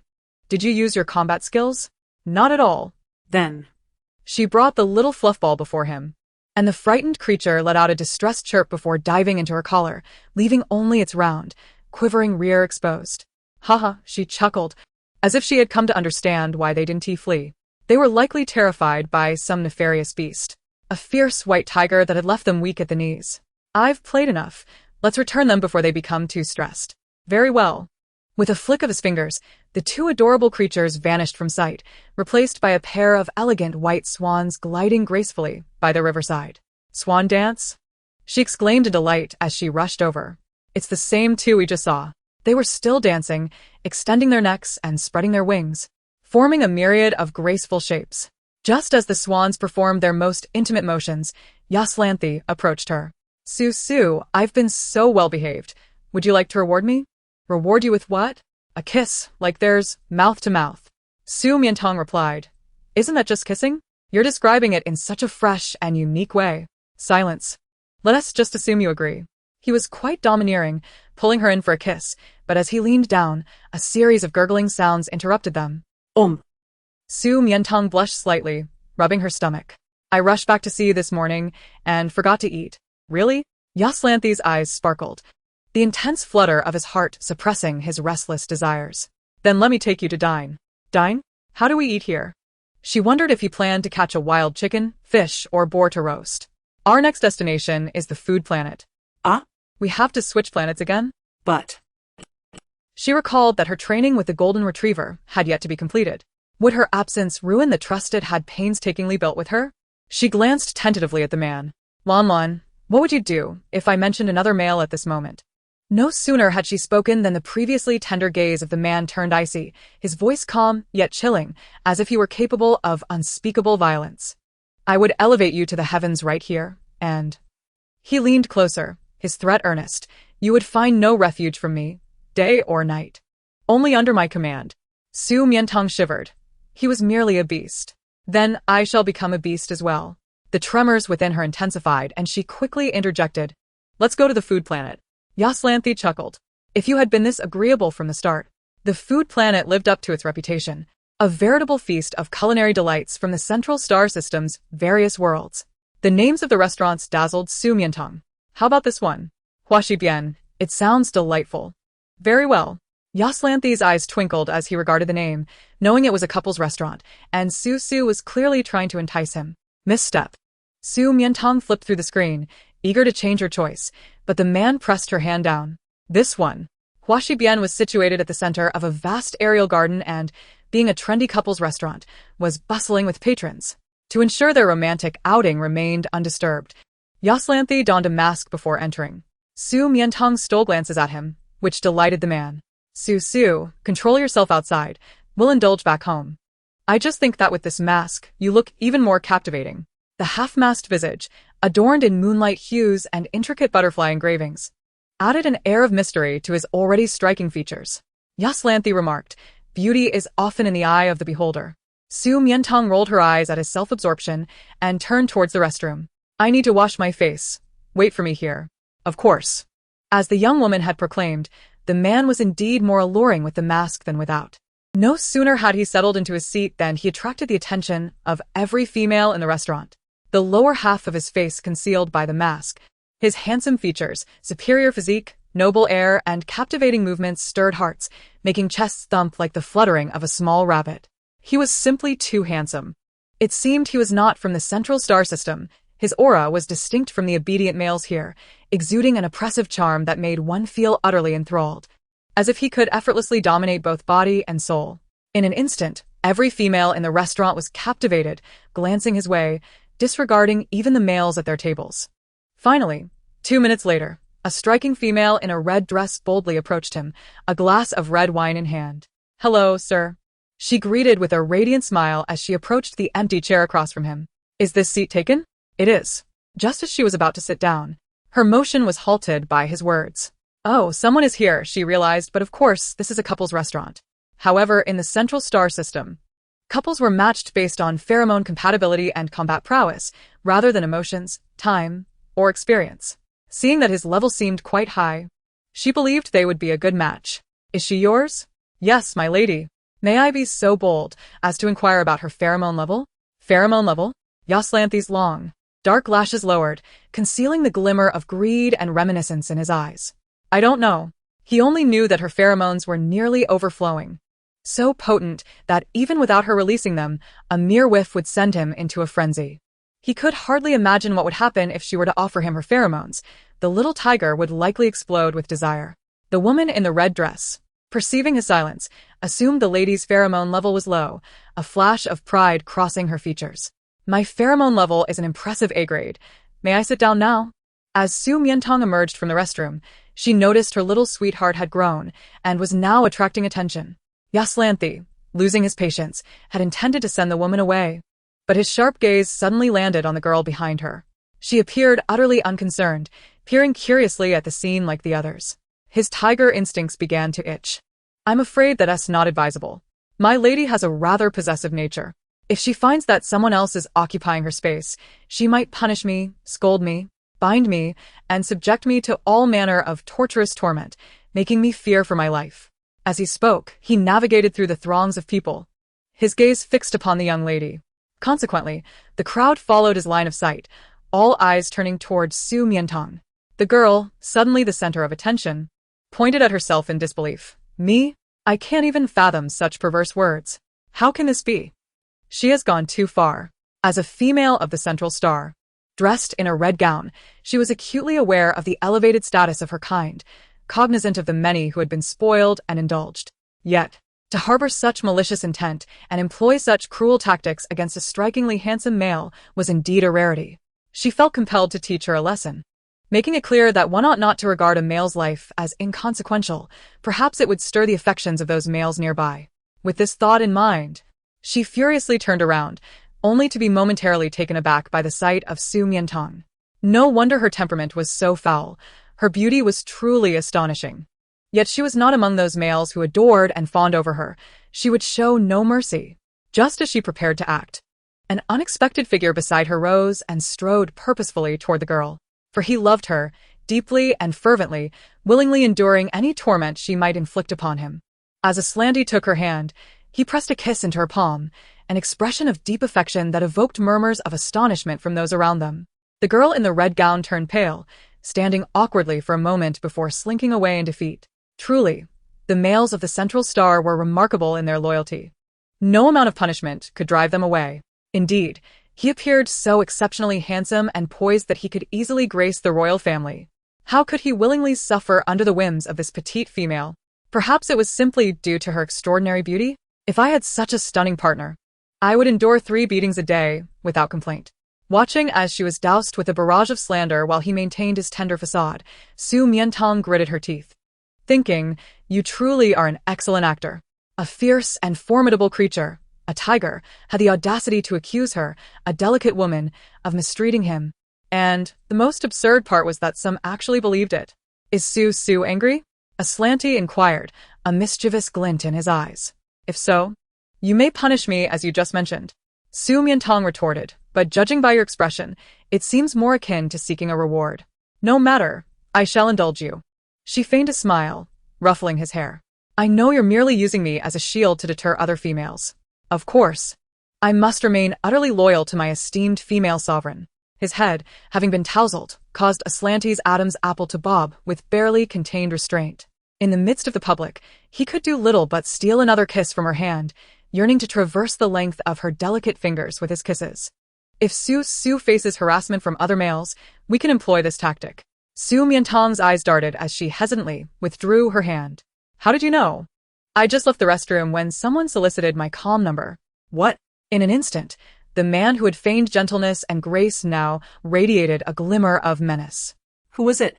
Just as Su Mian Tang turned to respond, a moment later, every male within her line of sight was hurled over the balcony, their cries echoing in the air. Ah! Su Mian Tang exclaimed. Hey, I was only joking.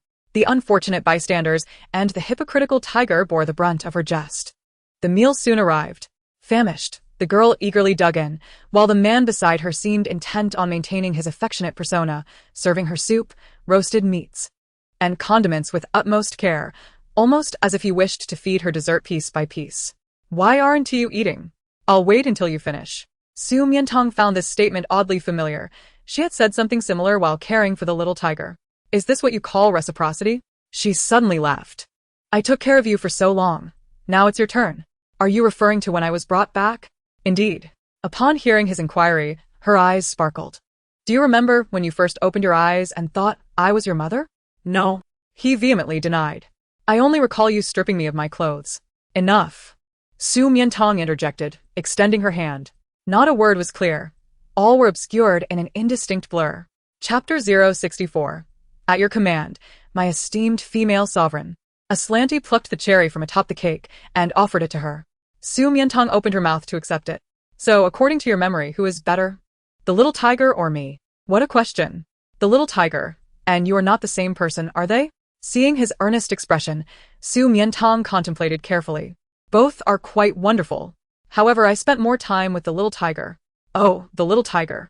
The cherry she was about to savor suddenly vanished from her grasp as Aslanti withdrew his hand, his cool demeanor tinged with displeasure.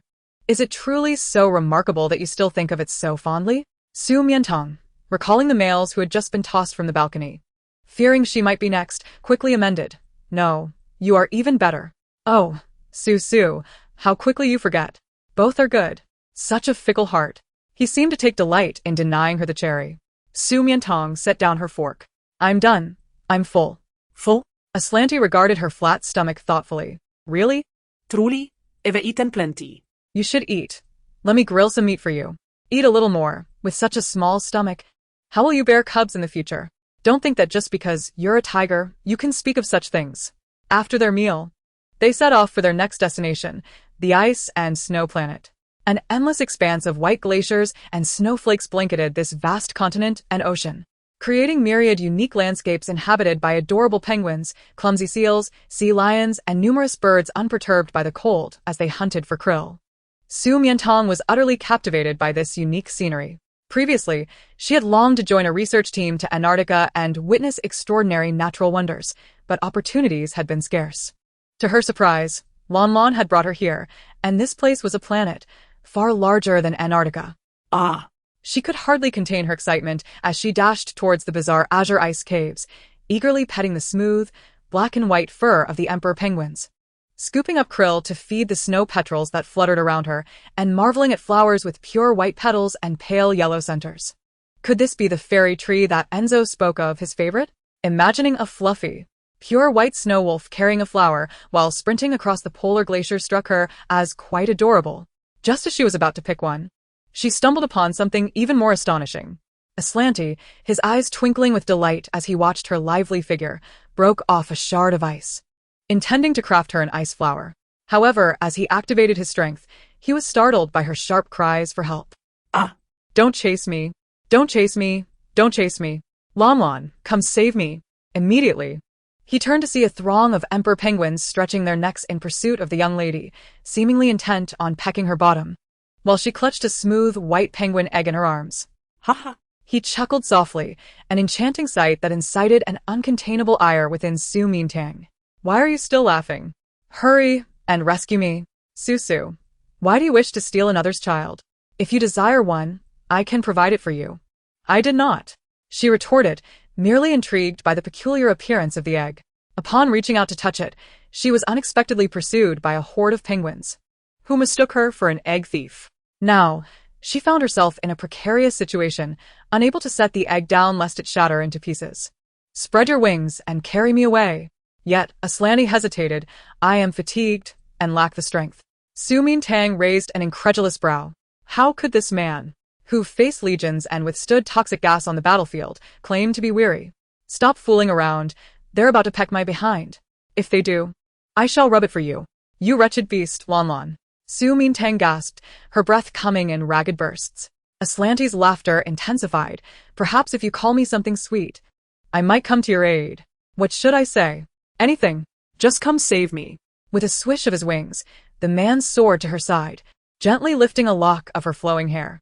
His voice, seductive and near, urged, call out. I wish to hear it. What did he wish to hear? Su Mian Tang's thoughts flitted back to what he had said in the birdcage. No, in her home. Commander?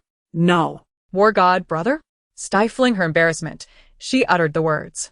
Not that either. Then what remains? Shameless. Taking advantage of me. She resolutely refused to succumb to his dominance. Suddenly, a sharp pain erupted on her backside. It seemed the penguins had indeed pecked her, paling her visage with fright. Without a second thought, she cried out, my lord, save me. As soon as the words left her lips, Aslanti swooped down, effortlessly lifting her into his arms.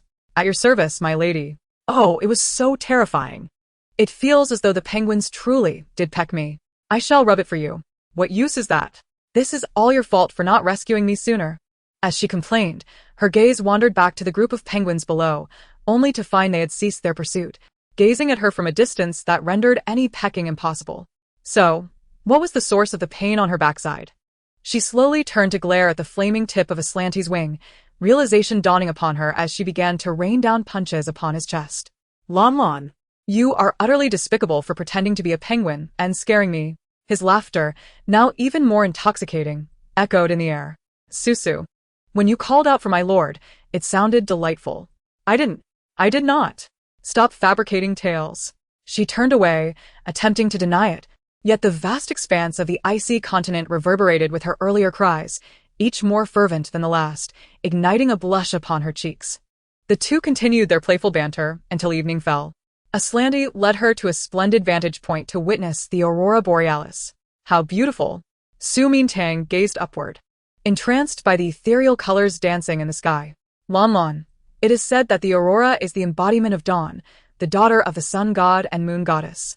If one prays to her, all beautiful wishes shall come true. Is that so? Aslanti expressed skepticism, having never heard such tales, including those she mentioned. Indeed, this is a rare opportunity. If you do not believe, I shall make a wish myself. The young woman clasped her hands in prayer toward the shimmering lights.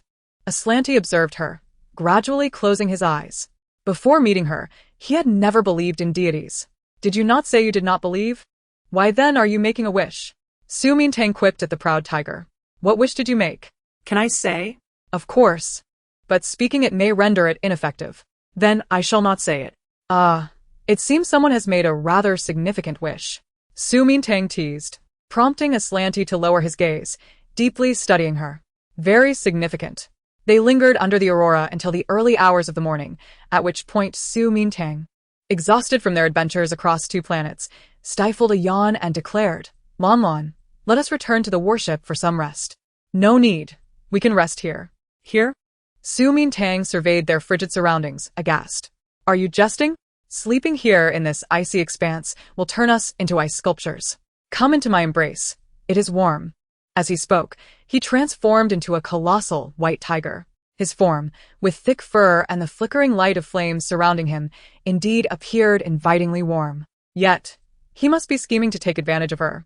Instead of resting in the luxurious warship, he insisted she sleep in his cold embrace on the glacier, this cunning rogue. When pursued by the penguin horde, she had no choice, but now, she would not yield to his tyranny. No. Su Mian Tang huffed, resolutely turning away, determined to endure the night with her iron will. However, a sudden, biting gust of wind swept through, chilling her to the bone, prompting her to pivot and seek refuge in the tiger's embrace. So you have not said anything. Aslanti's eyes sparkled with triumph. He enveloped her tightly, leaving no space between them, his possessive posture a declaration of ownership. She was his companion. So fluffy, soft and warm, with a majestic and handsome tiger head to snuggle against. This idea seemed rather appealing.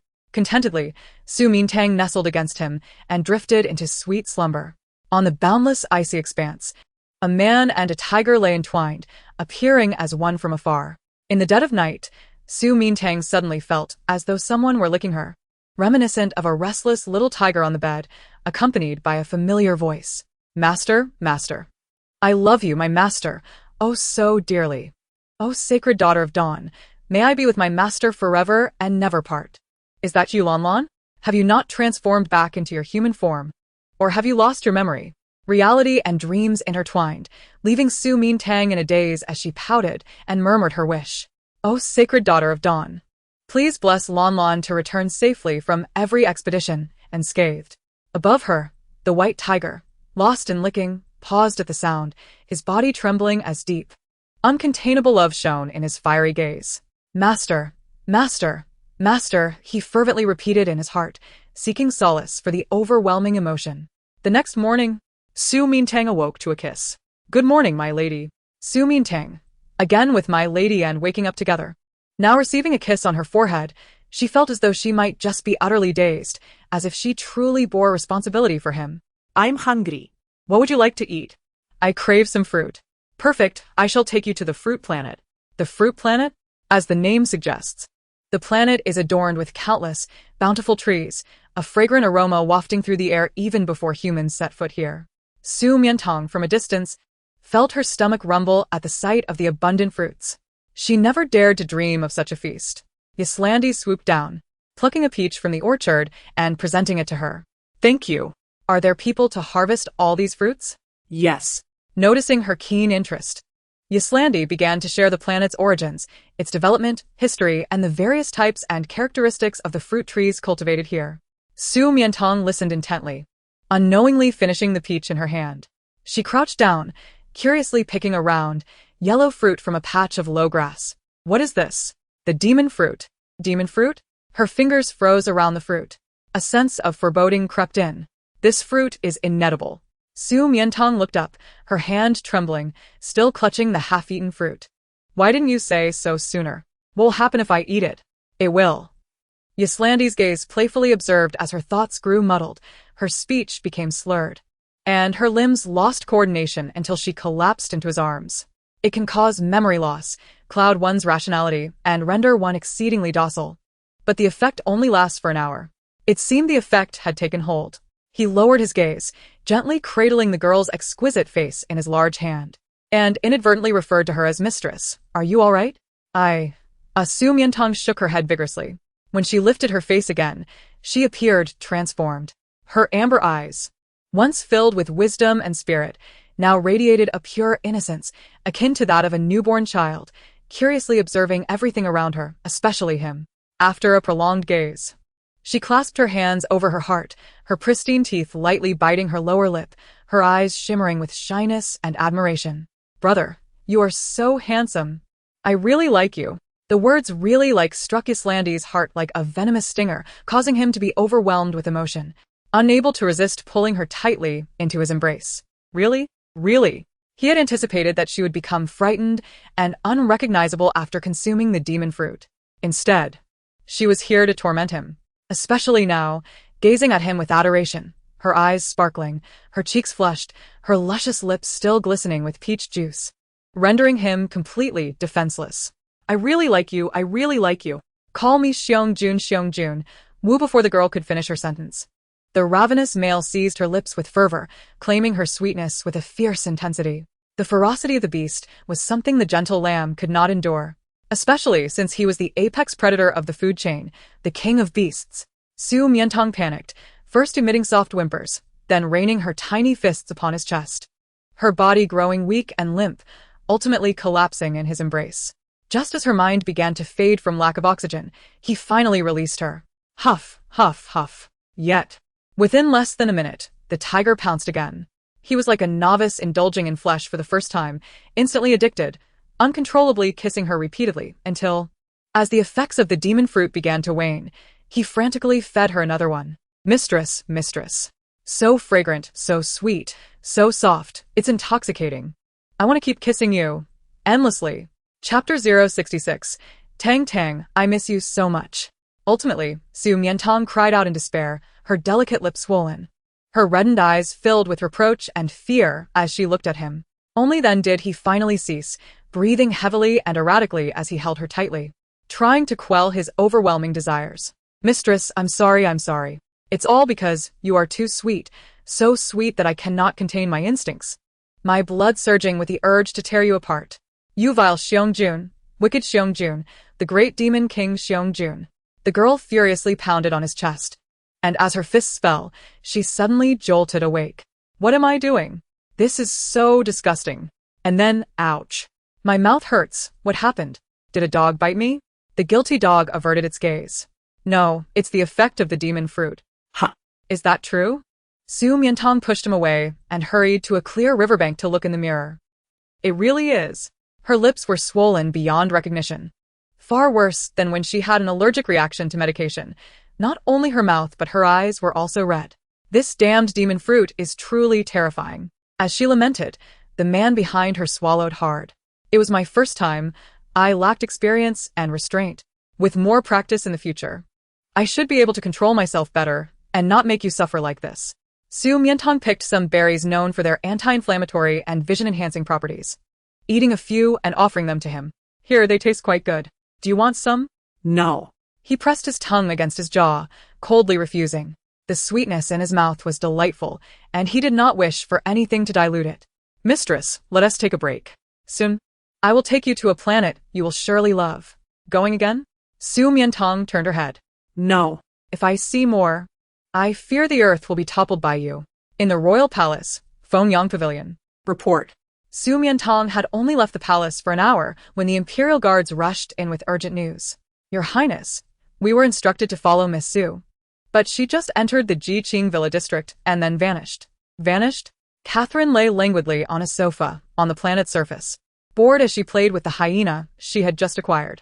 Impossible. She is wearing a dark iron electronic shackle. Once the time is up, it releases thousands of volts of electricity. Where could she possibly run to? Unless she no longer wishes to live. It is absolutely true. Her residence is protected. We cannot enter, but the villa management confirmed she is indeed no longer inside. Impossible. This cannot be happening. Catherine frowned, dismissing the holographic projection in front of her, checking the tracking device on the electronic shackle, and saw the 4 red words. No signal available. How? How can this be? She stood up in disbelief, even questioning whether the holographic image was malfunctioning. That was the hardest shackle in the Central Star Treasury. It could not be opened without a password. Not even by S-class military forces like the Gemini Star, unless it was SS-level combat power. But that was utterly impossible. Let us go. Follow me to investigate. In the Jiqing Villa district, the staff patiently advised, I'm sorry, Your Highness, even with royal authority, the female protection law remains inviolable. We cannot enter without the owner's permission. All we can tell you is that Miss Su Mian Tang has indeed left the villa district. Impossible. This is simply inconceivable. The electronic shackle has no signal, the quantum computer cannot connect, and she is not at home. Catherine then realized, belatedly, that she might have truly escaped.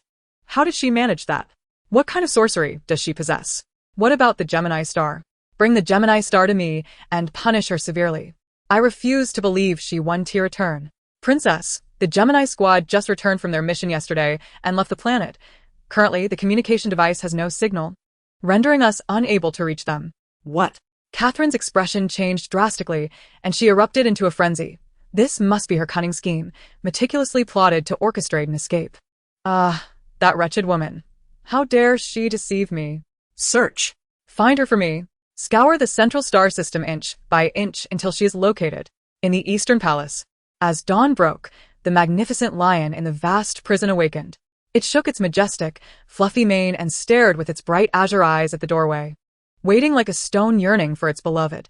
However, as the clock struck 6, then 8, and finally 10, the presence of the little female remained elusive until noon. Where could she be? Why has she not come? It transitioned from lying down to sitting up, and ultimately to standing, as anxiety began to gnaw at its spirit. It paced back and forth within the confines of its cage, its powerful paws itching to break free when suddenly, the little female's words echoed in its ears. Golden Fur. You must behave. Eat well, listen obediently, and wait for me in the cage. I will return tomorrow. She had promised to come back. She would never break her word. Reluctantly, it retracted its paw, yet today she had indeed broken her promise. As night fell, she still had not arrived. Surely, she must have been delayed by some unforeseen circumstance. She would definitely return tomorrow. The lion reassured itself, yet the meat it usually adored lay untouched, and its eyes remained wide open throughout the night, clutching its golden fur toy and fixating on the entrance. Every minute, every second, it yearned for her arrival. But on the following day, she still did not come. The lion's once bright and eager spirit gradually faded into doubt, loneliness, and silence. Why hadn't she come? Did she find him dull, uninteresting, and no longer cherish him? Yet, she had declared him adorable, that being with him brought her joy, and that she would continue to seek him out. She had even promised to personally take him away from this place. It gazed down the long corridor leading to the entrance, which suddenly felt dark and foreboding, filled with bloodshed, violence, and cruelty. Reminiscent of the laboratory where it had once been imprisoned, a place fraught with unending torment. The path it had once traversed with the little female, so effortlessly, now seemed like hell itself, instilling fear that made it retreat step by step. Tang, Tang, Tang Tang, where are you? I miss you so much. For the first time, it loathed its own mental collapse, devolving into a beast that could not even utter the name of its beloved. In the days that followed, time dragged on like a torturous instrument, slicing away at its very being. Chapter 067. Once a demolisher of homes, now a destroyer of her spirit. The lion refused to sleep, terrified that it would miss the moment the little female would arrive, neglecting food as overwhelming longing, tension, anxiety, and fear manifested physically, causing it to retch at the sight of sustenance. At times, exhaustion would overpower it, leading to brief moments of slumber, where dreams were filled with the little female's words, their shared experiences, the competitions they partook in, and their playful chases in the bamboo peaks behind the mountain. Enveloped in affectionate embraces, every beautiful memory. Yet upon awakening, it found only emptiness, a void as dark as the abyss, akin to falling from paradise into hell, time and again, nearly shattering its will. This torment felt 100-fold worse than the physical suffering endured in captivity within the laboratory. Back then, there had been a glimmer of hope for escape, a yearning to see the light of day once more. But now, the psychological torment felt like a mire, pulling it deeper and deeper. It longed for her. Oh, how it longed, to the point of near demise. Tang, where are you? Please come and see me. On the primordial stone planet, magnificent and majestic boulders sprawled across the verdant mountains and meadows. When Aslanti descended from the skies with the girl in his arms, she felt perplexed. Is this really the place you said I would love? It's barren, just mountains and stones. What is so appealing about it? These are all raw stones. Raw stones? Su Mian Tang exclaimed in disbelief. Are these the kind that can be cut into jade and gems? Indeed. Unbelievable. A whole planet of raw stones. How much treasure must that hold? Su Mian Tang looked up at him, her eyes sparkling with wonder. Lan, you must be incredibly wealthy. This was the first time she had shown admiration for him while fully awake, bringing great delight to the man. Do you like it? Yes, yes, yes. If you like it, let us register this planet in your name as private property. Private property. That meant she would instantly become a billionaire. No, a trillionaire. Her dreams were coming true with such ease. Lan, you truly are a magnificent tiger. So grateful. I haven't raised you in vain. For a fleeting moment, Su Mian Tang felt tempted, but quickly regained her composure. No, just let me choose a single stone. She couldn't forget that her little sweetheart had transformed into a little flirt, and her once pure-hearted affection for her master had long since soured. Perhaps just a moment ago, she had nodded, but the next instant, he might demand payment. Given his understanding, mating often lasted for dozens of days. She feared for her life in his grasp. Though the gems were beautiful, life was far more precious. Su, are you sure you don't want it? Aslanti raised an eyebrow, continuing to tempt her. Not just this planet. My houses, spacecraft, armory, personal accounts, and even myself can be yours. Su Mian Tang realized she hadn't misjudged him. Aside from you, put everything else on my account. All right. But such a colossal transfer of assets must be legal if we are to be partners. He leaned in to kiss her, causing Su Mian Tang to instinctively cover her mouth. Beast. What are you doing? My lips are already swollen. Ha ha ha. The sound of his hearty laughter echoed through the vast mountain valleys. As Su Mian Tang listened, a vivid image flashed through her mind, him holding her tightly in his embrace, ferociously kissing her for 2 hours. Was it merely an illusion? The girl alighted upon the mountain, beginning to keenly observe and select raw stones, hoping to unveil a rare treasure. After deliberating for a considerable time, she finally settled on a sharply defined gray stone. Though unfamiliar with jade, her geographical knowledge indicated that the rough, sanded surface suggested an ancient stone. Despite its modest size, it was surprisingly heavy, indicating a high density of jade within, suggesting it was of high quality. Meanwhile, Aslanti was also selecting stones, though his method was much simpler. He directly harnessed his combat prowess to sense the age, quality, color, and characteristics of the jade within. No imperial green jade, no sapphires, no rose quartz. Lan, I've made my choice. Su Mian Tang exclaimed excitedly, holding up the stone. Come help me open it. Very well. Aslanti teleported over, but before he could take the stone from her, he slowly opened his palm. There lay a brilliant, amber-hued diamond, glistening radiantly in the sunlight. Utterly stunning. Wow, it's so beautiful. Su Mian Tang was mesmerized, nearly dropping the stone on her foot. It's as beautiful as Su's eyes. As Aslanti picked it up and traced it along her neck, she envisioned transforming it into a necklace to present to you upon her return. Thank you. I adore it. She could hardly fathom the beauty of adorning such a magnificent diamond. Aslanti unveiled the raw stone in her hand, revealing a ruby as rich and vivid as the color of pigeon's blood. He paused momentarily, feeling as though this gem was a reflection of his own eyes. A blissful smile soon spread across his lips. Su has been searching for a stone that mirrors the hue of my eyes all this time? Indeed. We share an unspoken connection. You see yourself in my eyes, and I see you in mine. Su Mian Tang was equally astonished by the serendipity. Gazing at the two stones side by side felt akin to exchanging tokens of love. No, that's not it. I don't possess any form of X-ray vision. So how could I have chosen it intentionally? Speaking of X-ray vision, she recalled the golden retriever. During her time wandering through the stars, her grasp of time had become muddled. She had no idea how long it had been. The golden retriever must be anxiously waiting for her. If she delayed her return any longer, he might not even recognize her, let alone allow her entry into the laboratory. However, now the obedient tiger had transformed into a mischievous one, forbidding her from mentioning any other males, going wild at the slightest reference. Once he would wreak havoc upon his surroundings, but now he wreaked havoc upon her instead. It was quite terrifying. She needed to devise a plan to return. Doesn't that further illustrate our fateful connection?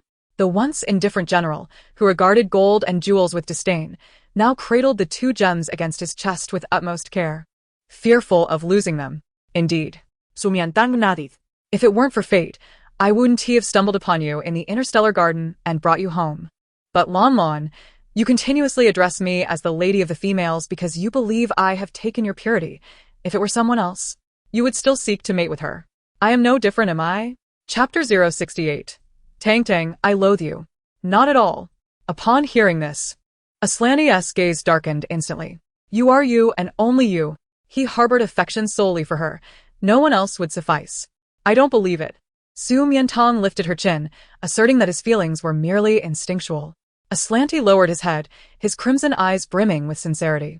Su. What must I do to convince you to believe? At the very least, you should listen to me, right? Am I not obedient enough? Su Mian Tang pondered, who had given him the illusion of being so compliant. He was clearly a domineering spirit. If you truly are obedient, I have an urgent matter to attend to that requires my return to the central star. She had anticipated that he would question her, having prepared her reasoning. But to her surprise, he agreed without hesitation. Very well. Has he genuinely become obedient? Is this tactic so effective? She suddenly recalled how he had been restless in bed. When she threatened to abandon him, he had clung desperately to her leg, pleading for mercy. The great general truly knows how to bend and yield. Aren't you going to ask me what the matter is? No need. I shall follow you always. Excellent. Su Mian Tang beamed with satisfaction. Let us return then. The two boarded the warship, laden with the fruits of their labor, as they journeyed back to the central star. However, chaos reigned in the royal palace within Fengyang Pavilion. For several consecutive days, the imperial guards had turned the central star upside down, yet they could not locate Su Mian Tang. Catherine was infuriated, smashing everything within the palace that could be broken. She gone. She truly fled. No one had ever dared to toy with this princess throughout her life. If she has the audacity, I shall ensure she never returns to the central star again. Otherwise, if I catch her, I shall flay her skin, extract her tendons, and feed her flesh to the dogs. Report. Suddenly, a guard rushed in with urgency. Catherine's expression grew stern. What is it? Have you found Su Mian Tang? No. It is His Highness the Crown Prince. He has been on a hunger strike for several days, and I fear that if this continues, his health will deteriorate. Her brother? Catherine was bewildered. Why would he undertake such an act? Then it dawned on her. It must be because of Su Mian Tang. She had trained her elder brother, the proud Lion King, to be utterly obedient and compliant, yet at such a critical juncture, he had been ruthlessly abandoned, leading him to contemplate death. This was utterly unforgivable. To the East Palace. In the vast prison, which had been silent for several days, a disturbance suddenly arose. The lion awoke instantly, eagerly gazing towards the entrance. Upon seeing Catherine, the bright blue of his hopeful eyes gradually dimmed, turning somber and gray. Not her. Catherine cautiously entered, her heart aching at the sight of his noticeably emaciated form and despondent demeanor. The once vibrant royal brother had never appeared so listless before. Not even when he had escaped from the military laboratory. It was all Su Mian Tang's fault, that vixen. She deeply regretted agreeing to the wager with her. She would rather her brother remain the cold, irritable person he once was than witness his current state. Brother. She approached the cage, her hands tightly gripping the iron bars. What troubles you? Are you still waiting for Su Mian Tang? At the mention of the female's name, the lion immediately reacted, slowly rising. Sister. Do you know where she has gone? Why hasn't she come to see me? Brother, stop waiting for her. She has escaped, long gone, and will never return. Escaped? The lion's expression turned to bewilderment. He seemed not to comprehend her words. I'm so sorry, brother. It's all my fault. Catherine was filled with remorse. I captured the 2 males she holds dear, threatening her to remain in the palace. She agreed to help you regain your human form, and in my eagerness, I accepted, not realizing it was merely a ruse for her to buy time and seek an opportunity to flee. Now. She has vanished along with those 2 males, leaving the central star. I've searched the continent and found no trace of her. Do not think of her anymore, please. For these past few days, her approach, her companionship, her assistance, were all a deception. She never truly cared for you. You were merely a beast she could exploit. Each word she spoke pierced the lion's heart like a venomous weapon, causing him to momentarily choke. No. Impossible. It cannot be. He slowly retreated, his limbs trembling, his majestic mane bristling, as if his very insides were being torn apart, and his blood seemed to flow backward. Tang would never deceive him. She promised she would return. She vowed to take him away from here, to never let anyone harm him again. She promised. But why hasn't she appeared yet?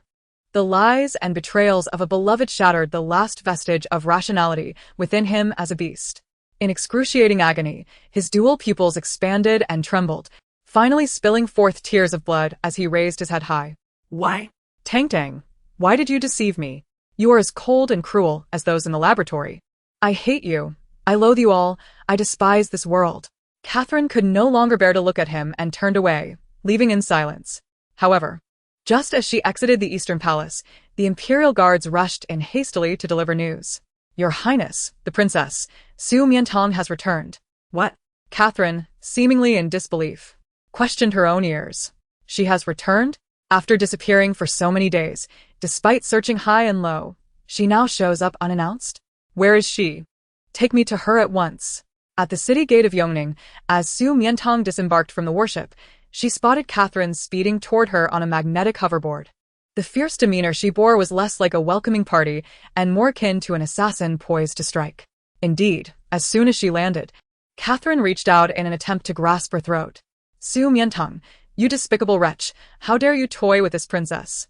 Unexpectedly, before she could make contact, a powerful crimson barrier erupted, propelling her backward, leaving her limbs numb, her head spinning, and her entire being engulfed in excruciating pain, involuntarily eliciting a scream of despair. Ah, what is this? What formidable force could so terrifyingly immobilize an S-class female? She had never encountered such a phenomenon. In disbelief, She lifted her gaze to behold a tall and striking man descending from the sky, his fiery red wings unfurling majestically. The god of war? He is alive? He truly lives. Joy surged within her, overwhelming her to the point of stuttering. Chapter 069. The Golden-Haired Madman. Not only her, but every soldier at the royal city gate who witnessed this scene rubbed their eyes in disbelief, and upon realizing it was no illusion, they collectively stumbled to their knees. Voices trembling with emotion, proclaiming, "The god of war is alive. The god of war has returned. He has truly returned. Surely, it must be the blessing of the beast god, protecting the god of war, safeguarding the central star, that has wrought such a miracle." As Catherine attempted to rise, she watched as Aslanti descended, folding his wings, before abruptly enveloping Su Mian Tang's slender waist in a tight embrace. The sheer possessiveness of his stance left her utterly dumbfounded. They. How could this be? How is it possible? This enchantress, Su Mian Tang, could never have captured the heart of the god of war. He is the guardian of the empire, an SS-class male of the Duke L family, a paragon of combat prowess. How could she, a mere mortal, ever be worthy? She felt her strength drain away, collapsing to the ground, crushed by the weight of this revelation. "Your Highness?" Aslanti slowly parted his lips, a chilling tone laced with a hint of wickedness, making Catherine shiver in fear. Did he witness her earlier insults directed at Su Mian Tang? Given their intimate connection, she hurriedly crawled over, her voice trembling as she tried to appease him. "God of war, you may call me Lin Lin." Su Mian Tang's brow twitched. "I'm sorry. Alas, she had no opportunity to finish." Aslanti, lacking patience for her justifications, waved his hand lightly, and she vanished from sight like a shooting star, a swift ding marking her departure. Su Mian Tang finally understood why Lan Lan had previously questioned her about obedience. It appeared she was indeed compliant. The supremacy of the imperial family in the central star rendered them untouchable, with Catherine, as the eldest princess, exuding an air of arrogance, punishing any who dared to displease her without hesitation. Yet upon seeing him, she was so frightened that she knelt, and now she was gone. Such behavior transcended mere arrogance. Where had she gone? What was her fate? Aslanti speculated on various possibilities: the Valley of Serpents, the Ant Hill, or perhaps the Mire Fields. Serpendens und Nes Mukpits? Su Mian Tang shivered, momentarily at a loss for which fate to wish upon her. However, witnessing the once domineering Catherine tremble in fear and be shot into the sky like a firework brought her a sense of satisfaction. "Thank you, Lan Lan." She smiled and tiptoed, playfully ruffling his moon-white hair. Aslanti was taken aback by this unexpected reward and her apparent joy, which likely indicated her prior suffering within the palace. Had she been the one to wear those electronic shackles? What have the royals done to you? The man's dark, deep-set eyes narrowed slightly, a barely perceptible killing, intent lurking beneath. Just as Su Mian Tang was about to respond, she noticed a ball of fierce flames gradually coalescing in his left palm, as if he intended to set the place ablaze. "Lan Lan, what are you doing? If they dare to harm you, I would bloodily cleanse the palace." Bloodily cleanse. Truly, there is nothing he cannot achieve. No. No one has harmed me. Catherine merely enjoys our verbal sparring. She quickly grasped his hand. The shackles were willingly worn, as I was bound by a wager. Really? Indeed. Su Mian Tang nodded earnestly, fearful that any hint of insincerity might provoke him to incinerate the area. "Is that so?" Aslanti retracted his hand, gazing at her thoughtfully. "So, Su enjoys playing with tools, does she? What about weapons?" Su Mian Tang's lips twitched. "What are you thinking?" "Haha." The man chuckled, imagining some rather inappropriate scenarios. "Besides, if you were to act here, you would undoubtedly be branded a rebel." "Rebel?" Aslanti scoffed. "The incapable royals have languished for so long that they are but a hollow shell. The throne is merely a trinket for me to take at will. The only reason I refuse to claim it is that I find it too dull. That is not rebellion. It is ascension. If Su desires the title of princess, the ceremony can be held by tonight at the latest. Arrogant and brash, while you may easily conquer others, what of Queen Jenny? She stands at your level. Then it will depend on the esteemed female lord."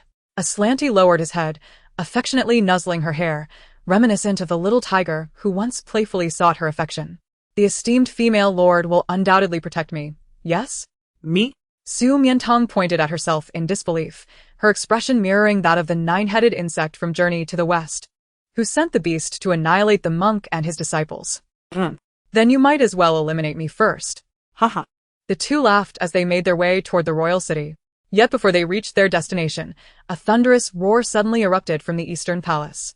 The sound was hysterical, filled with despair, and infused with a palpable malice that made even the lower-ranking beastmen tremble. It was the roar of a lion. The roar echoed into the beast god's temple, startling Queen Jenny, who was in the midst of prayer. She opened her eyes, clutching her chest in discomfort. It's seen, what has happened? Bonded by blood, she could feel his immense suffering at that moment. Within the Longqian Palace, as Huarong dealt with state affairs, he too stood up upon hearing that mighty lioness roar. Imperial brother? The golden-haired one? Su Mian Tang recognized that voice, her footsteps faltering. Was it truly him? It sounded so similar, yet she had never heard such a heart-wrenching cry, as if he were on the brink of despair. Had he encountered some peril? As Aslantes sensed an extraordinary aura, the SS-class combat-capable lion? How intriguing that such a prince lurked within the palace. Deep within the Eastern Palace, in a vast prison, the lion, its eyes stained with blood, no longer possessed the clear azure gaze of yore. Instead, they were filled with a murky and ominous darkness. The last remnants of its human rationality had vanished, utterly devolving into a beast. At this moment, its sole desire was to annihilate the world. With ease. Its powerful claws twisted the seemingly indestructible black iron cage and the myriad palace mechanisms before it rendered useless.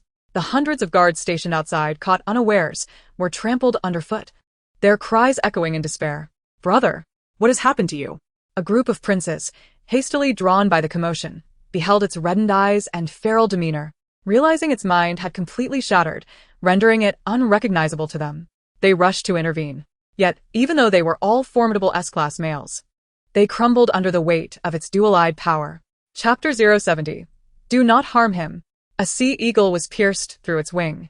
A cheetah had its hind leg broken. A golden-ringed snake lost its scales.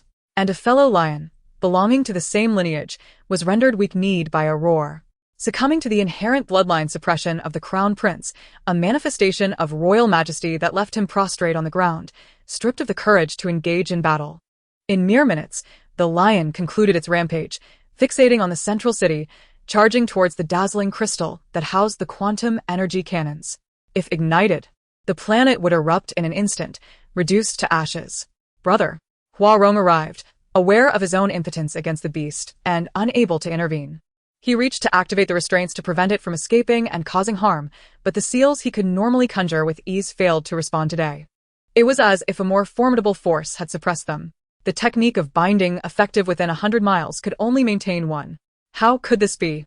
In the central star, aside from the fallen General Aslantes, only he possessed this technique to easily subdue the beast. Now that the war god had perished, it should not have failed. He hastily dispatched a message regarding the emergency. Urgent announcement from Central Command.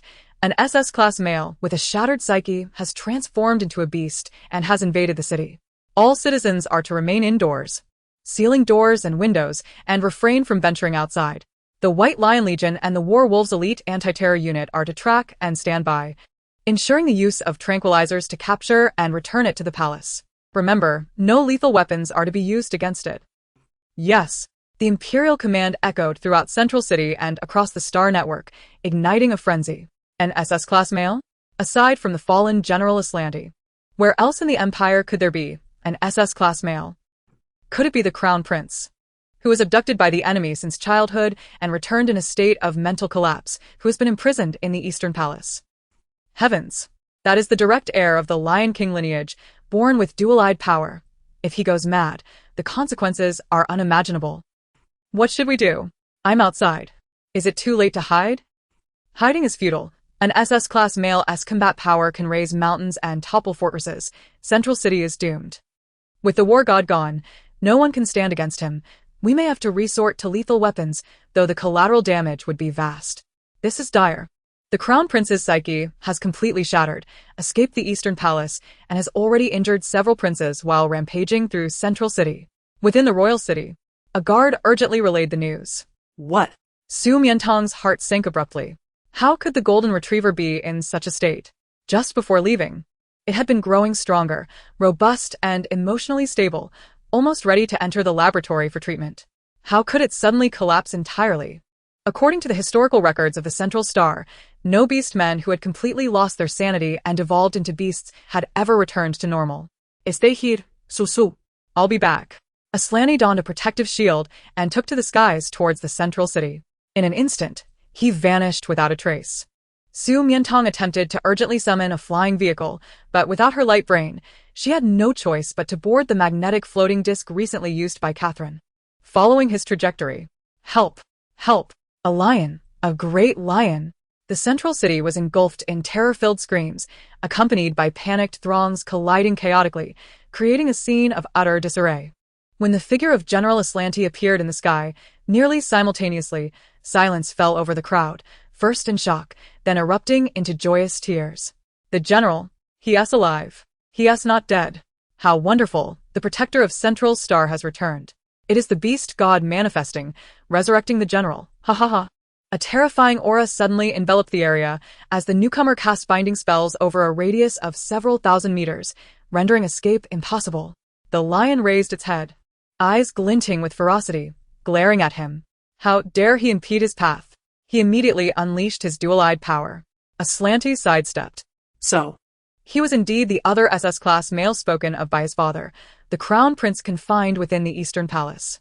Born with dual-eyed power, he was determined to witness just how formidable he truly was. He flapped his wings, luring the beast into a desolate valley. The clash between two SS-class males was unprecedented on the planet. The immense power of both created billowing clouds of dust, shaking the earth. As red-hot flames and sharp blue light intertwined in the sky, colliding and exploding, releasing blinding bursts of light. The radiance stretched for miles. Fred and Enzo, just returning from a military mission, were left astonished. How could such a destructive battle unfold on this planet? Moreover, Fred raised his long-range telescope. No way. Those bursts of red flames are General Aslanti. In the valley, a daring male groundhog internet celebrity, seeking fame, risked his life by crouching behind a rock to stream live. Unfortunately, the footage revealed nothing but dazzling light. The general shall prevail. The general shall prevail. The general is indeed the protector of the empire. He always rises to the occasion in times of dire need. It is so tragic that the noble crown prince, an SS-class male, has devolved into a beast, battling against a national hero. How much better it would be if he were still normal. This is a clash of equals. I'm so worried about them both suffering grievous harm. May the beast god protect the war god. We cannot endure losing him again. You are overthinking it. Even if they are equals, their battle experience is vastly different, moreover. The crown prince has already become a beast. General Aslanti had trained in martial arts from a young age, mentored by the nation's old commander. Entering the barracks at 14 to partake in the brutal galactic wars, emerging victorious in hundreds of battles, already an invincible war god. In contrast, although the crown prince boasted noble blood and extraordinary talent, he had been tortured for decades within the confines of laboratories and prisons, lacking any combat experience, soon finding himself at a disadvantage. So this is the renowned Lion King, born with dual-eyed power? As Aslantis curled his lips in a sardonic smile, the air was thick with mockery, a mere flicker of vulnerability. General, oh, noble general, spare my son. At the valley's edge, Queen Janie hurriedly approached, her heart wrenched at the sight of her battered child, nearly collapsing under the weight of her anguish. He has succumbed to beastliness. To prolong his existence would only threaten the planet. Aslantis' palm began to gather a raging inferno, intent on delivering a fatal blow. no, Ener, Lon, do not harm the golden retriever. Suddenly, a melodious voice rang through the mountains and forests. Chapter 071. The golden retriever transforms into human form. Aslantis momentarily lost focus.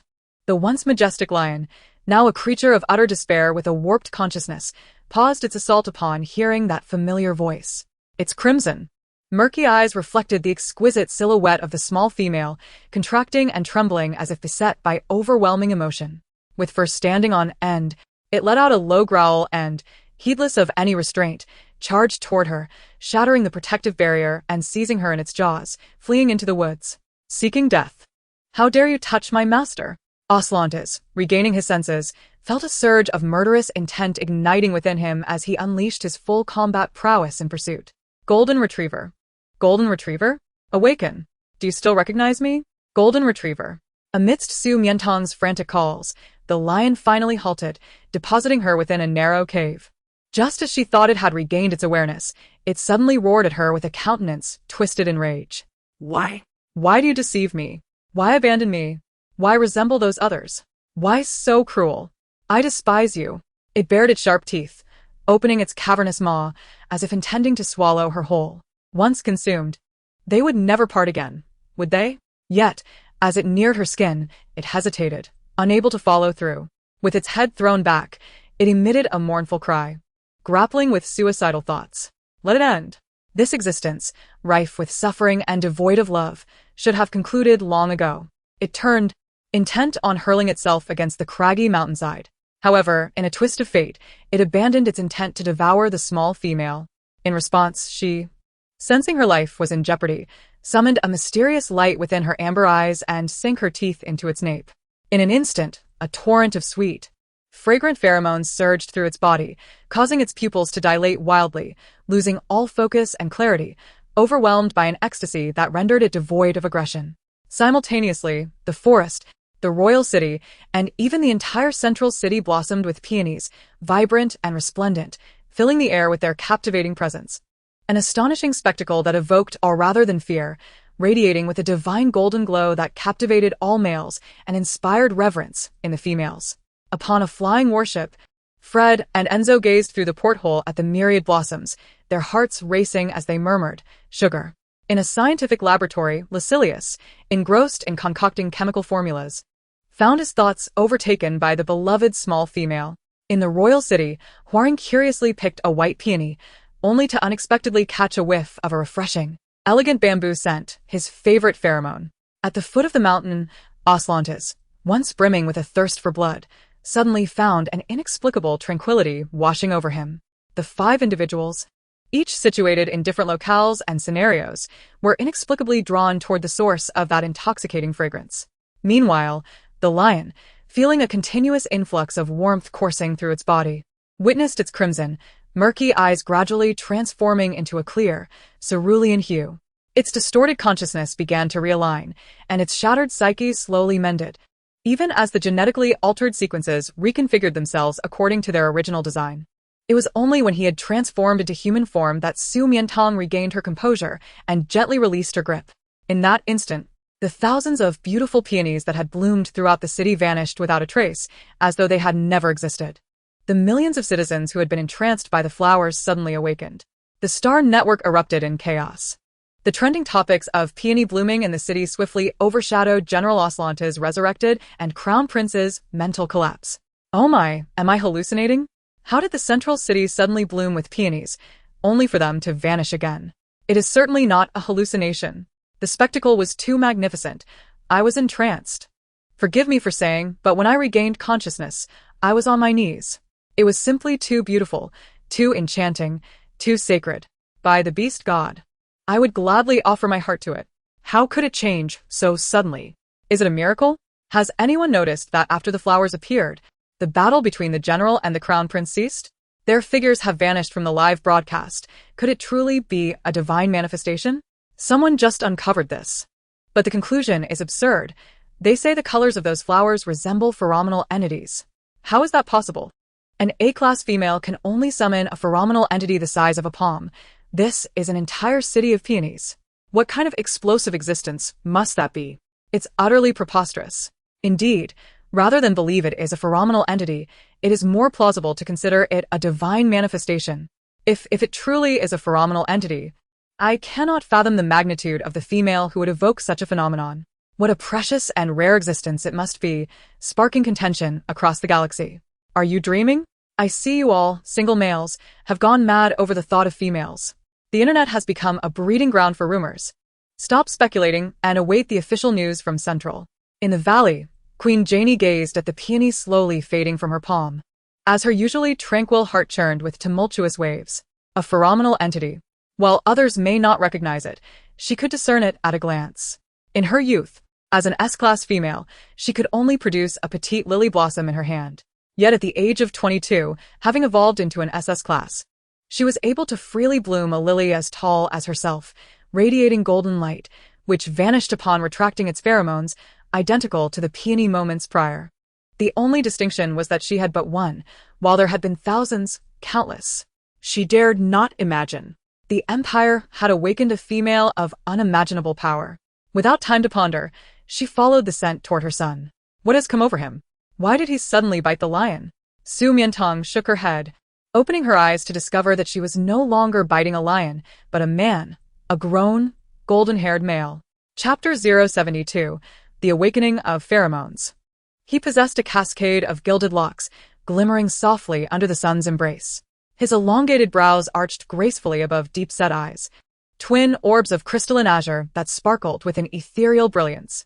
The contours of his face were chiseled with the precision of a master sculptor, exuding an air of regal authority, yet his demeanor radiated an extraordinary elegance and warmth, particularly in this moment.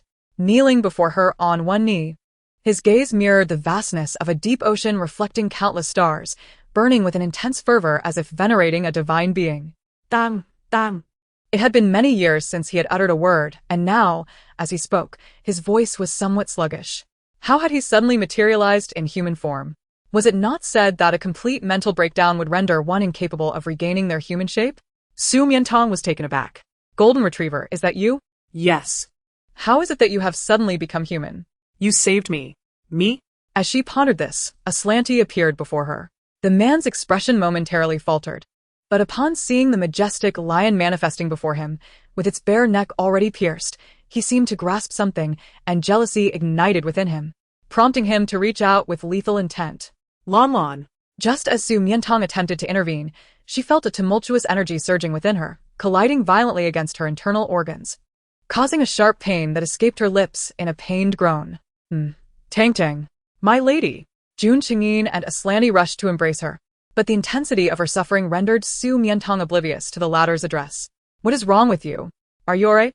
At that moment, Queen Jenny also arrived, her gaze fixed incredulously on the face of the unfamiliar yet familiar golden-haired man.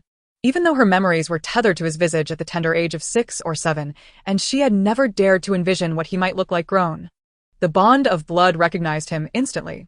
This was her most cherished eldest son, restored to reason and human form. Une. She exclaimed, rushing forward, tears cascading down her cheeks. My Une. Aslanti urgently activated his combat prowess, attempting to alleviate the girl's pain, yet to no avail. Once, twice, thrice he grew frantic, his hands trembling. And even when combining forces with Jun Qingyin, all efforts proved futile. Mother, please look at Tang Tang. What has happened to her? Tang Tang? Queen Jenny lifted her gaze, and upon seeing the ethereal beauty of the young woman, gasped in astonishment. She had never encountered such exquisite femininity, and no doubt lingered in her heart. There was no time for contemplation. She immediately reached out to wield her SS3 healing pheromones, but it was utterly ineffective. How could this be? She stared at her, her suspicions now entirely confirmed. Only the pheromones of lower-tier females would have no effect on higher-tier females, yet across the realm, there was no female untouched by her influence. Could it be that the resplendent peonies that had just blossomed were her essence? Einer, whom she had rescued. As the tumultuous energy surged towards her heart, an intense pain struck her, causing Su Mian Tang to clutch the man in her arms tightly. My lady. Tang Tang. The two males were beside themselves with worry, yet felt utterly helpless. If even the queen could not heal her, where else could they turn? To the palace there. I am fine. Suddenly, the diminutive female in his arms spoke. Aslanti and Jun Qingyin both looked down, skepticism evident in their gaze. Really? Just moments ago. She had been in agony, her complexion ashen. Indeed. Su Mian Tang nodded. Just moments earlier, she felt as though she might faint from the pain. However, after that searing energy surged into her heart, it felt as though it melded with her very blood, coursing through her veins and spreading throughout her limbs. Not only devoid of any pain, but also granting her an extraordinary lightness, as if she were floating. Observing her reaction, Queen Jenny wondered why it resembled the awakening of pheromonal power. When she was an S-class female, she could effortlessly wield her innate pheromones, but upon evolving to SS class, each type of pheromone required prolonged training to awaken its power. Yet, Su Mian Tang seemed to have awakened her abilities in mere seconds. Was she mistaken? Even as Su Mian Tang insisted she was fine, demonstrating her well-being with a few twirls, Aslanti and Jun Qingyin remained unconvinced, tenderly cradling her face, inspecting her eyes, nose, and mouthed with meticulous care. Su Mian Tang felt their calloused hands caressing her, and a wave of sensitivity and bashfulness flushed her cheeks. Are you both certain this is an examination and not some form of indecency? Particularly with someone else present. By the way, who is she? How beautiful. Su Mian Tang curiously glanced at Queen Jenny, adorned in a sumptuous gown of opulence, embellished with intricate patterns and bedecked with a full array of jewels and a grand hat, exuding an air of regal elegance and exceptional poise. Once they confirmed that she bore no injuries, Aslanti and Jun Qingyin finally exhaled in relief, but then locked eyes. Hostility igniting once more, the flames of battle rekindling. How dare he preemptively claim her before she had fully marked him? With a fierce flap, Aslanti unfurled his wings. During Tong Tong's absence, he must have abducted her, for she would never have left him willingly. Jun Qingyin too summoned his formidable power, a tiger and a lion, poised for confrontation. Seeing them on the brink of conflict, Su Mian Tang hastily intervened, pleading, "Please, do not fight." She had anticipated that her verbal entreaties would bear little weight. To her astonishment, as she reached out, the illustrious war god plummeted from the heavens, akin to a small tiger being reprimanded by its caretaker. Gazing at her with bewilderment and a hint of grievance, "My lady, are you defending him?" The princely air, dignified and imposing, felt his power recoil before he could even unleash it, as though a great lion's head had been struck, his expression innocent and perplexed as he gazed at her. Tang, is he more important than I? Su Mian Tang stood speechless, staring at her own hand in confusion. Had she just done something? Queen Jenny's eyes widened once more. Aslanti and Jun Qingyin were the Empire's only two SS-class combat males, and Aslanti was a rare mutant born once in 100 years. While Jun Qingyin possessed an innate dual-eyed power, even she, an SS-class female, could not simultaneously subdue both of them, let alone in such an effortless manner, as if she were unaware of having activated her pheromones. Chapter 073. How should she punish them? The lion and the tiger remained in a fierce standoff, tension crackling in the air as if battle was imminent. Queen Jenny stepped forward. "General Aslanti, your resurrection is a blessing for the royal family, a boon for the populace, and a joy for the central star system. I am exceedingly pleased and believe all our subjects share in this joy, celebrating your return with song and dance. On this momentous occasion, might I implore you to show me favor and refrain from escalating matters, particularly toward Ener? If he has erred, I shall take him back to the palace for discipline." And as for Ener, she turned her gaze toward Jun Qingyin, tears streaming down her face before she could utter a word. "My son, I have waited for you for a full 19 years, and at last, this day has arrived." "Mother." Jun Qingyin, feeling somewhat emotional, embraced her. "Thank you for never giving up on your son. I am well now." "Mother?" Su Mian Tang was slightly taken aback. This enchanting woman is indeed the sole and highest SS-level female of the Central Star System, the Queen of the Empire? It is hard to believe that the longevity of the beastmen renders age imperceptible. Yes. She nodded repeatedly. He is indeed well. A long-held dream has finally materialized. The savior is right here. Queen Janie wiped her tears and turned to perform a grand courtly bow to Su Mian Tang. "Not knowing the name of my savior, I shall bow to you first." No. Su Mian Tang hurriedly assisted her to rise. She could not bear the bow of a queen. "My name is Su Mian Tang, a newly registered citizen of the Empire." Newly registered? No wonder I have never felt such a powerful female presence on this planet. So, she is a newcomer. May I dare to inquire about your pheromone level? Pheromone level? I do not possess any pheromones. Su Mian Tang scratched her head, and Queen Janie laughed, assuming she was jesting. How could that be? Without pheromones, how could you be so exquisitely beautiful? How could you have rescued Ener? Stopping his battle with the general and releasing such an overwhelming amount of pheromonal energy? Aslan and Jun Qingyin were equally puzzled. She clearly possesses pheromones, abundant to the point of overflowing. Why would she claim otherwise? Is it a reluctance to take responsibility? Aslan hastily interjected, Su, you do have pheromones. You temporarily marked me. Have you forgotten? Jun Qingyin, not to be outdone, added, Tang, you just thoroughly marked me, pulling me back from the brink of death. He deliberately emphasized the word thoroughly, igniting a glint of hostility in Aslan's eyes. Had it not been for the master's intervention, he would have been reduced to ashes in mere moments. At that moment, only a look of derision was exchanged. Mama's boy. Yun Schengen retorted, Robber. Hearing their words, Su Mian Tang was taken aback. Earlier, When the golden-haired beast was contemplating ending it all, there indeed was a surge of potent and unfamiliar hormones that overwhelmed her senses, compelling her to bite down on its nape. Then he regained his human form. And just now, with a mere wave of her hand, both Lon Lon and the golden-haired beast had obediently yielded. Could it be that she truly possesses pheromones? She gazed at her hands in perplexity. But she is not human. Is she? Moreover, I have tested for pheromones twice before, and both times the results indicated unknown. Unknown? Queen Janie paused for a moment, then quickly grasped the implication. So that is it. She smiled gently, reassuring her that unknown might not signify absence, but rather insufficient authority. Insufficient authority. Indeed.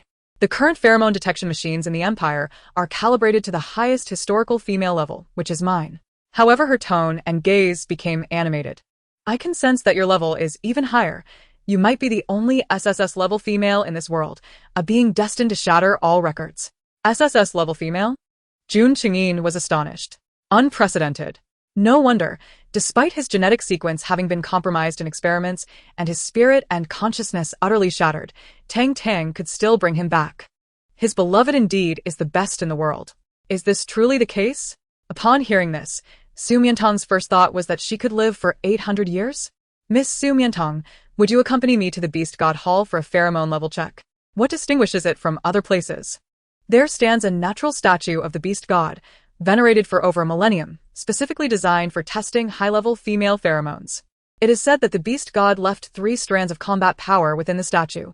1 strand represents S-level, 2 strands signify SS-level, and 3 strands denote SSS-level. The number of strands you can withstand indicates your pheromone level. When I first tested, I managed to withstand 2 strands. How extraordinary! Su Mian Tang felt a spark of curiosity. I would be delighted to. Splendid! In the Central Star, where females are scarce and valued, let alone one whose level exceeds hers, about to create a miracle. Queen Janie joyfully took her hand, cherishing her even more than her own daughter. Tang Tang, come with me to the aircraft. I will teach you some methods to harness your pheromones. Very well. Just as Su Mian Tang was about to step onto the aircraft, a sudden commotion caught her attention, causing her to turn around and see the imposing general and the crown prince, who had just escaped her sight, now poised for confrontation. You too. She spread her arms wide, menacingly mimicking a slow strangulation gesture.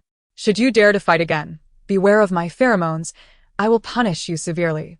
Previously, without pheromones, she felt little about it, but now that she possessed them, it was rather enjoyable. She could subdue these formidable foes. The two immediately halted, not out of fear, but from the vivid imagination of what that scenario would entail. Their Adam's apples involuntarily bobbed. How would she use her pheromones to punish them? A pair of azure-heavy pupils and a pair of crimson flames glimmered, devoid of any hint of fear, rather brimming with anticipation. It appeared that this confrontation was inevitable. Queen Janie observed the two who, merely intimidated by a single reprimand, immediately complied, unable to suppress a smile.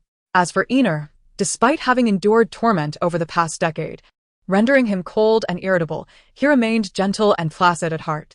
Yet, General Aslan, renowned for his capricious temperament and untamed spirit, a veritable reaper on the battlefield, had never bowed to anyone. How astonishing it was that he yielded so readily to Tang Tang. Perhaps this is the allure of an SSS-level female. The quartet soon arrived at the Advanced Pheromone Detection Center, the Beast God Hall. Queen Janie instructed the staff to prepare for the ceremony. Su Mian Tang observed as a flying warship descended at the entrance, adorned with an eagle-wolf emblem. It was Fred and Enzo. She joyfully dashed over. And upon seeing the little female they had missed dearly, the two brothers rushed forward to envelop her in a warm embrace. Tang Tang, I have missed you so much. Tang Tang, I have missed you too, so very much. Chapter 074, A Gathering. Allow me to see how you are. Have you been tormented by the princess in the palace? Not at all. Su Mian Tang twirled around. Look, I am perfectly unharmed. With my cleverness, who could possibly trouble me? Fred and Enzo's eyes sparkled with affectionate smiles. Indeed, their Tang Tang is truly the most adorable, intelligent, and beautiful little female in the world. Having not seen each other for days, the three had endless chatter. In the hall, Jun Qingyin watched the scene, and suddenly, his sister's words flashed through his mind. I captured the two males she cherishes most, threatening her to remain in the palace. She agreed to assist you in regaining your human form to save them. Were they indeed the ones? Tang Tang's radiant smile upon seeing them stirred a pang of bittersweetness in his heart. The two brothers followed the young lady into the grand hall, where they were met by a man seated in a baroque armchair, barely able to contain their excitement. A general. It is indeed the general. He is truly alive. They promptly stepped forward and saluted. Colonel Fred Perez of the Eagle Corps 1st Special Forces, reporting to the general. Major Enzo O'Hearn of the Wolf Brigade, reporting to the general. However, the man's countenance appeared rather grim. Had it been an ordinary individual, such an intimate embrace with the master would have warranted a ferocious claw strike. Yet, these two were the master's saviors. To act against them would surely incite the master's wrath. Especially since the charming young lady beside him was gazing at him with sparkling eyes. Lon Lon, these are the two little admirers I told you about. Lon Lon? Fred and Enzo were taken aback by her address. Is the general truly the little white tiger raised by Tang Tang?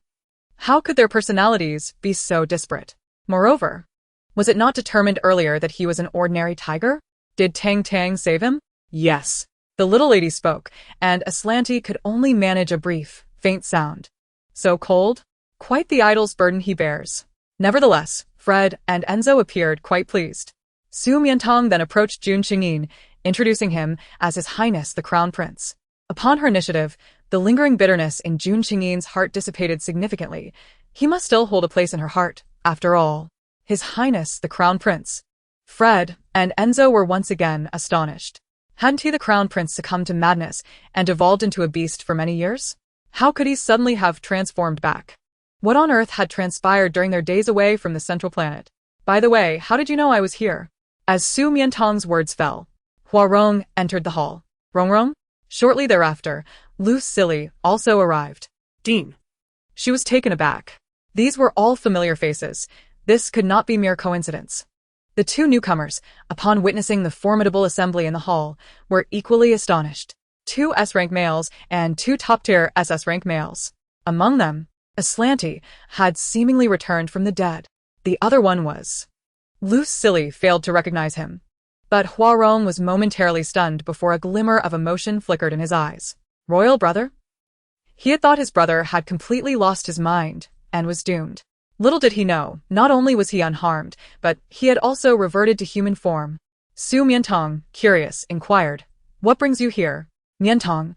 Lu Silly stepped closer to her, catching a whiff of the familiar fragrance of phoenix tail flowers, which provided him a sense of reassurance. I was conducting an experiment when I suddenly saw a sky full of flowers. Inexplicably, thoughts of you flooded my mind. And I longed to see you. Guided by an invisible force, I found my way here. Huarong communicated through sign language. Tang Tang, me too. Fred and Enzo exchanged glances, astonished to find their feelings mirrored. Us too. Su Mian Tang exclaimed. How could this be? Just then, Queen Jenny emerged from the depths of the hall. Even as a queen, well versed in the ways of the world, she could not help but be captivated by the scene. The males present were either top-tier fighters or sons of noble families, pillars of the nation, each exuding elegance and handsome features as if sculpted meticulously by a divine beast. Especially as they surrounded Su Mian Tang, the image became even more vibrant and beautiful. Your Majesty, no need for excessive formalities. Please, everyone, take a seat. She smiled gently, taking Su Mian Tang's hand. They are likely all individuals you have marked, drawn here by your pheromones. I haven't tea, Su Mian Tang began to deny, but recalled the basic physiological knowledge she had previously learned about the Empire's males and females. It seemed she had indeed touched the napes of their necks, committing unwitting transgressions without protection, inadvertently accruing numerous romantic debts. In the Empire, a female who had marked a male was obliged to take responsibility, lest she be labeled a licentious female. Even a false mark counts as a mark. You may not have been aware of your pheromones at the time, leading to unintentional contact, but the reality remains. Queen Jenny added, with a timely remark. The 6 males present exhibited various expressions upon hearing this. Aslanti's face darkened like the depth of night. There were always those who foolishly coveted the master. Yet he was neither the first nor the one fully marked. Clenching his fists, a creaking sound escaped, filled with ominous intent. He would be the one most favored. Jun Qingyin grasped the crux of the matter. So, they had merely received false marks? While he was fully marked, destined to remain with Mian Tang for life, unwavering until death. He was the most special one. Lu Silly. feeling a surge of vigilance, was nevertheless relieved.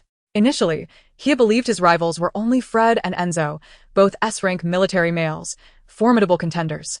Yet he had never anticipated the presence of the esteemed general and the crown prince. They were the only two top-tier fighters in the central planet, with identities and strengths capable of overshadowing all else.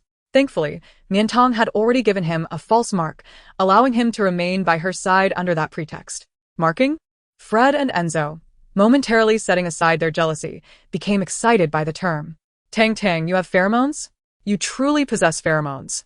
If it was confirmed by Queen Jenny, an SS-level female, it must be true, and not of low grade.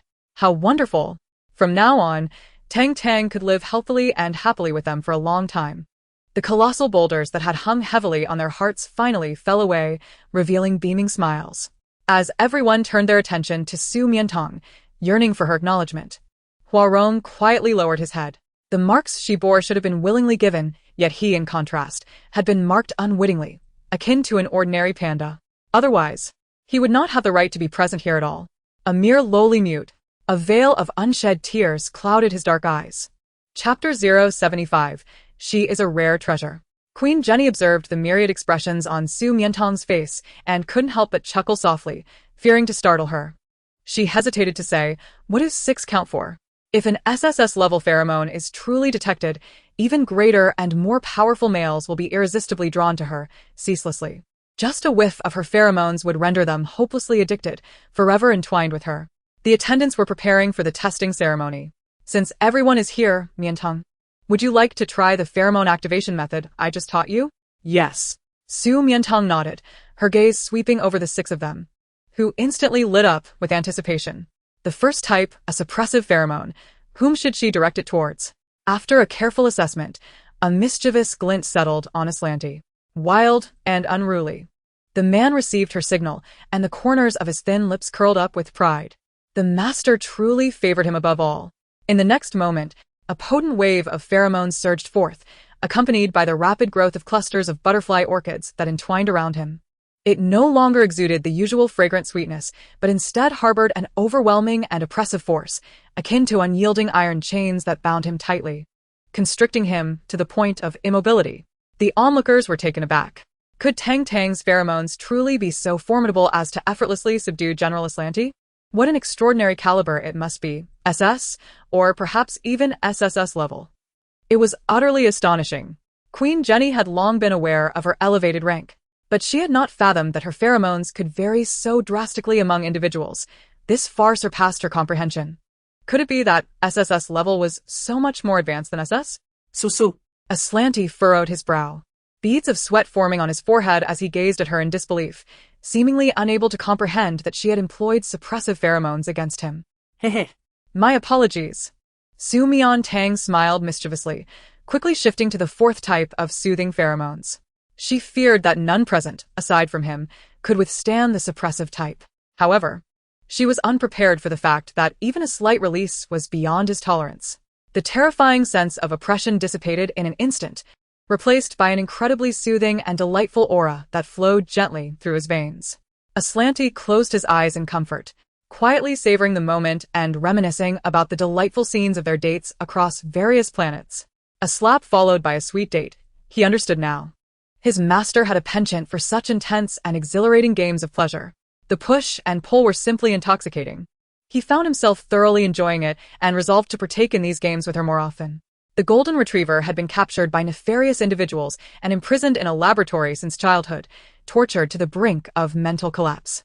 After finally escaping, he endured many years of bleak and sorrowful existence in the Eastern Palace.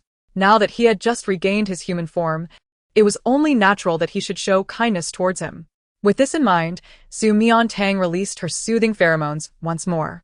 As the peony flowers bloomed, Jun Qingyin instantly sensed Aslanti's joy. Memories of meeting Tang, drawing closer to her, playing together, and ultimately being healed by her flooded his mind, evoking feelings of bliss so profound that they could heal all the pain he had suffered over the past 2 decades. He couldn't help but close his eyes and beam with an infatuated smile, entirely devoid of the reserved demeanor expected of a prince. Queen Jenny witnessed this and felt tears welling up. She was immensely grateful to Su Mian Tang.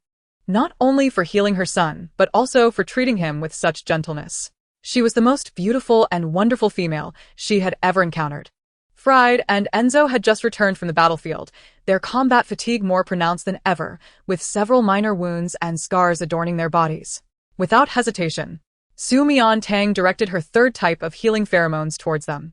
The pristine and immaculate Tianshan snow lotus and the refreshing, sacred fairy would bloomed simultaneously, releasing a sweet aroma. In mere seconds, the mental fatigue of the twin stars plummeted below 10, leaving them feeling invigorated and entirely at ease. Not only did they feel no trace of exhaustion, but even their minor wounds had healed as if they had never existed. The brothers exchanged astonished glances at their transformed bodies. This was simply miraculous. Tang Tang was indeed a treasure beyond compare. The functions of high-level female pheromones encompassed numerous categories. Queen Jenny had only taught her some of the basics, commonly used types. Beyond those just released, there was another category that piqued her interest. The second type, an enticing pheromone, ranked just below the suppressive type, but who could possibly withstand it? A wild tiger? Absolutely not. Even without the inducement, he would be inclined to pounce. Let alone under such potent stimulation, she feared being devoured alive in public. As for the golden retriever, after he had transformed into human form, he was quite gentle, yet she was still somewhat unfamiliar with his current demeanor. To release such intimate pheromones felt rather improper. Fried? Enzo? Or perhaps Lucille? It was best to avoid them altogether. As she had witnessed their terrifying transformations during their heat, the thought still sent shivers down her spine. That left only Huarong, with his pure heart and adorable nature. He should be able to restrain his desires. Given that he was an A-level male, lower in rank than the others, she gently and tenderly released just a trace of her pheromones. Yet that mere trace was already sufficient.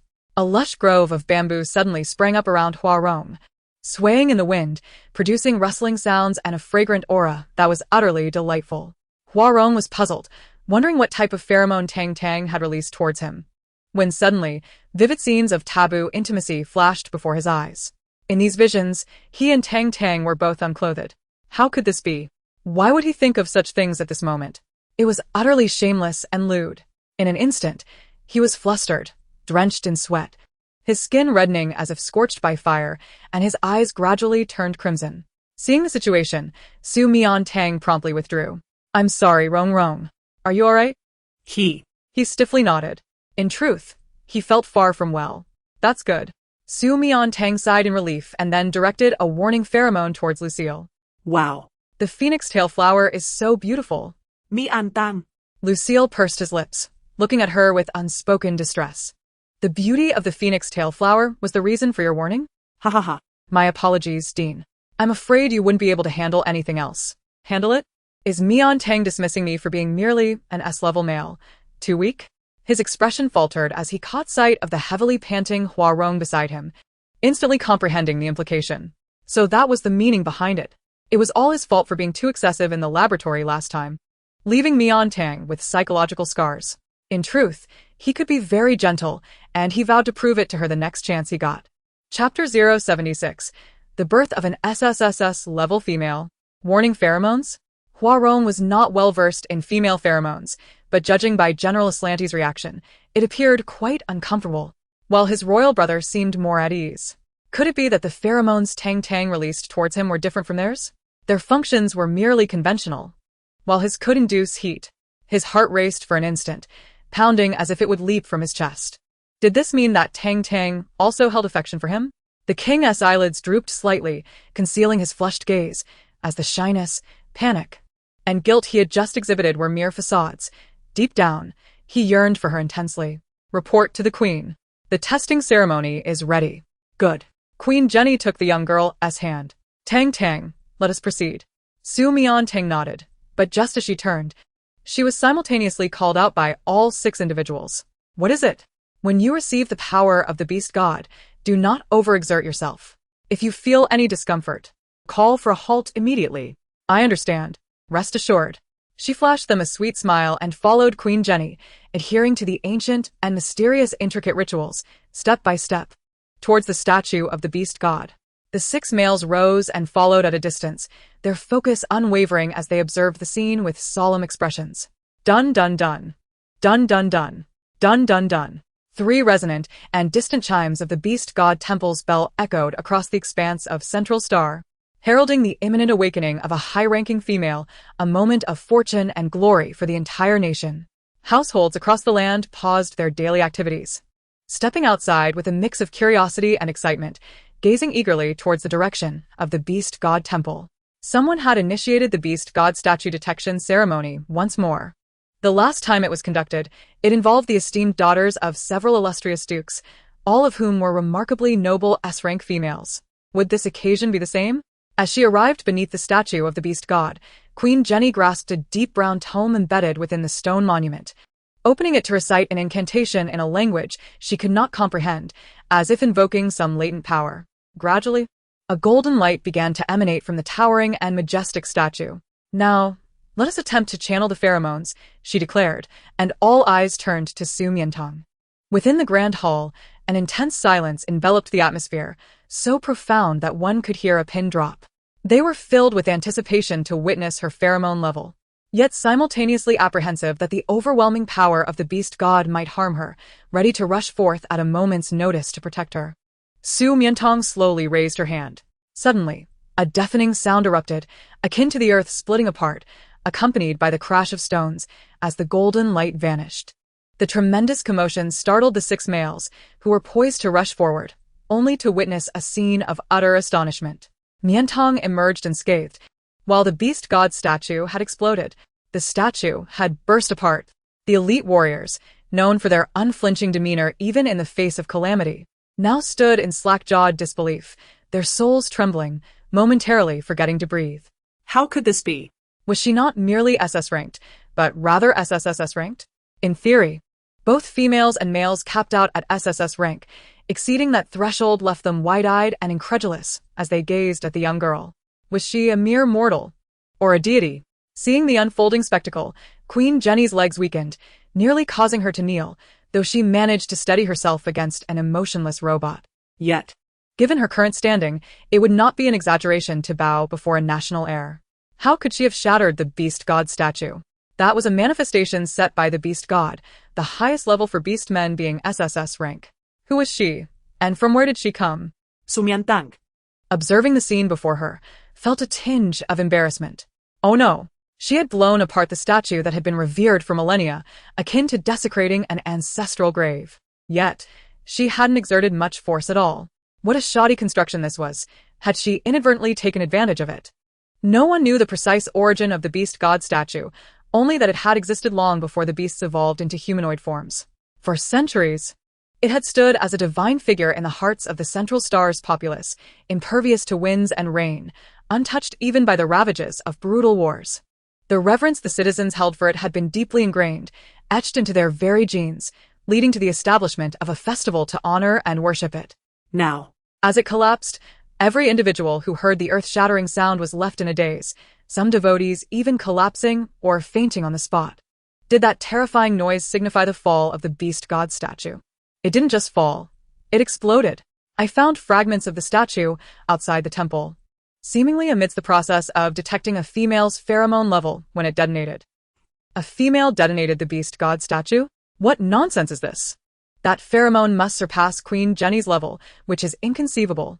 Perhaps you remember the bizarre blooming peonies earlier today? Some said it was a manifestation of pheromones, but no one believed it. Now, it seems a female has indeed blown up the beast god statue. Heavens! It is said that within the beast god statue resides a fragment of SSS combat power, and only an SSS pheromone can withstand it. If someone could destroy it, does that imply she is an even higher SSSS-ranked female? SSSS-ranked female? Is she even human? The Empire has given birth to an SSSS-ranked female. It is nothing short of a miracle. I cannot fathom how immensely powerful the pheromones of an SSSS-ranked female must be. Surely, they surpass all the females of the Central Star combined. I've heard that female pheromones correlate with beauty. The higher the rank, the more exquisite the appearance. If I could witness the unparalleled beauty of an SSSS-ranked female in my lifetime, I would die without regrets. Just wait. If it is confirmed, the royal family will surely announce it. Given how rare females are in the Empire, The emergence of an SSSS-ranked female must be a divine manifestation of the beast god, sent to bless the prosperity of the star system for generations to come. On the explosive star network, comments poured in like a torrential rain, with discussions igniting fervently as some hurriedly prepared to kneel in reverence towards the beast god temple, offering their thanks. Amidst the murky smoke and debris, a princess, having jumped into the river multiple times to cleanse herself, suddenly heard the earth-shaking sound. Her expression frozen as she lifted her gaze towards the direction of the beast god temple. S-S-S-ranked female. How could this be? How is this possible? How is this possible? Chapter 077. Do not leave us. Tang, Tang. The holy tome in Queen Jenny's hand fell to the ground as she instinctively called out to her by her nickname, fearing offense, and quickly silenced herself. Your Highness. Su Mian Tang awkwardly retracted her hand. What was happening? Jenny, in her excitement, struggled to articulate her thoughts, hastening towards her, losing all semblance of her usual poise. This is because your pheromone level is extraordinarily high and powerful. Even the beast god statue could not withstand it. The beast god statue could not withstand it? She recalled hearing that the statue contained 3 strands of combat power, 1 representing S rank, 2 for SS rank, and 3 for SSS rank. The shattering of the statue implied that she had surpassed this limit. SSSS rank? Yes, Queen Jenny affirmed, nodding solemnly before shaking her head. At the very least, it is SSSS rank. In truth, throughout the history of the Central Star, the highest combat power level for males and the highest pheromone level for females had always been S rank. SSS rank had merely been a hopeful fantasy, akin to the belief in the existence of deities. As for SSSS rank, it was not merely a numerical value but represented boundless potential. Such a high level? Su Mian Tang was equally astonished. Queen Jenny gazed deeply at her. Tang Tang, you possess the power to control the life and death of any being in this world. Even more formidable. So powerful that it exceeds my comprehension. After all, she was merely an SS-ranked female, lacking insight into the realm of SSSS rank. Indeed, she had never envisioned a day when she would use her pheromones, previously just a descriptor of her dominance over the Central Star, in such a manner. Now she understood why Ener had seemingly collapsed entirely, yet Tang Tang had been able to revive him, and why General Islandi, despite having been struck by a miasma shell, had returned to life. In the presence of an SSSS-ranked female, nothing was impossible. She possessed the life force to transform decay into the miraculous. Behind her, the 6 males, once enveloped in unparalleled astonishment, now fell into a profound dread. They rushed swiftly to the side of the young girl. Huh? Su Mian Tang was abruptly enveloped in the tight embrace of Aslanti and Jun Qingyin, while Fred and Enzo took hold of her hands. And Huarong and Lucy Li fixed their fervent gazes upon her, leaving her somewhat perplexed. What is the matter with you all? Tang Tang, please don't leave us. She was perfectly well. Why would she abandon them? Could it be that destroying the beast god statue on Central Star warranted a death sentence? Jun Qingyin clarified her confusion. Your pheromone level is simply too formidable, so overwhelming that I fear you might transcend this world and become a deity. After all, she was merely 18 years old, yet she possessed an SSSS level. What does SSSS even signify? How extraordinarily powerful is that? Could she undergo differentiation again? What would her lifespan, journey, and ultimate fate resemble? No one knew, and no one could predict, for this was unprecedented. A deity? Su Mian Tang chuckled. When had she ever noticed their superstitious tendencies? Observing the typically gallant males, their eyes now brimming with deep concern and fear, like a pack of pitiful little puppies terrified of being abandoned, she couldn't help but gently tap their foreheads. What deities or ghosts are you speaking of? I am but a human, a living being who cannot simply vanish into thin air. Really? Indeed, I promise you. The 6 of them displayed an overwhelming smile of relief, while Queen Jenny beamed with delight. However, she soon pondered a serious issue. The pheromone detection ceremony for the beast god statue had already been announced with the ringing of bells, signaling to the world. Now that the statue lay shattered, many would surely surmise that the Empire had awakened an SSSS-level female, a matter of national joy that would elicit great happiness and anticipation among the populace to see Tang Tang. Yet, this could also pose potential dangers to her. Danger? Aslanti seemed to recall something, his brow furrowing slightly. Susu, you are now the highest-ranking female in the world. A supreme treasure with the ability to comfort all males through your powerful pheromones, which may attract many covetous eyes. Fred added, there are indeed areas here that are beyond the control of the royal family and laws, such as wormholes, and there may even be high-ranking males from extraterrestrial planets. They, unable to find suitable females, suffer through the torment of their heat cycles, their minds teetering on the brink of collapse, or they may desire high-quality offspring, thus resorting to abducting you for forced breeding. Having traversed the stars for years, he had witnessed the shamelessness, greed, and utter lack of moral restraint among such individuals. Enzo interjected, however, Central Star has the restrictions imposed by the generals. The royal city is guarded by His Royal Highness the Crown Prince, along with my brother and me. We will do everything in our power to protect Tangdang. Queen Jenny remarked, you are all pillars of the nation. Yet my concern does not stem from a lack of trust in you, but rather from the multitude of prying eyes. The dangers are too numerous to guard against. Many star systems possess advanced weaponry, and no one can predict what new forms of abduction might arise. I never anticipated that Ener would be taken by a group of shadow robots from the safest palace years ago. The most terrifying thought, however, came from Lucy Lee, whose deep-set eyes reflected a certain mystery. There are malevolent organizations that may target Mian Tang's genes. As a scientist, I am acutely aware of the fatal obsession these gene poachers have for rare genetics. They do not even spare S-ranks, let alone an SSSS. At this point, Jun Qingyin seemed to react instinctively, biting down fiercely on his sharp teeth. I will pursue their traces with all my might and eradicate them completely. Listening to their discussion, Su Mian Tang silently gazed at her hands. Good things truly are double-edged swords. Hua Rong pondered for a moment before gesturing to Queen Jenny. Mother, can we announce to the citizens that the Empire has awakened an SSSS-level female without revealing Tang Tang's name or identity? Given the circumstances, it seemed there was no other option. Queen Jenny summoned her attendants to draft a decree in accordance with Hua Rong's suggestion. But some subtle eyes hidden within the palace still managed to quietly disseminate the name Su Mian Tang. It reached certain prestigious families, traversed through mysterious wormholes, and echoed across the distant universe.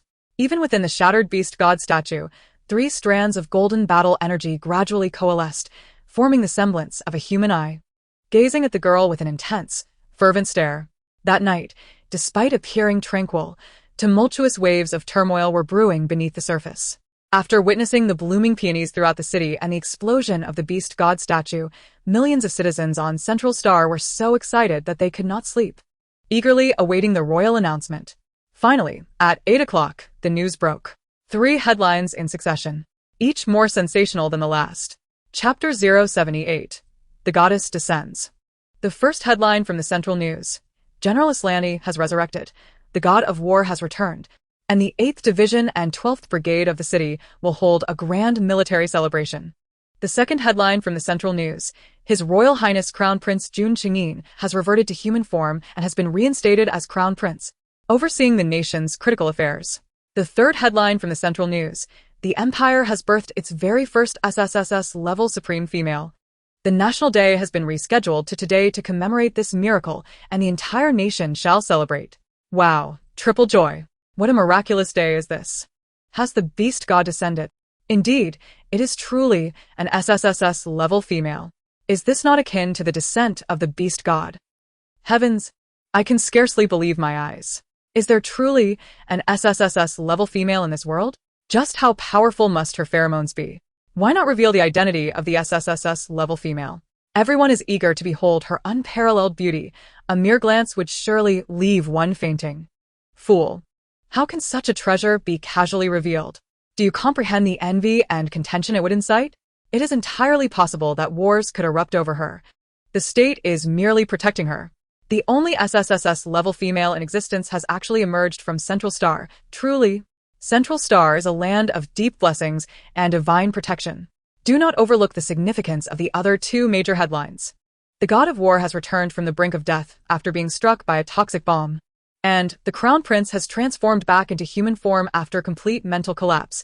These are also miracles, unprecedented. Is it possible that the SSSS-level female saved them? No, surely not. The pheromones of an SSSS-level female are so potent. My beast god. This is not merely an SSSS-level female. She is manifestly the savior of the Empire, the deity of the star systems.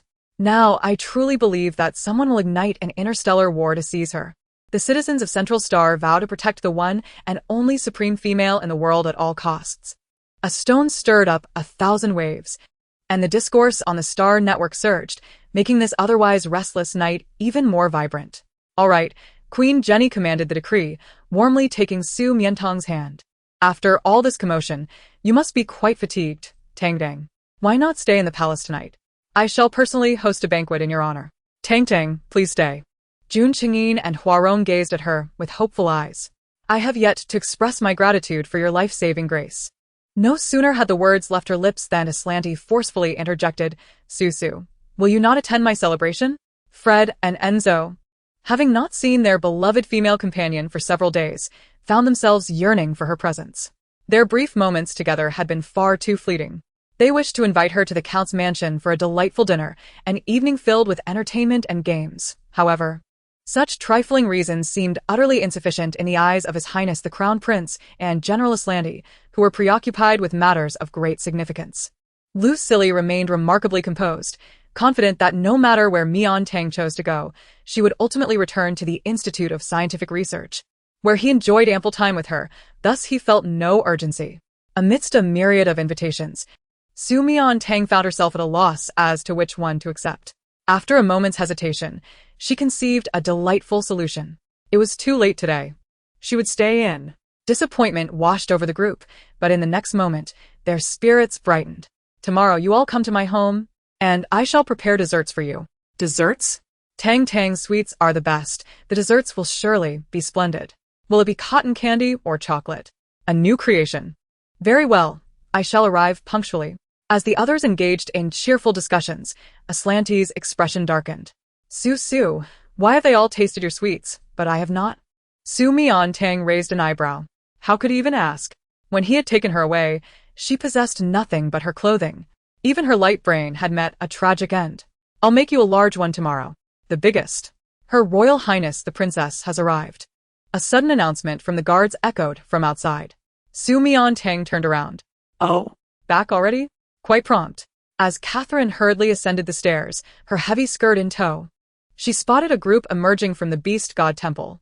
The Empire's twin stars, the director of the Institute of Scientific Research, the king, the god of war, the Queen Mother, and her elder brother transformed into human form.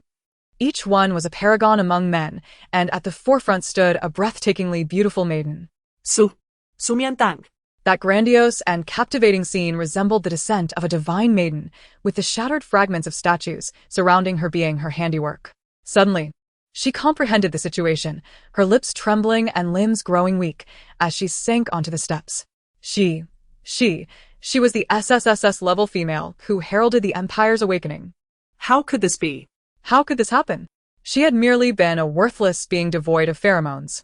Her pupils dilated as she recalled recent events. No wonder.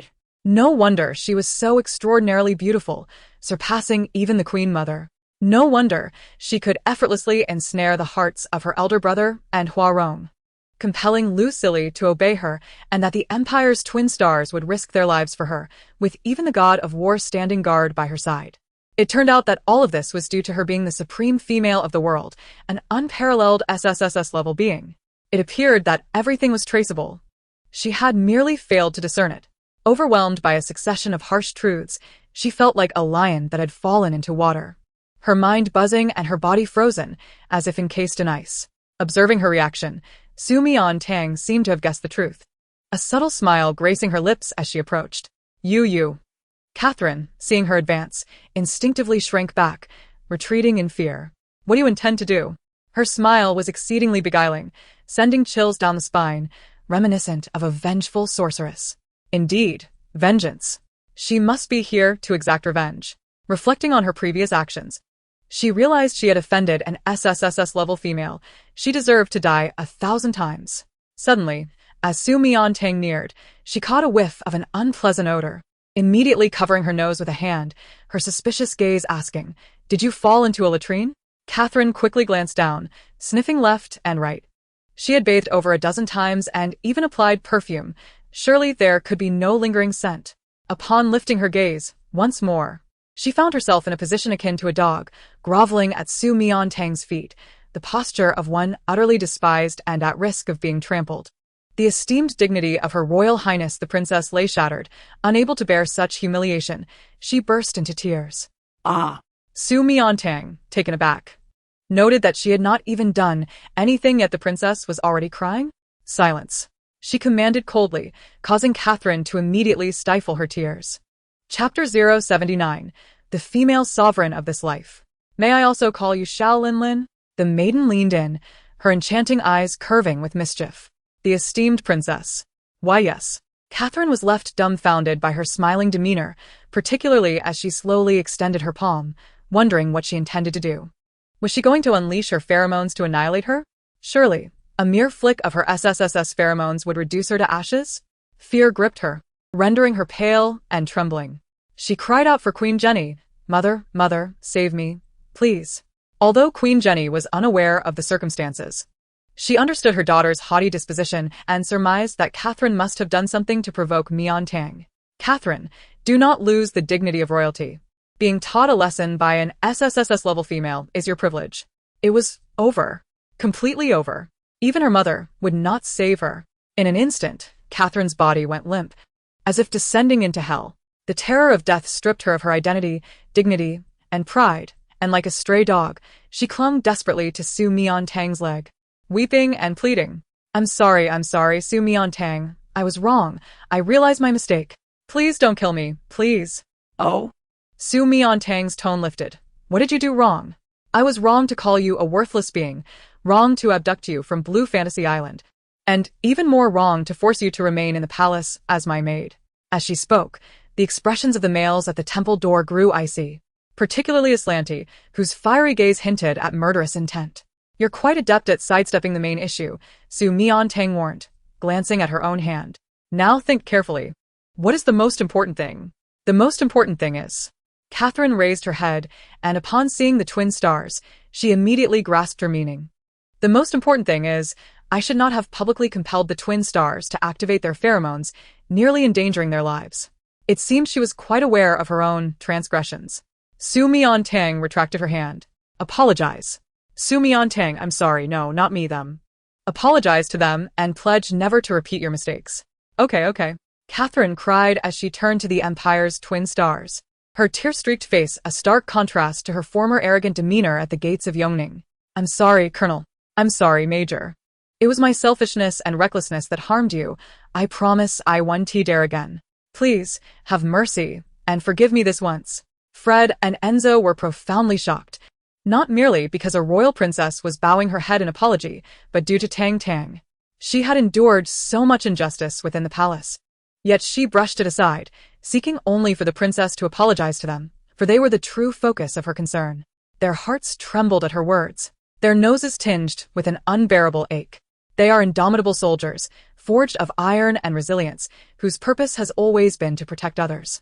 For the first time, someone stands before them to offer them shelter, and that someone is a delicate little female. Their hearts brim with happiness, nearly overflowing, leaving them unable to do anything but gaze longingly at her and whisper her name, Tang Tang, Tang Tang. She is their destined female companion for this lifetime. Fred, Enzo, will you forgive her? Then let us depart.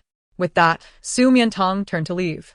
Catherine was momentarily taken aback, wondering, is it really this simple? Just like that, they would let her go. Elation surged within her as she prepared to rise, only for Su Mian Tang to turn back. "Ah!" she yelped in fright. "And remember, you are not to bully or insult Rongrong at will, understood?" Huarong waved his hands from behind. "No, it's all right. The crown's sister never bullied me." Yet deep down, despite her concern and assertiveness, a few threads of sweetness surfaced uncontrollably. "Heard you loud and clear. It will never happen again. Moreover." "More? There's more?" Su Mian Tang observed her like a startled bird and gently patted her head. "Lastly, let me deliver some unfortunate news. The effects of the skin whitening serum will only last for 3 months. After that, you shall revert to your previous bronze complexion. So that's it. It's fine."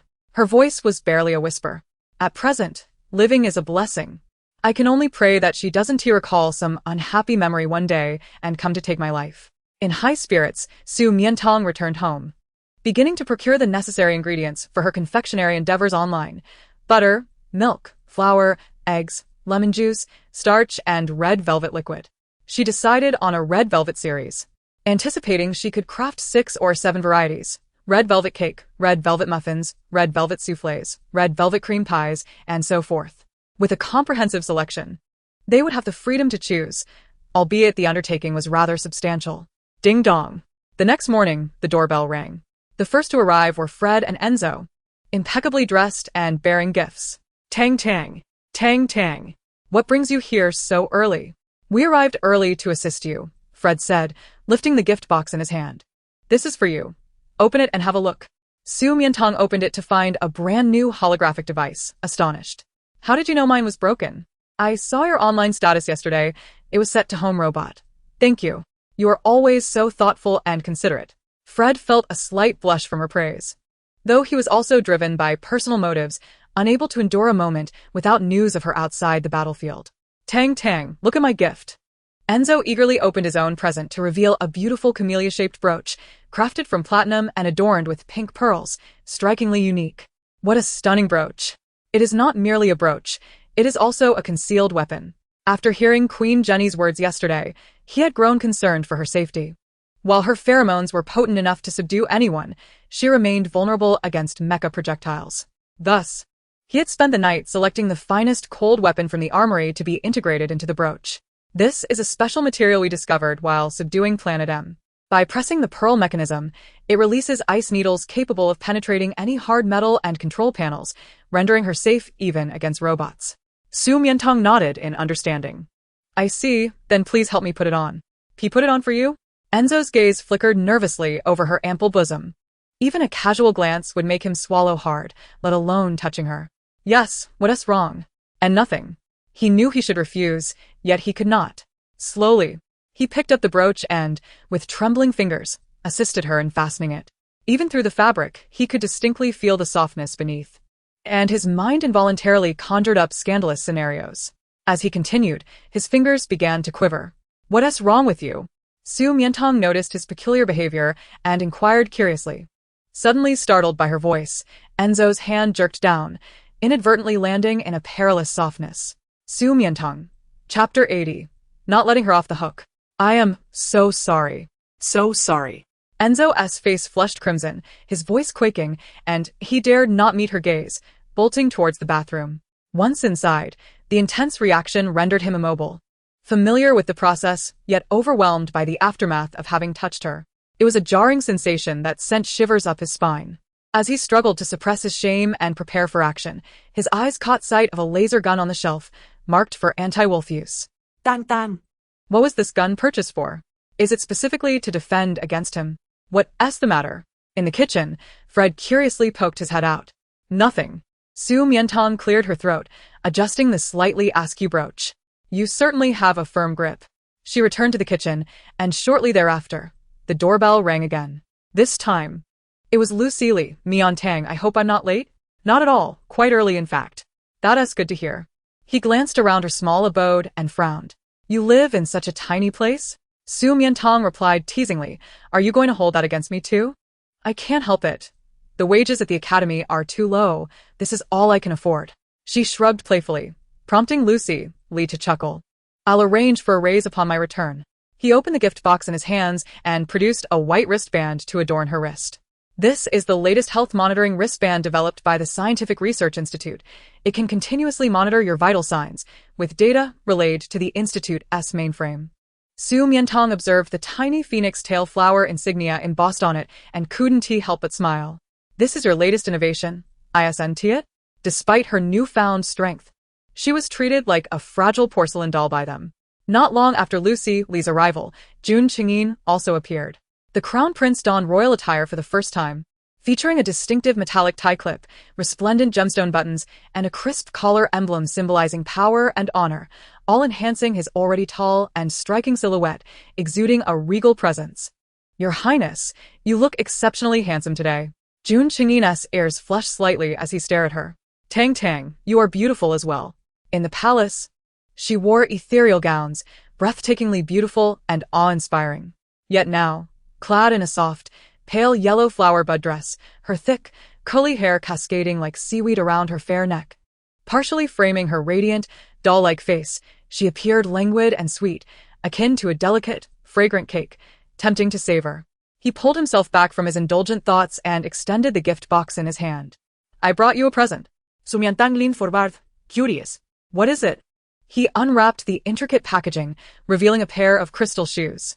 Contrary to the descriptions in fairy tales, they were not transparent. Instead, they were entirely adorned with exquisite imperial topaz, shimmering brilliantly and dazzling the eye. Su Mian Tang was taken aback by the beauty, yet she could not resist teasing him. A pair of shoes? Does this imply that you wish for me to walk further and further away? Of course not. Jun Qingyin immediately refuted. In the court, there was a romantic saying that if a prince were to place crystal shoes upon the feet of his beloved, they would be destined to walk together through eternity. It signifies a continuous journey together. I understand now. Silly golden retriever. You actually believed that. Thank you, I truly adore them. Then, Tang, may I have the honor of putting them on for you? It felt rather inappropriate for a crown prince to dress her feet, and she hesitated. But upon seeing the man as azure eyes dimmed slightly, resembling a sorrowful lion with its head bowed, she felt a twinge of compassion. Reminiscent of the time he was trapped in a cage. Of course you may. Great. Jun Qingyin's eyes lit up, brimming with vitality, leading Su Mian Tang to suspect he had been merely feigning earlier. Come in. The man stepped inside, surveying the surroundings. Tang, is your home this small? Another jab at Su Mian Tang's pride. However, this time she refrained from retorting, for in comparison to the palace, this abode could indeed be likened to a birdcage. I live alone. It's sufficient. Alone? Jun Qingyin silently vowed to himself that one day he would bring her to the palace. The young woman settled onto the sofa, while the man knelt on one knee, gently loosening the laces of her shoes. When he cradled her delicate, soft foot in his hands, his palm trembled involuntarily. He had always known she was soft all over, but he had not anticipated her feet would be as well, soft, fair, and smooth, with a touch akin to exquisite mutton-fat jade, making one reluctant to release their grasp. Su Mian Tang watched as the crown prince, who was supposed to be helping her change shoes, began to play with her foot. Not only was the sole soft, but her toes were also snow-white and tender, their nails glistening with a rosy hue, reminiscent of beautiful rose quartz. As the young woman's foot was brushed by his slightly calloused palm, a sensitive moan escaped her lips, startling the man, who had been lost in the moment, back to reality. What was he doing? Was he actually infatuated with Tang's feet? She wouldn't he think he was a pervert, would she? Hastily, he grabbed the shoes, stammering, I was merely checking the size to see if they fit. Su Mian Tang replied. I believe you. After finishing with the shoes, he blushed and rushed into the bathroom, colliding with Enzo, who had just emerged. Why is your face so red? Tang. Enzo strolled out slowly, a look of grievance adorning his features. What happened? Who bullied my little wolf? Su Mian Tang inquired curiously, noting his pitiful expression. You, he muttered. Huh. The next moment, he produced a wolf defense laser gun from behind him. Why didn't she hide it properly? Tang, are you using it for defense? Of course not. I would welcome you with open arms.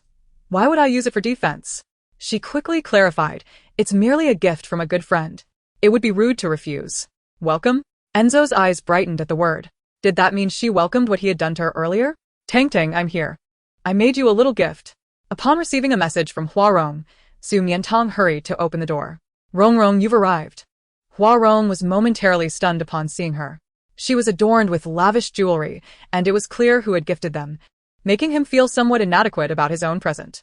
Su Mian Tang, believing he was simply astonished by the size of her home, quickly interjected. Don't say my home is small. No, that is not it, he shook his head. Chapter 081, Reward me?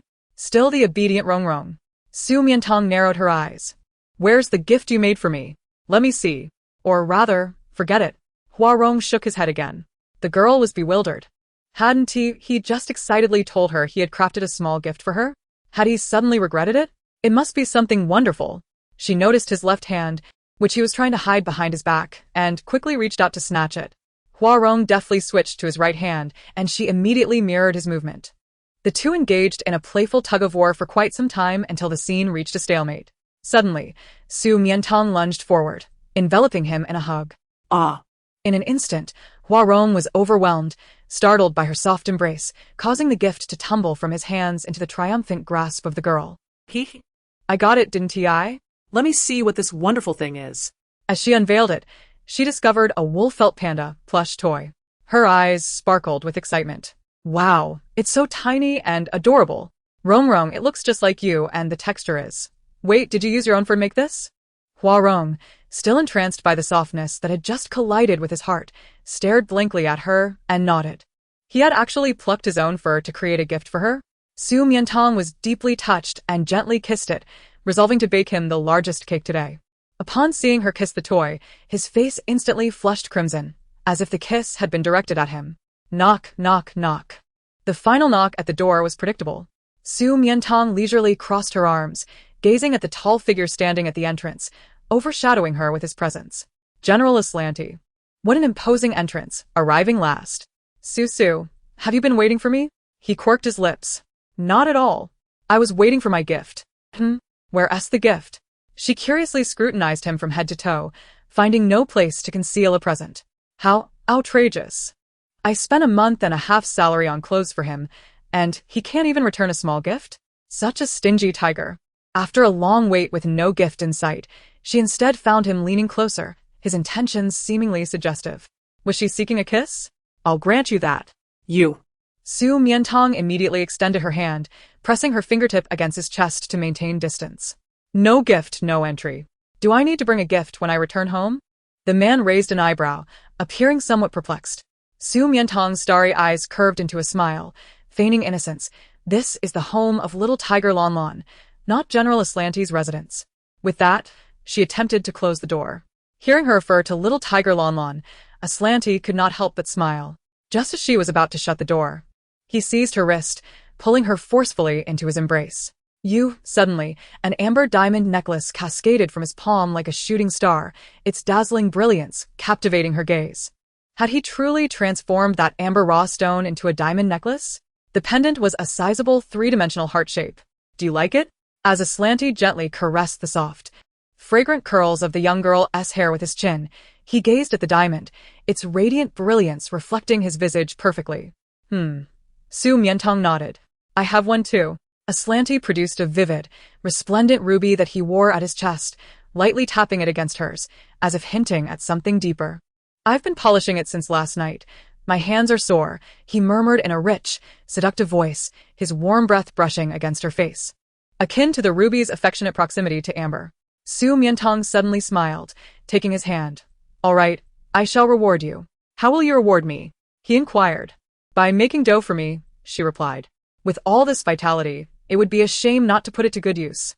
Aslanti, he admonished, do not act coy. We are all busy. Without mercy, Su Mian Tang pulled him into the kitchen. Once everyone had gathered, she began to assign tasks. Fred and Enzo were responsible for preparing the ingredients, while Lovestory was tasked with whisking the egg mixture and butter. Jun Chingin and Aslanti would knead the dough together, with Huarong timing their efforts. Her role was merely to assist in the creation and baking process. As they waited, she jotted down various dessert recipes on her holographic computer, occasionally glancing at the bustling group of males, unable to suppress her smile.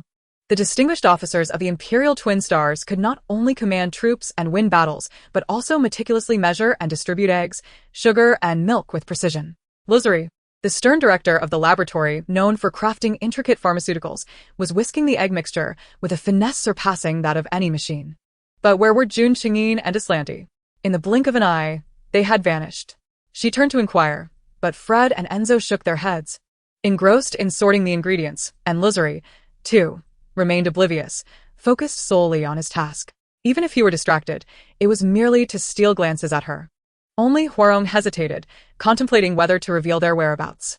They went to fight, he finally confessed, having just witnessed a brutal exchange of verbal jabs. General, my master raised me herself. Crown Prince, Tangdang has completely marked me. General, my master has seen me naked. She must take responsibility. Crown Prince, Tangdang has completely marked me. General, my master traveled with me. Crown Prince, Tangdang has completely marked me. General, my master initiated a kiss.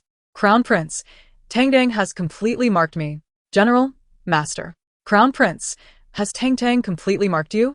The general struck first, flower flying and nearly causing an explosion, which he managed to suppress with his combat prowess. Furball?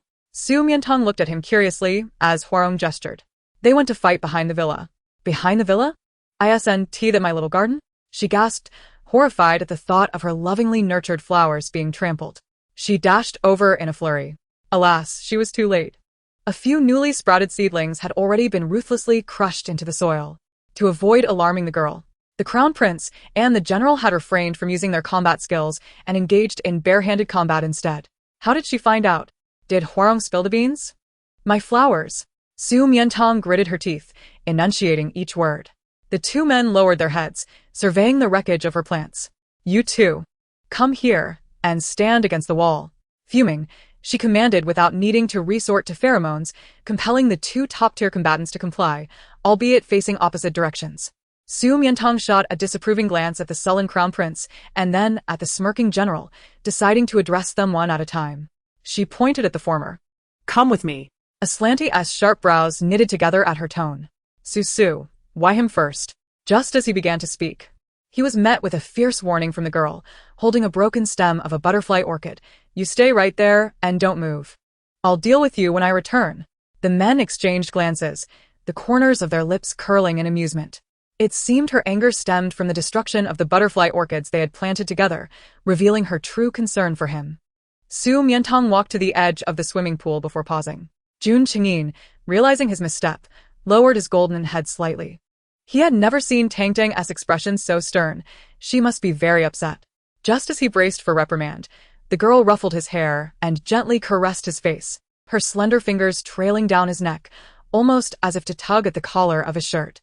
He shivered, unsure whether from surprise or exhilaration, his skin flushed, frozen in anticipation of her next move. Did you get hurt? She suddenly halted, meticulously inspecting him for any signs of injury before withdrawing her hand. Jun Qingyin's expression shifted, a sweetness flooding his heart.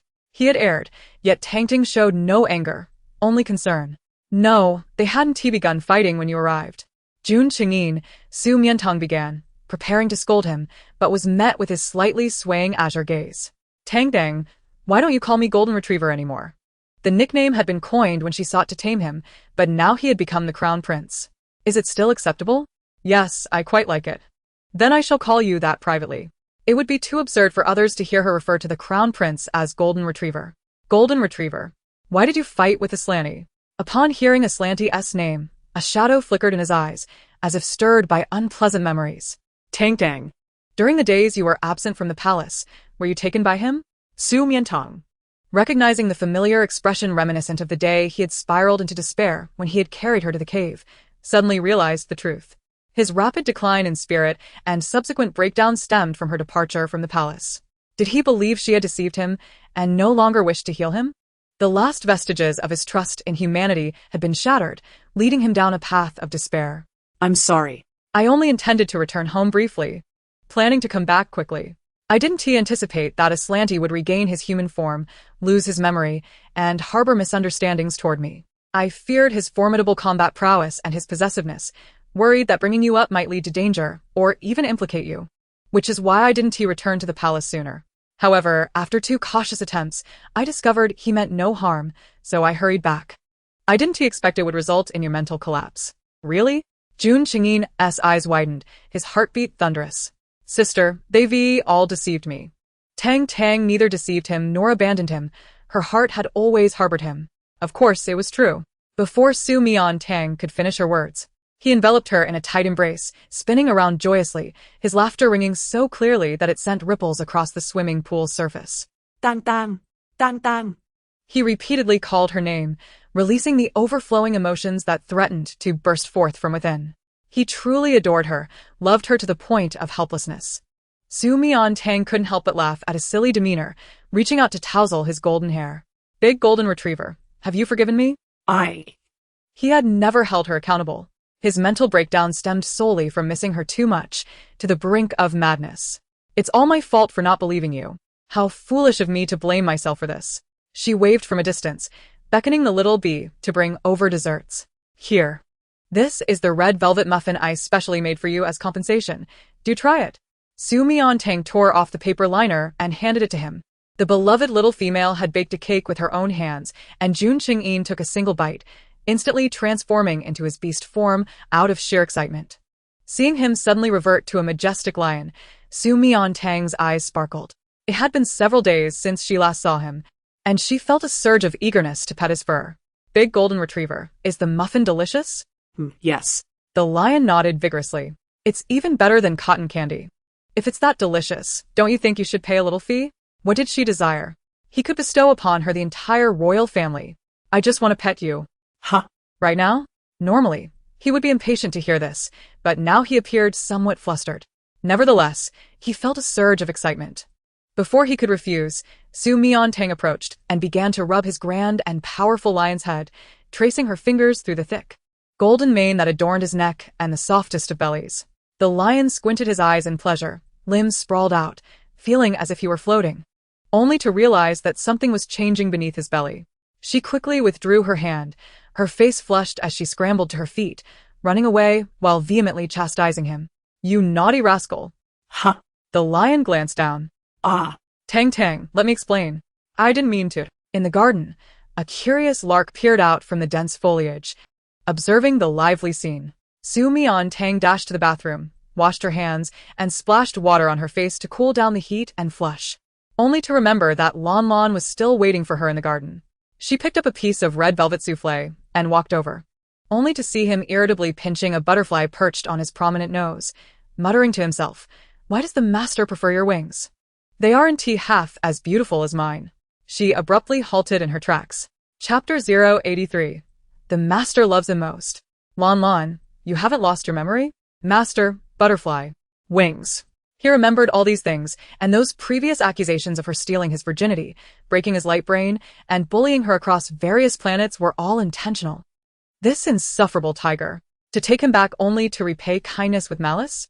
Let us see how I will discipline him. The girl approached with a souffle and Aslan tea. Sensing her intention, raised an eyebrow. Su, is this for me? Just as he reached out, Su Mian Tang popped it into her own mouth. The man's expression froze. Was she trying to play some sort of game? Share it? He grasped her chin, leaning down to taste the morsel in her mouth. But he was met with the sight of her exquisite face, now etched with a cold frost. Aslan tea. Why had she suddenly addressed him as general? Please conduct yourself with dignity. Over the past few days, she had given considerable thought to their relationship. While he was indeed a formidable warrior, romantic, and had shown her stunning vistas across various planets, it seemed she still did not harbor feelings for him. The curve of Aslan Ti's smile faltered, and the merriment in his eyes dissipated. And let me reiterate, I did not take your virginity. Even if you don't believe me, with your lineage, looks, and rank, finding a desirable female would be effortless. She sighed at this point. Ah. Perhaps I have always been fond of the obedient, docile, and affectionate little sweetheart from before. Alas, she is no longer here. After speaking, she surreptitiously gauged his expression. Why was there no reaction? The moment she uttered the words, "I do not like you," Aslan Ti's heart felt as though it was pierced by a sharp blade, shattering into pieces, blood splattering, the pain overwhelming to the point of numbness. The glorious warrior, undefeated in all endeavors, faced his first defeat in life when the female he cherished declared her disinterest. This sensation was 100-fold more painful than the time he was struck by a miasma bomb. She did not like him. She did not like him. His fingertips unconsciously gathered strength, nearly puncturing his palm. Still no reaction? Quite the actor, aren't you? Well, I've said my piece. You are no longer welcome here. I kindly ask the esteemed general to leave. She lifted her foot to depart. However, just as she took a step, she heard the man's deep, husky voice call out, "Master." Su Mian Tang halted, a secretive smile curling her lips. Finally acknowledging it, hearing him address her as master for the first time filled her with a sense of both comfort and wonder, reminiscent of nurturing a tiger. She slowly turned around, a hint of confusion in her gaze. "Master? You've regained your memory?" Yes. He had never forgotten. Every moment spent with her was etched in his heart, replayed repeatedly. "Then why did you deceive me?" Su Mian Tang, somewhat irked, approached him, lifting his face as she had done when reprimanding the little tiger, looking deeply into his eyes, only to find his fiery red pupils, as if they were dripping with blood, causing her to panic. Was he about to cry? Others were one thing, but Aslan T, the iron-willed warrior, an unyielding force on the interstellar battlefield, capable of withstanding miasma bombs, was now on the verge of tears because of her? It was simply sinful. Just as she was about to console him, Memories of his past misdeeds flooded her mind. No, she couldn't relent. This naughty tiger needed to learn a lesson. Because I was once too naive and weak, and did many embarrassing things. I feared that the master would disdain me, or see me only as a pet. My mother said that if you like someone, you must completely conquer her, possess her, tease her, otherwise, she will run away. Outside the garden, Lu Li, passing by, couldn't help but chuckle at this revelation. Duchess of L? Yet this is the central star system, renowned for its fierce female warriors. If the gender were to be swapped, one could instantly don armor and engage in battle, especially with the son of the esteemed SS-level mutant, a general in his own right, cherished like a precious gem, showered with affection and indulgence. Even the courtship was conducted in a manner befitting nobility, entirely devoid of the attitudes and virtues expected of a male. It is no wonder that Yen Tang felt anger brewing within him. With a chuckle, Su Mian Tang couldn't help but laugh upon hearing this. What had he learned? What sort of juvenile antics were these? Where had the mature and charming individual gone? But how I adore you, just as you are. Charming? A fleeting glimmer ignited in Aslante's eyes, only to extinguish swiftly. Charming. Such a term is reserved for small creatures. Indeed. The master seemed to favor him merely, as one would a pet. He did not desire that. He wanted his master to love him as a female would love a male. His heart raced with turmoil, and unease enveloped him. In the past, he could have recklessly forced her into submission with his combat prowess, even if it meant she would despise him, yet she would always remain by his side. But now, she was far more formidable. Should she choose to reject him, she could discard him as easily as one would cast away an old garment or refuse a piece of trash. And he found himself powerless in the face of it. After Su Mian Tang spoke, he faintly heard the unsettling sound of creaking joints and, upon looking down, was horrified to see blood seeping from his tightly clenched fists. Lan, what are you doing? Release your grip, he urged. Why should I care? Master no longer favors me, Aslante despaired, tightening his grip further, blood flowing freely.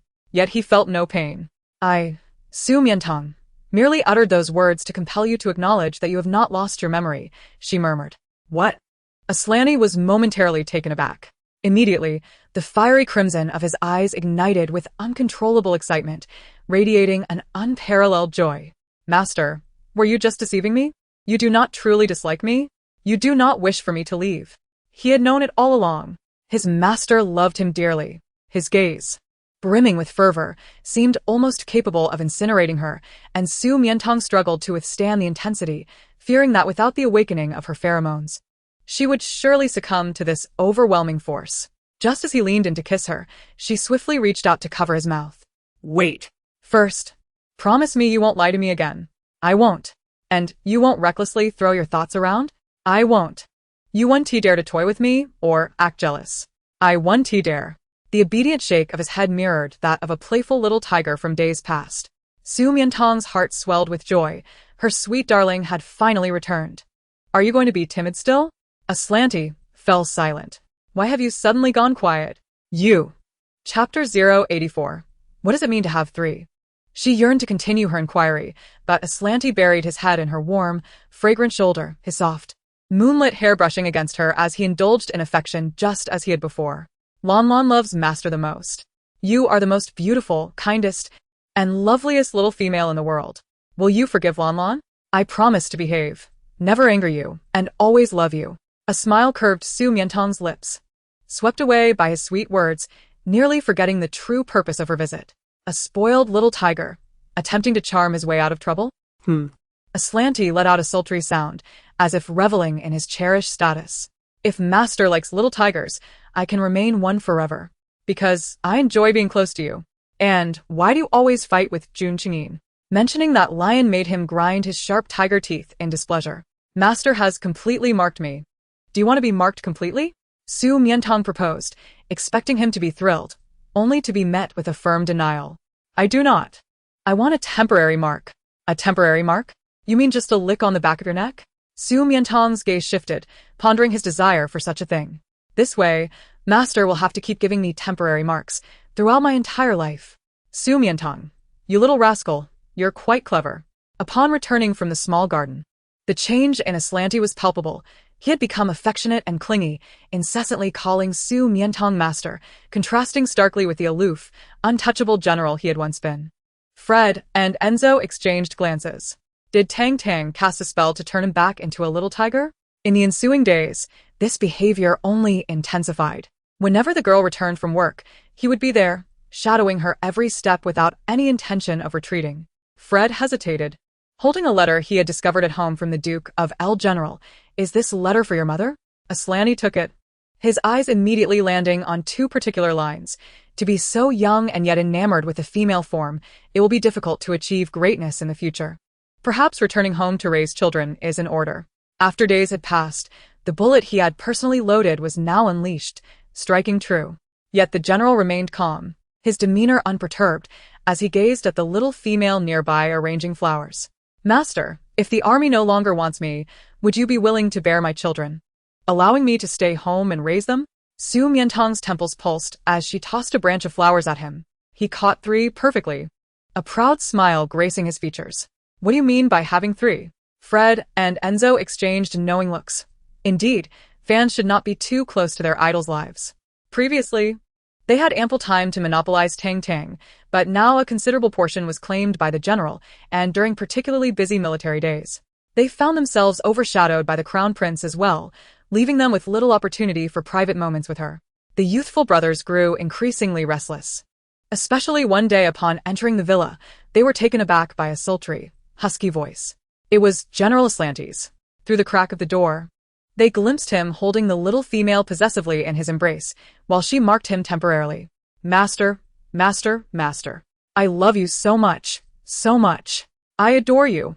The general's voice, imbued with unparalleled joy and ecstasy, sent them spiraling into discomfort, their bodies reacting instinctively as they hastily retreated, their spirits fraying under the strain. Su Mian Tang soon noticed their peculiar behavior. On the way to work, she inquired curiously, Fred, Enzo, what is wrong with you lately? Are you troubled by something? Is it work-related or personal? Can I assist you in any way? Fred struggled to find the words. After all, in the central star system, jealousy in males was frowned upon as a sign of poor character, and he did not wish to be perceived as such, nor to be disliked by Tang Tang. Enzo, however, could no longer restrain himself, tugging at her sleeve. Tang Tang, do you prefer General Aslanti and the Crown Prince more? After all, they are the epitome of S-class combat prowess, both formidable males in their beast forms and apex predators within the food chain, surpassing many in strength. Su Mian Tang finally comprehended their troubles. Truly, they are 2 sensitive and sentimental warriors. She smiled as she affectionately ruffled their heads. Of course not. You both are quite remarkable. Words seemed inadequate. She extended her hand towards their napes, unleashing her pheromones. In an instant, Fred and Enzo's pupils dilated, their bodies trembling, utterly taken aback by the sudden onset of bliss. The flying vehicle they were aboard began to sway precariously, as if caught in a terrifying turbulence, drawing curious glances from passers-by, wondering what commotion was occurring inside. Shortly thereafter, Fred stumbled out, his legs feeling weak. Enzo followed suit, trembling and unable to discern the ground beneath him, nearly toppling over. Who would have imagined that once Tang Tang awakened her pheromone powers, she could become so formidable? A mere gentle touch to their napes left them in a euphoric haze, disoriented and unable to find their bearings. One could only ponder the consequences of more intimate contact. Surely, it would be overwhelming. Recently, under a shroud of gloom, the military operated with extreme caution, wary of incurring the wrath of the capricious and irritable colonel and major. Yet, they were immensely relieved to observe a sudden transformation in the demeanor of the 2 officers, who had become unexpectedly gentle and serene, as if soothed by some invisible balm. A senior non-commissioned officer entered the camp, astonished to find Colonel Fred lost in thought, his paper covered with the repetitive scrawl of Tang Tang, and a blissful smile gracing his lips. Meanwhile, Enzo was similarly preoccupied, his mind filled with thoughts of the little female, wishing he could transform into his beast form to roll around in delight. After being calmed by her pheromones that morning, both he and his brother were reluctant to let Tang Tang depart, clinging to her for over half an hour, inadvertently delaying her precious work time. Yet she exhibited no hint of impatience, bringing them a profound sense of tranquility akin to basking in a honeyed embrace. However, this idyllic state was abruptly shattered by alarming news. Chapter 085, Vigorous Energy. White Tiger Legion, military base. A soldier rushed into the main camp. General, we've received word from the front line. Planet X intends to unite with the leaders of Planet Bhaskara, Planet Vinak, and 16 other enemy planets to launch a decisive assault on the Central Star, claiming they aim to seize the SSSS-class Supreme Female. They are courting death. On the high steps, Yaslanthi's expression darkened, radiating an oppressive air of majesty that rendered the assembled officers unable to raise their heads. For years, Planet X had lingered restlessly on the border. In an effort to prevent a second interstellar war, he had merely issued stern warnings, only to be met with this audacity. First, they released poisonous gas bombs, and now they dared to covet the Master's interests. It was utterly intolerable. Lieutenant Spent was perplexed. After their last encounter with the general involving the gas bombs, they had faced severe repercussions from the Interstellar Alliance, severely weakened. Did they truly believe they could invade again? Were they unaware that the general had been resurrected? Reliable sources suggested they doubted the general's revival, believing him to be merely a clone created by the royal family, posturing with no real strength. Yaslanthi scoffed lightly, prompting the officers to look up, awaiting his command. Annihilate them completely. Central Department News. On the day after tomorrow, the White Tiger Legion, along with the Lion Soldier Division and the Falcon Combat Team, comprising over 400 troops, will assemble at the gates of Yongning City, led by General Yaslanthi, to officially launch an attack on the X star system, aiming for total annihilation. Total annihilation? The announcement sent shockwaves through the populace, eliciting both panic and excitement. Panic arose from the realization that the X star system encompassed hundreds of planets, its vastness and power posing a grave risk of igniting a second interstellar war. For many years, the planets had adopted a posture of tolerance towards provocations, but now, what had spurred General Yaslanthi to resolve to eliminate them at all costs? Excitement bubbled among those aware that the X star system had long been the central star system's nemesis, like a malignant tumor, inflicting suffering for centuries. Now, they would finally eradicate it, truly a testament to the valor of the indomitable war god. Lanlan, are you going to fight again? Su Mian Tang asked with concern as she viewed the news. Yes, I will be away from my master for a while, Yaslanthi replied, taking her hand and caressing his own face in an affectionate manner. I will miss you, will you miss me? He added with a hint of playfulness. Su Mian Tang, seizing the moment, pinched his cheek. I'm just worried that you've only just recovered your human form and are heading to battle. Will your body be able to handle it? Handle it? Yaslanthi narrowed his eyes slightly, a mischievous glint in his gaze as he appraised her. It seems I must demonstrate to my master just how formidable I am. Oh, just how formidable are you? Su Mian Tang replied with a teasing smile. Had this been in the past, she might have believed him, but now she recalled the little tiger, who could barely withstand a hint of pheromones. Upon hearing her retort, Yaslanthi recalled their last temporary marking, his eyes flaring with a hint of red. Did she not realize the potency of her pheromones? Just a slight provocation was enough to awaken the little tiger. Master, I want. Didn't we just have a temporary marking? Not a marking I want. He pulled her tightly into his embrace, his raspy voice brushing against her ear as he uttered two words, so blunt that the innocent young girl's face flushed crimson, prompting her to retaliate by smashing a vase over his head. It seems you're bursting with energy, so there's no need for concern. As Fred and Enzo entered, they stumbled upon the scene, torn between laughter and restraint, their hands instinctively forming fists to stifle their amusement. Yaslanthi, having discarded the vase, sought to continue his affectionate antics, only to be met with their presence, his demeanor shifting abruptly. Do not worry, Master. The X-star system has been severely weakened by the Interstellar Alliance's sanctions. With our forces deployed, we shall annihilate them within a month. Remain at home and await my triumphant return. Upon hearing this, Fred and Enzo were instantly invigorated. They had been discussing this very matter. Coincidentally, they were not there to see Tang Tang. Rather, they sought the general. Since learning of Planet X's audacious intentions to seize the SSSS-class female, they had been filled with rage, eager to charge into battle and leave no survivors. However, the current deployment did not include the Eagle Team's elite special forces or the Wolf Commando. Thus, their thoughts remained unvoiced until Yaslanthi turned his gaze upon them. You are not on the deployment roster? No, they exclaimed in unison. Then join the contingent. What? The words caught Fred and Enzo off guard, leaving them momentarily incredulous. What? Are you afraid of death? No. The brothers immediately sprang to attention, saluting. Thank you, General. Su Mian Tang shared in their joy. She recalled them expressing that their greatest dream was to fight alongside General Yaslanthi of the Empire, and now, that dream was finally coming true. With little else to offer, she prepared several boxes of sweets to present to them before their departure. Tang Tang, Tang Tang. In the Eagle Wolf military camp, Fred and Enzo embraced her tightly. Once again, parting is upon us, and we find ourselves reluctant to let you go. Was it not said that you could return in as little as a month? Indeed. Yet, they wished to remain by her side every fleeting moment. Seizing the opportunity presented by their impending farewell, Fred boldly articulated a request that he usually found difficult to voice. Tang Tang, when you return, would you grant me a mark as well? Enzo chimed in, I want one too. Ever since they had clandestinely witnessed her bestowing a temporary mark upon the general at the villa's entrance, their minds had been consumed with absurd fantasies, and their nights plagued by unspeakable dreams, yearning for something far deeper than mere superficial marks. That is certainly feasible, Su Mian Tang nodded in agreement. This request was far simpler than that of a certain timid tiger. Thus, what she sent to the White Tiger military camp was a box of malt candy. As Aslanti beheld the unfamiliar packaging and candy, a radiant smile illuminated his face. Is this specially made for me? Distinctly different from theirs? Indeed, Su Mian Tang replied, suppressing her laughter. It is exceptionally unique. You must try it. He hesitated to indulge immediately, cherishing it instead by placing it in a pocket close to his heart. Leaning slightly forward, he closed his eyes and asked, Master, may I have a kiss, just like before? It was rare for a grand, timid tiger to express such a pure request. Su Mian Tang rose onto her tiptoes and pressed a kiss upon his forehead, where a royal insignia should have been. May you return safely.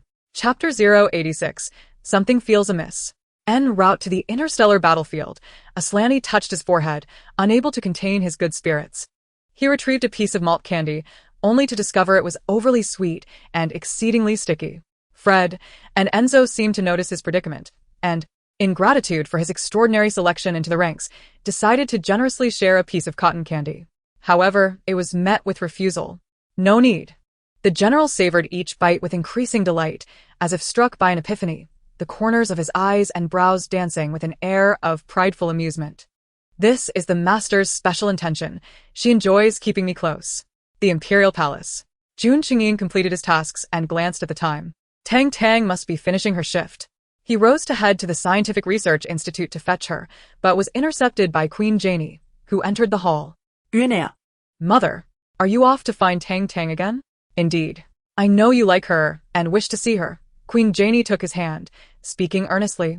But you have just resumed your human form and reclaimed your status as Crown Prince. There are numerous matters and people in the central court that you need to familiarize yourself with and manage. Countless citizens are watching, hoping you will achieve remarkable accomplishments. Only by deftly handling state affairs and winning hearts can you truly become a Lion King. You know, I have always held great expectations for you. Once General Aslanti returns victorious, I plan to have Huaran abdicate and, under the watchful eyes of the public, host your coronation ceremony. But before that, you must prove to everyone that you are worthy of this position and capable of being the king of Central Star. Do you not feel time is slipping away? However, I am not forbidding you from seeing Tang Tang, but perhaps the frequency is a bit excessive?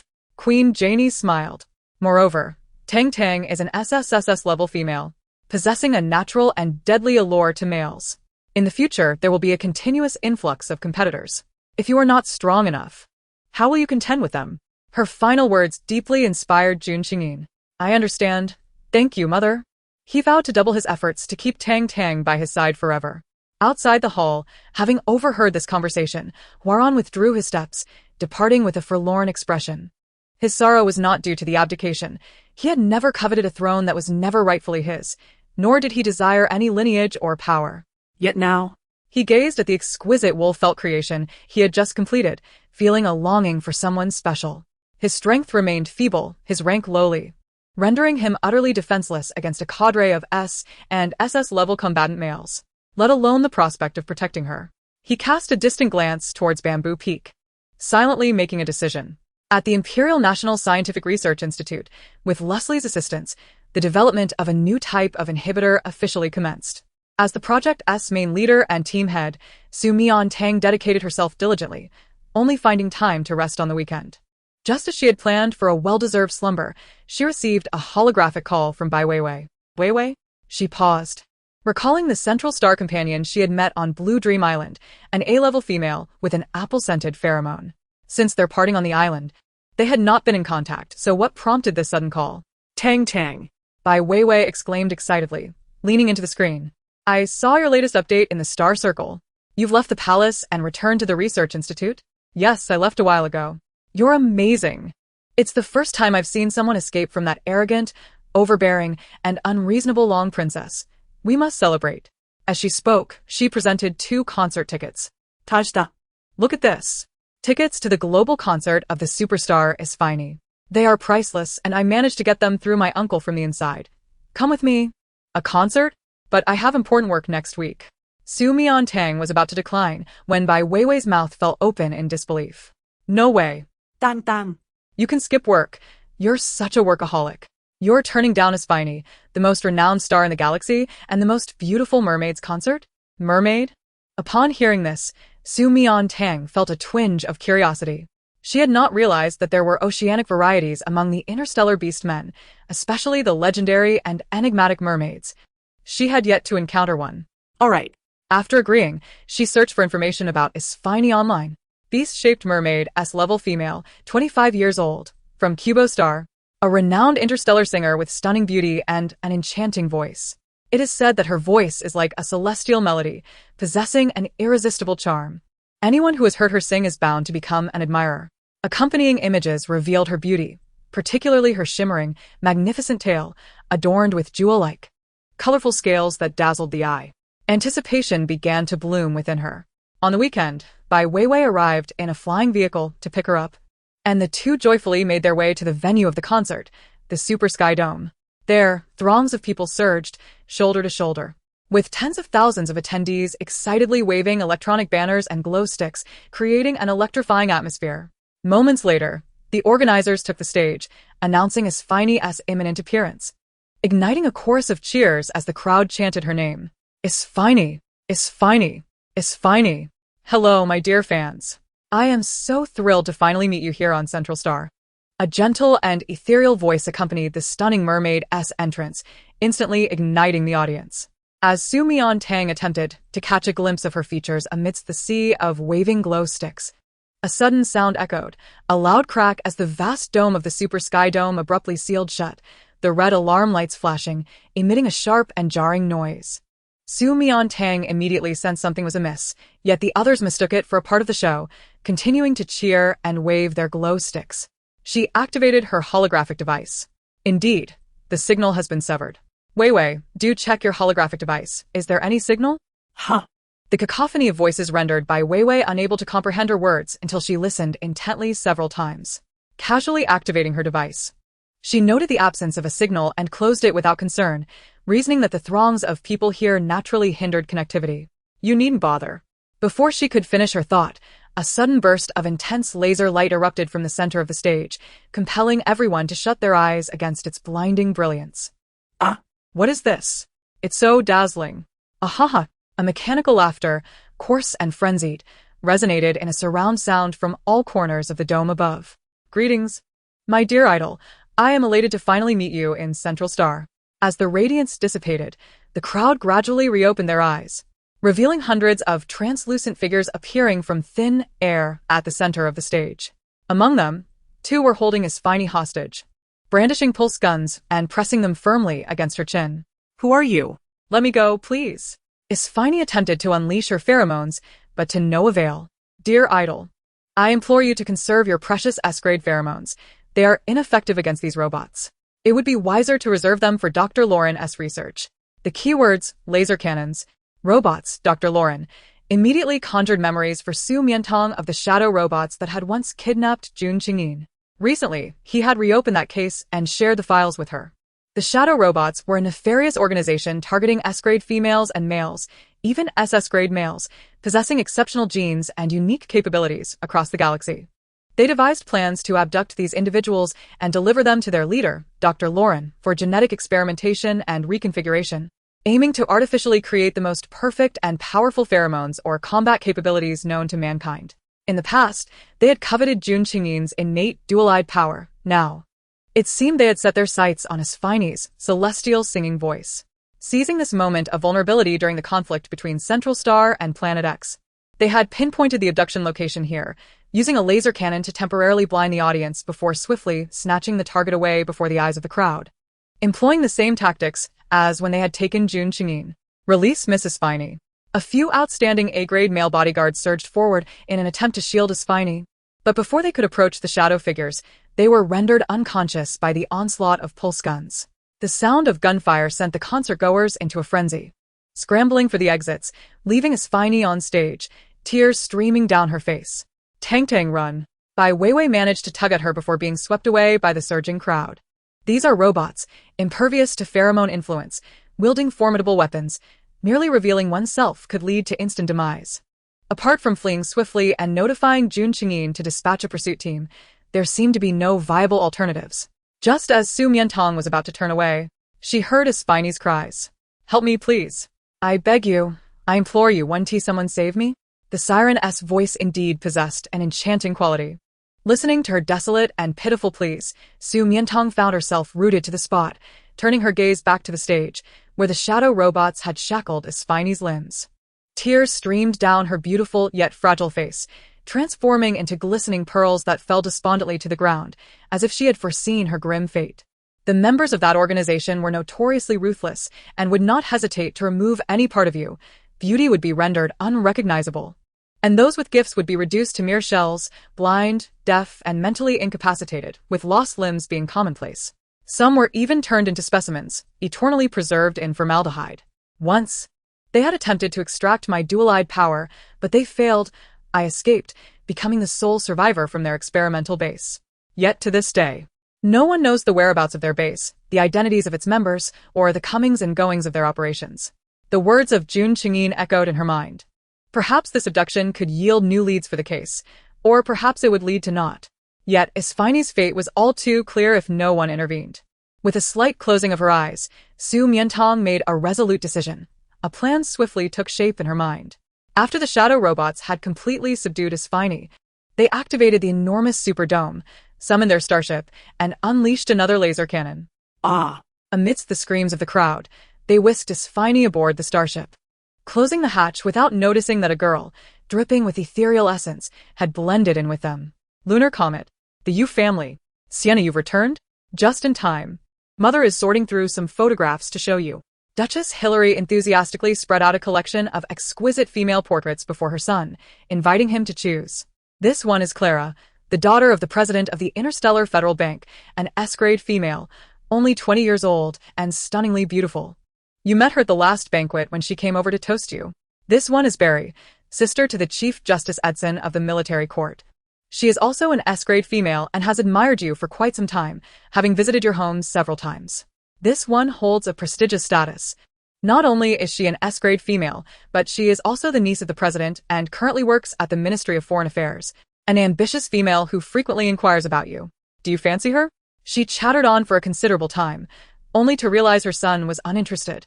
Casually removing his mechanized helmet and tossing it aside before picking up an urgent report from his desk, not even sparing a glance at her photographs. Sienna. She approached him with dissatisfaction, snatching the report away, increasingly vexed at her son's growing disrespect, not even glancing at the photographs. Mother.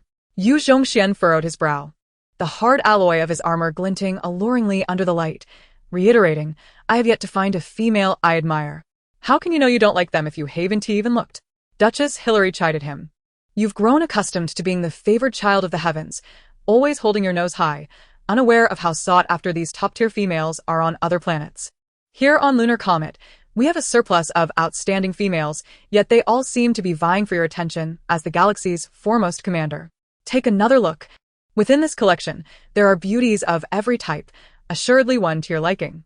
Oh. Yu Zhongxian accepted the thick stack, flipping through it like dealing cards, each photograph making a pleasing sound as the plastic brushed against his metallic fingertips. This one is too thin. This one is too plump. This one is too tall. This one is too short. This one has hair that's too short. This one has hair that's too long. Down the steps. A dozen attendants were drenched in sweat, barely managing to keep pace with his rapidity. Initially believing he was earnestly selecting, Duchess Hilary soon realized he was merely playing. Sienna. How old are you now? Why do you still act like a child? Mother. I am but 22, still quite young. Why the rush? He flashed a charming smile. His eyes subtly lifted at the corners, radiating an electrifying allure. The Duchess Hilary could not help but feel both indulgent and exasperated. Did her mother truly believe that in her previous life she must have accumulated immense fortune to bequeath such unprecedented SS-level combat prowess to a male of the herbivorous clan? With such magnificent genes, it was only natural that they should be passed on as early as possible. Did she not aspire to strengthen the lunar comet system and ascend to dominance among the stars through propagation? Yu Zhongxian smirked. Little rabbit, indeed you can reproduce. You have no idea. I've heard that a miracle has recently emerged from the central star system, a female of SSSS caliber, the supreme of the world. I can hardly fathom how splendid it would be if she were here on our lunar comet, producing offspring of such exceptional genetic quality. Alas, what a pity. As the Duchess spoke, a sudden thought seemed to strike her, and she regarded him with a wary expression. By the way, I heard from your sister that a rather undesirable trend among males has recently swept the planet. You, who find one female unworthy and another equally unappealing, could it be that you have a preference for males? Chapter 088, Delivering Oneself to the Door. What? Yu Zhongxian was amused to the point of laughter. Moonling, is it? When I return, I shall tear her tongue out. This was not her fault. The Duchess was deliberately provoking him. After all, how could one be so selective in choosing a partner? When one dismisses all that flies in the sky, swims in the sea, or crawls on land, no matter how exceptional, they are bound to raise questions. Fine. Yu Zhongxian, tired of her incessant nagging, picked up his battle helmet and prepared to leave. Just wait. I shall go capture that SSSS female supreme from the central star and bring her to you, so you can have a litter of little rabbits. How does that sound? You rascal. The Duchess was amused by him, but just as her laughter rang out, it was abruptly drowned out by a panicked scream. Brother! Brother! Oh, how wonderful! I finally found you! Moonling, riding on a magnetic hoverboard, rushed into the castle. As soon as she entered, she anxiously tugged at Yu Zhongxian, urging him to come quickly. My idol, my idol. Yu Zhongxian had just brushed off his mother and had no desire to play along. Not a chance. If you're so fond of her, why don't you marry her? You seem to have a penchant for talking about various females. Moonling, why is he suddenly attacking me? No, it's not what you think. I'm not introducing you to anyone. It's my idol, Isfini. She has been kidnapped by the shadow robots, and the news has spread throughout the galaxy. She is currently missing, and I'm worried. I want you to help rescue her. Shadow robots? Upon hearing this, Yu Zhongxian became intrigued. This mysterious evil organization, notorious for its robotic enforcers, had operated with impunity across the galaxy for years, evading capture. Yet, after investigating for merely a few months, he had tracked them to their lair, conveniently located by the Ghost Lake on the lunar comet. He had intended to wrap up his current affairs before dealing with them, but it seemed fate had delivered the opportunity to him. Understood. He leapt down the steps, and in an instant, his form was enveloped in an imposing and sharp silver battle armor. The sleek design was exquisite and elegant, radiating an unmistakable aura of advanced technology, with joints that moved with agility, exuding unparalleled combat prowess. Wow. Brother, you look so handsome. Moonling, her little fists clenched, jumped 3 feet high in excitement, her rabbit ears flopping in delight. I'll wait for your good news. Very well. After Yu Zhongxian departed, Duchess Hilary leaned in curiously toward Moon Lingling. Is your idol the illustrious interstellar superstar Isfini? I've heard she is a mermaid in her original form, possessing not only stunning beauty, but also a captivating voice. Now that your brother is off to rescue her, do you think they might fall in love at first sight? Perhaps? Moonling scratched her head. After all, Isfini's charm was such that everyone who met her adored her. However, given how picky her brother was, that might not be the case. In my heart, I still feel he is more suited to Su Mian Tang. She mumbled softly, but her mother caught the name. Su Mian Tang is a female without pheromones. Before she could finish, a playful smack was delivered to her head. As your brother said, if you are truly so fond of females, then just marry one yourself.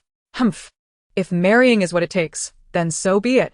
If Su Mian Tang is willing, after all, her beauty could bend anyone to her will. Meanwhile, as the shadow robots made their way to the Ghost Lake, Su Mian Tang stood before their intelligence screen, meticulously observing their operational patterns and movements. Just as Jun Qingyin had indicated, the reason these robots appeared identical was that they were coated in a special material known as modified acrylic powder. stored in each of their charging compartments. Coincidentally, her void essence could not sustain her for long. She needed it for the crucial moment of rescuing Espini. To maintain her concealment without being detected, she had to take their place. Seizing the opportunity as one robot entered the charging chamber, she followed closely behind. When it exposed its most vulnerable neural interface, she struck with the ice needle gifted by Enzo, eliminating it before donning its guise. Applying the modified acrylic powder and patiently awaiting the charging time to elapse. As the time came, the starship arrived at its destination, slowly descending by a dark, eerie lake. The robots dragged the weeping Espini, shackled and in tears, from her cage and activated the communication device to report to Dr. Lauren, announcing the arrival of his new plaything. Dr. Lauren responded, "First, send her to the main laboratory and administer a dose of propofol. He wouldn't want his little mermaid to waste pearls." Understood. Following the orders, a swarm of robots escorted Espini toward the laboratory. Su Mian Tang silently trailed behind, memorizing every entrance, exit, mechanism, password, and route they passed. Finally, they reached the laboratory. Even as a scientist accustomed to grand spectacles, she was taken aback by the horrific scene inside. The bodies of the beast men imprisoned in the water tanks had been hollowed out, while severed limbs soaked in sealed containers continued to move with a grotesque agility. Rows upon rows of sharp blades glinted menacingly, stained with blood that had yet to be cleaned, the source unknown, mingling in a manner that hinted at recent brutality. Clenching her fists, she watched as a pill was forced into Espini's mouth, transforming her back into a mermaid, only to be roughly bound to a massive stone pillar by the robots, unable to move amid a landscape littered with lethal instruments. Had Jun Chengyin once been treated in such a manner? No wonder he feared chains so deeply. As Su Miantong sank into a profound rage, a robot beside her offered a syringe filled with medication. You administer it. Chapter 089. She is truly fascinating. It was propofol. There was no need for additional sedatives. Having just administered the transformation pill to Espini, she was already in a daze. Now, with the dosage increased, it seemed they were eager to proceed. She accepted the syringe and skillfully located a superficial vein on the mermaid, preparing to inject. Outside the laboratory, a profound silence enveloped the ghost lake when suddenly, hundreds of elite mech squads appeared in the sky, followed by a deafening alarm echoing throughout the vast experimental base. Beep beep. Beep beep. Anomalous operating environment detected. High-level code is intruding into the system, attempting to modify original data. Please intervene immediately. Firewall activation failed. Firewall has been dismantled. System is collapsing. What is happening? How could this be? How could this be? In an instant, nearly all the shadow robots within the experimental base ceased their operations. Dr. Lauren, incredulous, leaned over the central intelligence console, frantically typing on the keyboard in a desperate attempt to thwart the external program intrusion. Yet, it was already too late. With a resounding crash, the door to the control room was kicked open, and the illustrious Yu Zhongxian retracted his mechanical wings with a suave demeanor, a mocking smirk gracing his lips. Is technology truly this outdated, Dr. Lauren? It's high time for an upgrade. As Dr. Lauren turned to face the intruder, his chestnut eyes widened in disbelief. There stood the master of the Moon Comet, the foremost commander of the interstellar realm, Yu Zhongxian.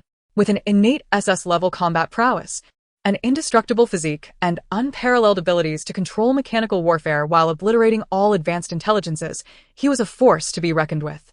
It was all over. Just as Dr.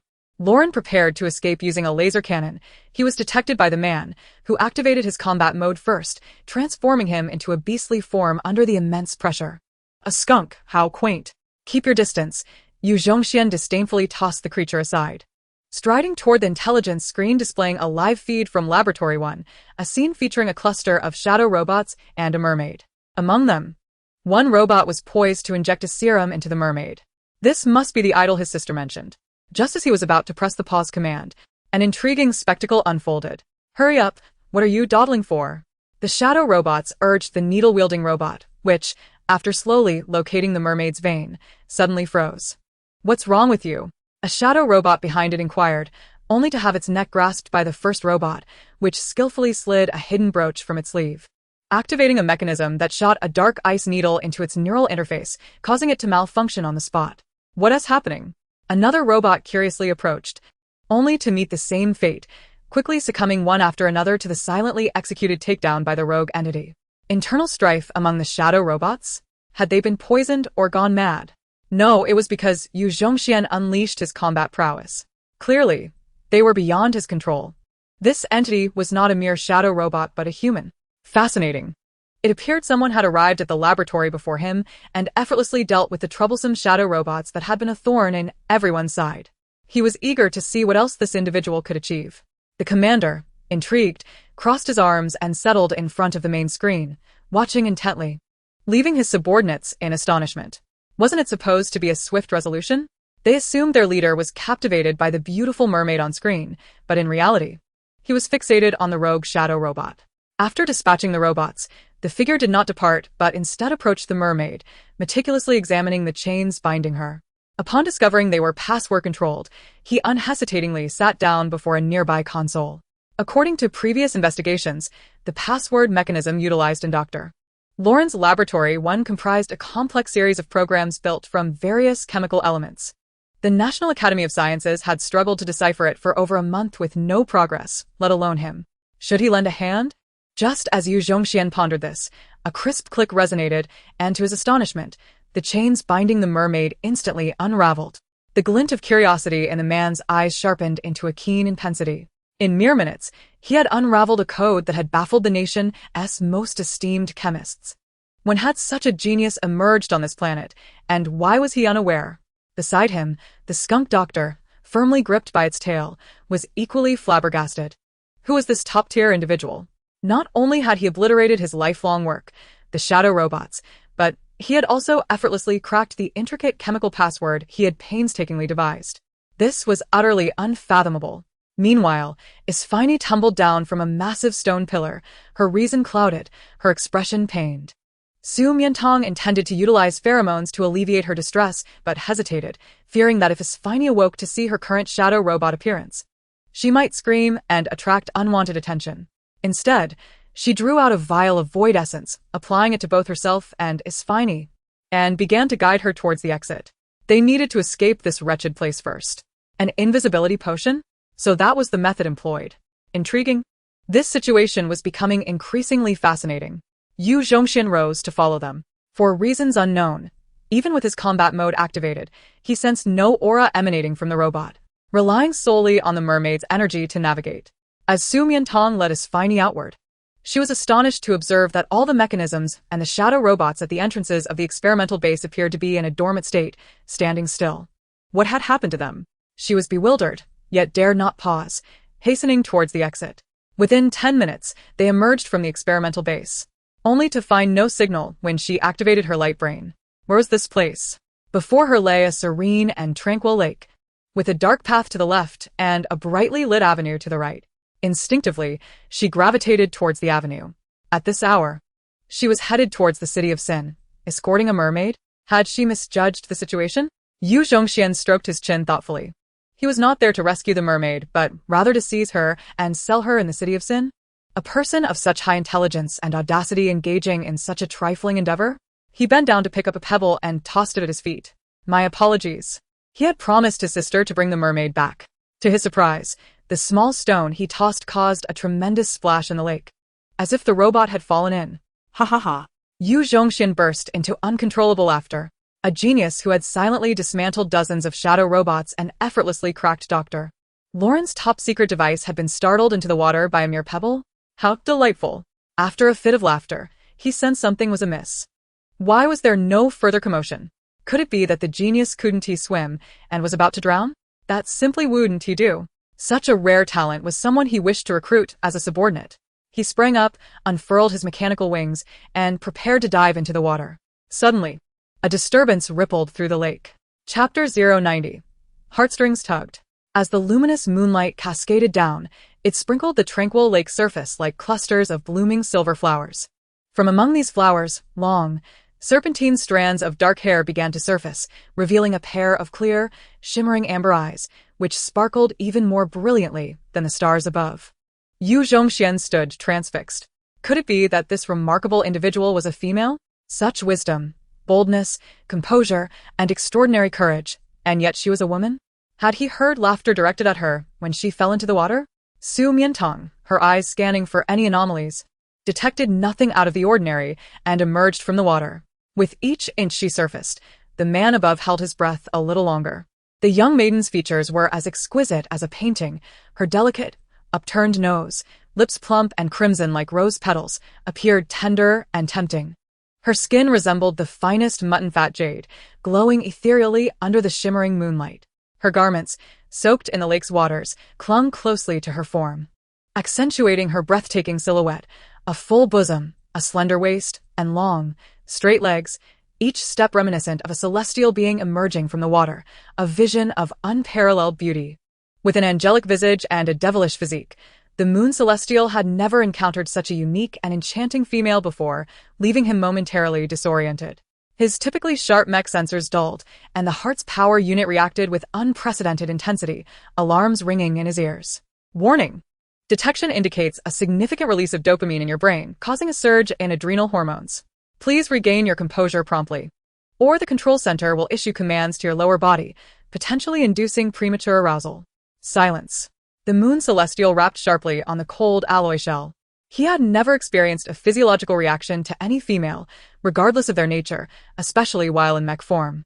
It must have been her stark contrast that had stirred his emotions. He felt his throat tighten and reason with himself, yet his eyes betrayed him, capturing her likeness as his mind involuntarily searched for information. Name: Su Mian Tang. Gender: female. Home planet: Central Star. Age: 18. Pheromone unknown. Moreover, the Intelligence Bureau of the Moon Comet Planet provided this confidential information exclusively to the commander. The SSSS grade supreme female born on Central Star is named Su Mian Tang, accompanied by an attached image. The accompanying image depicted 6 males tightly embracing her. With a sudden burst, flames of jealousy ignited within his mind, causing the moon celestial's mech joints to creak, and the detectors, unusually, sounded twice in quick succession. Warning! Detection indicates your combat power is rapidly escalating. Please control it immediately, or it may affect nearby intelligences. With a loud thud, Su Mian Tang, who had just emerged onto the shore, discovered that her light brain had exploded. Exploded? She could understand being burned by fire, but by water? Ridiculous. With skepticism, she gazed at the lake, scooping up a handful of water. Her CPU was nearly overheating. She would rather believe her mind was malfunctioning than that water could destroy a light brain. This was her 3rd light brain. Perhaps she was inherently cursed against them. Wait. She looked down at her form, visibly manifesting in the air. Had the modified acrylic powder and void essence failed upon contact with water? Truly, calamities do not come singly. And here she was at the entrance of the experimental base. With no time for lamentation, she continued down the path of enlightenment alongside her mermaid companion. Not only did he experience a physiological response, but a psychological one as well. The moon celestial had to admit that he was smitten. His desire to recruit her as a subordinate had transformed into a yearning to hold her close as his sole little female. The intelligence system detected his thoughts and immediately began analyzing the feasibility and difficulty of the task. The feasibility was rated exceedingly low at a mere 10, while the difficulty astonishingly ranked at 10 stars. He had never encountered such an extreme challenge even during his first command of mech warfare, where he swiftly vanquished several enemy stars to become the sovereign of the moon comet system. Why? According to the intelligence analysis, Obstacle 1, she is an SSSS grade supreme female, lacking any admiration for strength. Obstacle 2, you are not on the same planet. Obstacle 3, her suitors are exceptionally impressive, including the unparalleled interstellar warrior, a powerful king, princes, a promising Gemini, and top-tier scientists, some of whom are also S-grade. Silence. The moon celestial interrupted impatiently. For the first time, he found himself loathing cold, analytical data, realizing how stubborn he could be. Difficult? The more challenging it was, the more determined he became to try. In the city of Sin during the day, it lay tranquil and desolate, resembling a ghost town. Yet at night, it transformed into a vibrant hub of activity, teeming with business. Yet it was not a place for the average person. This locale was rife with robbery, trafficking, deceit, and even murder, a gathering ground for the galaxy's criminals. Typically, a natural beauty like Su Mian Tang, accompanied by a mermaid, would be snatched away within seconds by nefarious individuals, but today, wherever they wandered, the streets remained eerily empty. This was due to an overwhelming and formidable aura surrounding them, signaling death to any who dared approach. Damn it, did you see that? That little female is so stunning she defies belief. igniting a fire within me. A hulking gorilla beast man leaned against the wall, lost in a twisted reverie. Beside him, a hippo beast man drooled, unable to resist his lascivious urges, thinking, even if I cannot have her, the mermaid beside her will suffice. Another hyena beast man, his eyes burning with desire, jested, brothers, are you that hungry? Go out and snatch them up. If you can grab them, perhaps I too could enjoy a taste of the stew. You think we don't want to? If it weren't for the terrifying force behind them, they'd already be beneath me. I can smell it. At the very least, it's an S-grade male.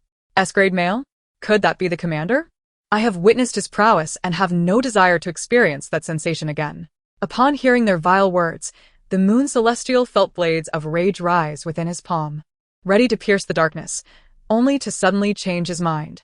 Chapter 091. Sister, it hurts so much. He concealed his presence.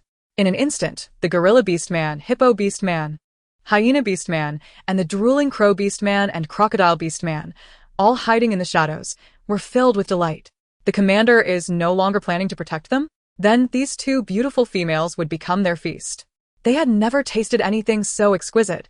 Their excitement nearly drove them mad as they leaped into the open. As Su Mian Tang pondered the unusual commotion in what appeared to be an empty street, the figures emerged. However, it was evident that they were far from ordinary. Little beauty, you are far too enticing. You drive us wild. Come here, and let us cherish you. The gorilla beast man eagerly rubbed his hands together, licking his lips as he approached her. The hippo beast man flashed a lewd smile, tearing off his clothing as he walked closer. The hyena, crow, crocodile, and others all surrounded her with malicious intent. Su Mian Tang's eyes darkened. Step aside. Step aside? Ha ha ha. She says to step aside? How adorable, how naive, how innocent. I adore this. Allow me to come first. Little beauty, even when you're angry, you're utterly charming, igniting a fire within me that I can no longer contain. I have warned you. She slowly lowered her mermaid companion and raised her hand. Do not harm them. Suddenly, a graceful figure clad in white darted from the alley, standing before her. Who is this pretty boy? Get lost. How dare you stand before the three of us, the wicked brothers? Are you tired of living? If you don't move, we'll take care of you too. A young lad aspiring to be a hero. If you don't leave now, you'll be swept up in this mess too. No. He stood resolutely, arms outstretched, unwavering in his protective stance, which left Su Mian Tang somewhat astonished. She surmised that his rank must be exceedingly high, allowing him to confront a group of burly orcs without flinching. Then suddenly, damn it, a horde of enraged orcs surged forward, cornering him against the wall, their massive fists raining down like a torrential downpour, rendering him incapable of even a cry. Su Mian Tang was momentarily stunned, but she swiftly activated her pheromones, an SSSS-1 type suppressive pheromone, which trickled from her fingertips. Instantly, the rowdy and savage orcs were engulfed in a searing agony, emitting heart-wrenching wails. Ah. My leg is gone. My wings have been incinerated. Help, please, I was wrong, I beg you, spare me. I will never dare again. Upon hearing their pleas for mercy, she ceased her assault. The orcs, who had just moments ago gazed at her with ravenous eyes, now looked upon her as if encountering a living embodiment of retribution, scrambling away in a panic, dragging their mutilated limbs behind them. While some of the weaker ones fainted on the spot, Su Mian Tang approached the boy in the corner, who was clutching his head tightly, and gently inquired, Are you all right? Under the streetlight, the youth slowly lowered his hands and raised his head. The dim halo illuminated his light honey-brown hair, casting fragmented shadows, and his skin was exceptionally pale, akin to cold jade. His facial contours were clean and sharp, with slightly drooping eyes embellished by a small tear mole on the left side, exuding an innate sense of innocence and bewilderment. As he looked at her, a faint glow of hope seemed to radiate from him. Su Mian Tang's expression softened slightly. How beautiful! This exquisite young man, if he were on Earth, he would surely be an idol adored by countless girls. Sister, it hurts so much, he spoke with a trembling, crystalline voice that tugged at her heartstrings. I will take you away. Su Mian Tang extended her hand toward him. The boy cautiously reached out, tentatively placing his hand in hers. All right. Can you still walk? Yes, he nodded. That's good. Otherwise, I wouldn't be able to carry both of us. To that convenience store. Su Mian Tang pointed to a nearby vending store illuminated by lights. She helped him up. I will help you heal. All right. The boy stood up. Glancing at the fleeing orcs in the distance, a glint of coldness flashing in his eyes. These ruffians think they are worthy of even catching a whiff of my pheromones? In the distance, anguish screams echoed, and the girl turned in confusion, but before she could discern what was happening, the smiling boy blocked her view. Sister, let me help you. You're hurt too. It's nothing. The three of them quickly reached the convenience store. To alleviate their pain and expedite their departure from this place, Su Mian Tang directly activated her pheromones, the SSSS-3 type healing pheromone. A wave of warmth suddenly enveloped them, accompanied by a faint fragrance of tulips, completely immobilizing the first commander of the galaxy, compelling him to close his eyes and quietly savor the exquisite sensation of the pheromones flowing through him. Every vein in his body relaxed, wounds healed, and his spirits soared. Even his eyelashes trembled slightly, as if he were overwhelmed by the delight. So fragrant, so enticing, so unbearable. Is this the SSSS level, the supreme pheromone of the world? So pure and captivating. Just the healing type, even from a distance, was so intoxicating. One could only imagine how euphoric it would be if marked. Are you feeling better? Su Mian Tang withdrew her hand, and the boy, eyes still closed, seemed to revel in the aftertaste, letting out a soft hum through his nose. It feels so good. Oh. The wounds are all healed. This is wonderful. Meanwhile, Isafini also regained consciousness. The little mermaid slowly opened her eyes, glancing around in a state of panic.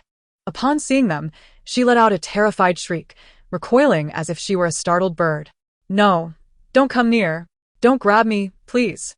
Miss Isafini. Su Mian Tang firmly grasped her shoulders, reassuring her. Don't be afraid. You are safe now. Safe? She looked down at her hands and feet, and indeed, the shackles had vanished. The eerie laboratory was replaced by the convenience store. Before her stood the exquisitely beautiful boy and girl. Truly, I am saved. I am saved. Overwhelmed with joy, she threw herself into Su Mian Tang's arms, sobbing, Thank you for rescuing me. I was so scared. Scared they would peel off my scales and dissect my body. It's all right, it's over now. Just consider it a nightmare that has passed. Su Mian Tang gently patted her, offering comfort. Moon Zhongxian was momentarily taken aback. He hadn't anticipated that being rescued would come with such treatment. He gently rubbed his knuckles and began to line up. Yet, the mermaid cried for far too long. Before he knew it, 10 minutes had passed. Surely, she must have left her scent on him by now. He frowned slightly, displeased, and reminded her Miss Isafini. Only then did Isafini snap back to reality. Slowly releasing Su Mian Tang and looking at him. Hello, may I ask who you are? Su Mian Tang thought he had called out to Isafini because he had something important to say, but to her surprise, he remained silent and simply extended his hands toward her. She looked at him in confusion. Moon Zhongxian felt a wave of embarrassment wash over him from her expression, his movements freezing, for she showed no inclination to embrace him. He cleared his throat. My arm, it still hurts a bit. Still hurting? It shouldn't be. Could it be that her pheromones could only heal external injuries and not internal ones? Once we reach a safe place, I will help you with some medicine. All right. He happily agreed. Miss Isafini, my name is Su Mian Tang, a Central Star inhabitant. I was attending your concert today when I witnessed the shadow robot abducting you. So, I came to rescue you. We are currently on a street not far from the experimental base, and we might be discovered and captured again very soon. The situation is extremely perilous, and we must find a way to leave at once. Su Mian Tang succinctly explained their current predicament. Isafini nodded, hurriedly searching her body. They confiscated my light brain, and I lost the conch I used to contact my clan. Otherwise, the king would have come to rescue us upon hearing the signal. Having a light brain is useless. There's no signal here. By the way, Su Mian Tang turned to Moon Zhongxian. Are you from around here? Yes. That's excellent. Where is this place? Moon Comet, the city of Sin. Moon Comet? Su Mian Tang hardly registered the word City of Sin, her focus entirely on Moon Comet. She recalled that the moon spirits were indeed from Moon Comet. Is this the planet where the moon spirits reside? She murmured softly. The boy's honey-brown eyes widened slightly, his expression reflecting doubt. Moon spirits? Does sister know her? Yes, we are good friends. We met on Blue Dream Island. Do you know her too? Blue Dream Island? It dawned on him that the fairy sister his little sister had been chattering about since returning from Blue Dream Island was indeed her. He suddenly felt a twinge of regret for his own arrogance. Though he did not know her, he was interrupted as Isfine exclaimed, standing up in excitement, Yuling? I know her. She is my fan, and I have a way to contact her. Su Mian Tang looked up to see her extending her wrist, adorned with a small red bead. Fortunately, they regarded it merely as an ordinary ornament and had not removed it. This was a sensing bead, a gift from Yuling, which, as she had stated, would allow her to feel Su Mian Tang's location with a gentle squeeze as long as she was within the vicinity of the moon comet. As she spoke, she pinched it. In Rockefeller Castle, Yuling was anxiously pacing the hall when she suddenly noticed the sensing bead on her hand glowing. Isfine? Her location was in the Sin City. Without a moment's hesitation, she summoned her flying vessel and swiftly set off towards the destination. After activating the sensing bead, Isfine let out a sigh of relief, waiting patiently for rescue. However, Su Mian Tang's brows knitted in concern. The moon goddess perceptibly sensed her unease. Sister, what troubles you? I fear that the Shadow Robot Organization will not easily let Isfine go. Once they realize she is missing, they will undoubtedly search everywhere. If they discover that Yuling was her savior, it could implicate her as well. After all, she is also an S-class female. What if she gets captured too?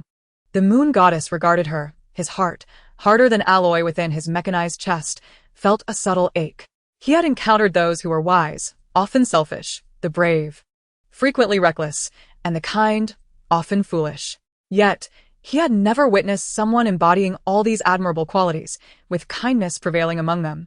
And now, he was compelled to exploit this very kindness. That won't happen, Isfine declared, waving her hand with a smile, dispelling her worries. You and Yuling are friends. Surely you know how powerful her family is, especially her brother. I do not, Su Mian Tang shook her head. In fact, we only conversed briefly. But it seemed she mentioned that her brother is quite formidable. Oh? The moon goddess smirked, looking at her with eager anticipation. How formidable? I'm not certain. I didn't inquire further.